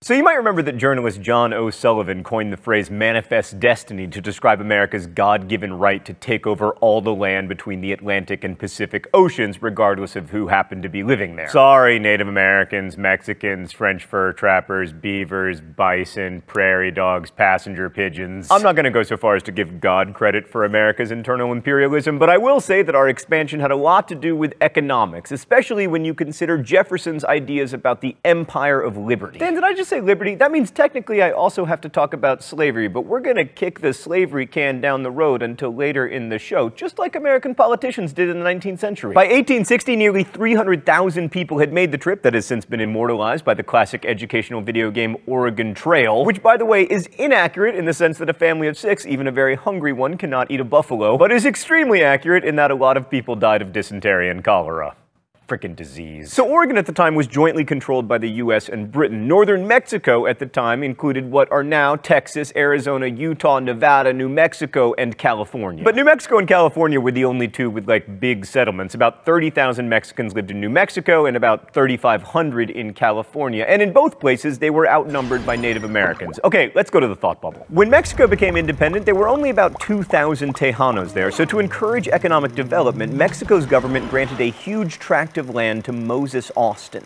Austin's son Stephen made a tidy profit selling off smaller parcels of that land until there were 7,000 Americans there. This made Mexico nervous, so backpedaling furiously, Mexico annulled the land contracts and banned further emigration into Texas. Even though slavery was already abolished in Mexico, up to now they had allowed Americans to bring slaves. Austin, joined by some Tejano elites, demanded greater autonomy and the right to use slave labor. Thinking the better of it, Mexican General Antonio Lopez de Santa Anna decided to assert control over the rest of territory with an army, turning the elite's demands for autonomy into a full-scale revolt for independence. On March 13, 1836, Santa Anna defeated the American defenders of the Alamo, killing 187, or 188, sources differ, Americans, including Davy Crockett. The Texas rebels would remember the Alamo and come back to defeat Santa Anna at the Battle of San Jacinto, and Mexico was forced to recognize Texas's independence. So Texas became the Lone Star Republic and quickly decided that it would be much better to be a less lonely star and join the United States. So in 1837, Texas's Congress called for union, but all they heard back was, "Not so fast, Texas." Why? Because Texas wanted to be a slave state, and adding another slave state would disrupt the balance in the Senate. So Jackson and Van Buren did what good politicians always do. They ignored Texas. And then, after Martin Van Buren wrote a letter denouncing any plan to annex Texas on the grounds that it would probably provoke a war, Democratic Convention Southerners threw their support behind slave-holding holding Andrew Jackson pal, James K. Polk. Polk just managed to get a presidential victory over perennial almost president Henry Clay, and seeing the writing on the wall, Congress annexed Texas in March of 1845, days before Polk took office. Congress then forged an agreement with Britain to divide Oregon at the 49th parallel, which restored the slave state-free state balance in the Senate. Thanks, Thought Bubble. Hey Stan, can I get the foreshadowing filter? I wonder if we're going to be able to keep that slave state-free state balance forever. The land-hungry James K. Polk had another goal as president: acquire California from Mexico. He tried to purchase it from Mexico, but they were like, no, which is Spanish for no. So Polk decided to do things the hard way. He sent troops under future President Zachary Taylor into this disputed border region. As expected, by which I mean intended, fighting broke out between American and Mexican forces. Polk, in calling for a declaration of war, claimed that the Mexicans had, quote, shed blood upon American soil, although the soil in question was arguably not American, unless you think of America as being, all of this. A majority of Americans supported this war, although to be fair, a majority of Americans will support almost any war.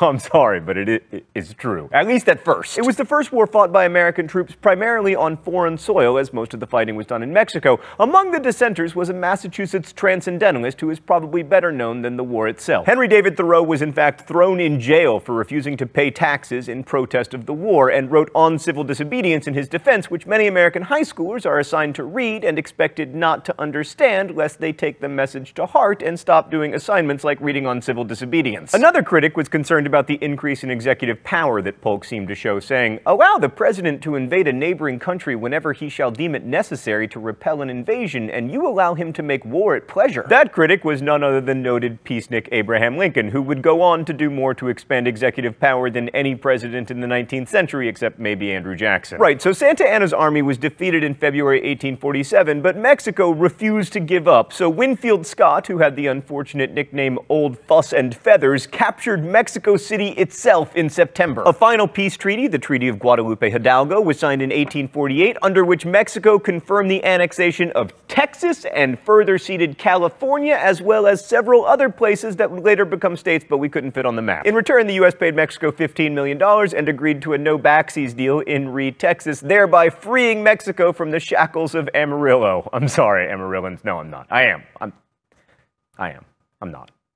I am. This is great, Stan. The people of Amarillo hate me, also the people of New Jersey. Alaska is in the green parts of not America. We don't even have Arizona and New Mexico on the chalkboard. Pretty soon, I will have alienated everyone. Anyway, thanks to the land from Mexico, our dream of expanding from the Atlantic to the Pacific was finally complete, and as always happens when dreams come true, trouble started. After the Treaty of Guadalupe Hidalgo, between 75,000 and 100,000 Spanish-speaking Mexicans and 150,000 Native Americans were under the jurisdiction of the United States. Despite the fact that the treaty granted Spanish-descended Mexican male citizens legal and property rights, the Mexicans were still seen as inferior to Anglo-Saxons, whose manifest destiny it was, of course, to overspread the continent. And the fact that these Mexicans were Catholic didn't help either, especially because in the eastern part of the United States, there was a rising tide of anti-Catholic, anti-immigrant sentiment known as nativism. And there was a new political party, the American Party, dedicated entirely to such sentiment. They were referred to as the Know-Nothings, because when you asked them about their politics, they would answer that they didn't know anything. And indeed,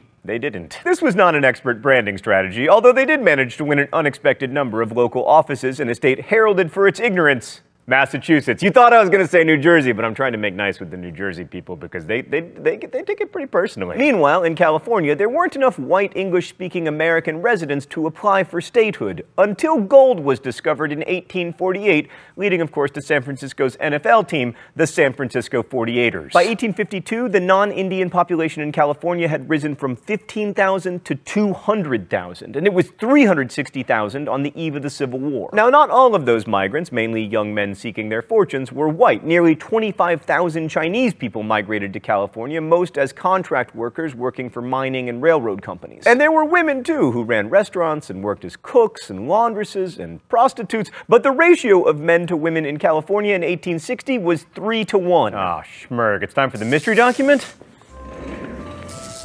The rules here are simple. I read the mystery document and I'm either shocked by electricity or by the fact that I got it right. We would beg to remind you that when your nation was a wilderness and the nation from which you sprung barbarous, we exercised most of the arts and virtues of civilized life, that we are possessed of a language and a literature, and that men skilled in science and the arts are numerous among us, that the productions of our manufactories, our sale and workshops form no small share of commerce of the world, and that for centuries colleges, schools, charitable institutions, asylums, and hospitals have been as common as in your own land. And we beg to remark that so far as the history of our race in California goes, it stamps with the test of truth that we are not the degraded race you would make us. So it's someone who said we had a great civilization when you were a wilderness, plus they called us barbarous, so it's either ancient Rome or China. I'm gonna lean toward China. That only gets me halfway there. Now I have to think of the name of the person, and I don't know any famous people from mid-19th century China who lived in the US.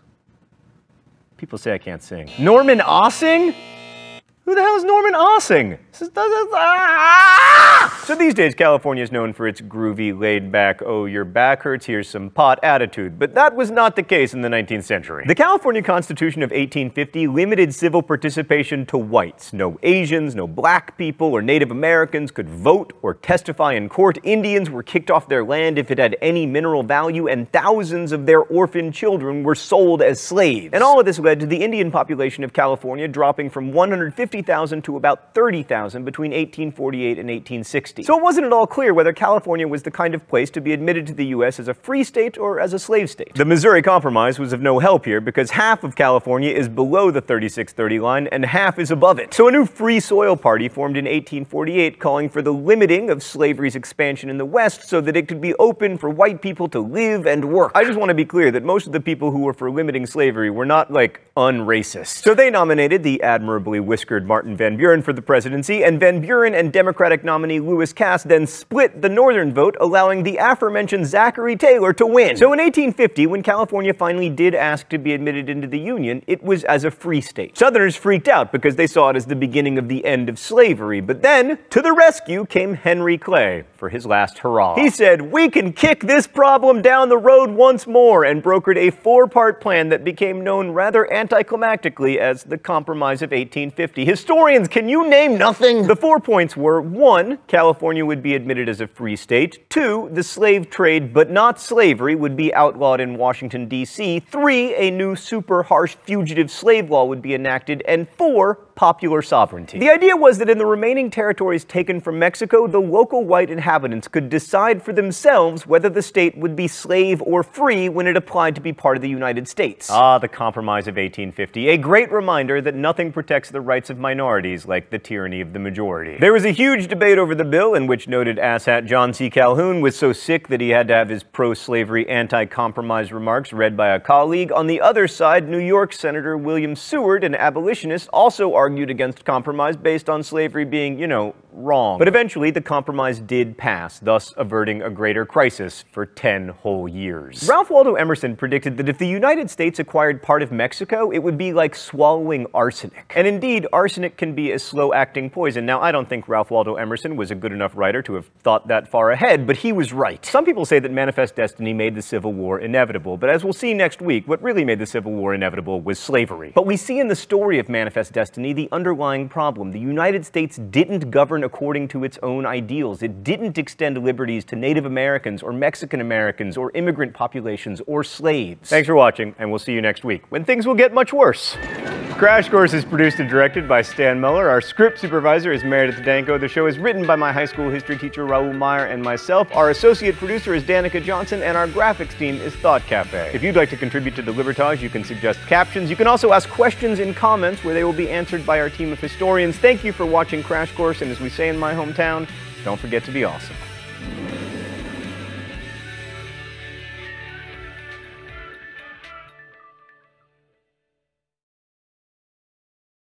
Hi, I'm John Green. This is Crash Course U.S. History, and today we discuss one of the most confusing questions in American history. What caused the Civil War? Just kidding, it's not a confusing question at all. Slavery caused the Civil War. Mr. Green, but what about like states' rights and nationalism, economics? Me from the past, your senior year of high school, you will be taught American government by Mr. Fleming, a white Southerner who will seem to you to be about 182 years old, and you will say something to him in class about states' rights, and Mr. Fleming will turn to you and he will say, "A state's right to what, sir?" And for the first time in your snotty little life, you will be well and truly speechless.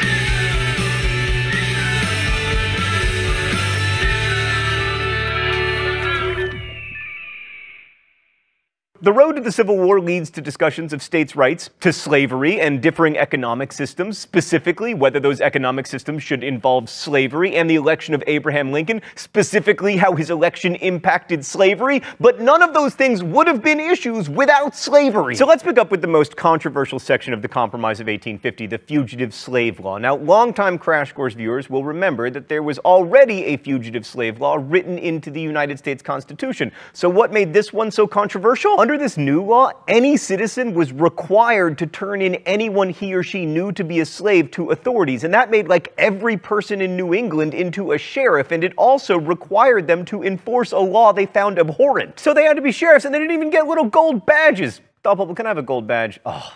Awesome, thank you. This law was also terrifying to people of color in the North because even if you'd, say, been born free in Massachusetts, the courts could send you into slavery if even one person swore before a judge that you were a specific slave. And many people of color responded to the fugitive slave law by moving to Canada, which at the time was still technically an English colony, thereby further problematizing the whole idea that England was all about tyranny and the United States was all about freedom. But anyway, the most important result of the fugitive slave law was that it convinced some Northerners that the government was in the hands of a sinister slave power. Sadly, slave power was not a heavy metal band or Britney Spears' new single or even a secret cabal of powerful slaves, but rather a conspiracy theory about a secret cabal of pro-slavery congressmen. That conspiracy theory is going to grow in importance, but before we get to that, let us discuss railroads. Underrated in monopoly and underrated in the Civil War. Let's go to the thought bubble. Railroads made shipping cheaper and more efficient and allowed people to move around the country quickly, and they had a huge backer,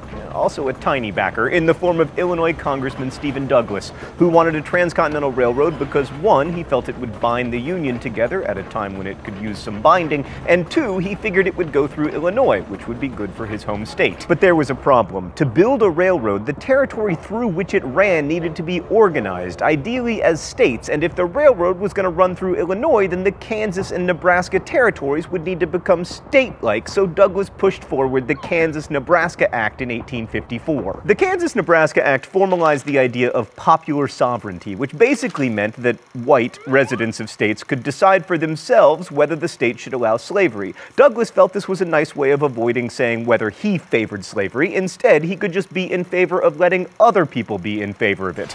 Now, you'll remember that the previously bartered Missouri Compromise banned slavery in new states north of this here line. And since in theory, Kansas or Nebraska could have slavery if people there decided they wanted it under the Kansas-Nebraska Act, despite being north of that there line, this in practice repealed the Missouri Compromise. As a result, there was quite a lot of violence in Kansas, so much so that some people say the Civil War really started there in 1857. Also, the Kansas-Nebraska Act led to the creation of a new political party. The Republicans. Yes, those Republicans. Thanks, Thought Bubble. So Douglas's law helped to create a new coalition party dedicated to stopping the extension of slavery. It was made of former Free Soilers, Northern anti-slavery Whigs, and some know-nothings. It was also a completely sectional party, meaning that it drew supporters almost exclusively from the free states in the North and West, which, you'll remember from like 2 minutes ago, were tied together by common economic interests and the railroad. I'm telling you, don't underestimate railroads. By the way, we are getting to you, Dred Scott. And now we return at last to slave power. For many Northerners, the Kansas-Nebraska Act, which repealed the Missouri Compromise, was yet more evidence that Congress was controlled by a sinister slave power group doing the bidding of rich plantation owners, which, as conspiracy theories go, wasn't the most far-fetched. In fact, by 1854, the North was far more populous than the South. It had almost double the South's congressional representation, but in spite of this advantage, Congress had just passed a law extending the power of slave states and and potentially, because 2 new states meant 4 new senators, making the federal government even more pro-slavery. And to abolitionists, that didn't really seem like democracy. The other reason that many Northerners cared enough about Kansas and Nebraska to abandon their old party loyalties was that having them become slave states was seen as a threat to Northerners' economic self-interest. Remember, the West was seen as a place where individuals, specifically white individuals, could become self-sufficient farmers. As Lincoln wrote, "The whole nation is interested that the best use be made of these territories. We want them to be the homes of free white people. They cannot be to any considerable extent if slavery is planted within them. New free states are places for poor people to go to and better their condition." So the real question was, would these Western territories have big slave-based plantations like happened in Mississippi, or small family farms full of frolicking free white people like happened in Thomas Jefferson's imagination? So the new Republican Party ran its first presidential candidate in 1856 and did remarkably well. John C. Fremont from California picked up 39% of the vote, all of it from the North and West, and lost to the Democrat James Buchanan, who had the virtue of having spent most of the previous decade in Europe and thus not having a position on slavery. I mean, let me take this opportunity to remind you that James Buchanan's nickname was the Old Public Functionary. Meanwhile, Kansas was trying to become a state by holding elections in 1854 and 1855. I say trying because these elections were so fraudulent that they would be funny, except that everything stops being funny like 12 years before the Civil War, and it doesn't get really funny again until Charlie Chaplin. Ah, Charlie Chaplin, thank you for being in the public domain and giving us a much-needed break from a nation divided against itself, discovering that it cannot stand. Right, so part of the Kansas problem was that hundreds of so-called border ruffians flocked to Kansas from pro-slavery Missouri to cast ballots in Kansas elections, which led to people coming in from free states and setting up their own rival governments. Fighting eventually broke out and more than 200 people were killed. In fact, in 1856, pro-slavery forces laid siege to anti-slavery Lawrence, Kansas with cannons. One particularly violent incident involved the murder of an entire family by an anti-slavery zealot from New York named John Brown. He got away with that murder, but hold on a minute, we'll get to him. Anyway, in the end, Kansas passed 2 constitutions because, you know, that's a good way to get started as a government. The pro-slavery Lecompton Constitution was the first that went to the U.S. Congress, and it was supported by Stephen Douglas as an example of popular sovereignty at work, except that the man who oversaw the voting in Kansas called it a vile fraud. Congress delayed Kansas's entry into the Union, because Congress's primary business is delay, until another more fair referendum took place, and after that vote, Kansas eventually did join the U.S. as a free state in 1861, by which time it was frankly too late. Alright, so while all this craziness was going on in Kansas and Congress, the Supreme Court was busy rendering the worst decision in its history. Oh, hi there, Dred Scott. Dred Scott had been a slave whose master had taken him to live in Illinois and Wisconsin, both of which barred slavery, so Scott sued, arguing that if slavery was illegal in Illinois, then living in Illinois made him definitionally not a slave. The case took years to find its way to the Supreme Court, and eventually in 1857, Chief Justice Roger B. Taney from Maryland handed down his decision. The court held that Scott was still a slave, but it went even further, attempting to settle the slavery issue once and for all. Taney ruled that black people, quote, had for more than a century before been regarded as beings of an inferior order and altogether unfit to associate with the white race either in social or political relations, and so far inferior that they had no rights which the white man was bound to respect, and that the Negro must justly and lawfully be reduced to slavery for his benefit. So that is an actual quote from an actual decision by the Supreme Court of the United States of America? Wow.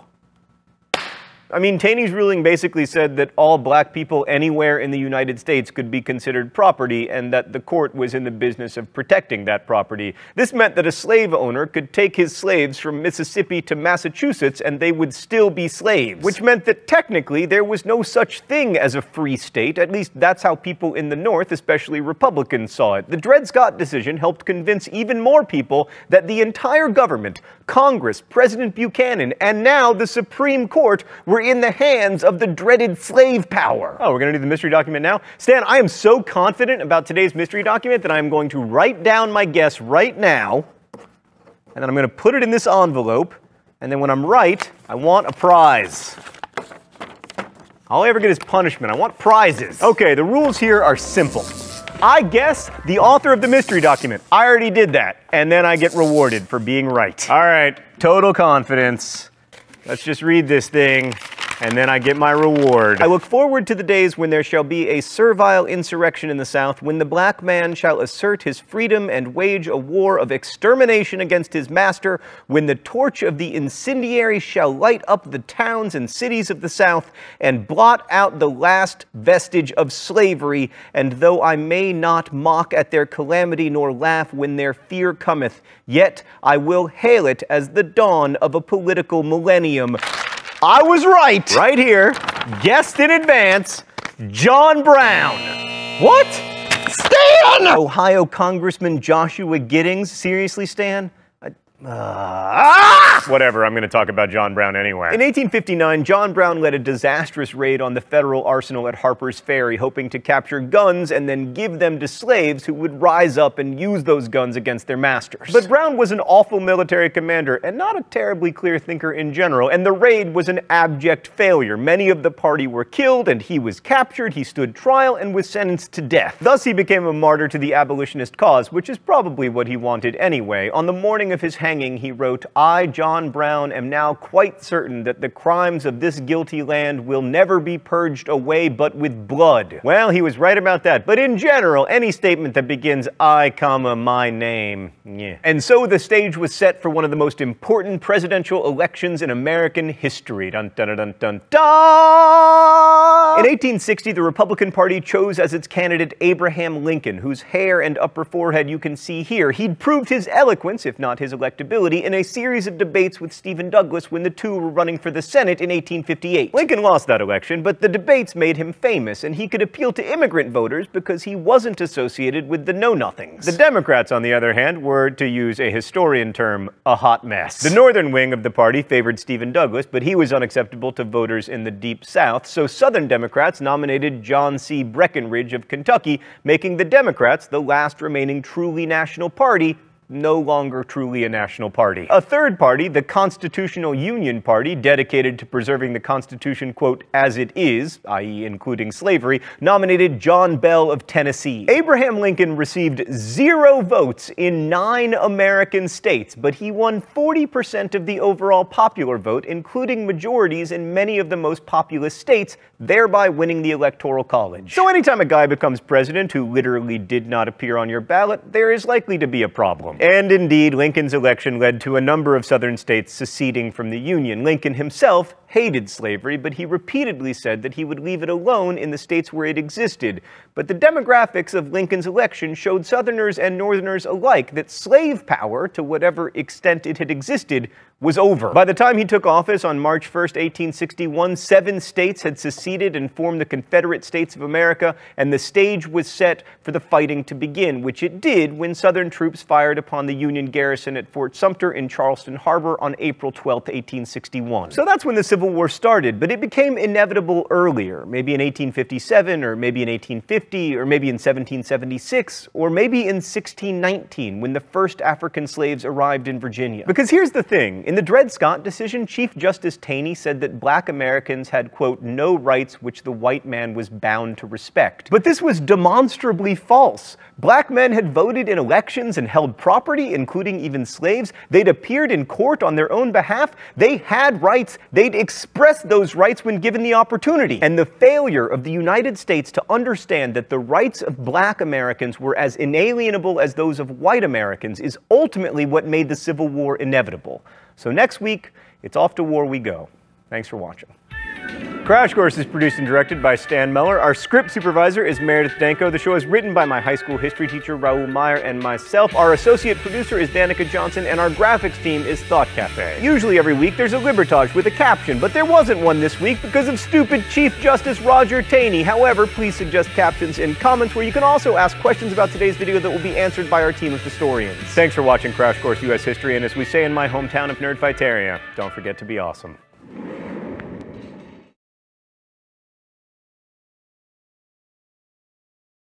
Hi, I'm John Green. This is Crash Course U.S. History. Starting next week, we're going to be talking about the Civil War. And as you may have noticed, Crash Course doesn't usually focus on military history because we're more interested in causes and effects and that kind of stuff. But because we know that some in our audience are likely to insist that a series on American history has to include the battles of the Civil War, I am now going to tell you about every single fight of the war. Wait, Stan, this says there were 8,000 incidents of violence between the Union and the Confederate States of America between 1861 and 1865. Can that be right?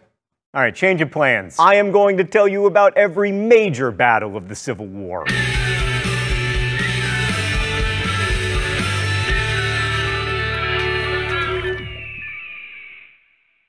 The shooting started in 1861. In April, the first shots of the war were fired at the Battle of Fort Sumter, South Carolina, which the South won. Next was the Battle of Rich Mountain, which went to the north. First Bull Run happened in Manassas, Virginia in July. The South won. General Jackson got the nickname Stonewall, and the North realized that this war was going to be serious business. The South had another victory at Wilson's Creek in August, but lost to the Union at Carnifex Ferry in September. The North got another win at the Battle of Cheat Mountain, but the South finished the year strong with wins at Ball's Bluff and Chustinala. The North came roaring back in 1862 with wins at the battles of Mills Spring, Fort Henry, Roanoke Island, and Fort Donelson, where the Confederate general was named Simon Bolivar Buckner. What? There was also fighting in the West. The Union won at Pea Ridge, Arkansas, then won at New Madrid, Missouri. The Battle of Hampton Roads, Virginia in March was a draw and featured the first fight between two ironclad warships, the USS Monitor and the CSS Virginia. The Union won the Battle of Bern and the First Battle of Kernstown, and then there were draws at Glorieta Pass, New Mexico, and Yorktown. The Union won the Battle of Shiloh, where future Ben-Hur author Lew Wallace was accused of incompetence and cowardice. The Union also won the Battle of Fort Pulaski and the Battle of Forts Jackson and St. Philip, which gave the North control of New Orleans. The North then won the Siege of Corinth, and Union General McClellan fought one of the most indecisive battles he would be involved in at Williamsburg, Virginia, which is really saying something because he was pretty indecisive. Then Stonewall Jackson had a great run, winning battles at McDowell, Fort Royal, and Winchester. Union forces captured Memphis, Tennessee in May, but then lost a couple more battles to Jackson at Cross Keys and Port Republic. In Virginia that June, Robert E. Lee and George McClellan fought a series of 6 battles in 7 days, which were called the 7-day battles because historians are so good at naming things. There was a draw at Oak Grove, Union victory at Beaver Dam Creek, a win for Lee at Gaines Mill, ties at Garnett's and Golding's Farms, the Battle of Savage's Stations, and the Battle for Glendale. Then the Union finally won the 7 days at Malvern Hill, but McClellan withdrew after the battle, allowing Lee and the remaining Confederates to escape. And then in July 1862, one of the least consequential battles of the war took place in Stan's hometown of Newburgh, Indiana. A force of 35 Confederate irregulars built some fake cannons out of stovepipes that they called Quaker guns, crossed the Ohio River, captured some weapons and a hospital full of wounded Union soldiers, and then abandoned the town later that same day. Later that summer came the battles of Baton Rouge, Cedar Mountain, Manassas Station, the Second Battle of Bull Run, Chantilly, and Harper's Ferry, all of which the Confederates won. The Union then won at South Mountain, but lost at Munfordville. On September 17, 1862, McClellan ended Lee's invasion of the North at Antietam, Maryland. This was the bloodiest single day of the war, with 22,717 dead, wounded, or missing. The rest of 1862 saw the battles of Perryville, Fredericksburg, and Chickasaw Bayou. By the way, if this is starting to sound like baseball box scores, maybe you're getting a glimpse of why we don't usually do the military history. Right, but back to the Civil War. 1863 started in Tennessee with a Union victory at the Battle of Stones River, but also with a simultaneous Confederate victory at Galveston, Texas. There were lots of smallish skirmishes during the winter and early spring until the Battle of Chancellorsville in May, where Lee defeated Hooker, but Stonewall Jackson was mortally wounded. Jackson lost his left arm, and then Lee said, "I have lost my right arm." Jackson then famously proceeded to say, "Let us cross over the river and rest under the shade of those trees,"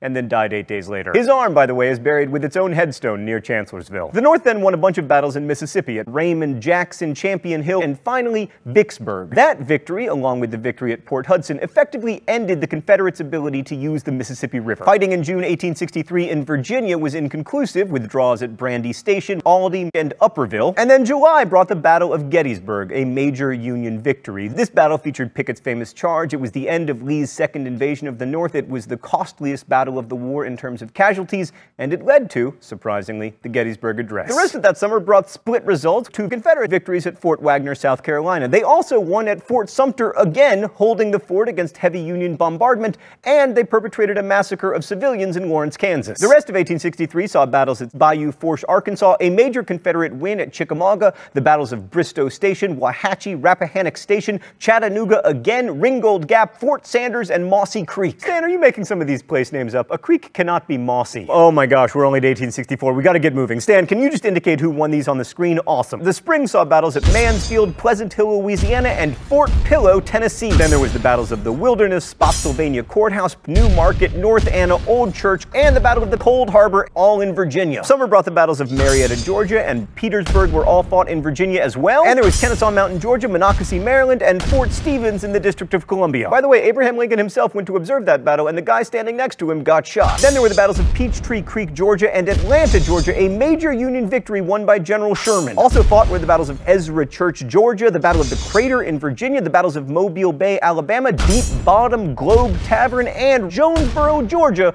which solidified Union control of Atlanta. Okay, autumn 1864, we are really in the home stretch. The battles of Opequon, Fisher's Hill, Chaffin's Farm, and Cedar Creek were all fought in Virginia, Johnsonville, Tennessee, the Sand Creek Massacre, the Battle of Franklin, Tennessee, Fort McAllister, Georgia, and Nashville, Tennessee finished out the year. All right, 1865, here we go. The battles of Fort Fisher, North Carolina, Hatcher's Run, Virginia, Bentonville, North Carolina, Fort Stedman, Virginia, Five Forks, Virginia, the Third Battle of Petersburg, Virginia, Fort Blakely, Alabama, Sailors Creek, Virginia, Appomattox Station, Virginia, and finally, the decisive battle at Appomattox Courthouse, Virginia on April 8, 1865, which resulted in Lee's surrender to Grant. There were a few more minor skirmishes, but the war was over. Oh, so there you have it, an episode of Crash Course entirely about battles. What did we learn? Very little in the end. And I know I missed many battles of the war, but I also didn't miss many. There's no big finish today because I'm exhausted from all of those battles and all of that fighting and death. Thanks for watching. See you next week. Crash Course is produced and directed by Stan Muller. The script supervisor is Meredith Danko. Our associate producer is Danica Johnson. Today's show was written by Stan. And our graphics team is Thought Cafe. Every week there's a new caption for the Libertage. If you'd like to suggest one, you can do so in comments, where you can also ask questions about today's video that will be answered by our team of historians. Thank you for watching Crash Course, and as we say in my hometown, don't forget to be awesome.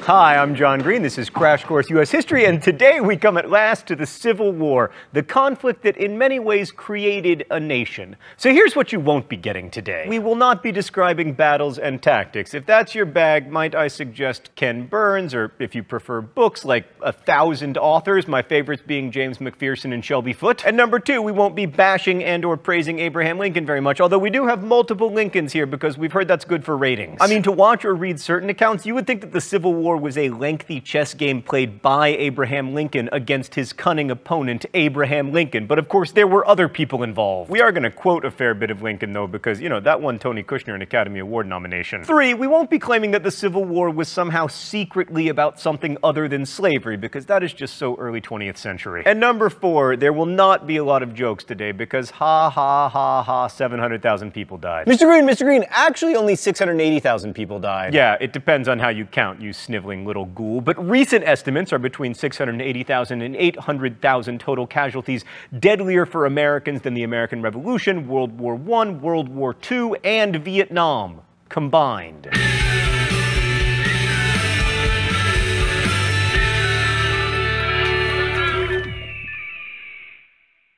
So let's start with some basic facts about the American Civil War. 1861 to 1865, which corresponded with the presidency of Abraham Lincoln, the Union, or more colloquially, the North, fought against the forces of the Confederate States of America, or the South. Sometimes people call the Union the blue and the Confederates the gray, but in fact, the uniforms weren't very uniform. They were all different kinds of color, and also, with all that dirt and blood, they were all just brown. All right, let's go to the thought bubble. You'll notice from this map that not all the states that held slaves were part of the Confederacy. The borders border states of Kentucky, Missouri, Delaware, and Maryland allowed slavery and never left the United States. All of these border states were critical to the Union. Maryland was north of the nation's capital in Washington, D.C. Kentucky controlled the Ohio River. Missouri was the gateway to the West. Delaware actually wasn't that important. So none of that should be particularly controversial unless you're from Delaware. But the causes of the war, that's another story. The Civil War was about slavery. Actual historians will back me up on this, like David Goldfield, who wrote, "Both Northerners and Southerners recognized slavery as the immediate cause of the Civil War." Also, Lincoln said in his second inaugural address, 1/8 of the whole population were colored slaves, not distributed generally over the Union, but localized in the southern part of it. These slaves constituted a peculiar and powerful interest. All knew that this interest was, somehow, the cause of the war. That said, in comments, lots of people will be like, the war was about agriculture versus industry, or the states' rights to protect themselves from the tyranny of a big federal government. But if it were really about that, the Civil War would have started during the nullification crisis in the 1830s, when, as I'm sure you'll remember, Andrew Jackson said that South Carolina couldn't declare a federal tariff null in their state. Why didn't that cause a civil war? The Confederate government passed the first conscription act in American history, implemented national taxes, created a national currency, and had a government bureaucracy of about 70,000 people, more than the federal bureaucracy in Washington, D.C. Thanks, Thought Bubble. That said, in the beginning of the war, Lincoln deliberately tried to downplay the slavery angle, arguing that the war was only about preserving the Union. But the war was also about religion for both sides. As David Goldfield put it, in protecting the revolutionary ideals, Northerners would preserve God's plan to extend democracy and Christianity across an unbroken continent and around the world. Southerners welcomed a war to create a nation more perfect in its fealty to God than the one that they had left. But it's also important to remember that regular soldiers often had more prosaic reasons for going off to fight, as you will eventually learn when you are forced to read the Red Badge of Courage. Goldfield tells the story of one Alabamian who enlisted only after his girlfriend mailed him a dress and told him he should start wearing it if he wasn't willing to fight. And for Northerners, union, religion, and an end to slavery mixed together to form a potent rationale for war. It's summed up nicely by Julia Ward Howe's words to the song that would become famous as the battle hymn of the Republic. As he died to make men holy, let us die to make men free.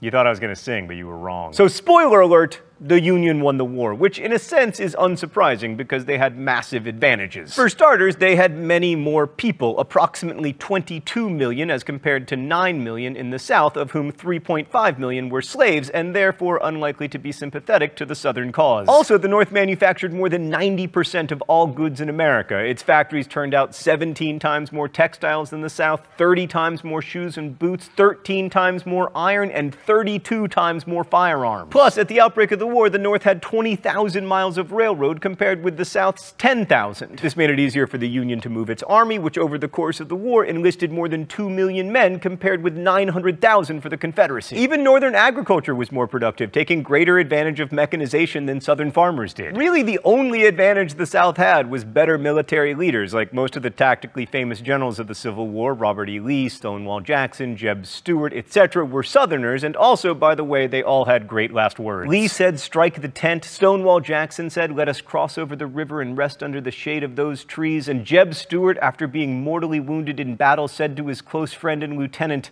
"Honey bun, how do I look in the face?" Famous Union General Ulysses S. Grant's last word was water, which isn't nearly so good, but he said that last word after having survived the war and getting to be like President of the United States and stuff. Right, but anyway, this all raises an interesting question. Was the result of the war a foregone conclusion? The Confederacy had to create a nation from scratch and build national unity among people who were committed to the autonomy of their individual home states, so that's a problem. And then there was the issue of overcoming class conflicts, especially when the ruling class was often exempted from actually fighting in the war. But when you put aside all that nation-building stuff and just focus on the actual fighting of the war, the question of the Union's inevitable win becomes much trickier. Some have argued that all the Confederacy really needed to do was outlast the Northern efforts to bring them back into the Union, like Washington had to do against the British. And the idea was that this war of attrition would eventually wear down Northern resolve. But there were two problems with this theory. First, the North had such superiority in its resources that it would take a long time to wear down. Secondly, fighting a war of attrition would be costly to the South as well, and their resources would be depleted long before the North's. Oh, it's time for the mystery document?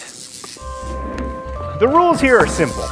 Whoa! That was intense. I try to identify the author of the mystery document. If I am right, I do not get shocked, but I'm never right because Stan makes it too hard. All right, let's see what we got today. I therefore determined first to use the greatest number of troops practicable against the armed force of the enemy, preventing him from using the same force at different seasons, and second, to hammer continuously against the armed force of the enemy and his resources, until by mere attrition there should be nothing left to him but submission. Okay, so the strategy of attrition was a Confederate strategy, but Stan is a jerk. But it talks about the enemy and his resources, which was kind of a Union focus, and more importantly, it talks about preventing him from using the same force at different seasons. That makes me think it is a Union general. Final answer, Ulysses S. Grant.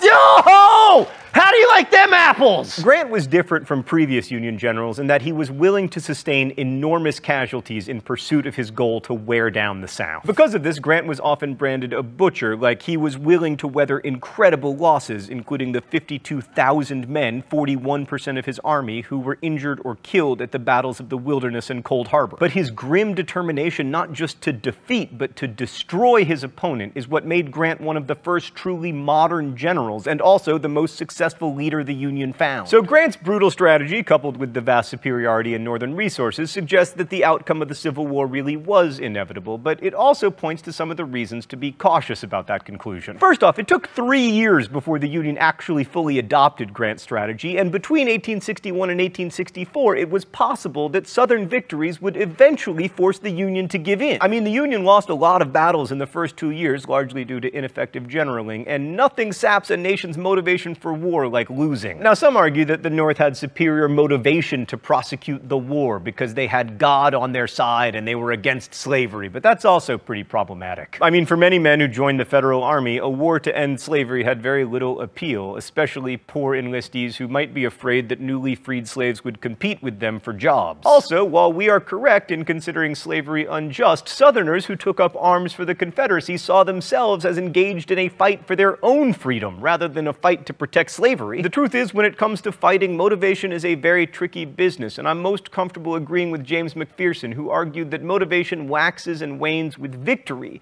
and that the outcome of the war was contingent on a number of turning points. And we're just going to discuss two of the most important, July 1863 and August 1864. July 1863 saw two of the most important Union victories in the whole war. In the Western Theater, General Grant laid siege to and captured Vicksburg, Mississippi, thus giving the Federals control of the lower Mississippi River. I mean, by then the North already had New Orleans, which made it pretty much impossible for the Confederates to ship cotton or anything else along the Mississippi River. After that, Grant was able to turn his attention to the east with the aforementioned hammering of the enemy and their resources. More famously, especially in the eastern part of the United States, the first 3 days of July 1863 saw the Battle of Gettysburg in Pennsylvania. This was General Lee's furthest major offensive in the North, and had he won the battle, it is likely that panic would have set in places like Philadelphia and maybe even New York. Actually, panic did overcome New York in draft riots that killed more than 100 people and only ended after troops from Gettysburg were called in. I'm not going to go into detail about either of these battles, but they shifted the tide of the war in favor of the North, although not enough to bring the war to a quick end. Confederate forces would never again threaten a northern city. August 1864 saw another turning point that really spelled the doom of the Confederacy, and that was when Union General Sherman took Atlanta. Atlanta was a railroad hub and manufacturing center, but its capture was more significant politically than militarily because it happened close to the election of 1864. And that American election was really the last time that the Confederate States of America could have won the Civil War. It's easy to forget this, but Lincoln actually had to run for re-election during the Civil War, and by the summer of 1864, the war was pretty unpopular, and it looked like Lincoln might lose. The capture of Atlanta changed public opinion about Lincoln, and it meant that his Democratic opponent and former top general, George McClellan, didn't stand a chance of winning, which was really significant for the war because Lincoln was committed to ending it with a Union victory, and McClellan, I think it says a lot about American history that in the end, the war's outcome was ensured not just by military victories, but by a political one. Next week, we'll examine the effects of the Civil War and the enduring questions that have arisen out of it, such as who exactly freed the slaves. But until then, thanks for watching. Crash Course is produced and directed by Stan Muller. The script supervisor is Meredith Danko. Our show is written by my high school history teacher, Raul Meyer, and myself. Our graphics team is Thought Cafe, and our associate producer is Danica Johnson, also responsible for Felt Abraham Lincoln. If you want to suggest captions for the Libertage, you can do so in comments, where you can also ask questions about today's video that will be answered by our team of historians. Thanks for watching Crash Course, and as we say in my hometown, don't forget to be awesome.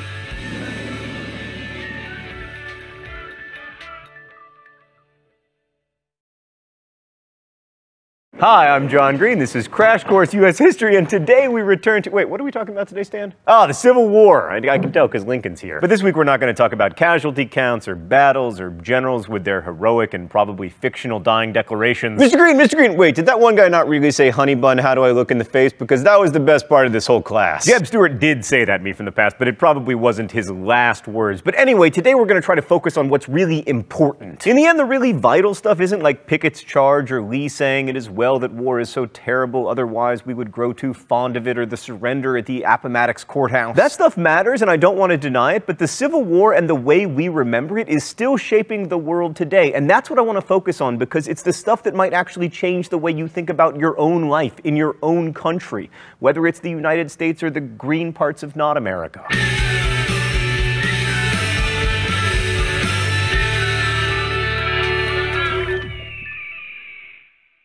So let's start with one of the big questions historians still ask about the Civil War. Did Lincoln free the slaves? The answer, as with so much here on Crash Course, is yes, and also no. Let's go straight to the thought bubble today. So Lincoln's reputation as the great emancipator rests largely on his Emancipation Proclamation, an executive order which went into effect on January 1st, 1863.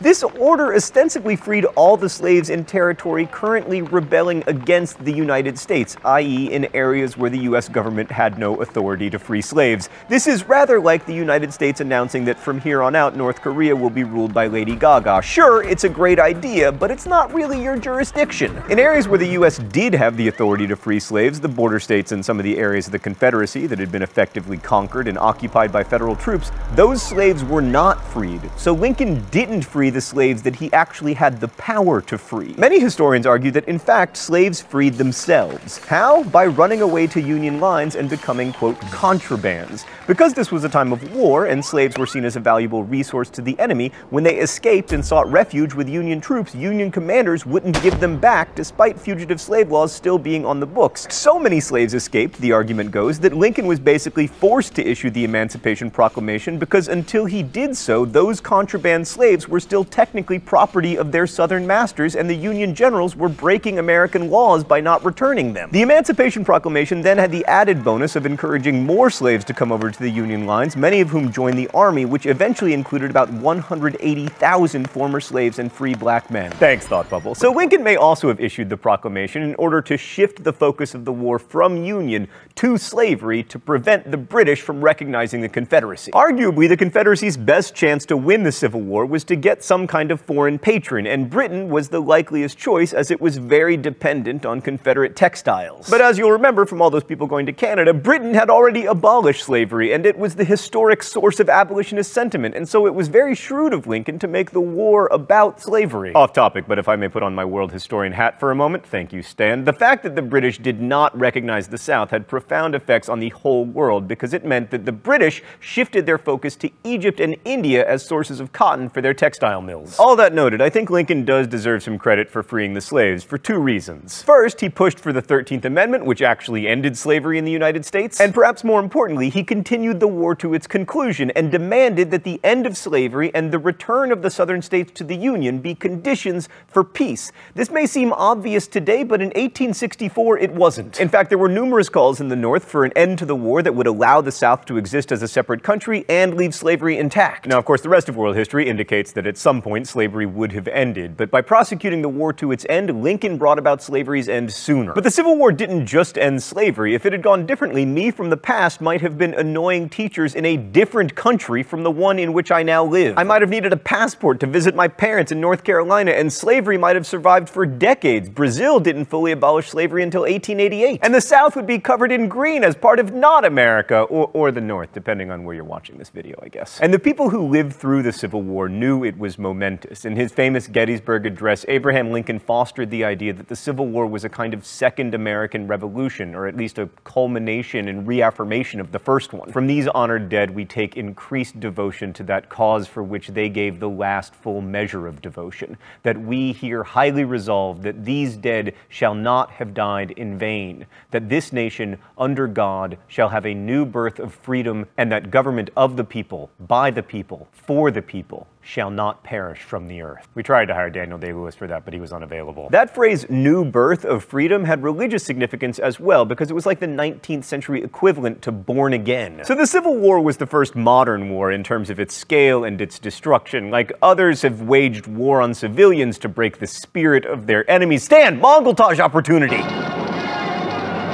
But new technologies made this one of the most destructive wars yet recorded, and yes, I know the Taiping Rebellion took more lives, and in terms of percentage of population killed, the contemporaneous war in Paraguay was worse, but bear with me. Rifles, and toward the end of the Civil War, machine guns, shifted the way that people fight. It became easier to defend a line, so cavalry charges and huge waves of attacks started to be just slaughtery, although it would take World War I for the rest of the world to figure that out. And the incredible numbers of dead and wounded really changed Americans' relationship with death itself. Like the Gettysburg Address was given to dedicate a new national cemetery, and the Civil War helped to create a culture of meditation on mortality itself that led to cemeteries replacing churchyards as the final resting places for most Americans. And the sight of slaughter and the sheer weight of it had profound existential effects on a generation of American intellectuals, from Walt Whitman to Oliver Wendell Holmes. Oh, it's time for the mystery document?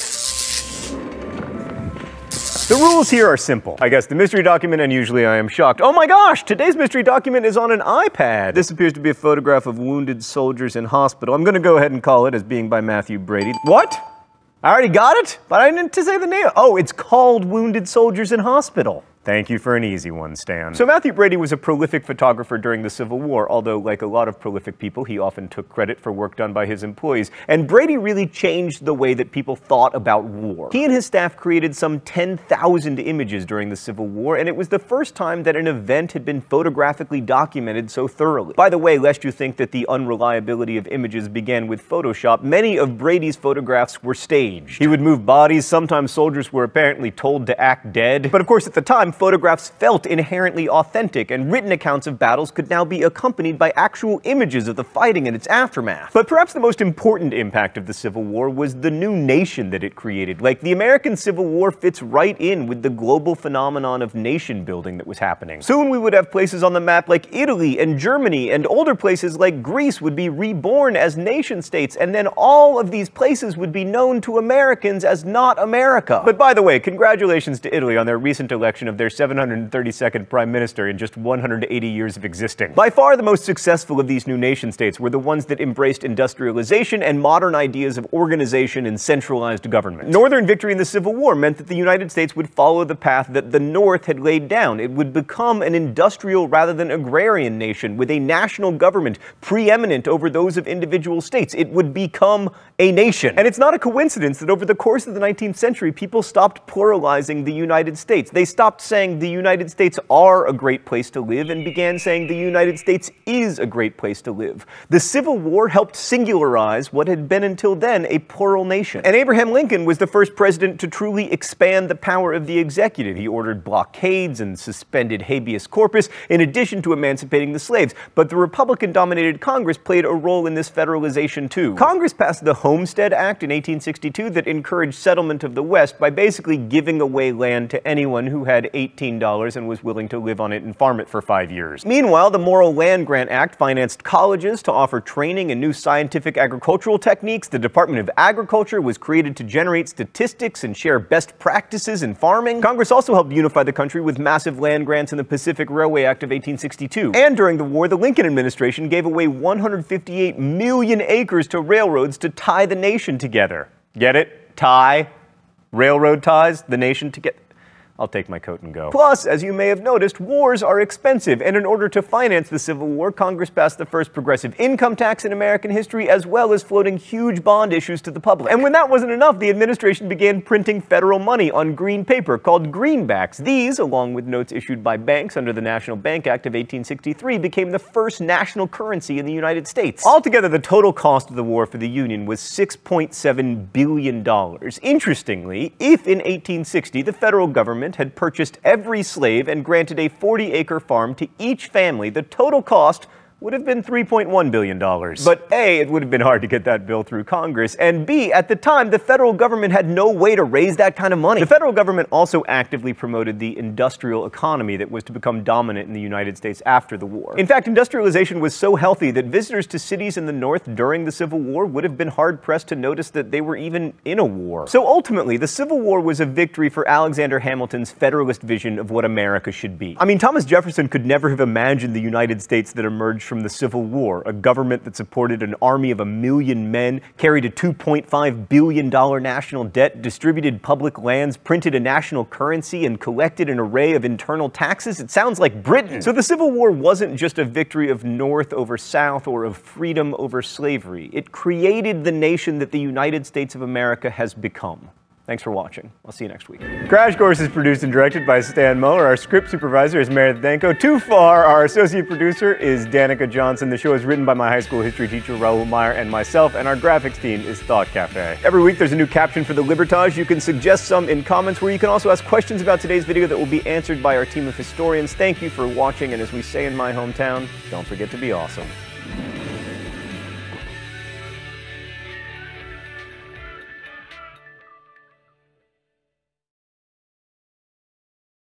Hi, I'm John Green. This is Crash Course U.S. History, and huzzah! The Civil War is over! The slaves are free! Huzzah! That one hit me in the head? It's very dangerous, Crash Course. So when you say don't aim at a person, that includes myself? The roller coaster only goes up from here, my friends. Huzzah! Mr. Green, what about the epic failure of Reconstruction? Oh, right. Stupid Reconstruction, always ruining everything.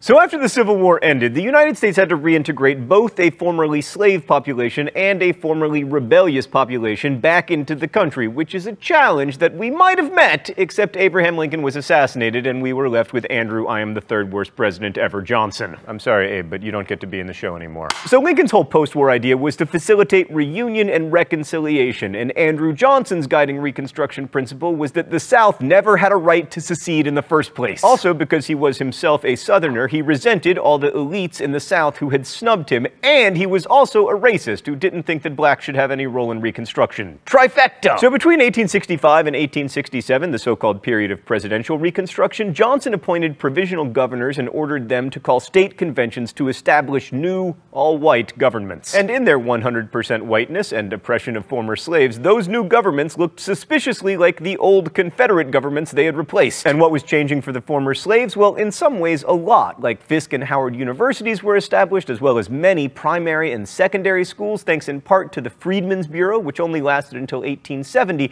but had the power to divide up confiscated and abandoned Confederate land for former slaves. And this was very important because to most slaves, land ownership was the key to freedom, and many felt like they'd been promised land by the Union Army, like General Sherman's Field Order 15 promised to distribute land in 40-acre plots to former slaves. But that didn't happen, either through the Freedmen's Bureau or anywhere else. Instead, President Johnson ordered all land returned to its former owners, so the South remained largely agricultural, with the same people owning the same land, and in the end, we ended up with sharecropping. Let's go to the thought bubble. The system of sharecropping replaced slavery in many places throughout the South. Landowners would provide housing to the sharecroppers. No, thought bubble, not quite that nice. There you go. Also tools and seed, and then the sharecroppers received, get this, a share of their crop, usually between a third and a half, with the price for that harvest often set by the landowner. Freed blacks got to control their work, and plantation owners got a steady workforce that couldn't easily leave because they had little opportunity to save money and make the big capital investment investments in, like, land or tools. By the late 1860s, poor white farmers were sharecropping as well. In fact, by the Great Depression, most sharecroppers were white. And while sharecropping certainly wasn't slavery, it did result in a quasi-serfdom that tied workers to land they didn't own, more or less the opposite of Jefferson's ideal of the small, independent farmer. So the Republicans in Congress weren't happy that this reconstructed South looked so much like the pre-Civil War South, so they took the lead in Reconstruction after 1867. Radical Republicans felt the war had been fought for equal rights and wanted to see the powers of the national government expanded. Few were as radical as Thaddeus Tommy Lee Jones Stevens, who wanted to take away land from the Southern planters and give it to the former slaves, but rank-and-file Republicans were radical enough to pass the Civil Rights Bill, which defined persons born in the United States as citizens and established nationwide equality before the law regardless of race. Andrew Johnson immediately vetoed the law, claiming that trying to protect the rights of African Americans amounted to discrimination against white people, which so infuriated Republicans that Congress did something it had never done before in all of American history. They overrode the presidential veto with a 2/3 majority, and the Civil Rights Act became law. So then Congress really had its dander up and decided to amend the Constitution with the 14th Amendment, which defines citizenship, guarantees equal protection, and extends the rights in the Bill of Rights to all the states, sort of. The amendment had almost no Democratic support, but it also didn't need any, because there were almost no Democrats in Congress on account of how Congress had refused to seat the representatives from the new all-white governments that Johnson supported. And that's how we got the 14th Amendment, arguably the most important in the whole Constitution. Thanks, Thought Bubble. Oh, straight to the mystery document today? All right.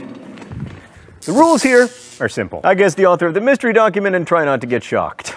All right, let's see what we got today. Section 1. Be it ordained by the police jury of the parish of St. Landry that no Negro shall be allowed to pass within limits of said parish without special permit in writing from his employer.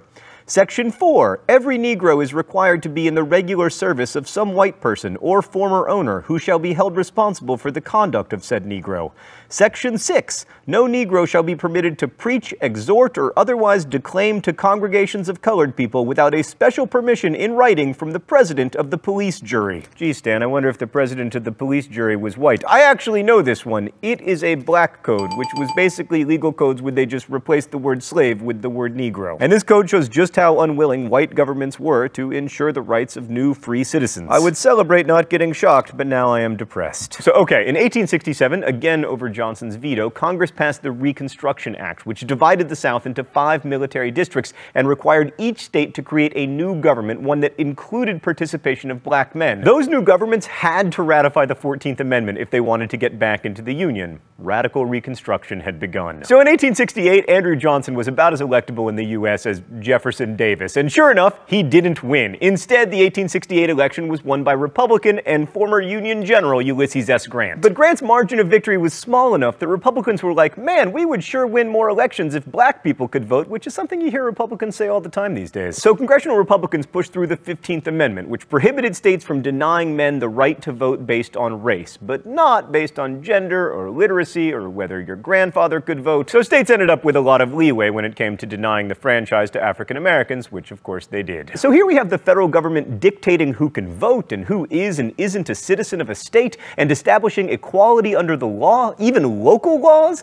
And this is a really big deal in American history because the national government became, rather than a threat to individual liberty, the custodian of freedom, as radical Republican Charles Sumner put it. So, but with this legal protection, former slaves began to exercise their rights. They participated in the political process by direct action, such as staging sit-ins to integrate streetcars, by voting in elections, and by holding office. Most African Americans were Republicans at the time, and because they could vote and were a large part of the population, the Republican Party came to dominate politics in the South, just like today, except totally different. Now, Southern mythology about the age of radical Reconstruction is exemplified by Gone with the Wind, which of course tells the story of Northern Republican dominance and corruption by Southern Republicans. Fortune-seeking Northern carpetbaggers seen here, as well as Southern turncoat scalawags, dominated politics, and all of the African American elected leaders were either corrupt or puppets or both. Yeah, well, like the rest of Gone with the Wind, that's a bit of an oversimplification. There were about 2,000 African Americans who held office during Reconstruction, and the vast majority of them were not corrupt. Consider, for example, the not corrupt and amazingly named Pinckney B.S. Pinchback, who from 1872 to 1873 served very briefly in Louisiana as America's first black governor, and went on to be a senator and a member of the House of Representatives. By the way, America's second African-American governor, Douglas Wilder of Virginia, was elected in 1989. Having African-American office holders was a huge step forward in terms of ensuring the rights of African Americans, because it meant that there would be black juries and less discrimination in state and local governments when it came to providing basic services. But in the end, Republican governments failed in the South. There were important achievements, especially a school system that, while segregated, did attempt to educate both black and white children. And even more importantly, they created a functioning government where both white and African American citizens could participate. According to one white South Carolina lawyer, we have gone through one of the most remarkable changes in our relations to each other that has been known perhaps in the history of the world. That's a little hyperbolic, but we are America after all.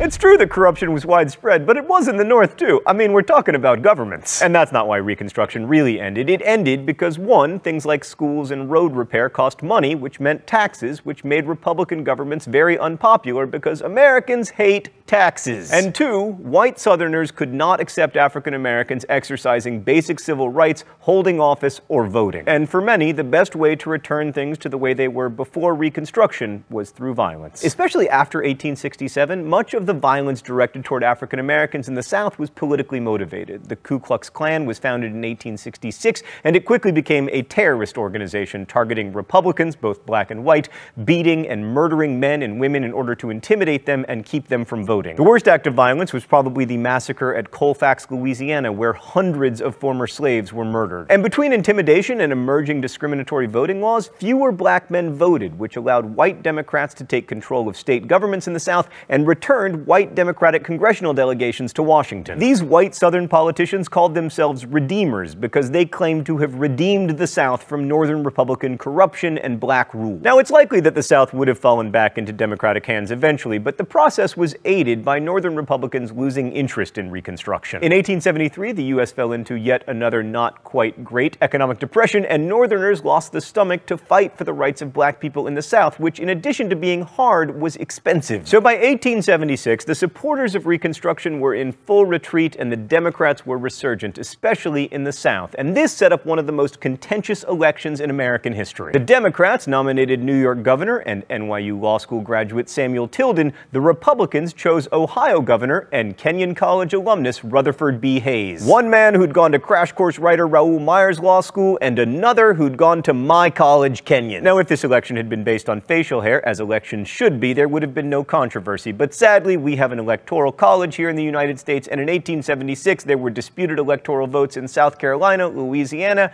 and of course Florida. Now, you might remember that in these situations there is a constitutional provision that says Congress should decide the winner, but Congress shockingly proved unable to accomplish something. So they appointed a 15-man electoral commission, a super committee if you will, and there were 8 Republicans on that committee and 7 Democrats, so you will never guess who won. Kenyon College's own Rutherford B. Hayes. Go lords and ladies!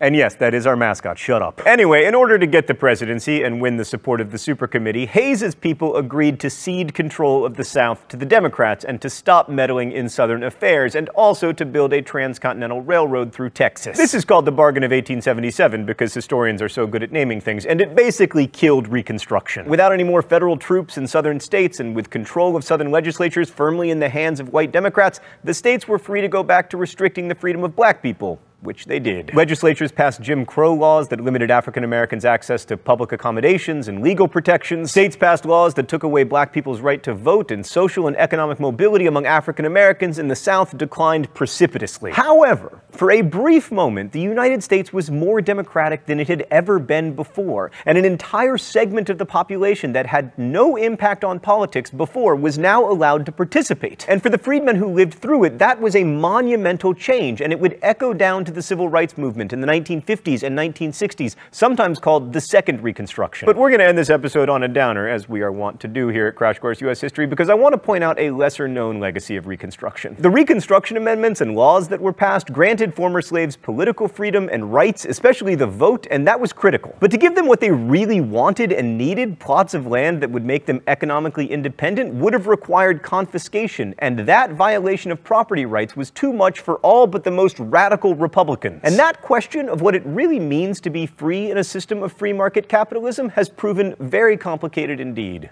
I'll see you next week. Crash Course is produced and directed by Stan Muller. Our script supervisor is Meredith Danko. The associate producer is Danica Johnson. The show is written by my high school history teacher, Raoul Meyer, and myself, and our graphics team is Thought Cafe. Every week there's a new caption for the Libertage. You can suggest those in comments, where you can also ask questions about today's video that will be answered by our team of historians. Thank you for watching Crash Course. Don't forget to subscribe, and as we say in my hometown, don't forget to be awesome.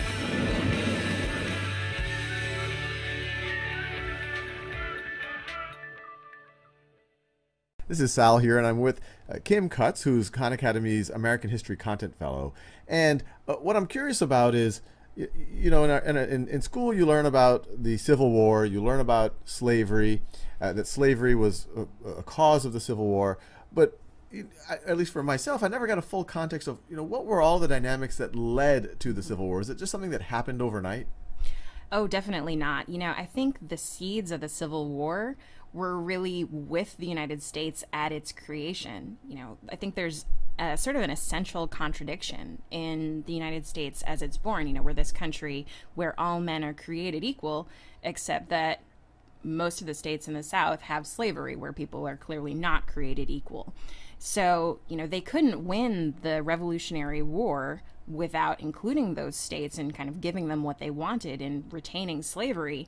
But it means that, you know, the U.S. is born with both free states and slave states, and they're going to continue to try to figure out how to balance those for the rest of the 1800s. And we have this map here, and this map is a later period, but it shows this is actually closer to the Civil War. But if we even look at the original 13 colonies, you can see which ones were free states and which ones were slave states. And then you obviously have these other states that come in later, which we'll talk about. But this, what you're saying is, at the founding of the country, this was already an issue. People were, you know, there were people in the North who weren't fans of slavery.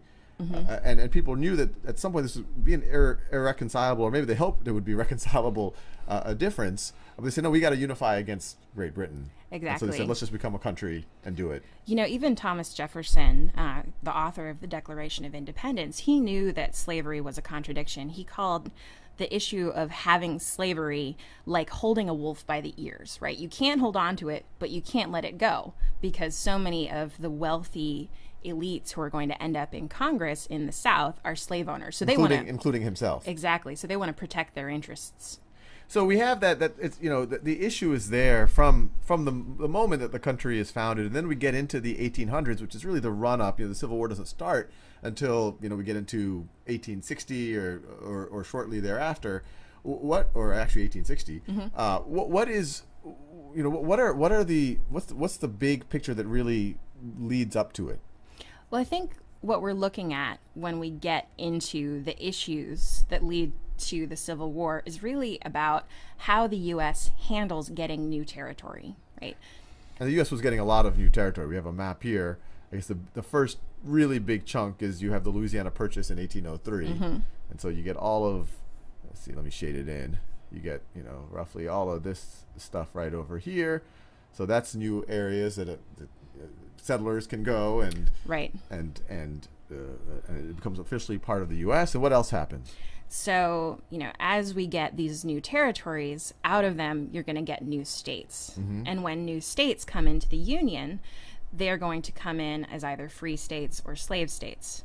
So, you know, we've balanced the interests of the North and South up until this point, right, from the Revolutionary War, so that there's equal representation in Congress between free states and slave states. Well, why does someone care? If I'm someone in Massachusetts, why do I care whether the new state of Missouri is going to be a free state or a slave state? Well, I think there are two reasons why you might care. First, you know, if you're an abolitionist, and these are the people who we know very well, like Frederick Douglass or William Lloyd Garrison, who was the editor of the newspaper The Liberator. These are the people who feel that, correctly, slavery is morally wrong. You know, slavery is a corruption of the essential principles on which the country was founded. It's something that, you know, destroys lives, destroys families. But another reason, if you're, say, in Massachusetts or Pennsylvania, why you might care whether a new state is a slave state is you're worried about opportunities for yourself out in the West. You know, we know that Horace Greeley, this famous newspaper editor, he says, what do you do if you're a young man in New York, a young white man who doesn't know how to get ahead? He says, go west, young man. You can go out there, you can get some land, you can start a farm. But if you go out there and you find that all of the land has been bought up by rich slaveholders from the South, you might not be able to get any land, and you certainly might not be able to, for example, sell your corn at a rate low enough that you could beat somebody who has free labor. So there was a lot of times there's a lot of focus on the moral argument, which is a very strong argument. Right. But there's also this interesting economic argument, which you just talked about, which is it's hard to compete with slavery. I mean, you're literally talking about labor that does not need traditional wages. Right. That is literally slave labor. And so if you are having your own farm and you don't own slaves, how are you going to compete with that? And so that was the reason for some folks in the North on economic arguments. Now, would these people be considered abolitionists? No, the way that we think about those, we call them anti-slavery. So anti-slavery advocates, they don't think that they can get rid of slavery in the South. Even if they don't like slavery in the South, they don't even see how it would be possible to get rid of it. But they do think that as these new states are coming into the Union, they could prevent them from becoming slave states so that it's possible for the Western lands to remain free. Abraham Lincoln, I think, is a really good poster child for this. I think we'll talk about him a little bit more later. But Lincoln is born in Kentucky, one of these new Western states. His father is a small white farmer. And slave owners move into Kentucky, later becomes a slave state, and his father can't find work. His father can't find land. So he ends up first having to move to Indiana, then moving to Illinois. And so this is literally a case of one of these poor white farmers who just can't compete with slavery, which is one reason why Lincoln himself is later going to come out so strongly in favor of making sure there's no slavery in the West. So abolitionists want slavery is amoral. It needs to be removed from definitely the United States, possibly the world. Yeah, absolutely. Anti-slavery, they also think slavery is bad. They don't like it. Right. They think it's, but I'm not going to fight that fight to remove it. Maybe that's hard to do or impossible. Right. But it shouldn't spread. It's not fair. It's the reason my dad wasn't able to be able to run his farm. Absolutely. And so when we get it, so that's you have the Louisiana Purchase, and in other videos we talk, that's famously Napoleon sold it for quite cheap because frankly he couldn't defend it because he was fighting these wars and he's fighting these wars in Europe. That's the first chunk of land. So you have all of these states, and they need to figure out whether they're slave states or free states. But I talked about why would a northerner care whether a slave or a free state? Why would a southerner care? If I'm a slave owner, I own a plantation in South Carolina or Georgia, why do I care if Missouri is a slave state or a free state?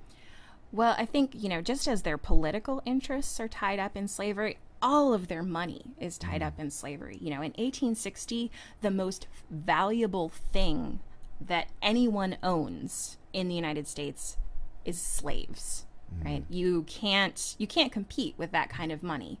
So they want to make sure that if a new state comes into the Union, that state isn't a free state, because then the free states might have more representation in Congress, and then they can vote to outlaw slavery. So if your whole fortune is built on slavery, if you're a white slave owner, they outlaw that, then you're left with nothing.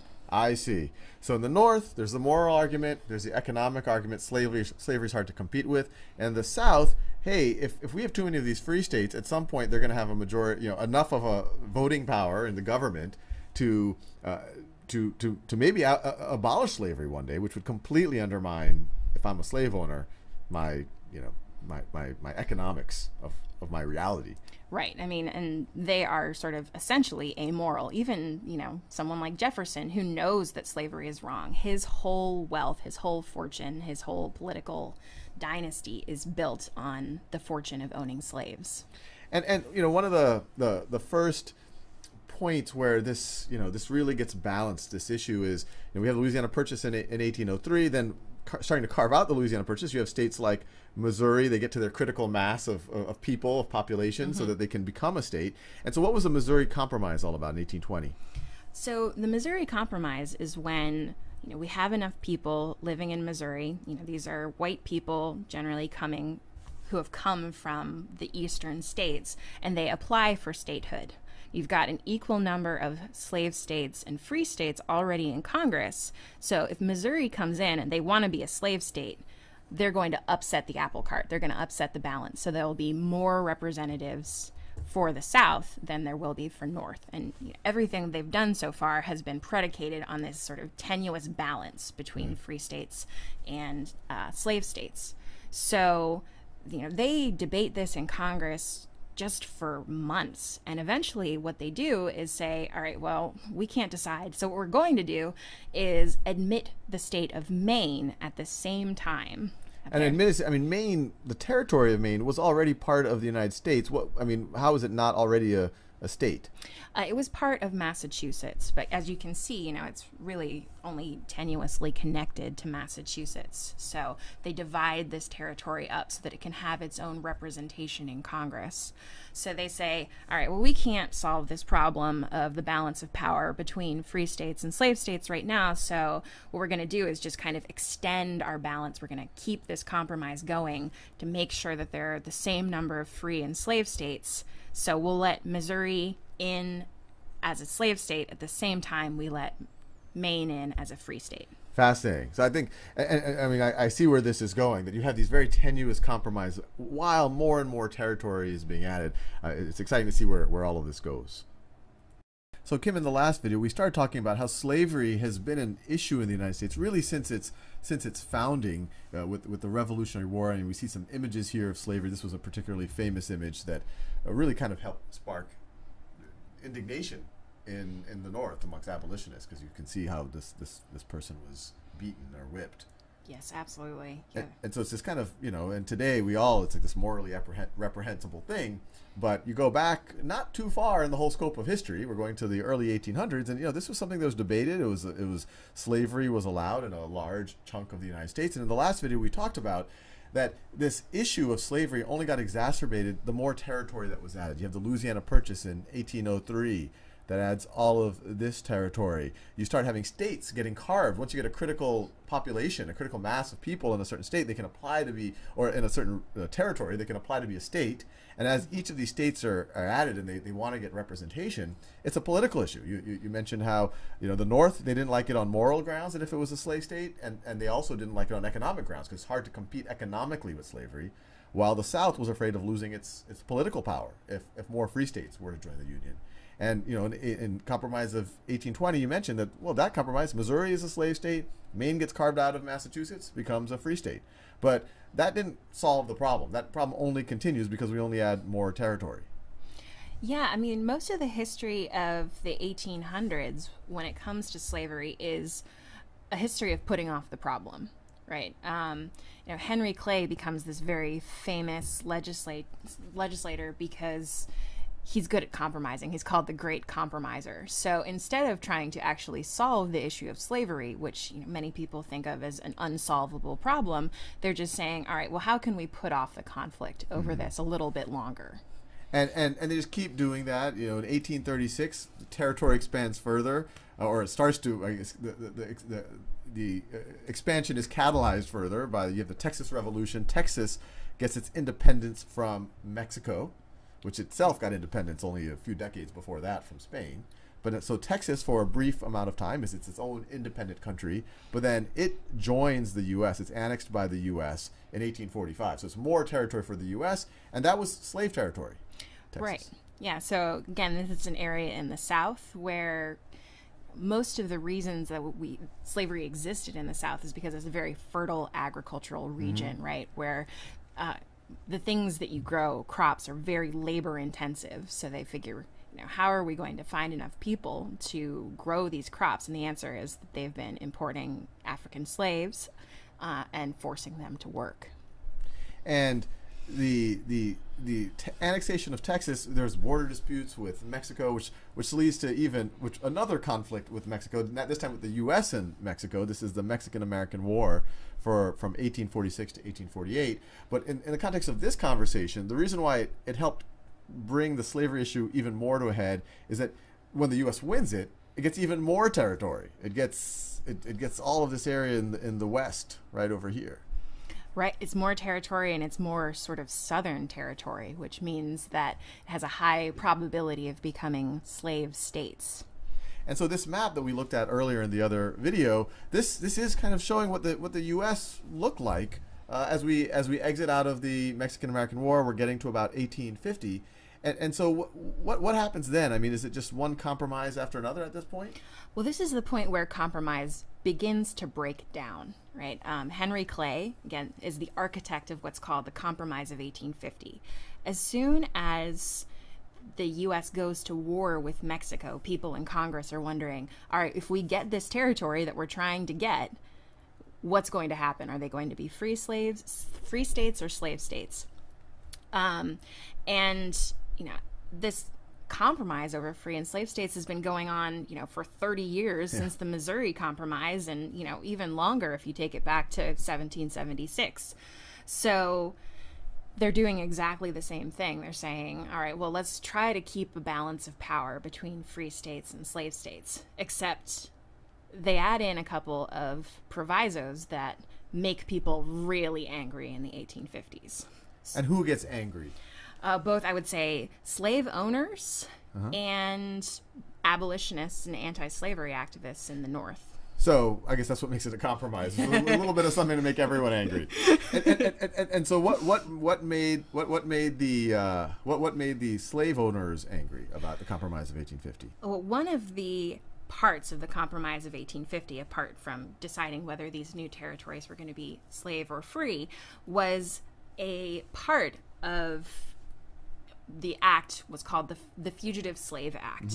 And the Fugitive Slave Act said that it was a federal offense not to help slave owners recover. So this was something that would make the abolitionists angry, or Yes. the anti-slavery angry. Yeah, absolutely both.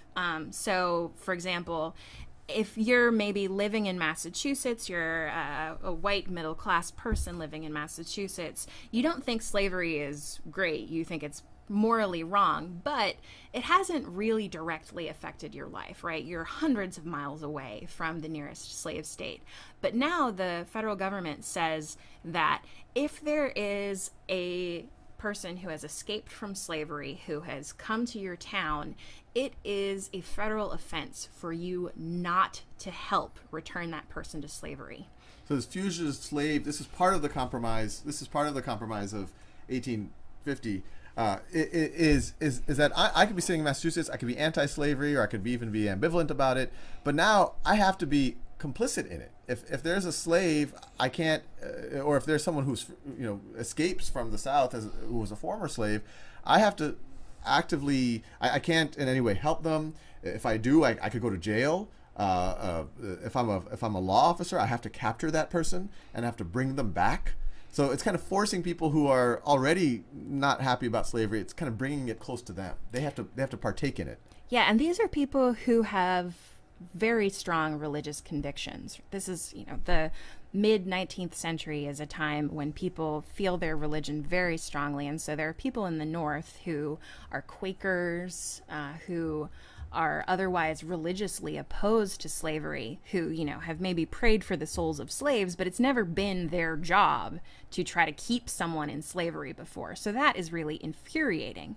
One of the things that you get out of this is a really strong backlash of abolitionist sentiment in the North. For example, Harriet Beecher Stowe, right, she's the daughter of a reverend who's against slavery. She writes the book Uncle Tom's Cabin, which becomes this smash hit. And when was this, roughly? That was about 1852. Okay, so this is after the Compromise of 1850. So people are getting, it really is coming to a head. The people in the North, they're having to partake in this because of the Fugitive Slave Act. You have Harriet Beecher Stowe writes Uncle Tom's Cabin. It makes people even more upset about the realities of slavery. Right, and in the South, they've kind of gotten away, white slave owners in this time, with people saying, slavery is not really my problem, I don't like it. But now they're seeing a concentrated attack, a moral and social attack against slavery in the North, and their response is to become even more violently in favor of slavery. They pose the idea that slavery is, not just something that we could turn turn our eyes away from, but it's necessary, but it's a positive good. Slavery is going to actually make the country better. You know, if it weren't for slavery, all of these enslaved Africans, African Americans, their lives would be worse without us. And so, just to be clear on the Compromise of 1850, and there was a bunch of things. We'll do a whole video on the Compromise of 1850, all of the different facets of it. But it's one of its, in terms of this conversation, one of its outcomes is because of the fugitive slave law, it infuriated many of the anti-slavery abolitionists in the North. They became more entrenched in their positions, which made the Southerners more entrenched in their positions. The Southerners didn't necessarily. They liked the fugitive slave law, the Southerners. The Compromise of 1850, it sounds like, was, I mean, it was a compromise. Not everyone was happy, but it sounds like it made the anti-slavery folks more unhappy than the slavery folks. Yeah, absolutely. So it makes the anti-slavery folks super unhappy, but it also means that now white slave owners in the South, they feel like there's a target on their heads, and so they're going to dig in even further to make sure that their interests in slavery are protected. And this gets us to the election of 1860, which I guess in some ways was the straw that breaks the camel's back, I guess, from a Southern perspective. And why is that? Well, during the 1850s, you have all of these political battles over slavery. In fact, it kind of breaks the major political party of the 1850s, the Whig Party. So in 1860, some of these leftover Whigs, they reorganize as the Republican Party. And this is the first election with the Republican Party that we know today. But obviously in 1860, the things that they're interested in, their goals and aims are completely different. And the Republican Party is an anti-slavery party. They're deliberately and publicly against slavery. So they nominate as their political candidate for 1860, Abraham Lincoln, who is well known in the country for having been an anti-slavery agitator. He's given many speeches where he has made very eloquent arguments against slavery. And we talked about it in the previous video, he's against it, I guess, on moral grounds, but perhaps even more, his own father wasn't able to be a successful farmer because he had to compete with slave owners. Right. So he's brought up to hate slavery because it's a big business that has harmed his own family's economic future. But he comes, I think, to his own conclusion that slavery is morally wrong. What he doesn't think that he can do as president is legally or constitutionally get rid of slavery. He doesn't think that the Constitution allows it. But he is seen as enough of a threat by Southerners that in many cases on the presidential ballots in 1860, you couldn't even vote for Abraham Lincoln if you wanted to. He didn't show up on the ballot in Southern states. Nonetheless, he still gets enough electoral votes that he's elected. And then that's what takes us into the real meat of, catalyzes the Civil War. Yeah, stay tuned, Abraham Lincoln. Hey, Becca. Hi, Kim. All right, so we're here to talk about Uncle Tom's Cabin, and I think this is such an interesting book because when Abraham Lincoln met Harriet Beecher Stowe, he said to her, "So you're the little lady that started this great war." He said Uncle Tom's Cabin actually started the Civil War. So how does a book start a war? I think that's a really good question, Kim, and these next two videos are going to help us understand a little bit more why Lincoln said that. How does a little book start a war? So this book was written by Harriet Beecher Stowe. Here she is, Stowe. And Harriet Beecher Stowe was born in Litchfield, Connecticut, to this kind of great abolitionist family. So what's abolitionism, Kim? Well, abolitionism was the belief mostly in the early 19th century, that slavery should be ended immediately. So there were varieties of beliefs about the institution of slavery in early America. Some people obviously were very pro-slavery, believed that it was a natural institution sanctioned by the Bible. Some people, like Abraham Lincoln, at least early in his political career, just wanted slavery to stay where it was. And those were what we would call free soilers or anti-slavery advocates. They said, all right, we can't get rid of slavery in the South. It's too entrenched there as an institution, but we can make sure that it does not spread to any of the Western territories that we might settle in the future.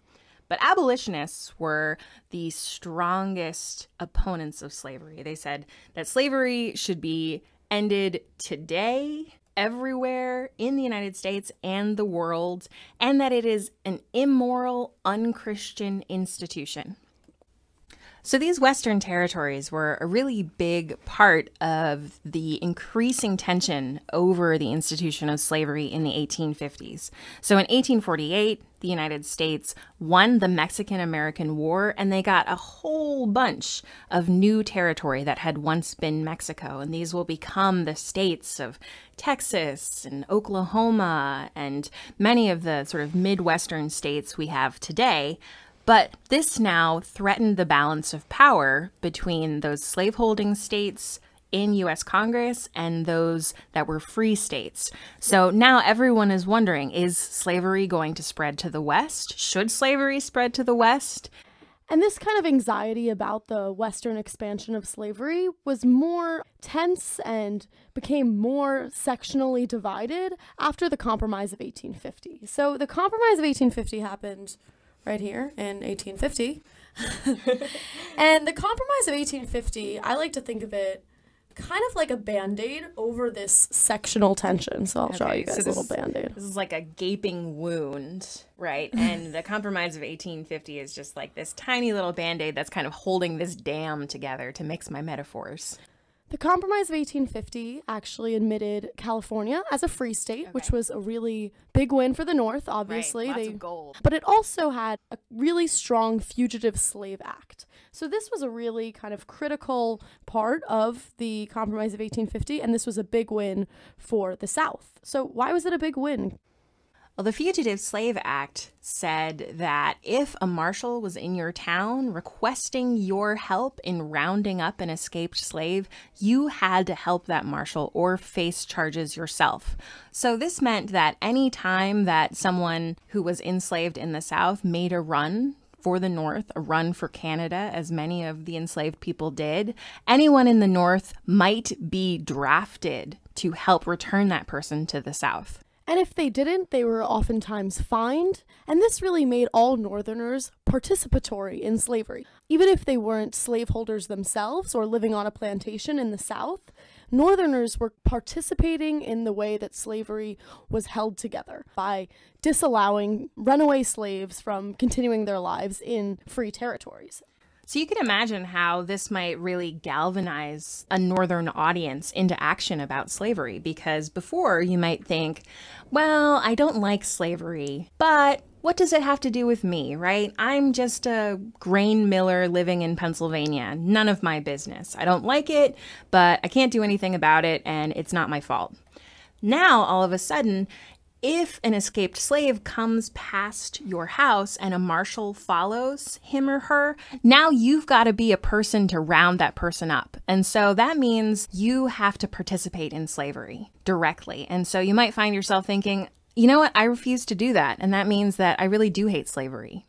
And this was definitely the sentiment that Stowe and her family had on the Underground Railroad. So Stowe lived on a stop in the Underground Railroad, and that was this passageway for Southern slaves to get to the North. And Stowe and her husband actually helped a lot of runaway slaves. So the Underground Railroad wasn't like a literal railroad, right? I mean, that would be pretty sweet if there were a railroad that went under the ground all the way up to Canada. But it was more like a sort of informal network of people who might help escaped slaves, direct them to food and shelter, and just kind of send them along to the next waypost on their trip, either to the North or to Canada. And so when the Fugitive Slave Act was passed with the Compromise of 1850, the Band-Aid, this really upset Harriet Beecher Stowe and really was one of the main catalysts for her writing this book. She also witnessed a slave auction, and this Harriet Beecher Stowe wrote about as just this terrible kind of scene of a family being just torn apart. And this was a really common practice within slavery, that the unit of the family was not respected as slaveholders wanted to sell their slaves to different plantations throughout the South. And this slave auction really became the basis for the plot of Uncle Tom's Cabin. Slave auctions were absolutely terrible.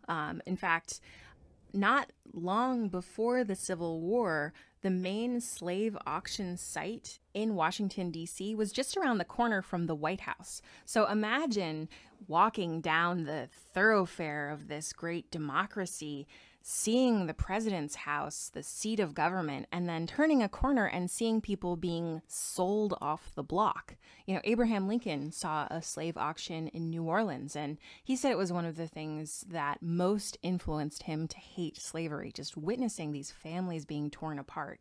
And imagine either watching a mother being sold away from her infant children, or being that mother, wondering what it would be like if you're ever going to see them again. I think that's a really important point, just to show that this was something that was happening all around the United States, and this was just abolitionist fervor was bubbling up. And then in 1852, when this book was published, it really set into motion this new wave of political rhetoric and other novels, and just a lot of talk about these fundamental contradictions between Christianity and human bondage. And we'll get to that in the next video. So Becca and I have been talking about Uncle Tom's Cabin, which is this book from the 1850s that Abraham Lincoln actually said started the Civil War.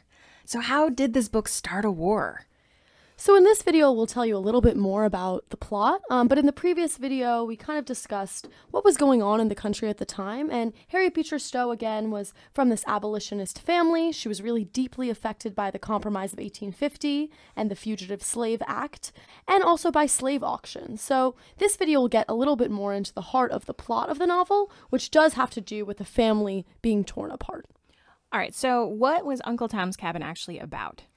Uncle Tom's Cabin was set on a plantation in Kentucky, and it starts out with this kind of group of slaves that are about to be sold to other plantation owners. And so Eliza and her son actually run away. They run up north, so Eliza goes up north. And Uncle Tom is sold down the river. So Eliza is trying to make sure that she and her son are not separated by being sold. So she decides that she's going to escape and take her son with her up to Canada. But Uncle Tom, he's not actually related to, he is sold in the opposite direction. He's getting farther away from freedom by heading down the Mississippi.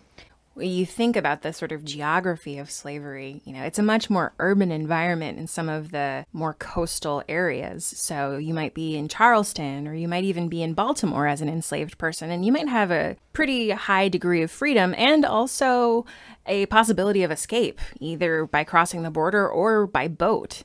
When you're sold into this sort of deep South area, you are deep in plantation country, and there might not be another soul that you could rely on to help you escape for 100, 200 miles. And I think this is really something that Harriet Beecher Stowe wants to help point out in the book, that there was this sense of doom for Uncle Tom. However, his Christian faith was the only thing that really kept him going. And he bonded with this young white woman he met, Eva, just about their Christian faith. And really reading his Bible was the thing that got him up in the morning. So where were those kind of feelings about religion coming from? You can definitely see that Harriet Beecher Stowe is influenced by her own family's faith, which is influenced by the Second Great Awakening. And the Second Great Awakening was this kind of flowering of religious belief in the 1830s and 1840s. It was kind of a reaction against the era of Enlightenment, which was what had inspired the founders of the United States to think of a more humanist world, a more rational, scientific world. People start going to camp meetings, they have religious revivals, they experience religious conversions. And in this time period, there's kind of a shift in thinking about God in the United States. You know, if you think back to the Puritans, they have this incredibly punitive, sort of Old Testament destroyer God, right? One of the most famous early sermons in the United States is "Sinners in the hands of an angry God, that at any moment God might release you into the flames." Well, there's a new emphasis on Christ-like love in the early 1830s, 1840s. New interpretation of God as being forgiving and gentle, family-oriented. It's very Victorian. Where God was seen as this punisher who condemned most people to hell, In the Second Great Awakening, there's a new emphasis on a forgiving, kind, family-oriented Jesus who will save everyone. And that's very incompatible with the ideas of slavery. Exactly. And I think that Uncle Tom's Cabin can really be considered a part of the Second Great Awakening because of the way that it points out these fundamental inconsistencies and contradictions between Christian faith and human bondage. How could a religion that says, treat thy neighbor as thyself, actually sanction slavery? So Uncle Tom is kind of this martyr character, right? He is a devout believer in Christianity and the forgiveness of God right up until his very end. So how does Uncle Tom's Cabin actually end? So Uncle Tom's Cabin ends with Uncle Tom is beaten by his overseers. He's sold kind of through this chain of different slave families in the Deep South, and he ends up with just a terrible, terrible slaveholder who requests his death, actually partially because he was reading all of this religious text. And this slave owner was named Simon Legree. And kind of this name, Simon Legree, has actually stuck with us in popular culture to mean a really evil, cruel, punitive master. And the rest of the family actually meets back up. Eliza is reunited with a bunch of other people that were on the original plantation. And they really think about Uncle Tom as this martyr. They hear of his death, and he's looked at as kind of this sacrifice for the cause of freedom. Right. And then also Uncle Tom, he dies never having renounced his Christian faith. And his example of martyrdom actually leads everyone who witnesses his death, including Simon Legree, to convert to Christianity and to vow never to hold slaves again. And I think the ending of the book really points out this main theme within a lot of Second Great Awakening texts, which was that if you just paid attention to how you were falling away from your Christian commitments, then you could get back on track and maybe bring people together by utilizing Christian faith in a productive and public way. So the book is published in 1852, and then what happens? How do people receive this book? We'll talk about this Tom mania that ensues in the next video. Hey, Kim.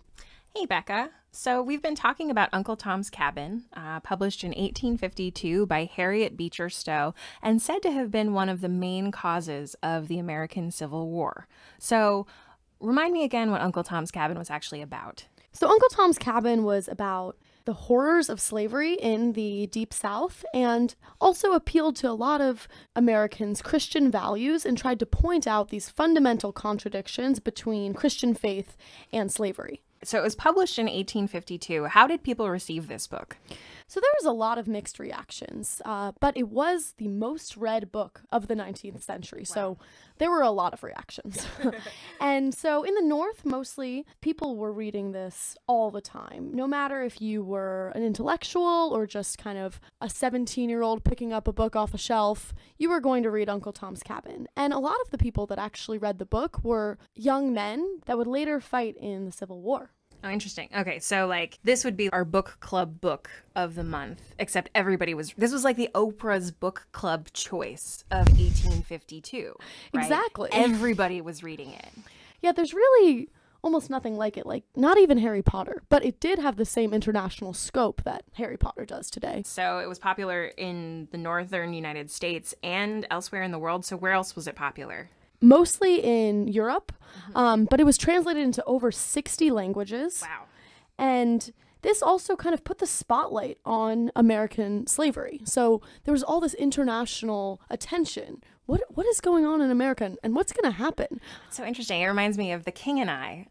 If you've seen that, the woman goes to Siam and shows people the book Uncle Tom's Cabin, and they put on a version of a play based on Uncle Tom's Cabin in what would be Thailand. So this makes it this kind of international spectacle. The fate of slavery had to be somehow figured out, and everyone was watching. That's so interesting. So I'm imagining that white Southerners were not big fans of this book. So white Southerners were definitely not a fan of Uncle Tom's Cabin. And in response, there was this movement of these things called anti-Tom novels. So here's an anti-Tom novel right next to us, right over here, Aunt Phyllis's cabin. So Aunt Phyllis's name. cabin, yes, very creative name. These anti-Tom novels aim to point out that maybe Harriet Beecher Stowe didn't know what she was actually talking about. They also accused Harriet Beecher Stowe of not actually even living in the Deep South, so she didn't even know what slavery was like. They wanted to paint Southern slave society in this really positive light. They wanted to show all the ways that it actually maintained social order and promoted economic welfare. So this was kind of this response from the South, also in novel form. Yeah, so it's this big kind of cultural battle over the interpretation of slavery. You have people on one hand saying, you know, slavery is destructive to families, slavery is incompatible with Christianity, and then responses from the white South saying, oh no, actually slavery is great, it helps everybody. Right, so there was this kind of battle within the literary community about the peculiar institution of slavery. Which one was it? So what if I'm illiterate, right? I mean, not everybody in 19th century America was a New England intellectual who was reading Christian novels. How would I have heard about Uncle Tom's Cabin? That's a really good point, Kim. So Tom shows were depictions of Uncle Tom's Cabin in theaters around the world. And so they were oftentimes put on by abolitionist people trying to point out the issues with slavery today and end slavery immediately. So this is before there's copyright law, right? So you can just put on a show of anybody's novel if you feel like it. Exactly. But oftentimes they really misconstrued the novel and actually now are remembered as contributing to the problem of racism in America. Racial stereotypes too, I would imagine, because we still have this phrase Uncle Tom kind of to mean an African American who is a martyr to the status quo as opposed to someone who might fight against racism. It seems like they might have borrowed a lot of these stereotypes from minstrel shows, which were also very popular in this time period. And some of the characters within these minstrel shows turned into the character that was remembered as Jim Crow, which became the dominating racial order after the Civil War. So in the civil rights era in the mid-1950s, lots of activists actually wanted to completely reject the progress that Uncle Tom's Cabin and these Tom shows had made because they actually reduced African Americans to this terrible stereotype. And so later on, this kind of idea that someone was an Uncle Tom became a racial slur, really. And they then rejected Uncle Tom's Cabin as being a tool towards racial equality and more saw it as a part of the problem. So I think the most important thing about Uncle Tom's Cabin is that it's this catalyst of really intense emotions about slavery, which in the 1850s will lead eventually to the Civil War. And, you know, following the publication of Uncle Tom's Cabin, you'll see more and more violence on both sides of this issue. For example, John Brown, this famous abolitionist, actually goes out to Kansas and murders people.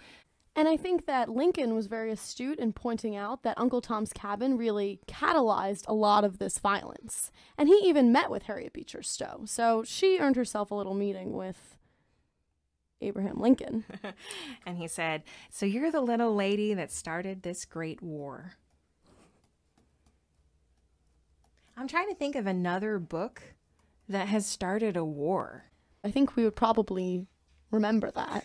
But I do think Lincoln was really astute in pointing out just how impactful this cultural phenomenon, this Tom mania, was on the question of slavery and on the fate of the American people. And really, it just begged the question in a new way in this kind of public setting. I mean, I just think that the book itself, the way that the book could just travel all around the United States and so many different kinds of people were able to read it and get their hands on it, this really was just this movement of people just thinking a lot about slavery, reading a lot about slavery. Yeah, well, I think, you know, after Uncle Tom's Cabin, I don't think there was a way to not have an opinion on the slavery issue. Either you were for it or you were against it, and that divisiveness would lead to the Civil War. And again, there's this international focus, there's a deeper sectional divide between the North and the South, and there was this kind of sorting over the slavery question that Uncle Tom's Cabin really promoted. So, Kim, we've been talking about the run-up to the Civil War. We talked about the Compromise of 1850, which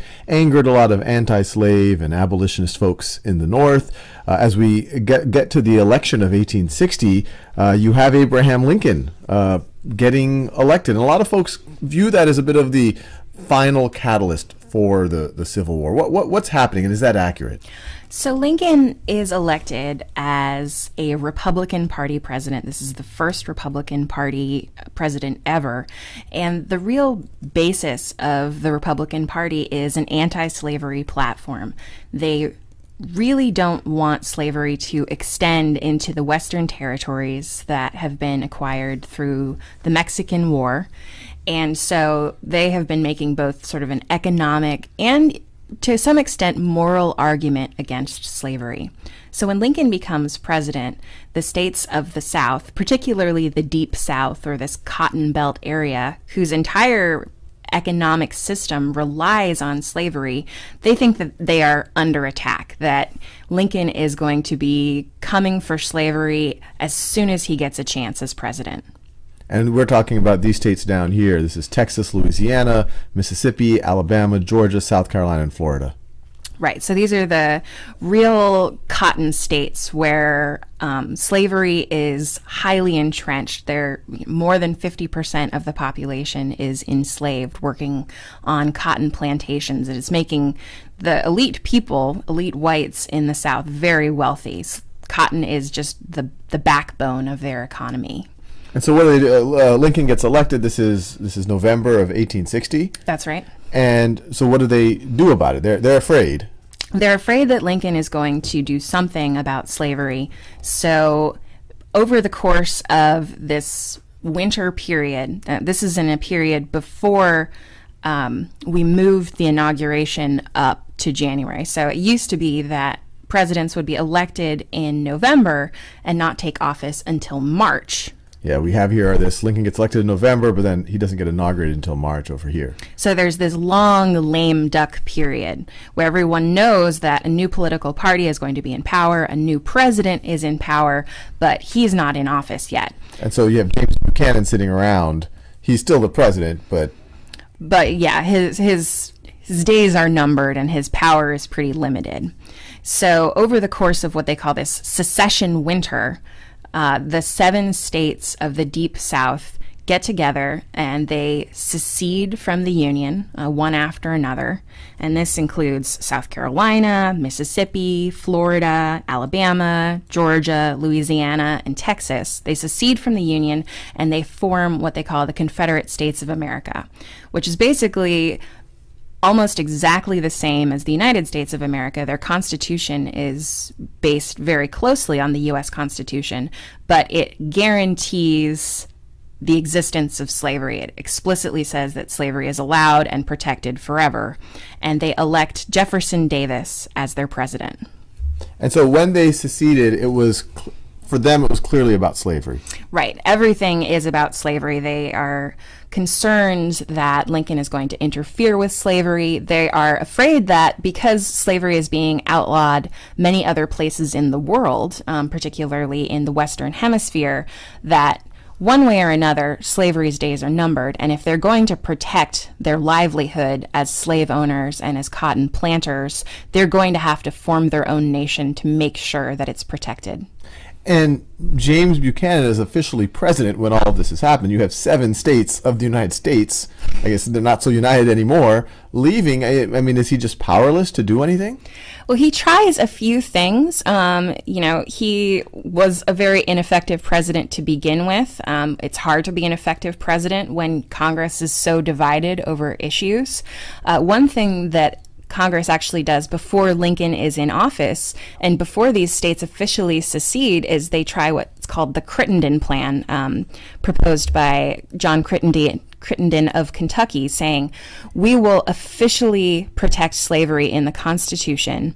We will say that you can't outlaw slavery in the South, and we'll even extend this Missouri Compromise line, which was sort of the official line between North and South, between free states and slave states, all the way to the Pacific. So just so you know, Southern states, we'll make sure that we won't get rid of slavery. So this Crittenden Compromise, this was kind of a last-ditch effort. Everyone started to see the writing on the wall that these 7 states especially were very loose in the socket. Right. And this was a last-ditch effort to keep them in the Union, perhaps. Yeah, and it's really, I don't want to say it's too little too late, but for the South, they have seen the writing on the wall. They've seen that this is going to be their only opportunity to secede. And Lincoln got elected, and his whole party is based on being anti-slavery. Right. So they want to get out while the getting is good so that they can make sure that slavery remains in their states. All right. So during the lame duck period, the 7 states, these deep South states, they secede. Then Lincoln gets inaugurated. He is now president. And we're not really in the Civil War yet. No, in fact, Lincoln's inaugural address is very conciliatory. We think of Lincoln as being a really great orator, and he certainly was, but his first inaugural address, if you read it, is very much a plea to the South saying, hey, I'm not planning on outlawing slavery, right? So the anti-slavery platform that Lincoln ascribes to is specifically about not extending slavery to the West. So he's saying, I am not in favor of getting rid of slavery where it is, so there's no reason for you all to secede. Come back, everything will be situation normal. And they don't. No. As I said, they've already seen that this is their opportunity to make sure that slavery continues by creating their own nation. So in the South, there are a bunch of arsenals and forts that belong to the United States, and most of these are taken over by the Confederacy when it becomes its own nation. And this is a picture of one right here. This is Fort Sumter. Right, so Fort Sumter is right there, right in Charleston Harbor, and this is a Union fort or a United States fort that's holding out, basically. They're running out of supplies. They have tried to have supplies brought in to them before, which have been repelled. And so holding out, they're well in Confederate territory, right? But they are still controlled by, I guess you could say, United States soldiers. Right. So they do not want to surrender this fort. And Lincoln lets the Confederates, the rebels, know that he wants to resupply this fort. And the Confederates instead fire on Fort Sumter. They start lobbing artillery at it. And over the course of a day, they force the Union forces in Fort Sumter to surrender. And this was the real matchstick for the war, but this wasn't the first tension. No, obviously, this had been going on for some time. So even into Buchanan's, in his lame duck period, there's probably a little bit of tension. Yeah, I mean, if you want to be expansive, you could say that this tension is almost built into the Constitution when they don't. Oh, yeah, go really far back. Right. But especially even post-secession of these first 7 states, there are already some tensions, especially if they're taking over these forts. Former United States soldiers are now thinking about cutting off supplies to other former United States, or to current United States soldiers. And then Fort Sumter sounds like this was definitely the straw that breaks the camel's back. Yeah, this is the tinderbox, and I think it's maybe intended to be a tinderbox on both sides, because Lincoln wants to be sure that if there's going to be a war, the North isn't going to fire the first shot. They want to make sure that this is the South's decision. It can be blamed on them if it needs to be. And this is a pattern you see throughout history, is that no one, at least, wants to officially be the person to fire the first shot. Right. They often look for a good reason to fire the first shot because they want to get into war, but everyone wants to have the moral high ground. Right. And in the South, they are looking to make sure that this is kind of a morale building moment. When they fire on Fort Sumter, they're firing on federal fort, right? In any circumstances, that's going to bring on war. And they're hoping that if they can kind of get this fire started, then these 4 other slaveholding states, or actually 8 other slaveholding states in the South, are going to join the effort. And that's pretty much exactly what happens. So after they fire on Fort Sumter, the fort is surrendered to the Confederacy. Lincoln says, okay, you want to start a war? We got a war. He calls for 75,000 troops, volunteers to put down the insurrection. And he calls them for a 90-day service period, which tells you how long they thought this was going to last. And after Lincoln has asked for this army, 4 more slaveholding states in the South secede.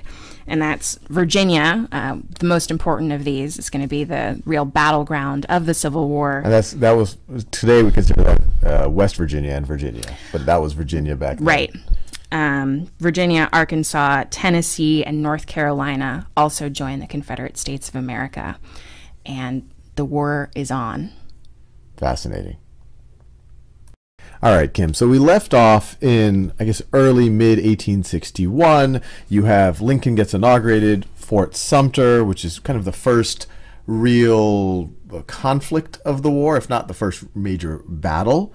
Lincoln forms this volunteer army, and then the rest of the southern states secede. 4 more states secede. Right. And then what was the first major conflict? So the first major conflict comes after a number of months. There are a couple of little skirmishes here and there, but nothing super large until about 60,000 troops meet outside of Manassas, Virginia, at a place called Bull Run. An interesting fact, I think, is that Union armies and Confederate armies actually named battles different things, if you've ever been confused about this. The Union armies tended to name battles after bodies of water, whereas the Confederate armies tended to name them by nearby towns. So if you've ever heard the Battle of Manassas and the Battle of Bull Run, they're actually the same thing. It's just the Union officers are talking about this creek, Bull Run, whereas the Confederates are talking about the town nearby. I see. And the 60,000 troops between the two of them. Right. So they meet, and this is very close to Washington, D.C., so much so that people go out and they bring picnics to watch this battle like it They think it's going to be entertaining. Yeah, they think it's going to be like a football game, and it is not like a football game. It is a gigantic battle. 800 people die that day, which doesn't sound like a lot to us, but it was the most deadly battle ever in American history up until that point. So it's a Confederate victory, which is very surprising to the Union because they think that they have such superior forces that this is really going to be a very short war. You know, this is a quick rebellion in 90 days. We're going to be able to, suppress this rebellion, and that'll be it. But Bull Run is really the first sign that this is going to be a major war. It's not going to be quick, and it is going to be very deadly. This was July of 1861. 1861. Okay, so Right. now it's clear to both sides, especially I guess you could say the North, that this is not going to be a short war. So they need to prepare. Like, how are they approaching this? Well, so both sides have some advantages and disadvantages. For the South, they have some of the same advantages that the United States would have had during the War for Independence. They have home court advantage, we could say, which is that they know the territory very well. And also there's a real incentive for people to protect their homes, right? You're going to care more about a war that's happening on your property than a war that's going to happen very far away. The other advantage that they have is just really, really terrific military leadership. So they have Robert E. Lee, who is widely considered the greatest general of his era. He's truly a military genius. He, in fact, was offered a commission in the Union Army, but when Virginia seceded, he went with Virginia. He preferred his home state. So he is a terrific general, and the Union is going to really struggle to come up with the kind of military leadership that the South has. Who's in charge of the Union or the Northern, or I guess you say the United States Army? The United States Army. The first general that Lincoln puts in charge is George B. McClellan. And this is problematic for a lot of reasons. One is that George McClellan is a Democrat, so he doesn't agree politically with Lincoln. I think he would have preferred peace. In fact, in 1864, he runs against Lincoln for president on a platform of letting the South go, basically. And so Lincoln is struggling to match the South when it comes to military leadership, but he does have other advantages. For one thing, there are 4 times as many free people in the North as there are in the South. And that's an interesting, I mean, you made the point, free people. Right. Because the South, as you mentioned, it has a majority of the population was not free. I wouldn't say a majority of the population. In many states, that was the case. In the deep South states. In the deep South that was more states. likely to happen. Okay. Right. But so there are only about 9 million people living in the South. And of those 9 million people, 3.5 to 4 million of them are enslaved. So they're not going to be fighting to continue the institution of slavery. By contrast, the North has 22 million people. And it also has a terrific industrial base, right? One of the major cultural differences between the North and South that leads to the Civil War is that the South is primarily agrarian and the North becomes very industrial. But industry is really helpful in a war. They've got, miles and miles of railroad tracks, which means that they can move supplies very quickly. And they also have, hundreds and hundreds of factories that make it easy for them to make munitions. And this is the middle of the Industrial Revolution, so right. the industrial base matters a lot. And so, what's given the North's advantages and the South's advantages? How do they vote? What's their strategies? How do they try to play to their strengths? Right. So the South, they are basically trying to outlast the North. They know that they have this territory. And if the North wants them to come back into the Union, they're going to have to conquer this territory.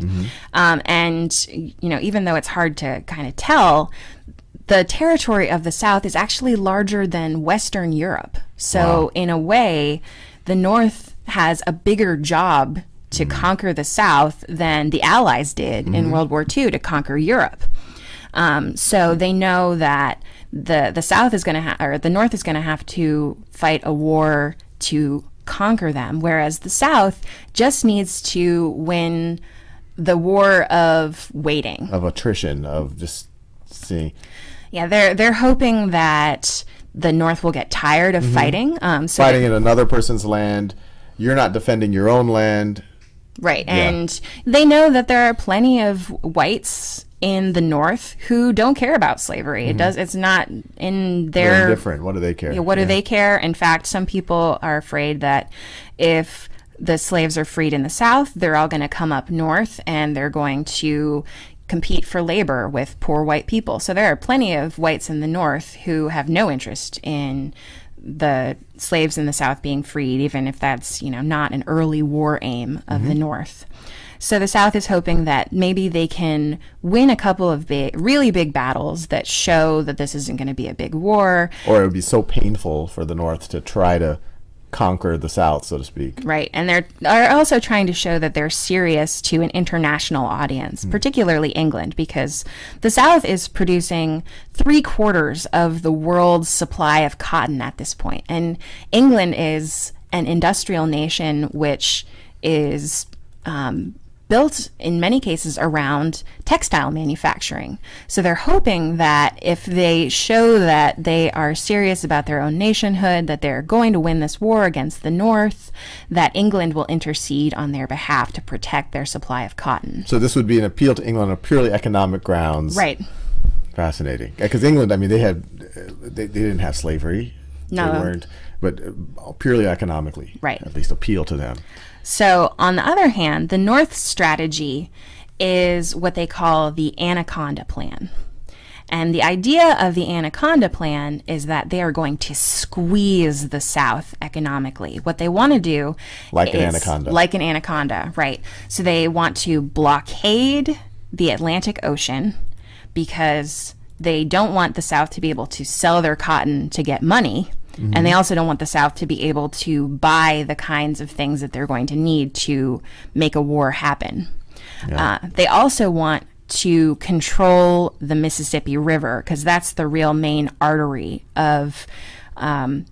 commerce in the West, right? Anyone who is going to be shipping their grain or their cotton is going to be shipping it down the Mississippi to the port of New Orleans. So the Union hopes that if they can basically surround the South and make sure nothing gets in or out, then eventually they're just going to starve to death. And this also goes to the industrial base. It can also produce more ships and et cetera. Right. And it takes them a while to do that. In fact, at the start of the war, the Union only has 90 ships. I've heard it compared to 5 leaky boats, right? We're not a naval power at this point. And so it's going to take them a while to build up the kind of naval power they need to do that, because this is a 3,500 miles of coastline that they're going to need to patrol. And it looks interesting. I'm just looking at this map, not getting too much into the details. It looks like a lot of the battles are concentrated right in this Virginia, Maryland area. And then there's more, it's a little bit more sparse, but you have a few that are in the deep south and along this Mississippi corridor. Right. So there are 2 major theaters of the war. We'd say the Eastern Theater, and this is that sort of 100-mile corridor between Washington and Richmond, where a huge amount of the fighting takes place. You know, it's important to remember that the capital of the Confederacy and the capital of the United States are only 100 miles apart.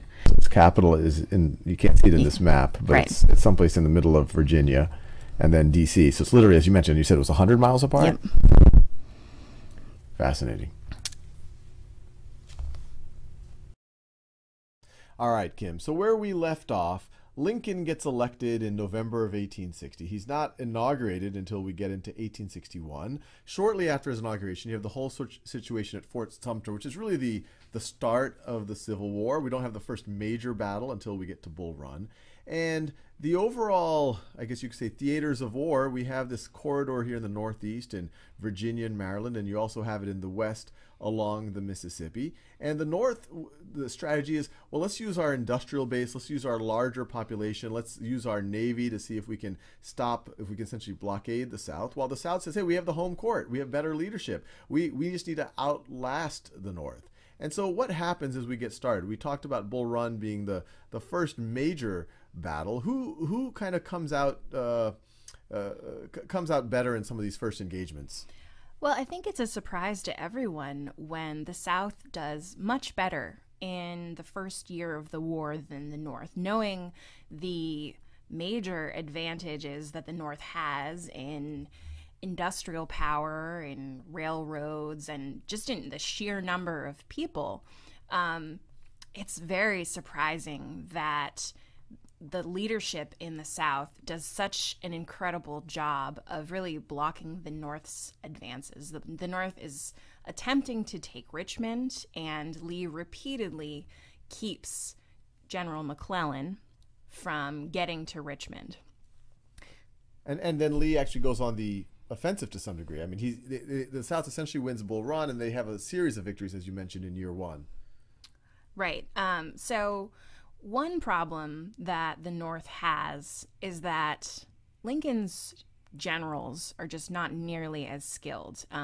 George B. McClellan, that we've talked about, his idea of the South's power is perhaps considerably greater than the South's actual power is. He is forever telling Lincoln, I need more troops, I need more supplies, send me more things. He loves parading his army, but I think he was actually a little too close to the troops himself. He was really afraid to lose anyone, which made him very popular with the army, but drove Lincoln crazy because the North comes out with this really strong numeric and industrial advantage.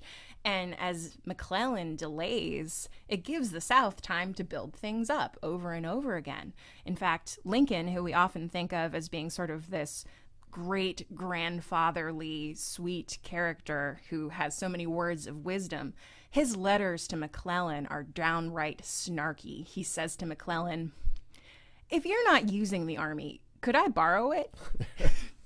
So, and is that what historians believe too? I mean, it looks like Lincoln felt that the reason why year 1 went in favor of the South, and you know, when we talked about in previous videos, everyone thought this was going to be a fast engagement. The North had all of these advantages. Lincoln believed that maybe it was McClellan wasn't being aggressive enough. Yes, absolutely. And do historians believe that too? Yeah, no, I think that's true. It's really borne out by the numbers that in many cases where McClellan thought he was facing just thousands of troops, he was really only facing a fraction of that. And so that made him be a little bit more He was very cautious. And so at what point is a turning point, at least in these early stages of the Civil War? As we have here on this timeline, we go from April 1861 to roughly April 1865. The first year, so I could draw that. So the first year would be roughly this.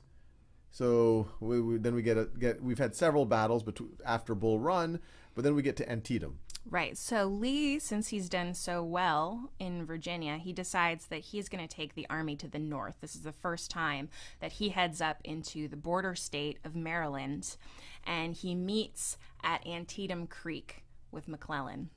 And this goes back to the naming conventions between the North and South. It's called Antietam. That's the body of water, which the North does. This is Antietam right there.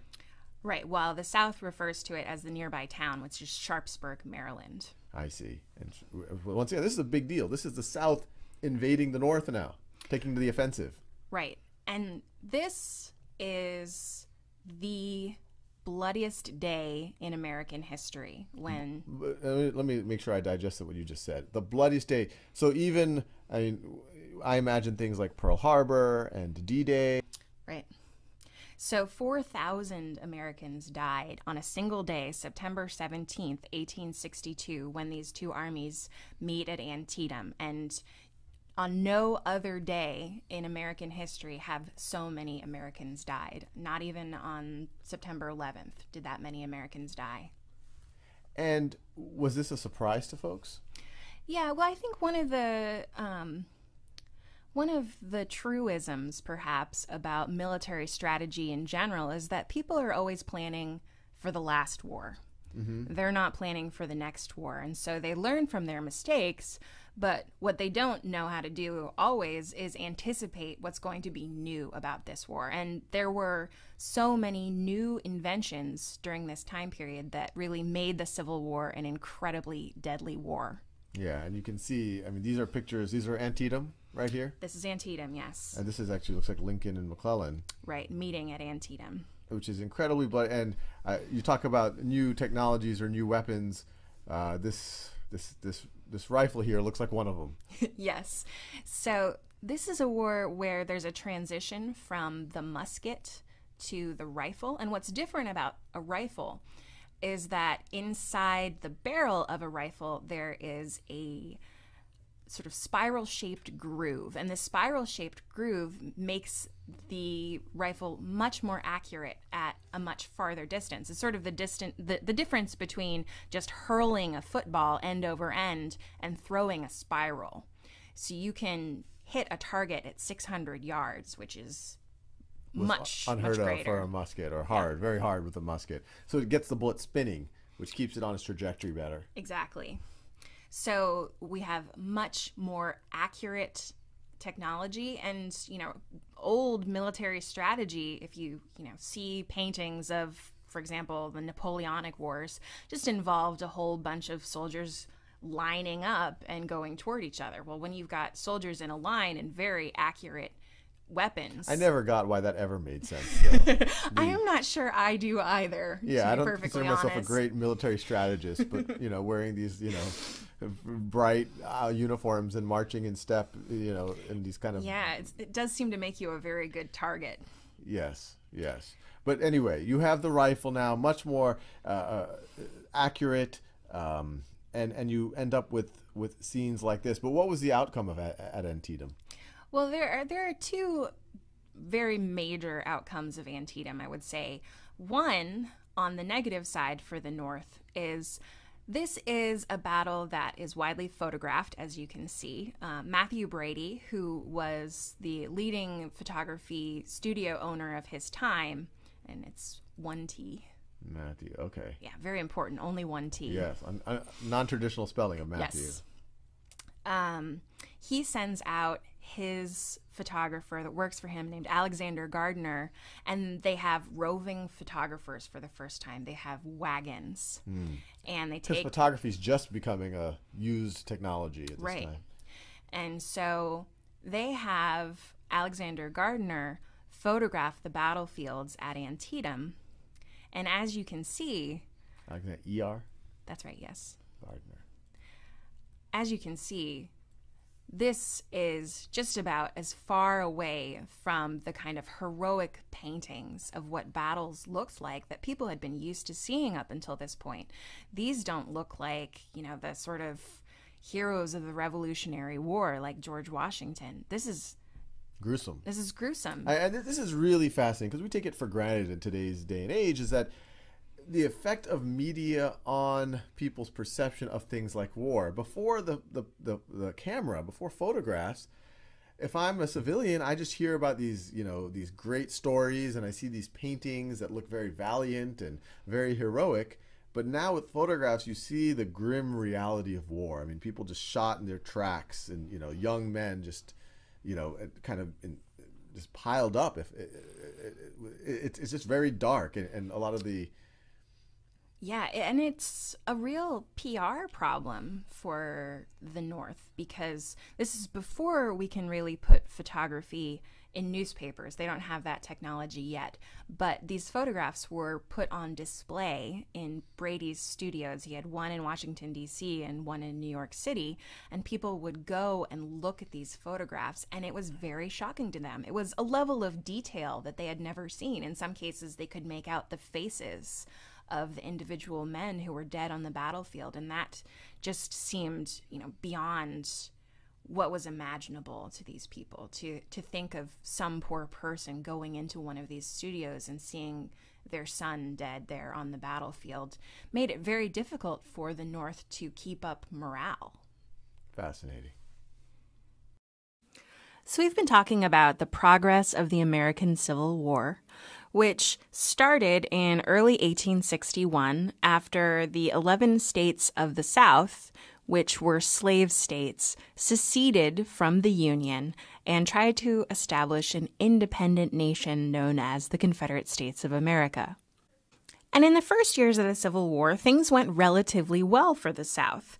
They defeated the North at the Battle of Bull Run, which was a great surprise to many people because they thought that this was going to be a pretty short war, that the South would be quickly defeated and scared away into returning to the Union. But the South had many advantages, including very good leadership in the person of Robert E. Lee, and also kind of a home court advantage at large, since the vast majority of the war was fought in the South. So in this early stage,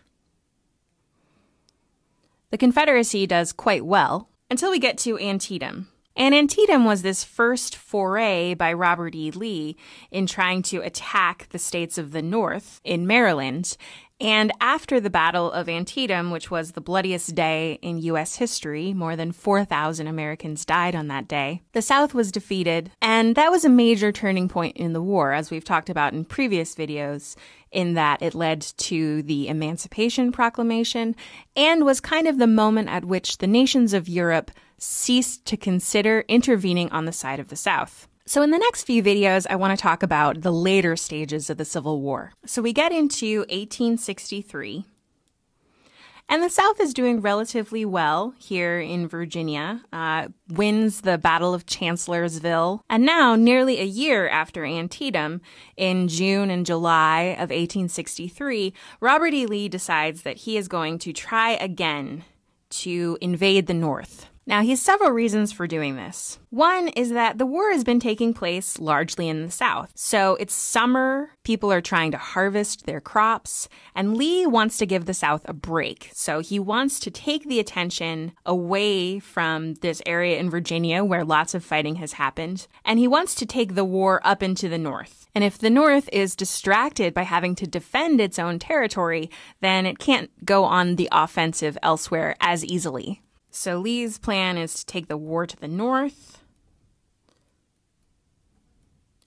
And Lee has another reason in his sleeve, which is that he is really hoping that in the election of 1864, which is coming up not too long after this period in mid-1863, many people believe that Lincoln is going to be kicked out of office. Now remember that not a single American president has been elected to a second term or re-elected since Andrew Jackson in 1832. So there's been a 30-year drought of two-term presidents. So Robert E. Lee has good reason to expect why Lincoln might not be re-elected in 1864, and he thinks that maybe one of Lincoln's competitors in the Democratic Party, which will turn out to be one of his own former generals, George B. McClellan, will actually want to end the war and make peace with the South. So there's kind of a morale aspect to this. You can see that many of the things done in the Civil War, and especially as we get into the later stages, are designed at making one side or the other tired of being at war. Now, you may wonder why I'm spending so much time talking about battles, because most American history courses do not emphasize military history whatsoever. But I think it's important to keep in mind in this war, and in some earlier wars like the American Revolution, the battles really determine the policy, right? Because you can't make a decree like the way that Abraham Lincoln decreed the Emancipation Proclamation if you don't have the force of military power behind you. So winning battles, winning the war, those kind of victories give politicians the popular mandate they need to get things done. So that's why I think it's important to talk at least a little bit about the battles of the Civil War. Now, obviously, Bull Run, Antietam, Gettysburg, and Appomattox were not the only battles of the Civil War. There were hundreds of battles of the Civil War, but I've chosen these as particular turning points just to kind of give you a very brief overview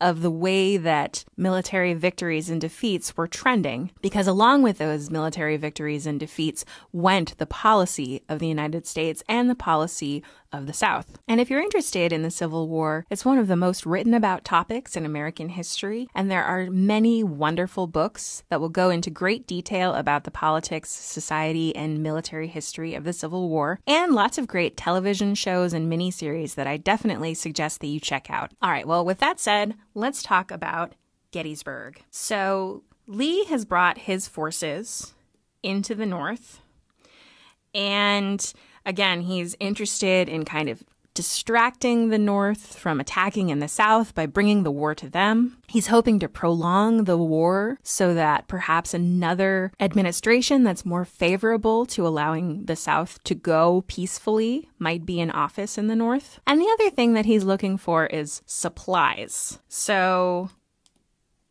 once again, the vast majority of the Civil War has been fought in the South, and it's been fought here in this sort of Shenandoah Valley Tidewater region of Virginia, which is really the breadbasket of the South. So when men are out fighting battles, and when battles are being fought on fields instead of crops being grown on them, there's going to be a serious dearth of food in the South. You know, I once heard it said that the most salient political fact of the 20th century was that the Americans speak English, which means that the United States repeatedly allied with Britain in 20th century wars. But if I had to choose the most salient fact of the American Civil War, it might be that you can't eat cotton. You know, the South went to war to protect its system of labor so that it could continue to produce these cash crops like cotton or tobacco. And cash crops they may be, which means that you can sell them for money, but you can't eat cotton or tobacco. And when it comes down to it, being able to feed your troops and feed your populace is something that's going to really help you when it comes to winning a war. So Lee is taking his troops up into the North, and he takes them into southern Pennsylvania, which is very lovely farmland. It's a very beautiful place. If you've never been there, I absolutely recommend you take a look. Go to Gettysburg. It's a very well-preserved battlefield. And as Lee goes through southern Pennsylvania, his troops are taking horses and grain supplies and all sorts of things that the army needs to survive, which are in short supply in Virginia. So this is like a run to the store for Lee going through southern Pennsylvania. On the northern side, General George Meade has been trying to catch up with Lee and cut him off from his invasion of the North. President Abraham Lincoln asks for many volunteers to try to stave off the invasion of the North by Lee, and they end up meeting at Gettysburg. And Gettysburg is just a small farm town in southern Pennsylvania. It's just where these two troops happened to meet as Lee was on his way to the capital of Pennsylvania, Harrisburg. And Lee's forces and Meade's forces meet on July 1st, 1863. Now, the Battle of Gettysburg goes on for 3 days. So there's July 1st, July 2nd, and July 3rd. And the first day goes relatively well for the Confederates. They break some of the Union lines around the edges. The second day is kind of a stalemate where Northern forces and Southern forces, they sustain a lot of losses, but don't make any real headway toward victory. And then the third day, Lee decides that he is going to try to break the center of the Union forces, which means that he is going to try to hit the Union line. And remember, this is in the era of military history where people are still kind of fighting in lines, right through the center, and win the day. Unfortunately for him, that is not what happens. So he tries all day to break the Union lines. There's a very famous sort of last hurrah for the Southern forces in this called Pickett's Charge, when General George Pickett's units charge up this hill at Cemetery Ridge trying to break the line, and they sustain over 50% casualties. So it's kind of a bloodbath for Pickett's unit. And after Pickett's charge does not succeed, the Union forces have officially won the Battle of Gettysburg. And Lee realizes that there's no way that he's going to be able to make anything out of his invasion of the North. And so he turns around and starts heading back to the South. Now, what's important about Gettysburg is that this was what many have called the high water mark of the Confederacy. And by that, they mean this is as far as the Confederacy ever managed to get into the northern part of the United States. This is a second attempt at an invasion by Lee, and it failed. And many people see this as a really important turning point in the Civil War. On July 4th, and imagine the good news of receiving word that your troops had triumphed on July 4th, Independence Day. President Lincoln and the United States get another really good piece of news, which is that Ulysses S. Grant, who will be the future commander of U.S. forces, has succeeded in his siege of Vicksburg, which is a town on the Mississippi River. And when he takes the town on the Mississippi River, Grant has complete control of the Mississippi, which is sort of the major highway in the West. So July 3rd and July 4th are really good days for the United States. And this is kind of the moment when it becomes clear that victory is going to be outside the reach of the Confederacy. And with an unsuccessful invasion of the North and the loss of the control of the Mississippi, the South's time is kind of coming to an end. The other important thing about the Battle of Gettysburg is that it is a tremendously destructive battle. About 50,000 casualties took place at Gettysburg, which makes it the single bloodiest battle in American history, which is different from the single bloodiest day, which was at Antietam, because it took place over 3 days. And this is not 50,000 people dying, just 50,000 casualties, which means either deaths or injuries. Those are men who can no longer fight on both sides. So the tremendous loss of life at Gettysburg is going to lead to the foundation of a cemetery at Gettysburg to bury these military dead. And it's going to be in November of 1863, just a couple months after the Battle of Gettysburg, that Abraham Lincoln will visit the cemetery at Gettysburg and deliver the Gettysburg Address, one of the most famous orations in all of American history. And we'll get to that in the next video. All right, so we've been talking about the later stages of the American Civil War. And in the last videos, we talked about the Battle of Gettysburg and the Gettysburg Address, which happened in November of 1863, as Abraham Lincoln went to the site of the Battle of Gettysburg to dedicate the cemetery that was being built there to hold the battlefield dead, which numbered in the thousands. So in the next few videos, I'd like to take you through the last stages of the Civil War, starting with late 1863. So if you think back to the very beginning of the war, the North's strategy was called the Anaconda Plan. And the anaconda is a kind of snake that squeezes its victims. And so the plan of the North was going to be to squeeze the South by completely surrounding it and then not allowing anything to get in or out. So the South would have no choice but to surrender as they ran out of supplies. And so the Anaconda Plan is going fairly well in this late period of the war. So now you recall that they were going to blockade the Atlantic Ocean so that the South couldn't ship any of its cotton or receive any supplies from Europe. So that's not happening. And to take control of the Mississippi River, which goes here.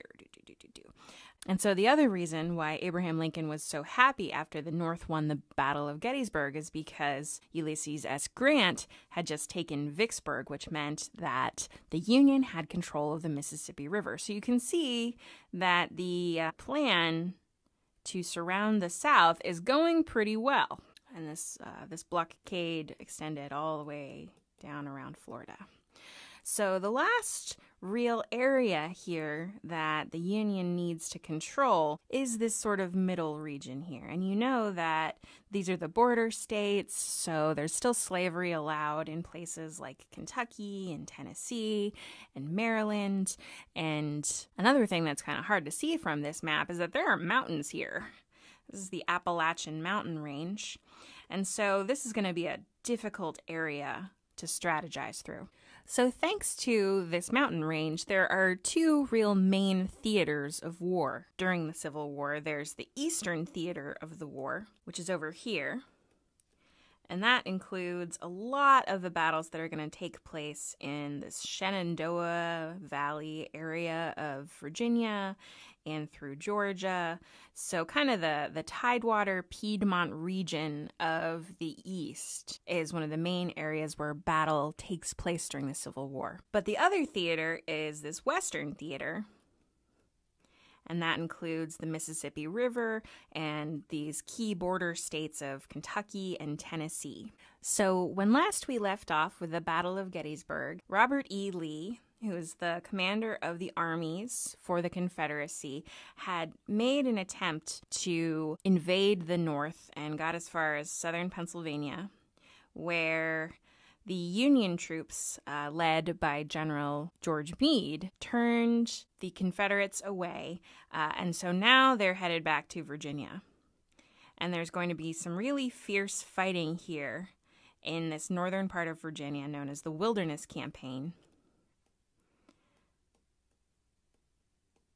as Lee retreats to Richmond. So that's the Eastern Theater. And I'll draw the blue line that's going to be following them here as well. Now, in the Western Theater of the war, Ulysses S. Grant has just provided a major victory by taking Vicksburg and now controlling all of the Mississippi River. So Abraham Lincoln has been looking for a great general to lead his armies. Now, Lee has been the commander of the Confederate armies this entire time, but the Union Army has had a multitude of commanders, from Winfield Scott to George McClellan. But in Ulysses S. Grant, Lincoln finally finds his general. And so after the victory at the Siege of Vicksburg, Grant goes up into Tennessee and finally captures Tennessee. So he takes Chattanooga and firmly puts Tennessee in control of the Union. So look how well the Anaconda strategy is going now. We've got Tennessee. We're almost there. So after taking Chattanooga, Lincoln makes Grant the commander of all the Union armies. He is the general-in-chief. And it's going to be Grant who ultimately leads the Union to victory. And when he meets up with Lee, as he will do, once he heads to Richmond and then later Appomattox, he's going to be the one who really ends the war by forcing Lee's surrender. But we'll get to that. All right, so that's 1863, the period at which Grant becomes commander of the armies. Lee is turned away from his second invasion of the North and flees to Richmond. And the stage is set for the final year and a little bit more of the war, which we'll get to in the next video. All right, so we've been talking about the later stages of the Civil War, and in the last video we just did a brief overview of the end of 1863, after the North has won the Battle of Gettysburg, and Lee has been turned around and sent back down to Richmond, where he will be encamped for some time.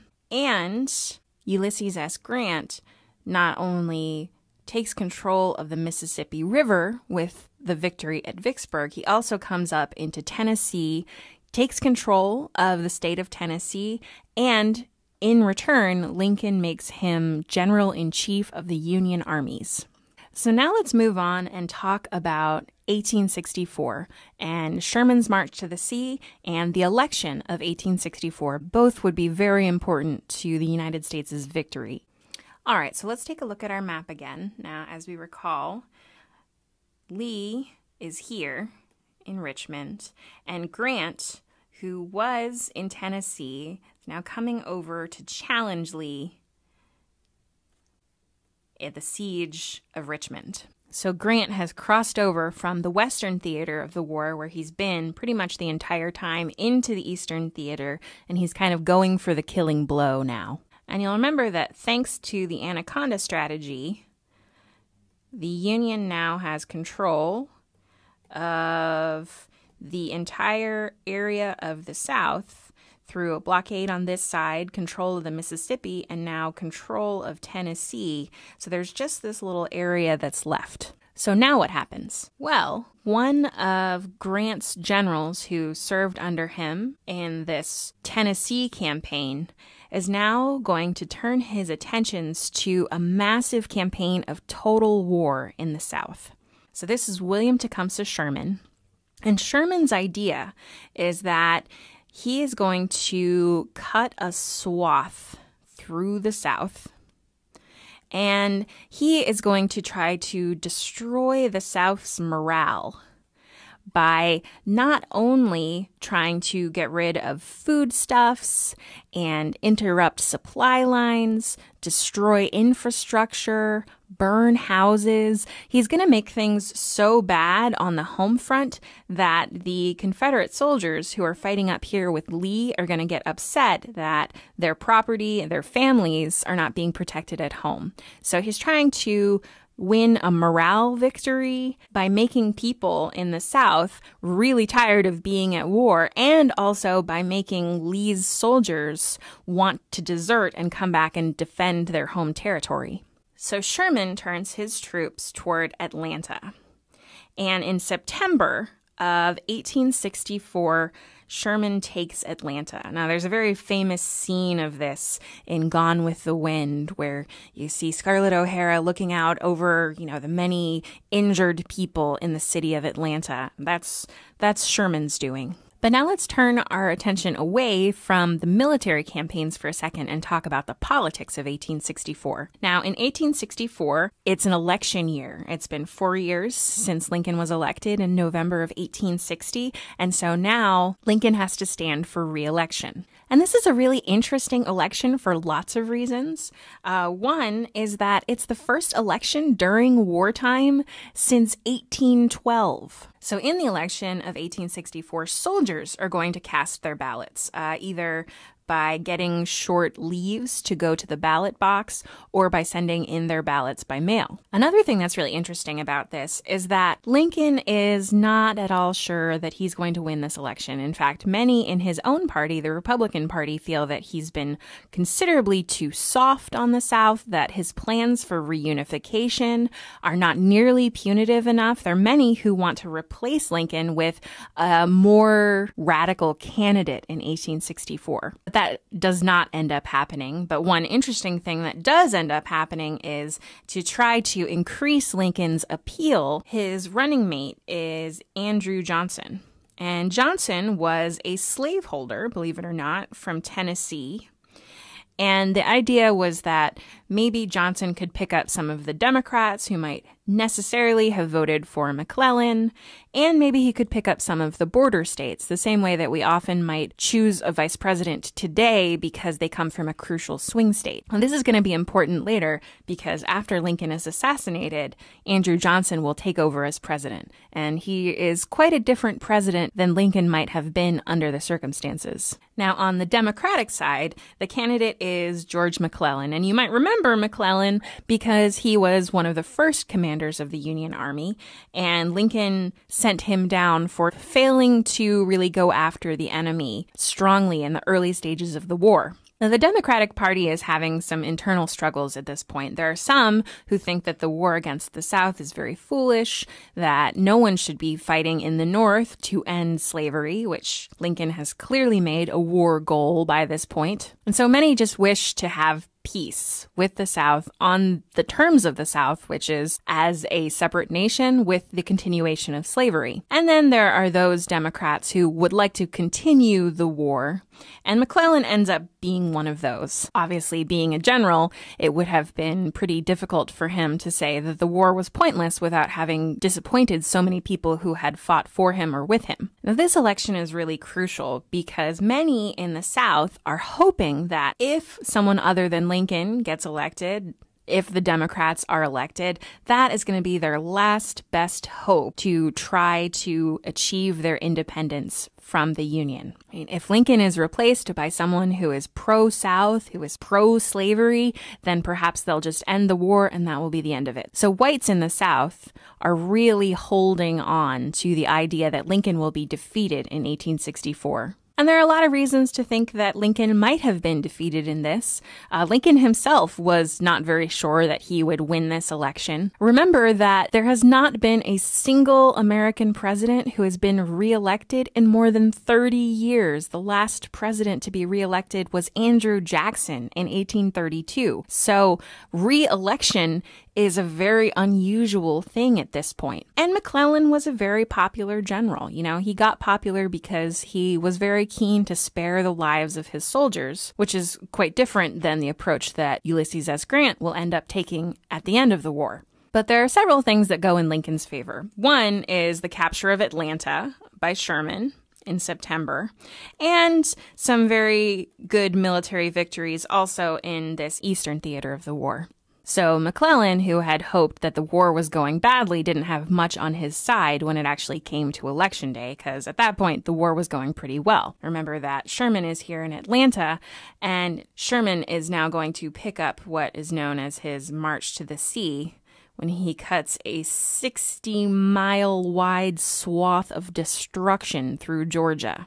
So things are looking pretty good for the United States at this point. And the turning point for Lincoln in this election is really the votes of the soldiers. And they have a really strong pro-Lincoln mandate. One of Lincoln's campaign slogans is "Vote as you shot." So Lincoln ends up trouncing McClellan in the election of 1864, and he really comes away with a strong mandate to finish the war, finish it with an unconditional surrender of the South and the end of slavery. And having triumphed in the election of 1864, Lincoln gets even more good news from Georgia, which is a telegram from General Sherman from the city of Savannah saying, "Mr. President, I wish to offer you the city of Savannah as a Christmas present." So on December 25th, 1864, Sherman's march to the sea has concluded, and from there he's going to start heading north. And we'll get to that in the next video. So in the last video, we talked about the year 1864 in the American Civil War. And now we're getting down to the very end of the war. So in 1864, William Tecumseh Sherman had his sort of famous march to the sea, where he captured Atlanta and then carried on a total war through the state of Georgia to Savannah. And from Savannah, he turns north and starts heading to the forces of Grant so he can back him up in a final victory against Lee, who has encamped in Richmond. Meanwhile, Abraham Lincoln wins the election of 1864 and is ready to bring this war to a close. So let's move on to 1865. A lot happens very quickly in 1865. Starting with, in January, Congress passed the 13th Amendment. Now, the 13th Amendment outlawed slavery for all time. So it's clear that when the South is brought back into the United States, it is going to be brought back in without slavery. There is no option for slavery in the United States going forward. Now, Grant, after his incredible victory in Tennessee, in Vicksburg, has been going after Lee's army in Virginia. Now, Lee has holed up in Richmond, and eventually he realizes his forces can't stay there anymore. They can't hold the city. So in the beginning of April, they evacuate Richmond, and on April 3rd, the United States forces occupy Richmond. And Abraham Lincoln himself actually goes down to visit Richmond, which he'd never been to before. And he even goes to the government building in Richmond where Confederate President Jefferson Davis had governed, and goes into his office. And he's there less than 48 hours after Davis himself had left. And then events take place very quickly. So Lee falls back from Richmond to Petersburg, and Grant is kind of marking him the whole time, and they retreat across Virginia to the west. Lee's probably heading for Lynchburg, and Grant manages to catch up with him at Appomattox. And at first, Lee thinks that he's actually going to fight at Appomattox, and then he realizes he just does not have the men necessary. So he invites Grant to come and have a parley for surrender, and they meet. This is actually a picture of Lee outside the house in Appomattox Courthouse, Virginia, where he surrendered the Army of Northern Virginia to Grant. Now, that is not the actual end of the Civil War, but it's kind of the end for all intents and purposes, because Lee is the general-in-chief of the Confederate armies. Grant is likewise for the United States. And after this point, it's just going to be kind of a matter of time until all the rest of the Confederate armies surrender. So there's great celebration in Washington, D.C. Everyone is very happy. Finally, this 4-year-long war where 620,000 Americans have died is over, and Abraham Lincoln goes and gives a speech talking about what Reconstruction is going to be like. And in this speech, he lays out that African Americans after the Civil War are going to have citizenship, at least some of them, and the right to vote, which is in keeping with everything that he's really said since the Emancipation Proclamation. But what he does not know is that this man, John Wilkes Booth, is in the crowd that day listening to him. And when he hears Lincoln say that African Americans are going to have citizenship, they're going to have the right to vote, he vows to kill Lincoln. John Wilkes Booth is a really interesting character. We only know so much about him.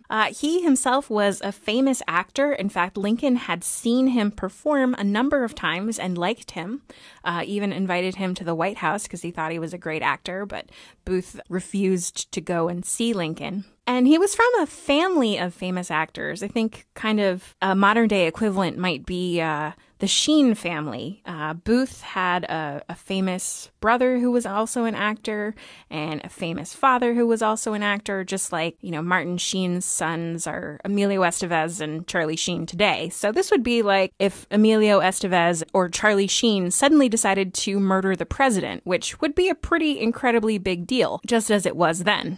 Booth was a Confederate sympathizer and almost certainly a Confederate spy who had gone up to Canada at some time to plot some movement on behalf of the Confederacy. And he was an outright racist. I think the part where Lincoln said that African Americans would have citizenship was what pushed him over the edge into assassinating Lincoln. Originally, he had actually planned to kidnap Lincoln and ransom him for the end of the Civil War. But after Lee surrenders, Booth's plan changes. He wants to basically basically decapitate the government. So he conspires with a couple of other people, and they plan that they're going to kill all the highest people in government at once. So they're going to kill Lincoln, they're going to kill General Grant, they're going to kill William Seward, the Secretary of State, and they're going to kill Andrew Johnson, the vice president. And Booth thinks that perhaps in this moment of panic that follows the decapitation of the entire United States government, that perhaps something positive for the South will happen. Remember, they had hoped that getting rid of Lincoln in the election of 1864 might result in putting a government more favorable to the South in office in the North, which didn't happen, so perhaps Booth wants to do the same thing at this time. So Booth reads in the newspaper that Abraham Lincoln is going to be attending a play at Ford's Theater that evening.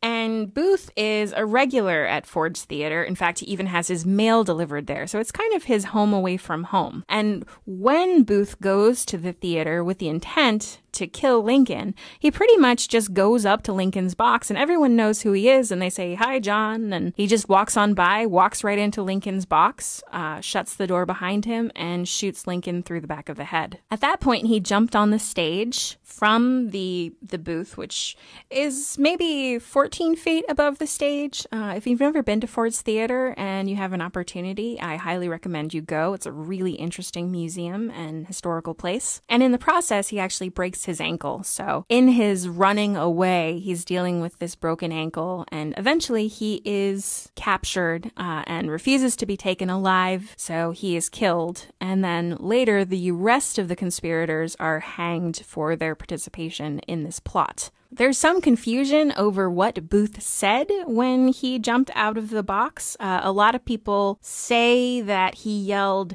"Sic semper tyrannis," which means "thus always to tyrants," and is also the motto of the state of Virginia. Other people heard him say things like "I've done it," or "revenge for the South," but "Sic semper tyrannis" is kind of the famous phrase that has come out of this. So Booth is calling Lincoln a tyrant, and that tyrants are eventually always assassinated. The rest of the assassination plot from that evening mostly failed. One of the conspirators, Lewis Powell, did manage to get into William Seward's house and stab him. He did not succeed in killing him, but he did wound Seward very badly. The rest of the assassination plots did not come to fruition whatsoever. And one thing you'll notice is that only a few parts of the Confederate Army have actually surrendered at the time of Lincoln's assassination. So the war is in some cases still ongoing, particularly in North Carolina, in Raleigh and Durham, where Sherman's forces have come up through South Carolina and North Carolina to meet the forces of Confederate General Joe Johnston. And it's on April the 26th that Joe Johnston surrenders to William Tecumseh Sherman. From that point forward, there are a few dribs and drabs of other armies that are still surrendering. Interesting fact, the last Confederate unit to surrender actually surrendered in November of 1865 in Liverpool, England. This was a Confederate ship that had been sailing around, and when they finally came into port, they officially surrendered. Now, after Lincoln's assassination, which was an incredible shock to the United States, remember that no president had ever been assassinated before, the power is then transferred to Andrew Johnson, Lincoln's vice president. And Johnson's presidency is going to end up being very problematic for a number of reasons, the most important of which being that he's very sympathetic to the South. And with Johnson in power as president, he's going to have a considerable amount of conflict with the American Congress, which is dominated by radical Republicans who think that Lincoln himself was not nearly punitive enough toward the South. There's going to be just an incredible battle of wills between Congress and Johnson that's going to end with Johnson being the first American president to be impeached. And so thus endeth the Civil War of the United States with the North victorious. The southern states come back into the Union. The rebellion in the South is defeated. Slavery has ended, and the era of states' rights is over. In the next video, I'd like to talk just for a few moments about the big takeaways about the American Civil War. What is it that makes it so important, and what were the lasting effects? I'll get to that in the next video. We've been discussing the American Civil War, which lasted from 1861 until 1865. It was the deadliest conflict in all of American history, in which about 620,000 Americans lost their lives. We briefly went over the very end of the war as Grant caught up to Lee at Appomattox and Lee surrendered, and then Confederate sympathizer and sometimes spy John Wilkes Booth assassinated American President Abraham Lincoln. Lincoln was followed in office by Andrew Johnson, who will preside over Reconstruction. But now that we've talked about the progress of war, from the first fighting at Fort Sumter in April of 1861 to the last surrenders in November of 1865, I'd like to take just a few minutes to contemplate what some of the bigger issues that the Civil War raises are in American history, and what impact will it have on the future of American life. Well, certainly one of the most important things, if not the most important thing to come out of the Civil War is the end of slavery. You know, before the Civil War, before the 1850s, your average white American who lived in, say, Pennsylvania or Kentucky probably wasn't very fond of slavery, but probably wouldn't have gone out of his or her way to take a stand against it. I think Lincoln himself was very representative of this view in that he hated slavery, but he thought that he had no right to interfere with it, and he mostly just wanted to make sure that slave owners couldn't bring enslaved people out west to take lands from what he saw as hardworking, deserving, poorer whites. By the end of the Civil War, no one could argue that African Americans, especially in the North, did not deserve citizenship. Throughout the Civil War, African Americans proved their importance to the nation time and time again, especially through their military service in units like the 54th Massachusetts, for example. And so for the approximately 4.5 million enslaved people who lived in the South, they now had their freedom.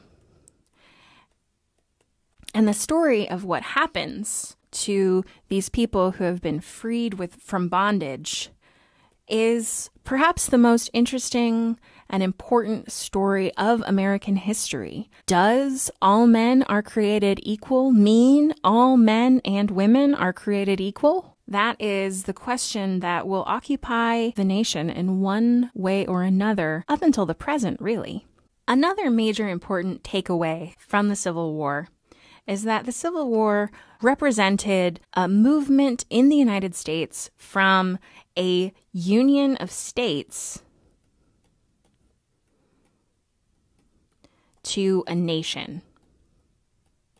And you can even see how Abraham Lincoln's thinking on this changes over the course of the war. He starts to even use the word nation more and more. Throughout the early part of the history of the United States, you see this balance of power between states and between the federal government really shifting all of the time.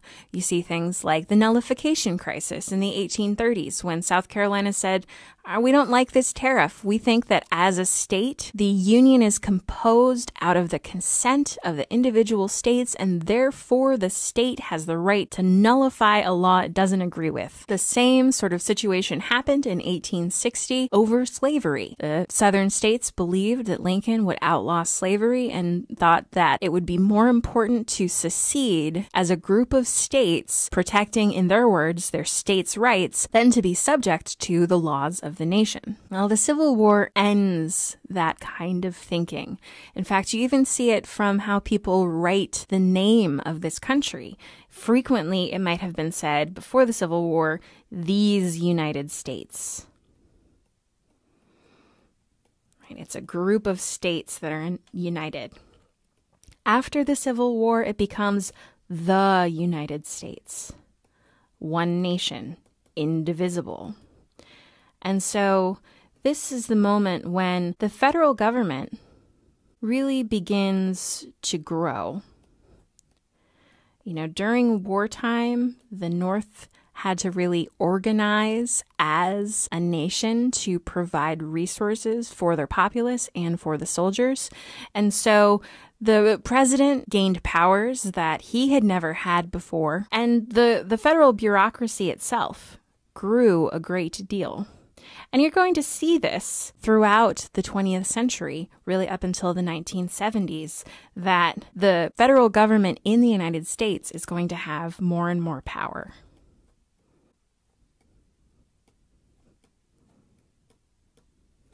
A third important takeaway from the Civil War is that during the Civil War, the North industrialized to produce all of the goods and material that the North needed to succeed. They built factories and railroads. And those factories and railroads and all the rest of the impressive engineering that went into winning the war is then going to be turned toward making an industrial behemoth in the post-war era. So a lot of things that started during the Civil War in terms of national industrialization really carry on in the post-war era known as the Gilded Age that help the United States become the world's premier industrial power, and later, based on that industrial power, one of the world's premier political powers. Another thing that is not often talked about with the Civil War is the growing role of women in the United States polity.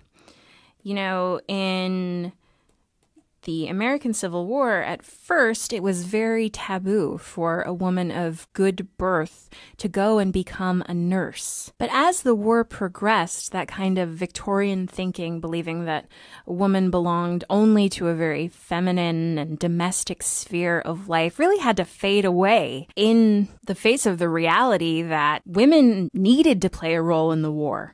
In the North, women became nurses. They helped to chair the American Sanitary Commission, which was one of the key hospital groups of the time period. And in the South, many women also really took over the running of family farms. As white men went away, white women, poorer white women, for example, would be in charge of a farm themselves. A white woman who belonged to a slave-owning family herself would then have charge of enslaved people. So women took a much more leading role during the Civil War. After the Civil War, some of that falls away. In fact, there's a really difficult moment in the movement for women's rights when, in 1870, the 15th Amendment granted African American men the right to vote, but not women. And so the women's movement will take some time to regroup in the late 19th century. But the Civil War, like many later wars, brought women outside the home. And after the war, they were not anxious to go back there. They became involved in many charitable organizations, often known as social housekeeping, as women do more and more things outside the home, which will eventually grow into the women's movement of the early 20th century and lead to women getting the right to vote. This is just a small sampling of some of the major impacts that the Civil War had on the United States. Often when we think about United States history, we think about it cutting off at the Civil War. Most college courses or high school courses are organized the U.S. before the Civil War and the U.S. after the Civil War, because it's a really defining moment in our nation's history for these reasons and for many others. The United States entered the Civil War a loose union of states divided by territory and beliefs, and exited the Civil War a single nation, modern, industrial, peopled by an incredibly diverse range of citizens from all over the world. In other words, after the Civil War, the United States will really come into its own. And that's because the Civil War was the moment when the United States grew up. The United States in 1870 looked a lot more like the year 1900 than it did the year 1860. The 13th Amendment and later the 14th and 15th Amendments ruled that people of African descent were citizens of the United States. Remember, beforehand, enslaved people in the South counted for only 3/5 of a person, and that person couldn't vote, move freely, or own his or her own labor, not to mention their own life. The Civil War decided once and for all that everyone born in the United States was a United States citizen. But what citizenship really meant for African Americans, for women, for Native Americans and immigrants, even for whites, was still something that would be hammered out through the rest of the 19th century and the 20th. After the Civil War, the old problems of sectional tension and states' rights were put to rest, but they were replaced by new problems, problems of modern America, industrialization, poverty, immigration. And so, as the guns of the Civil War fell quiet, the United States embarked into a new era, the Gilded Age.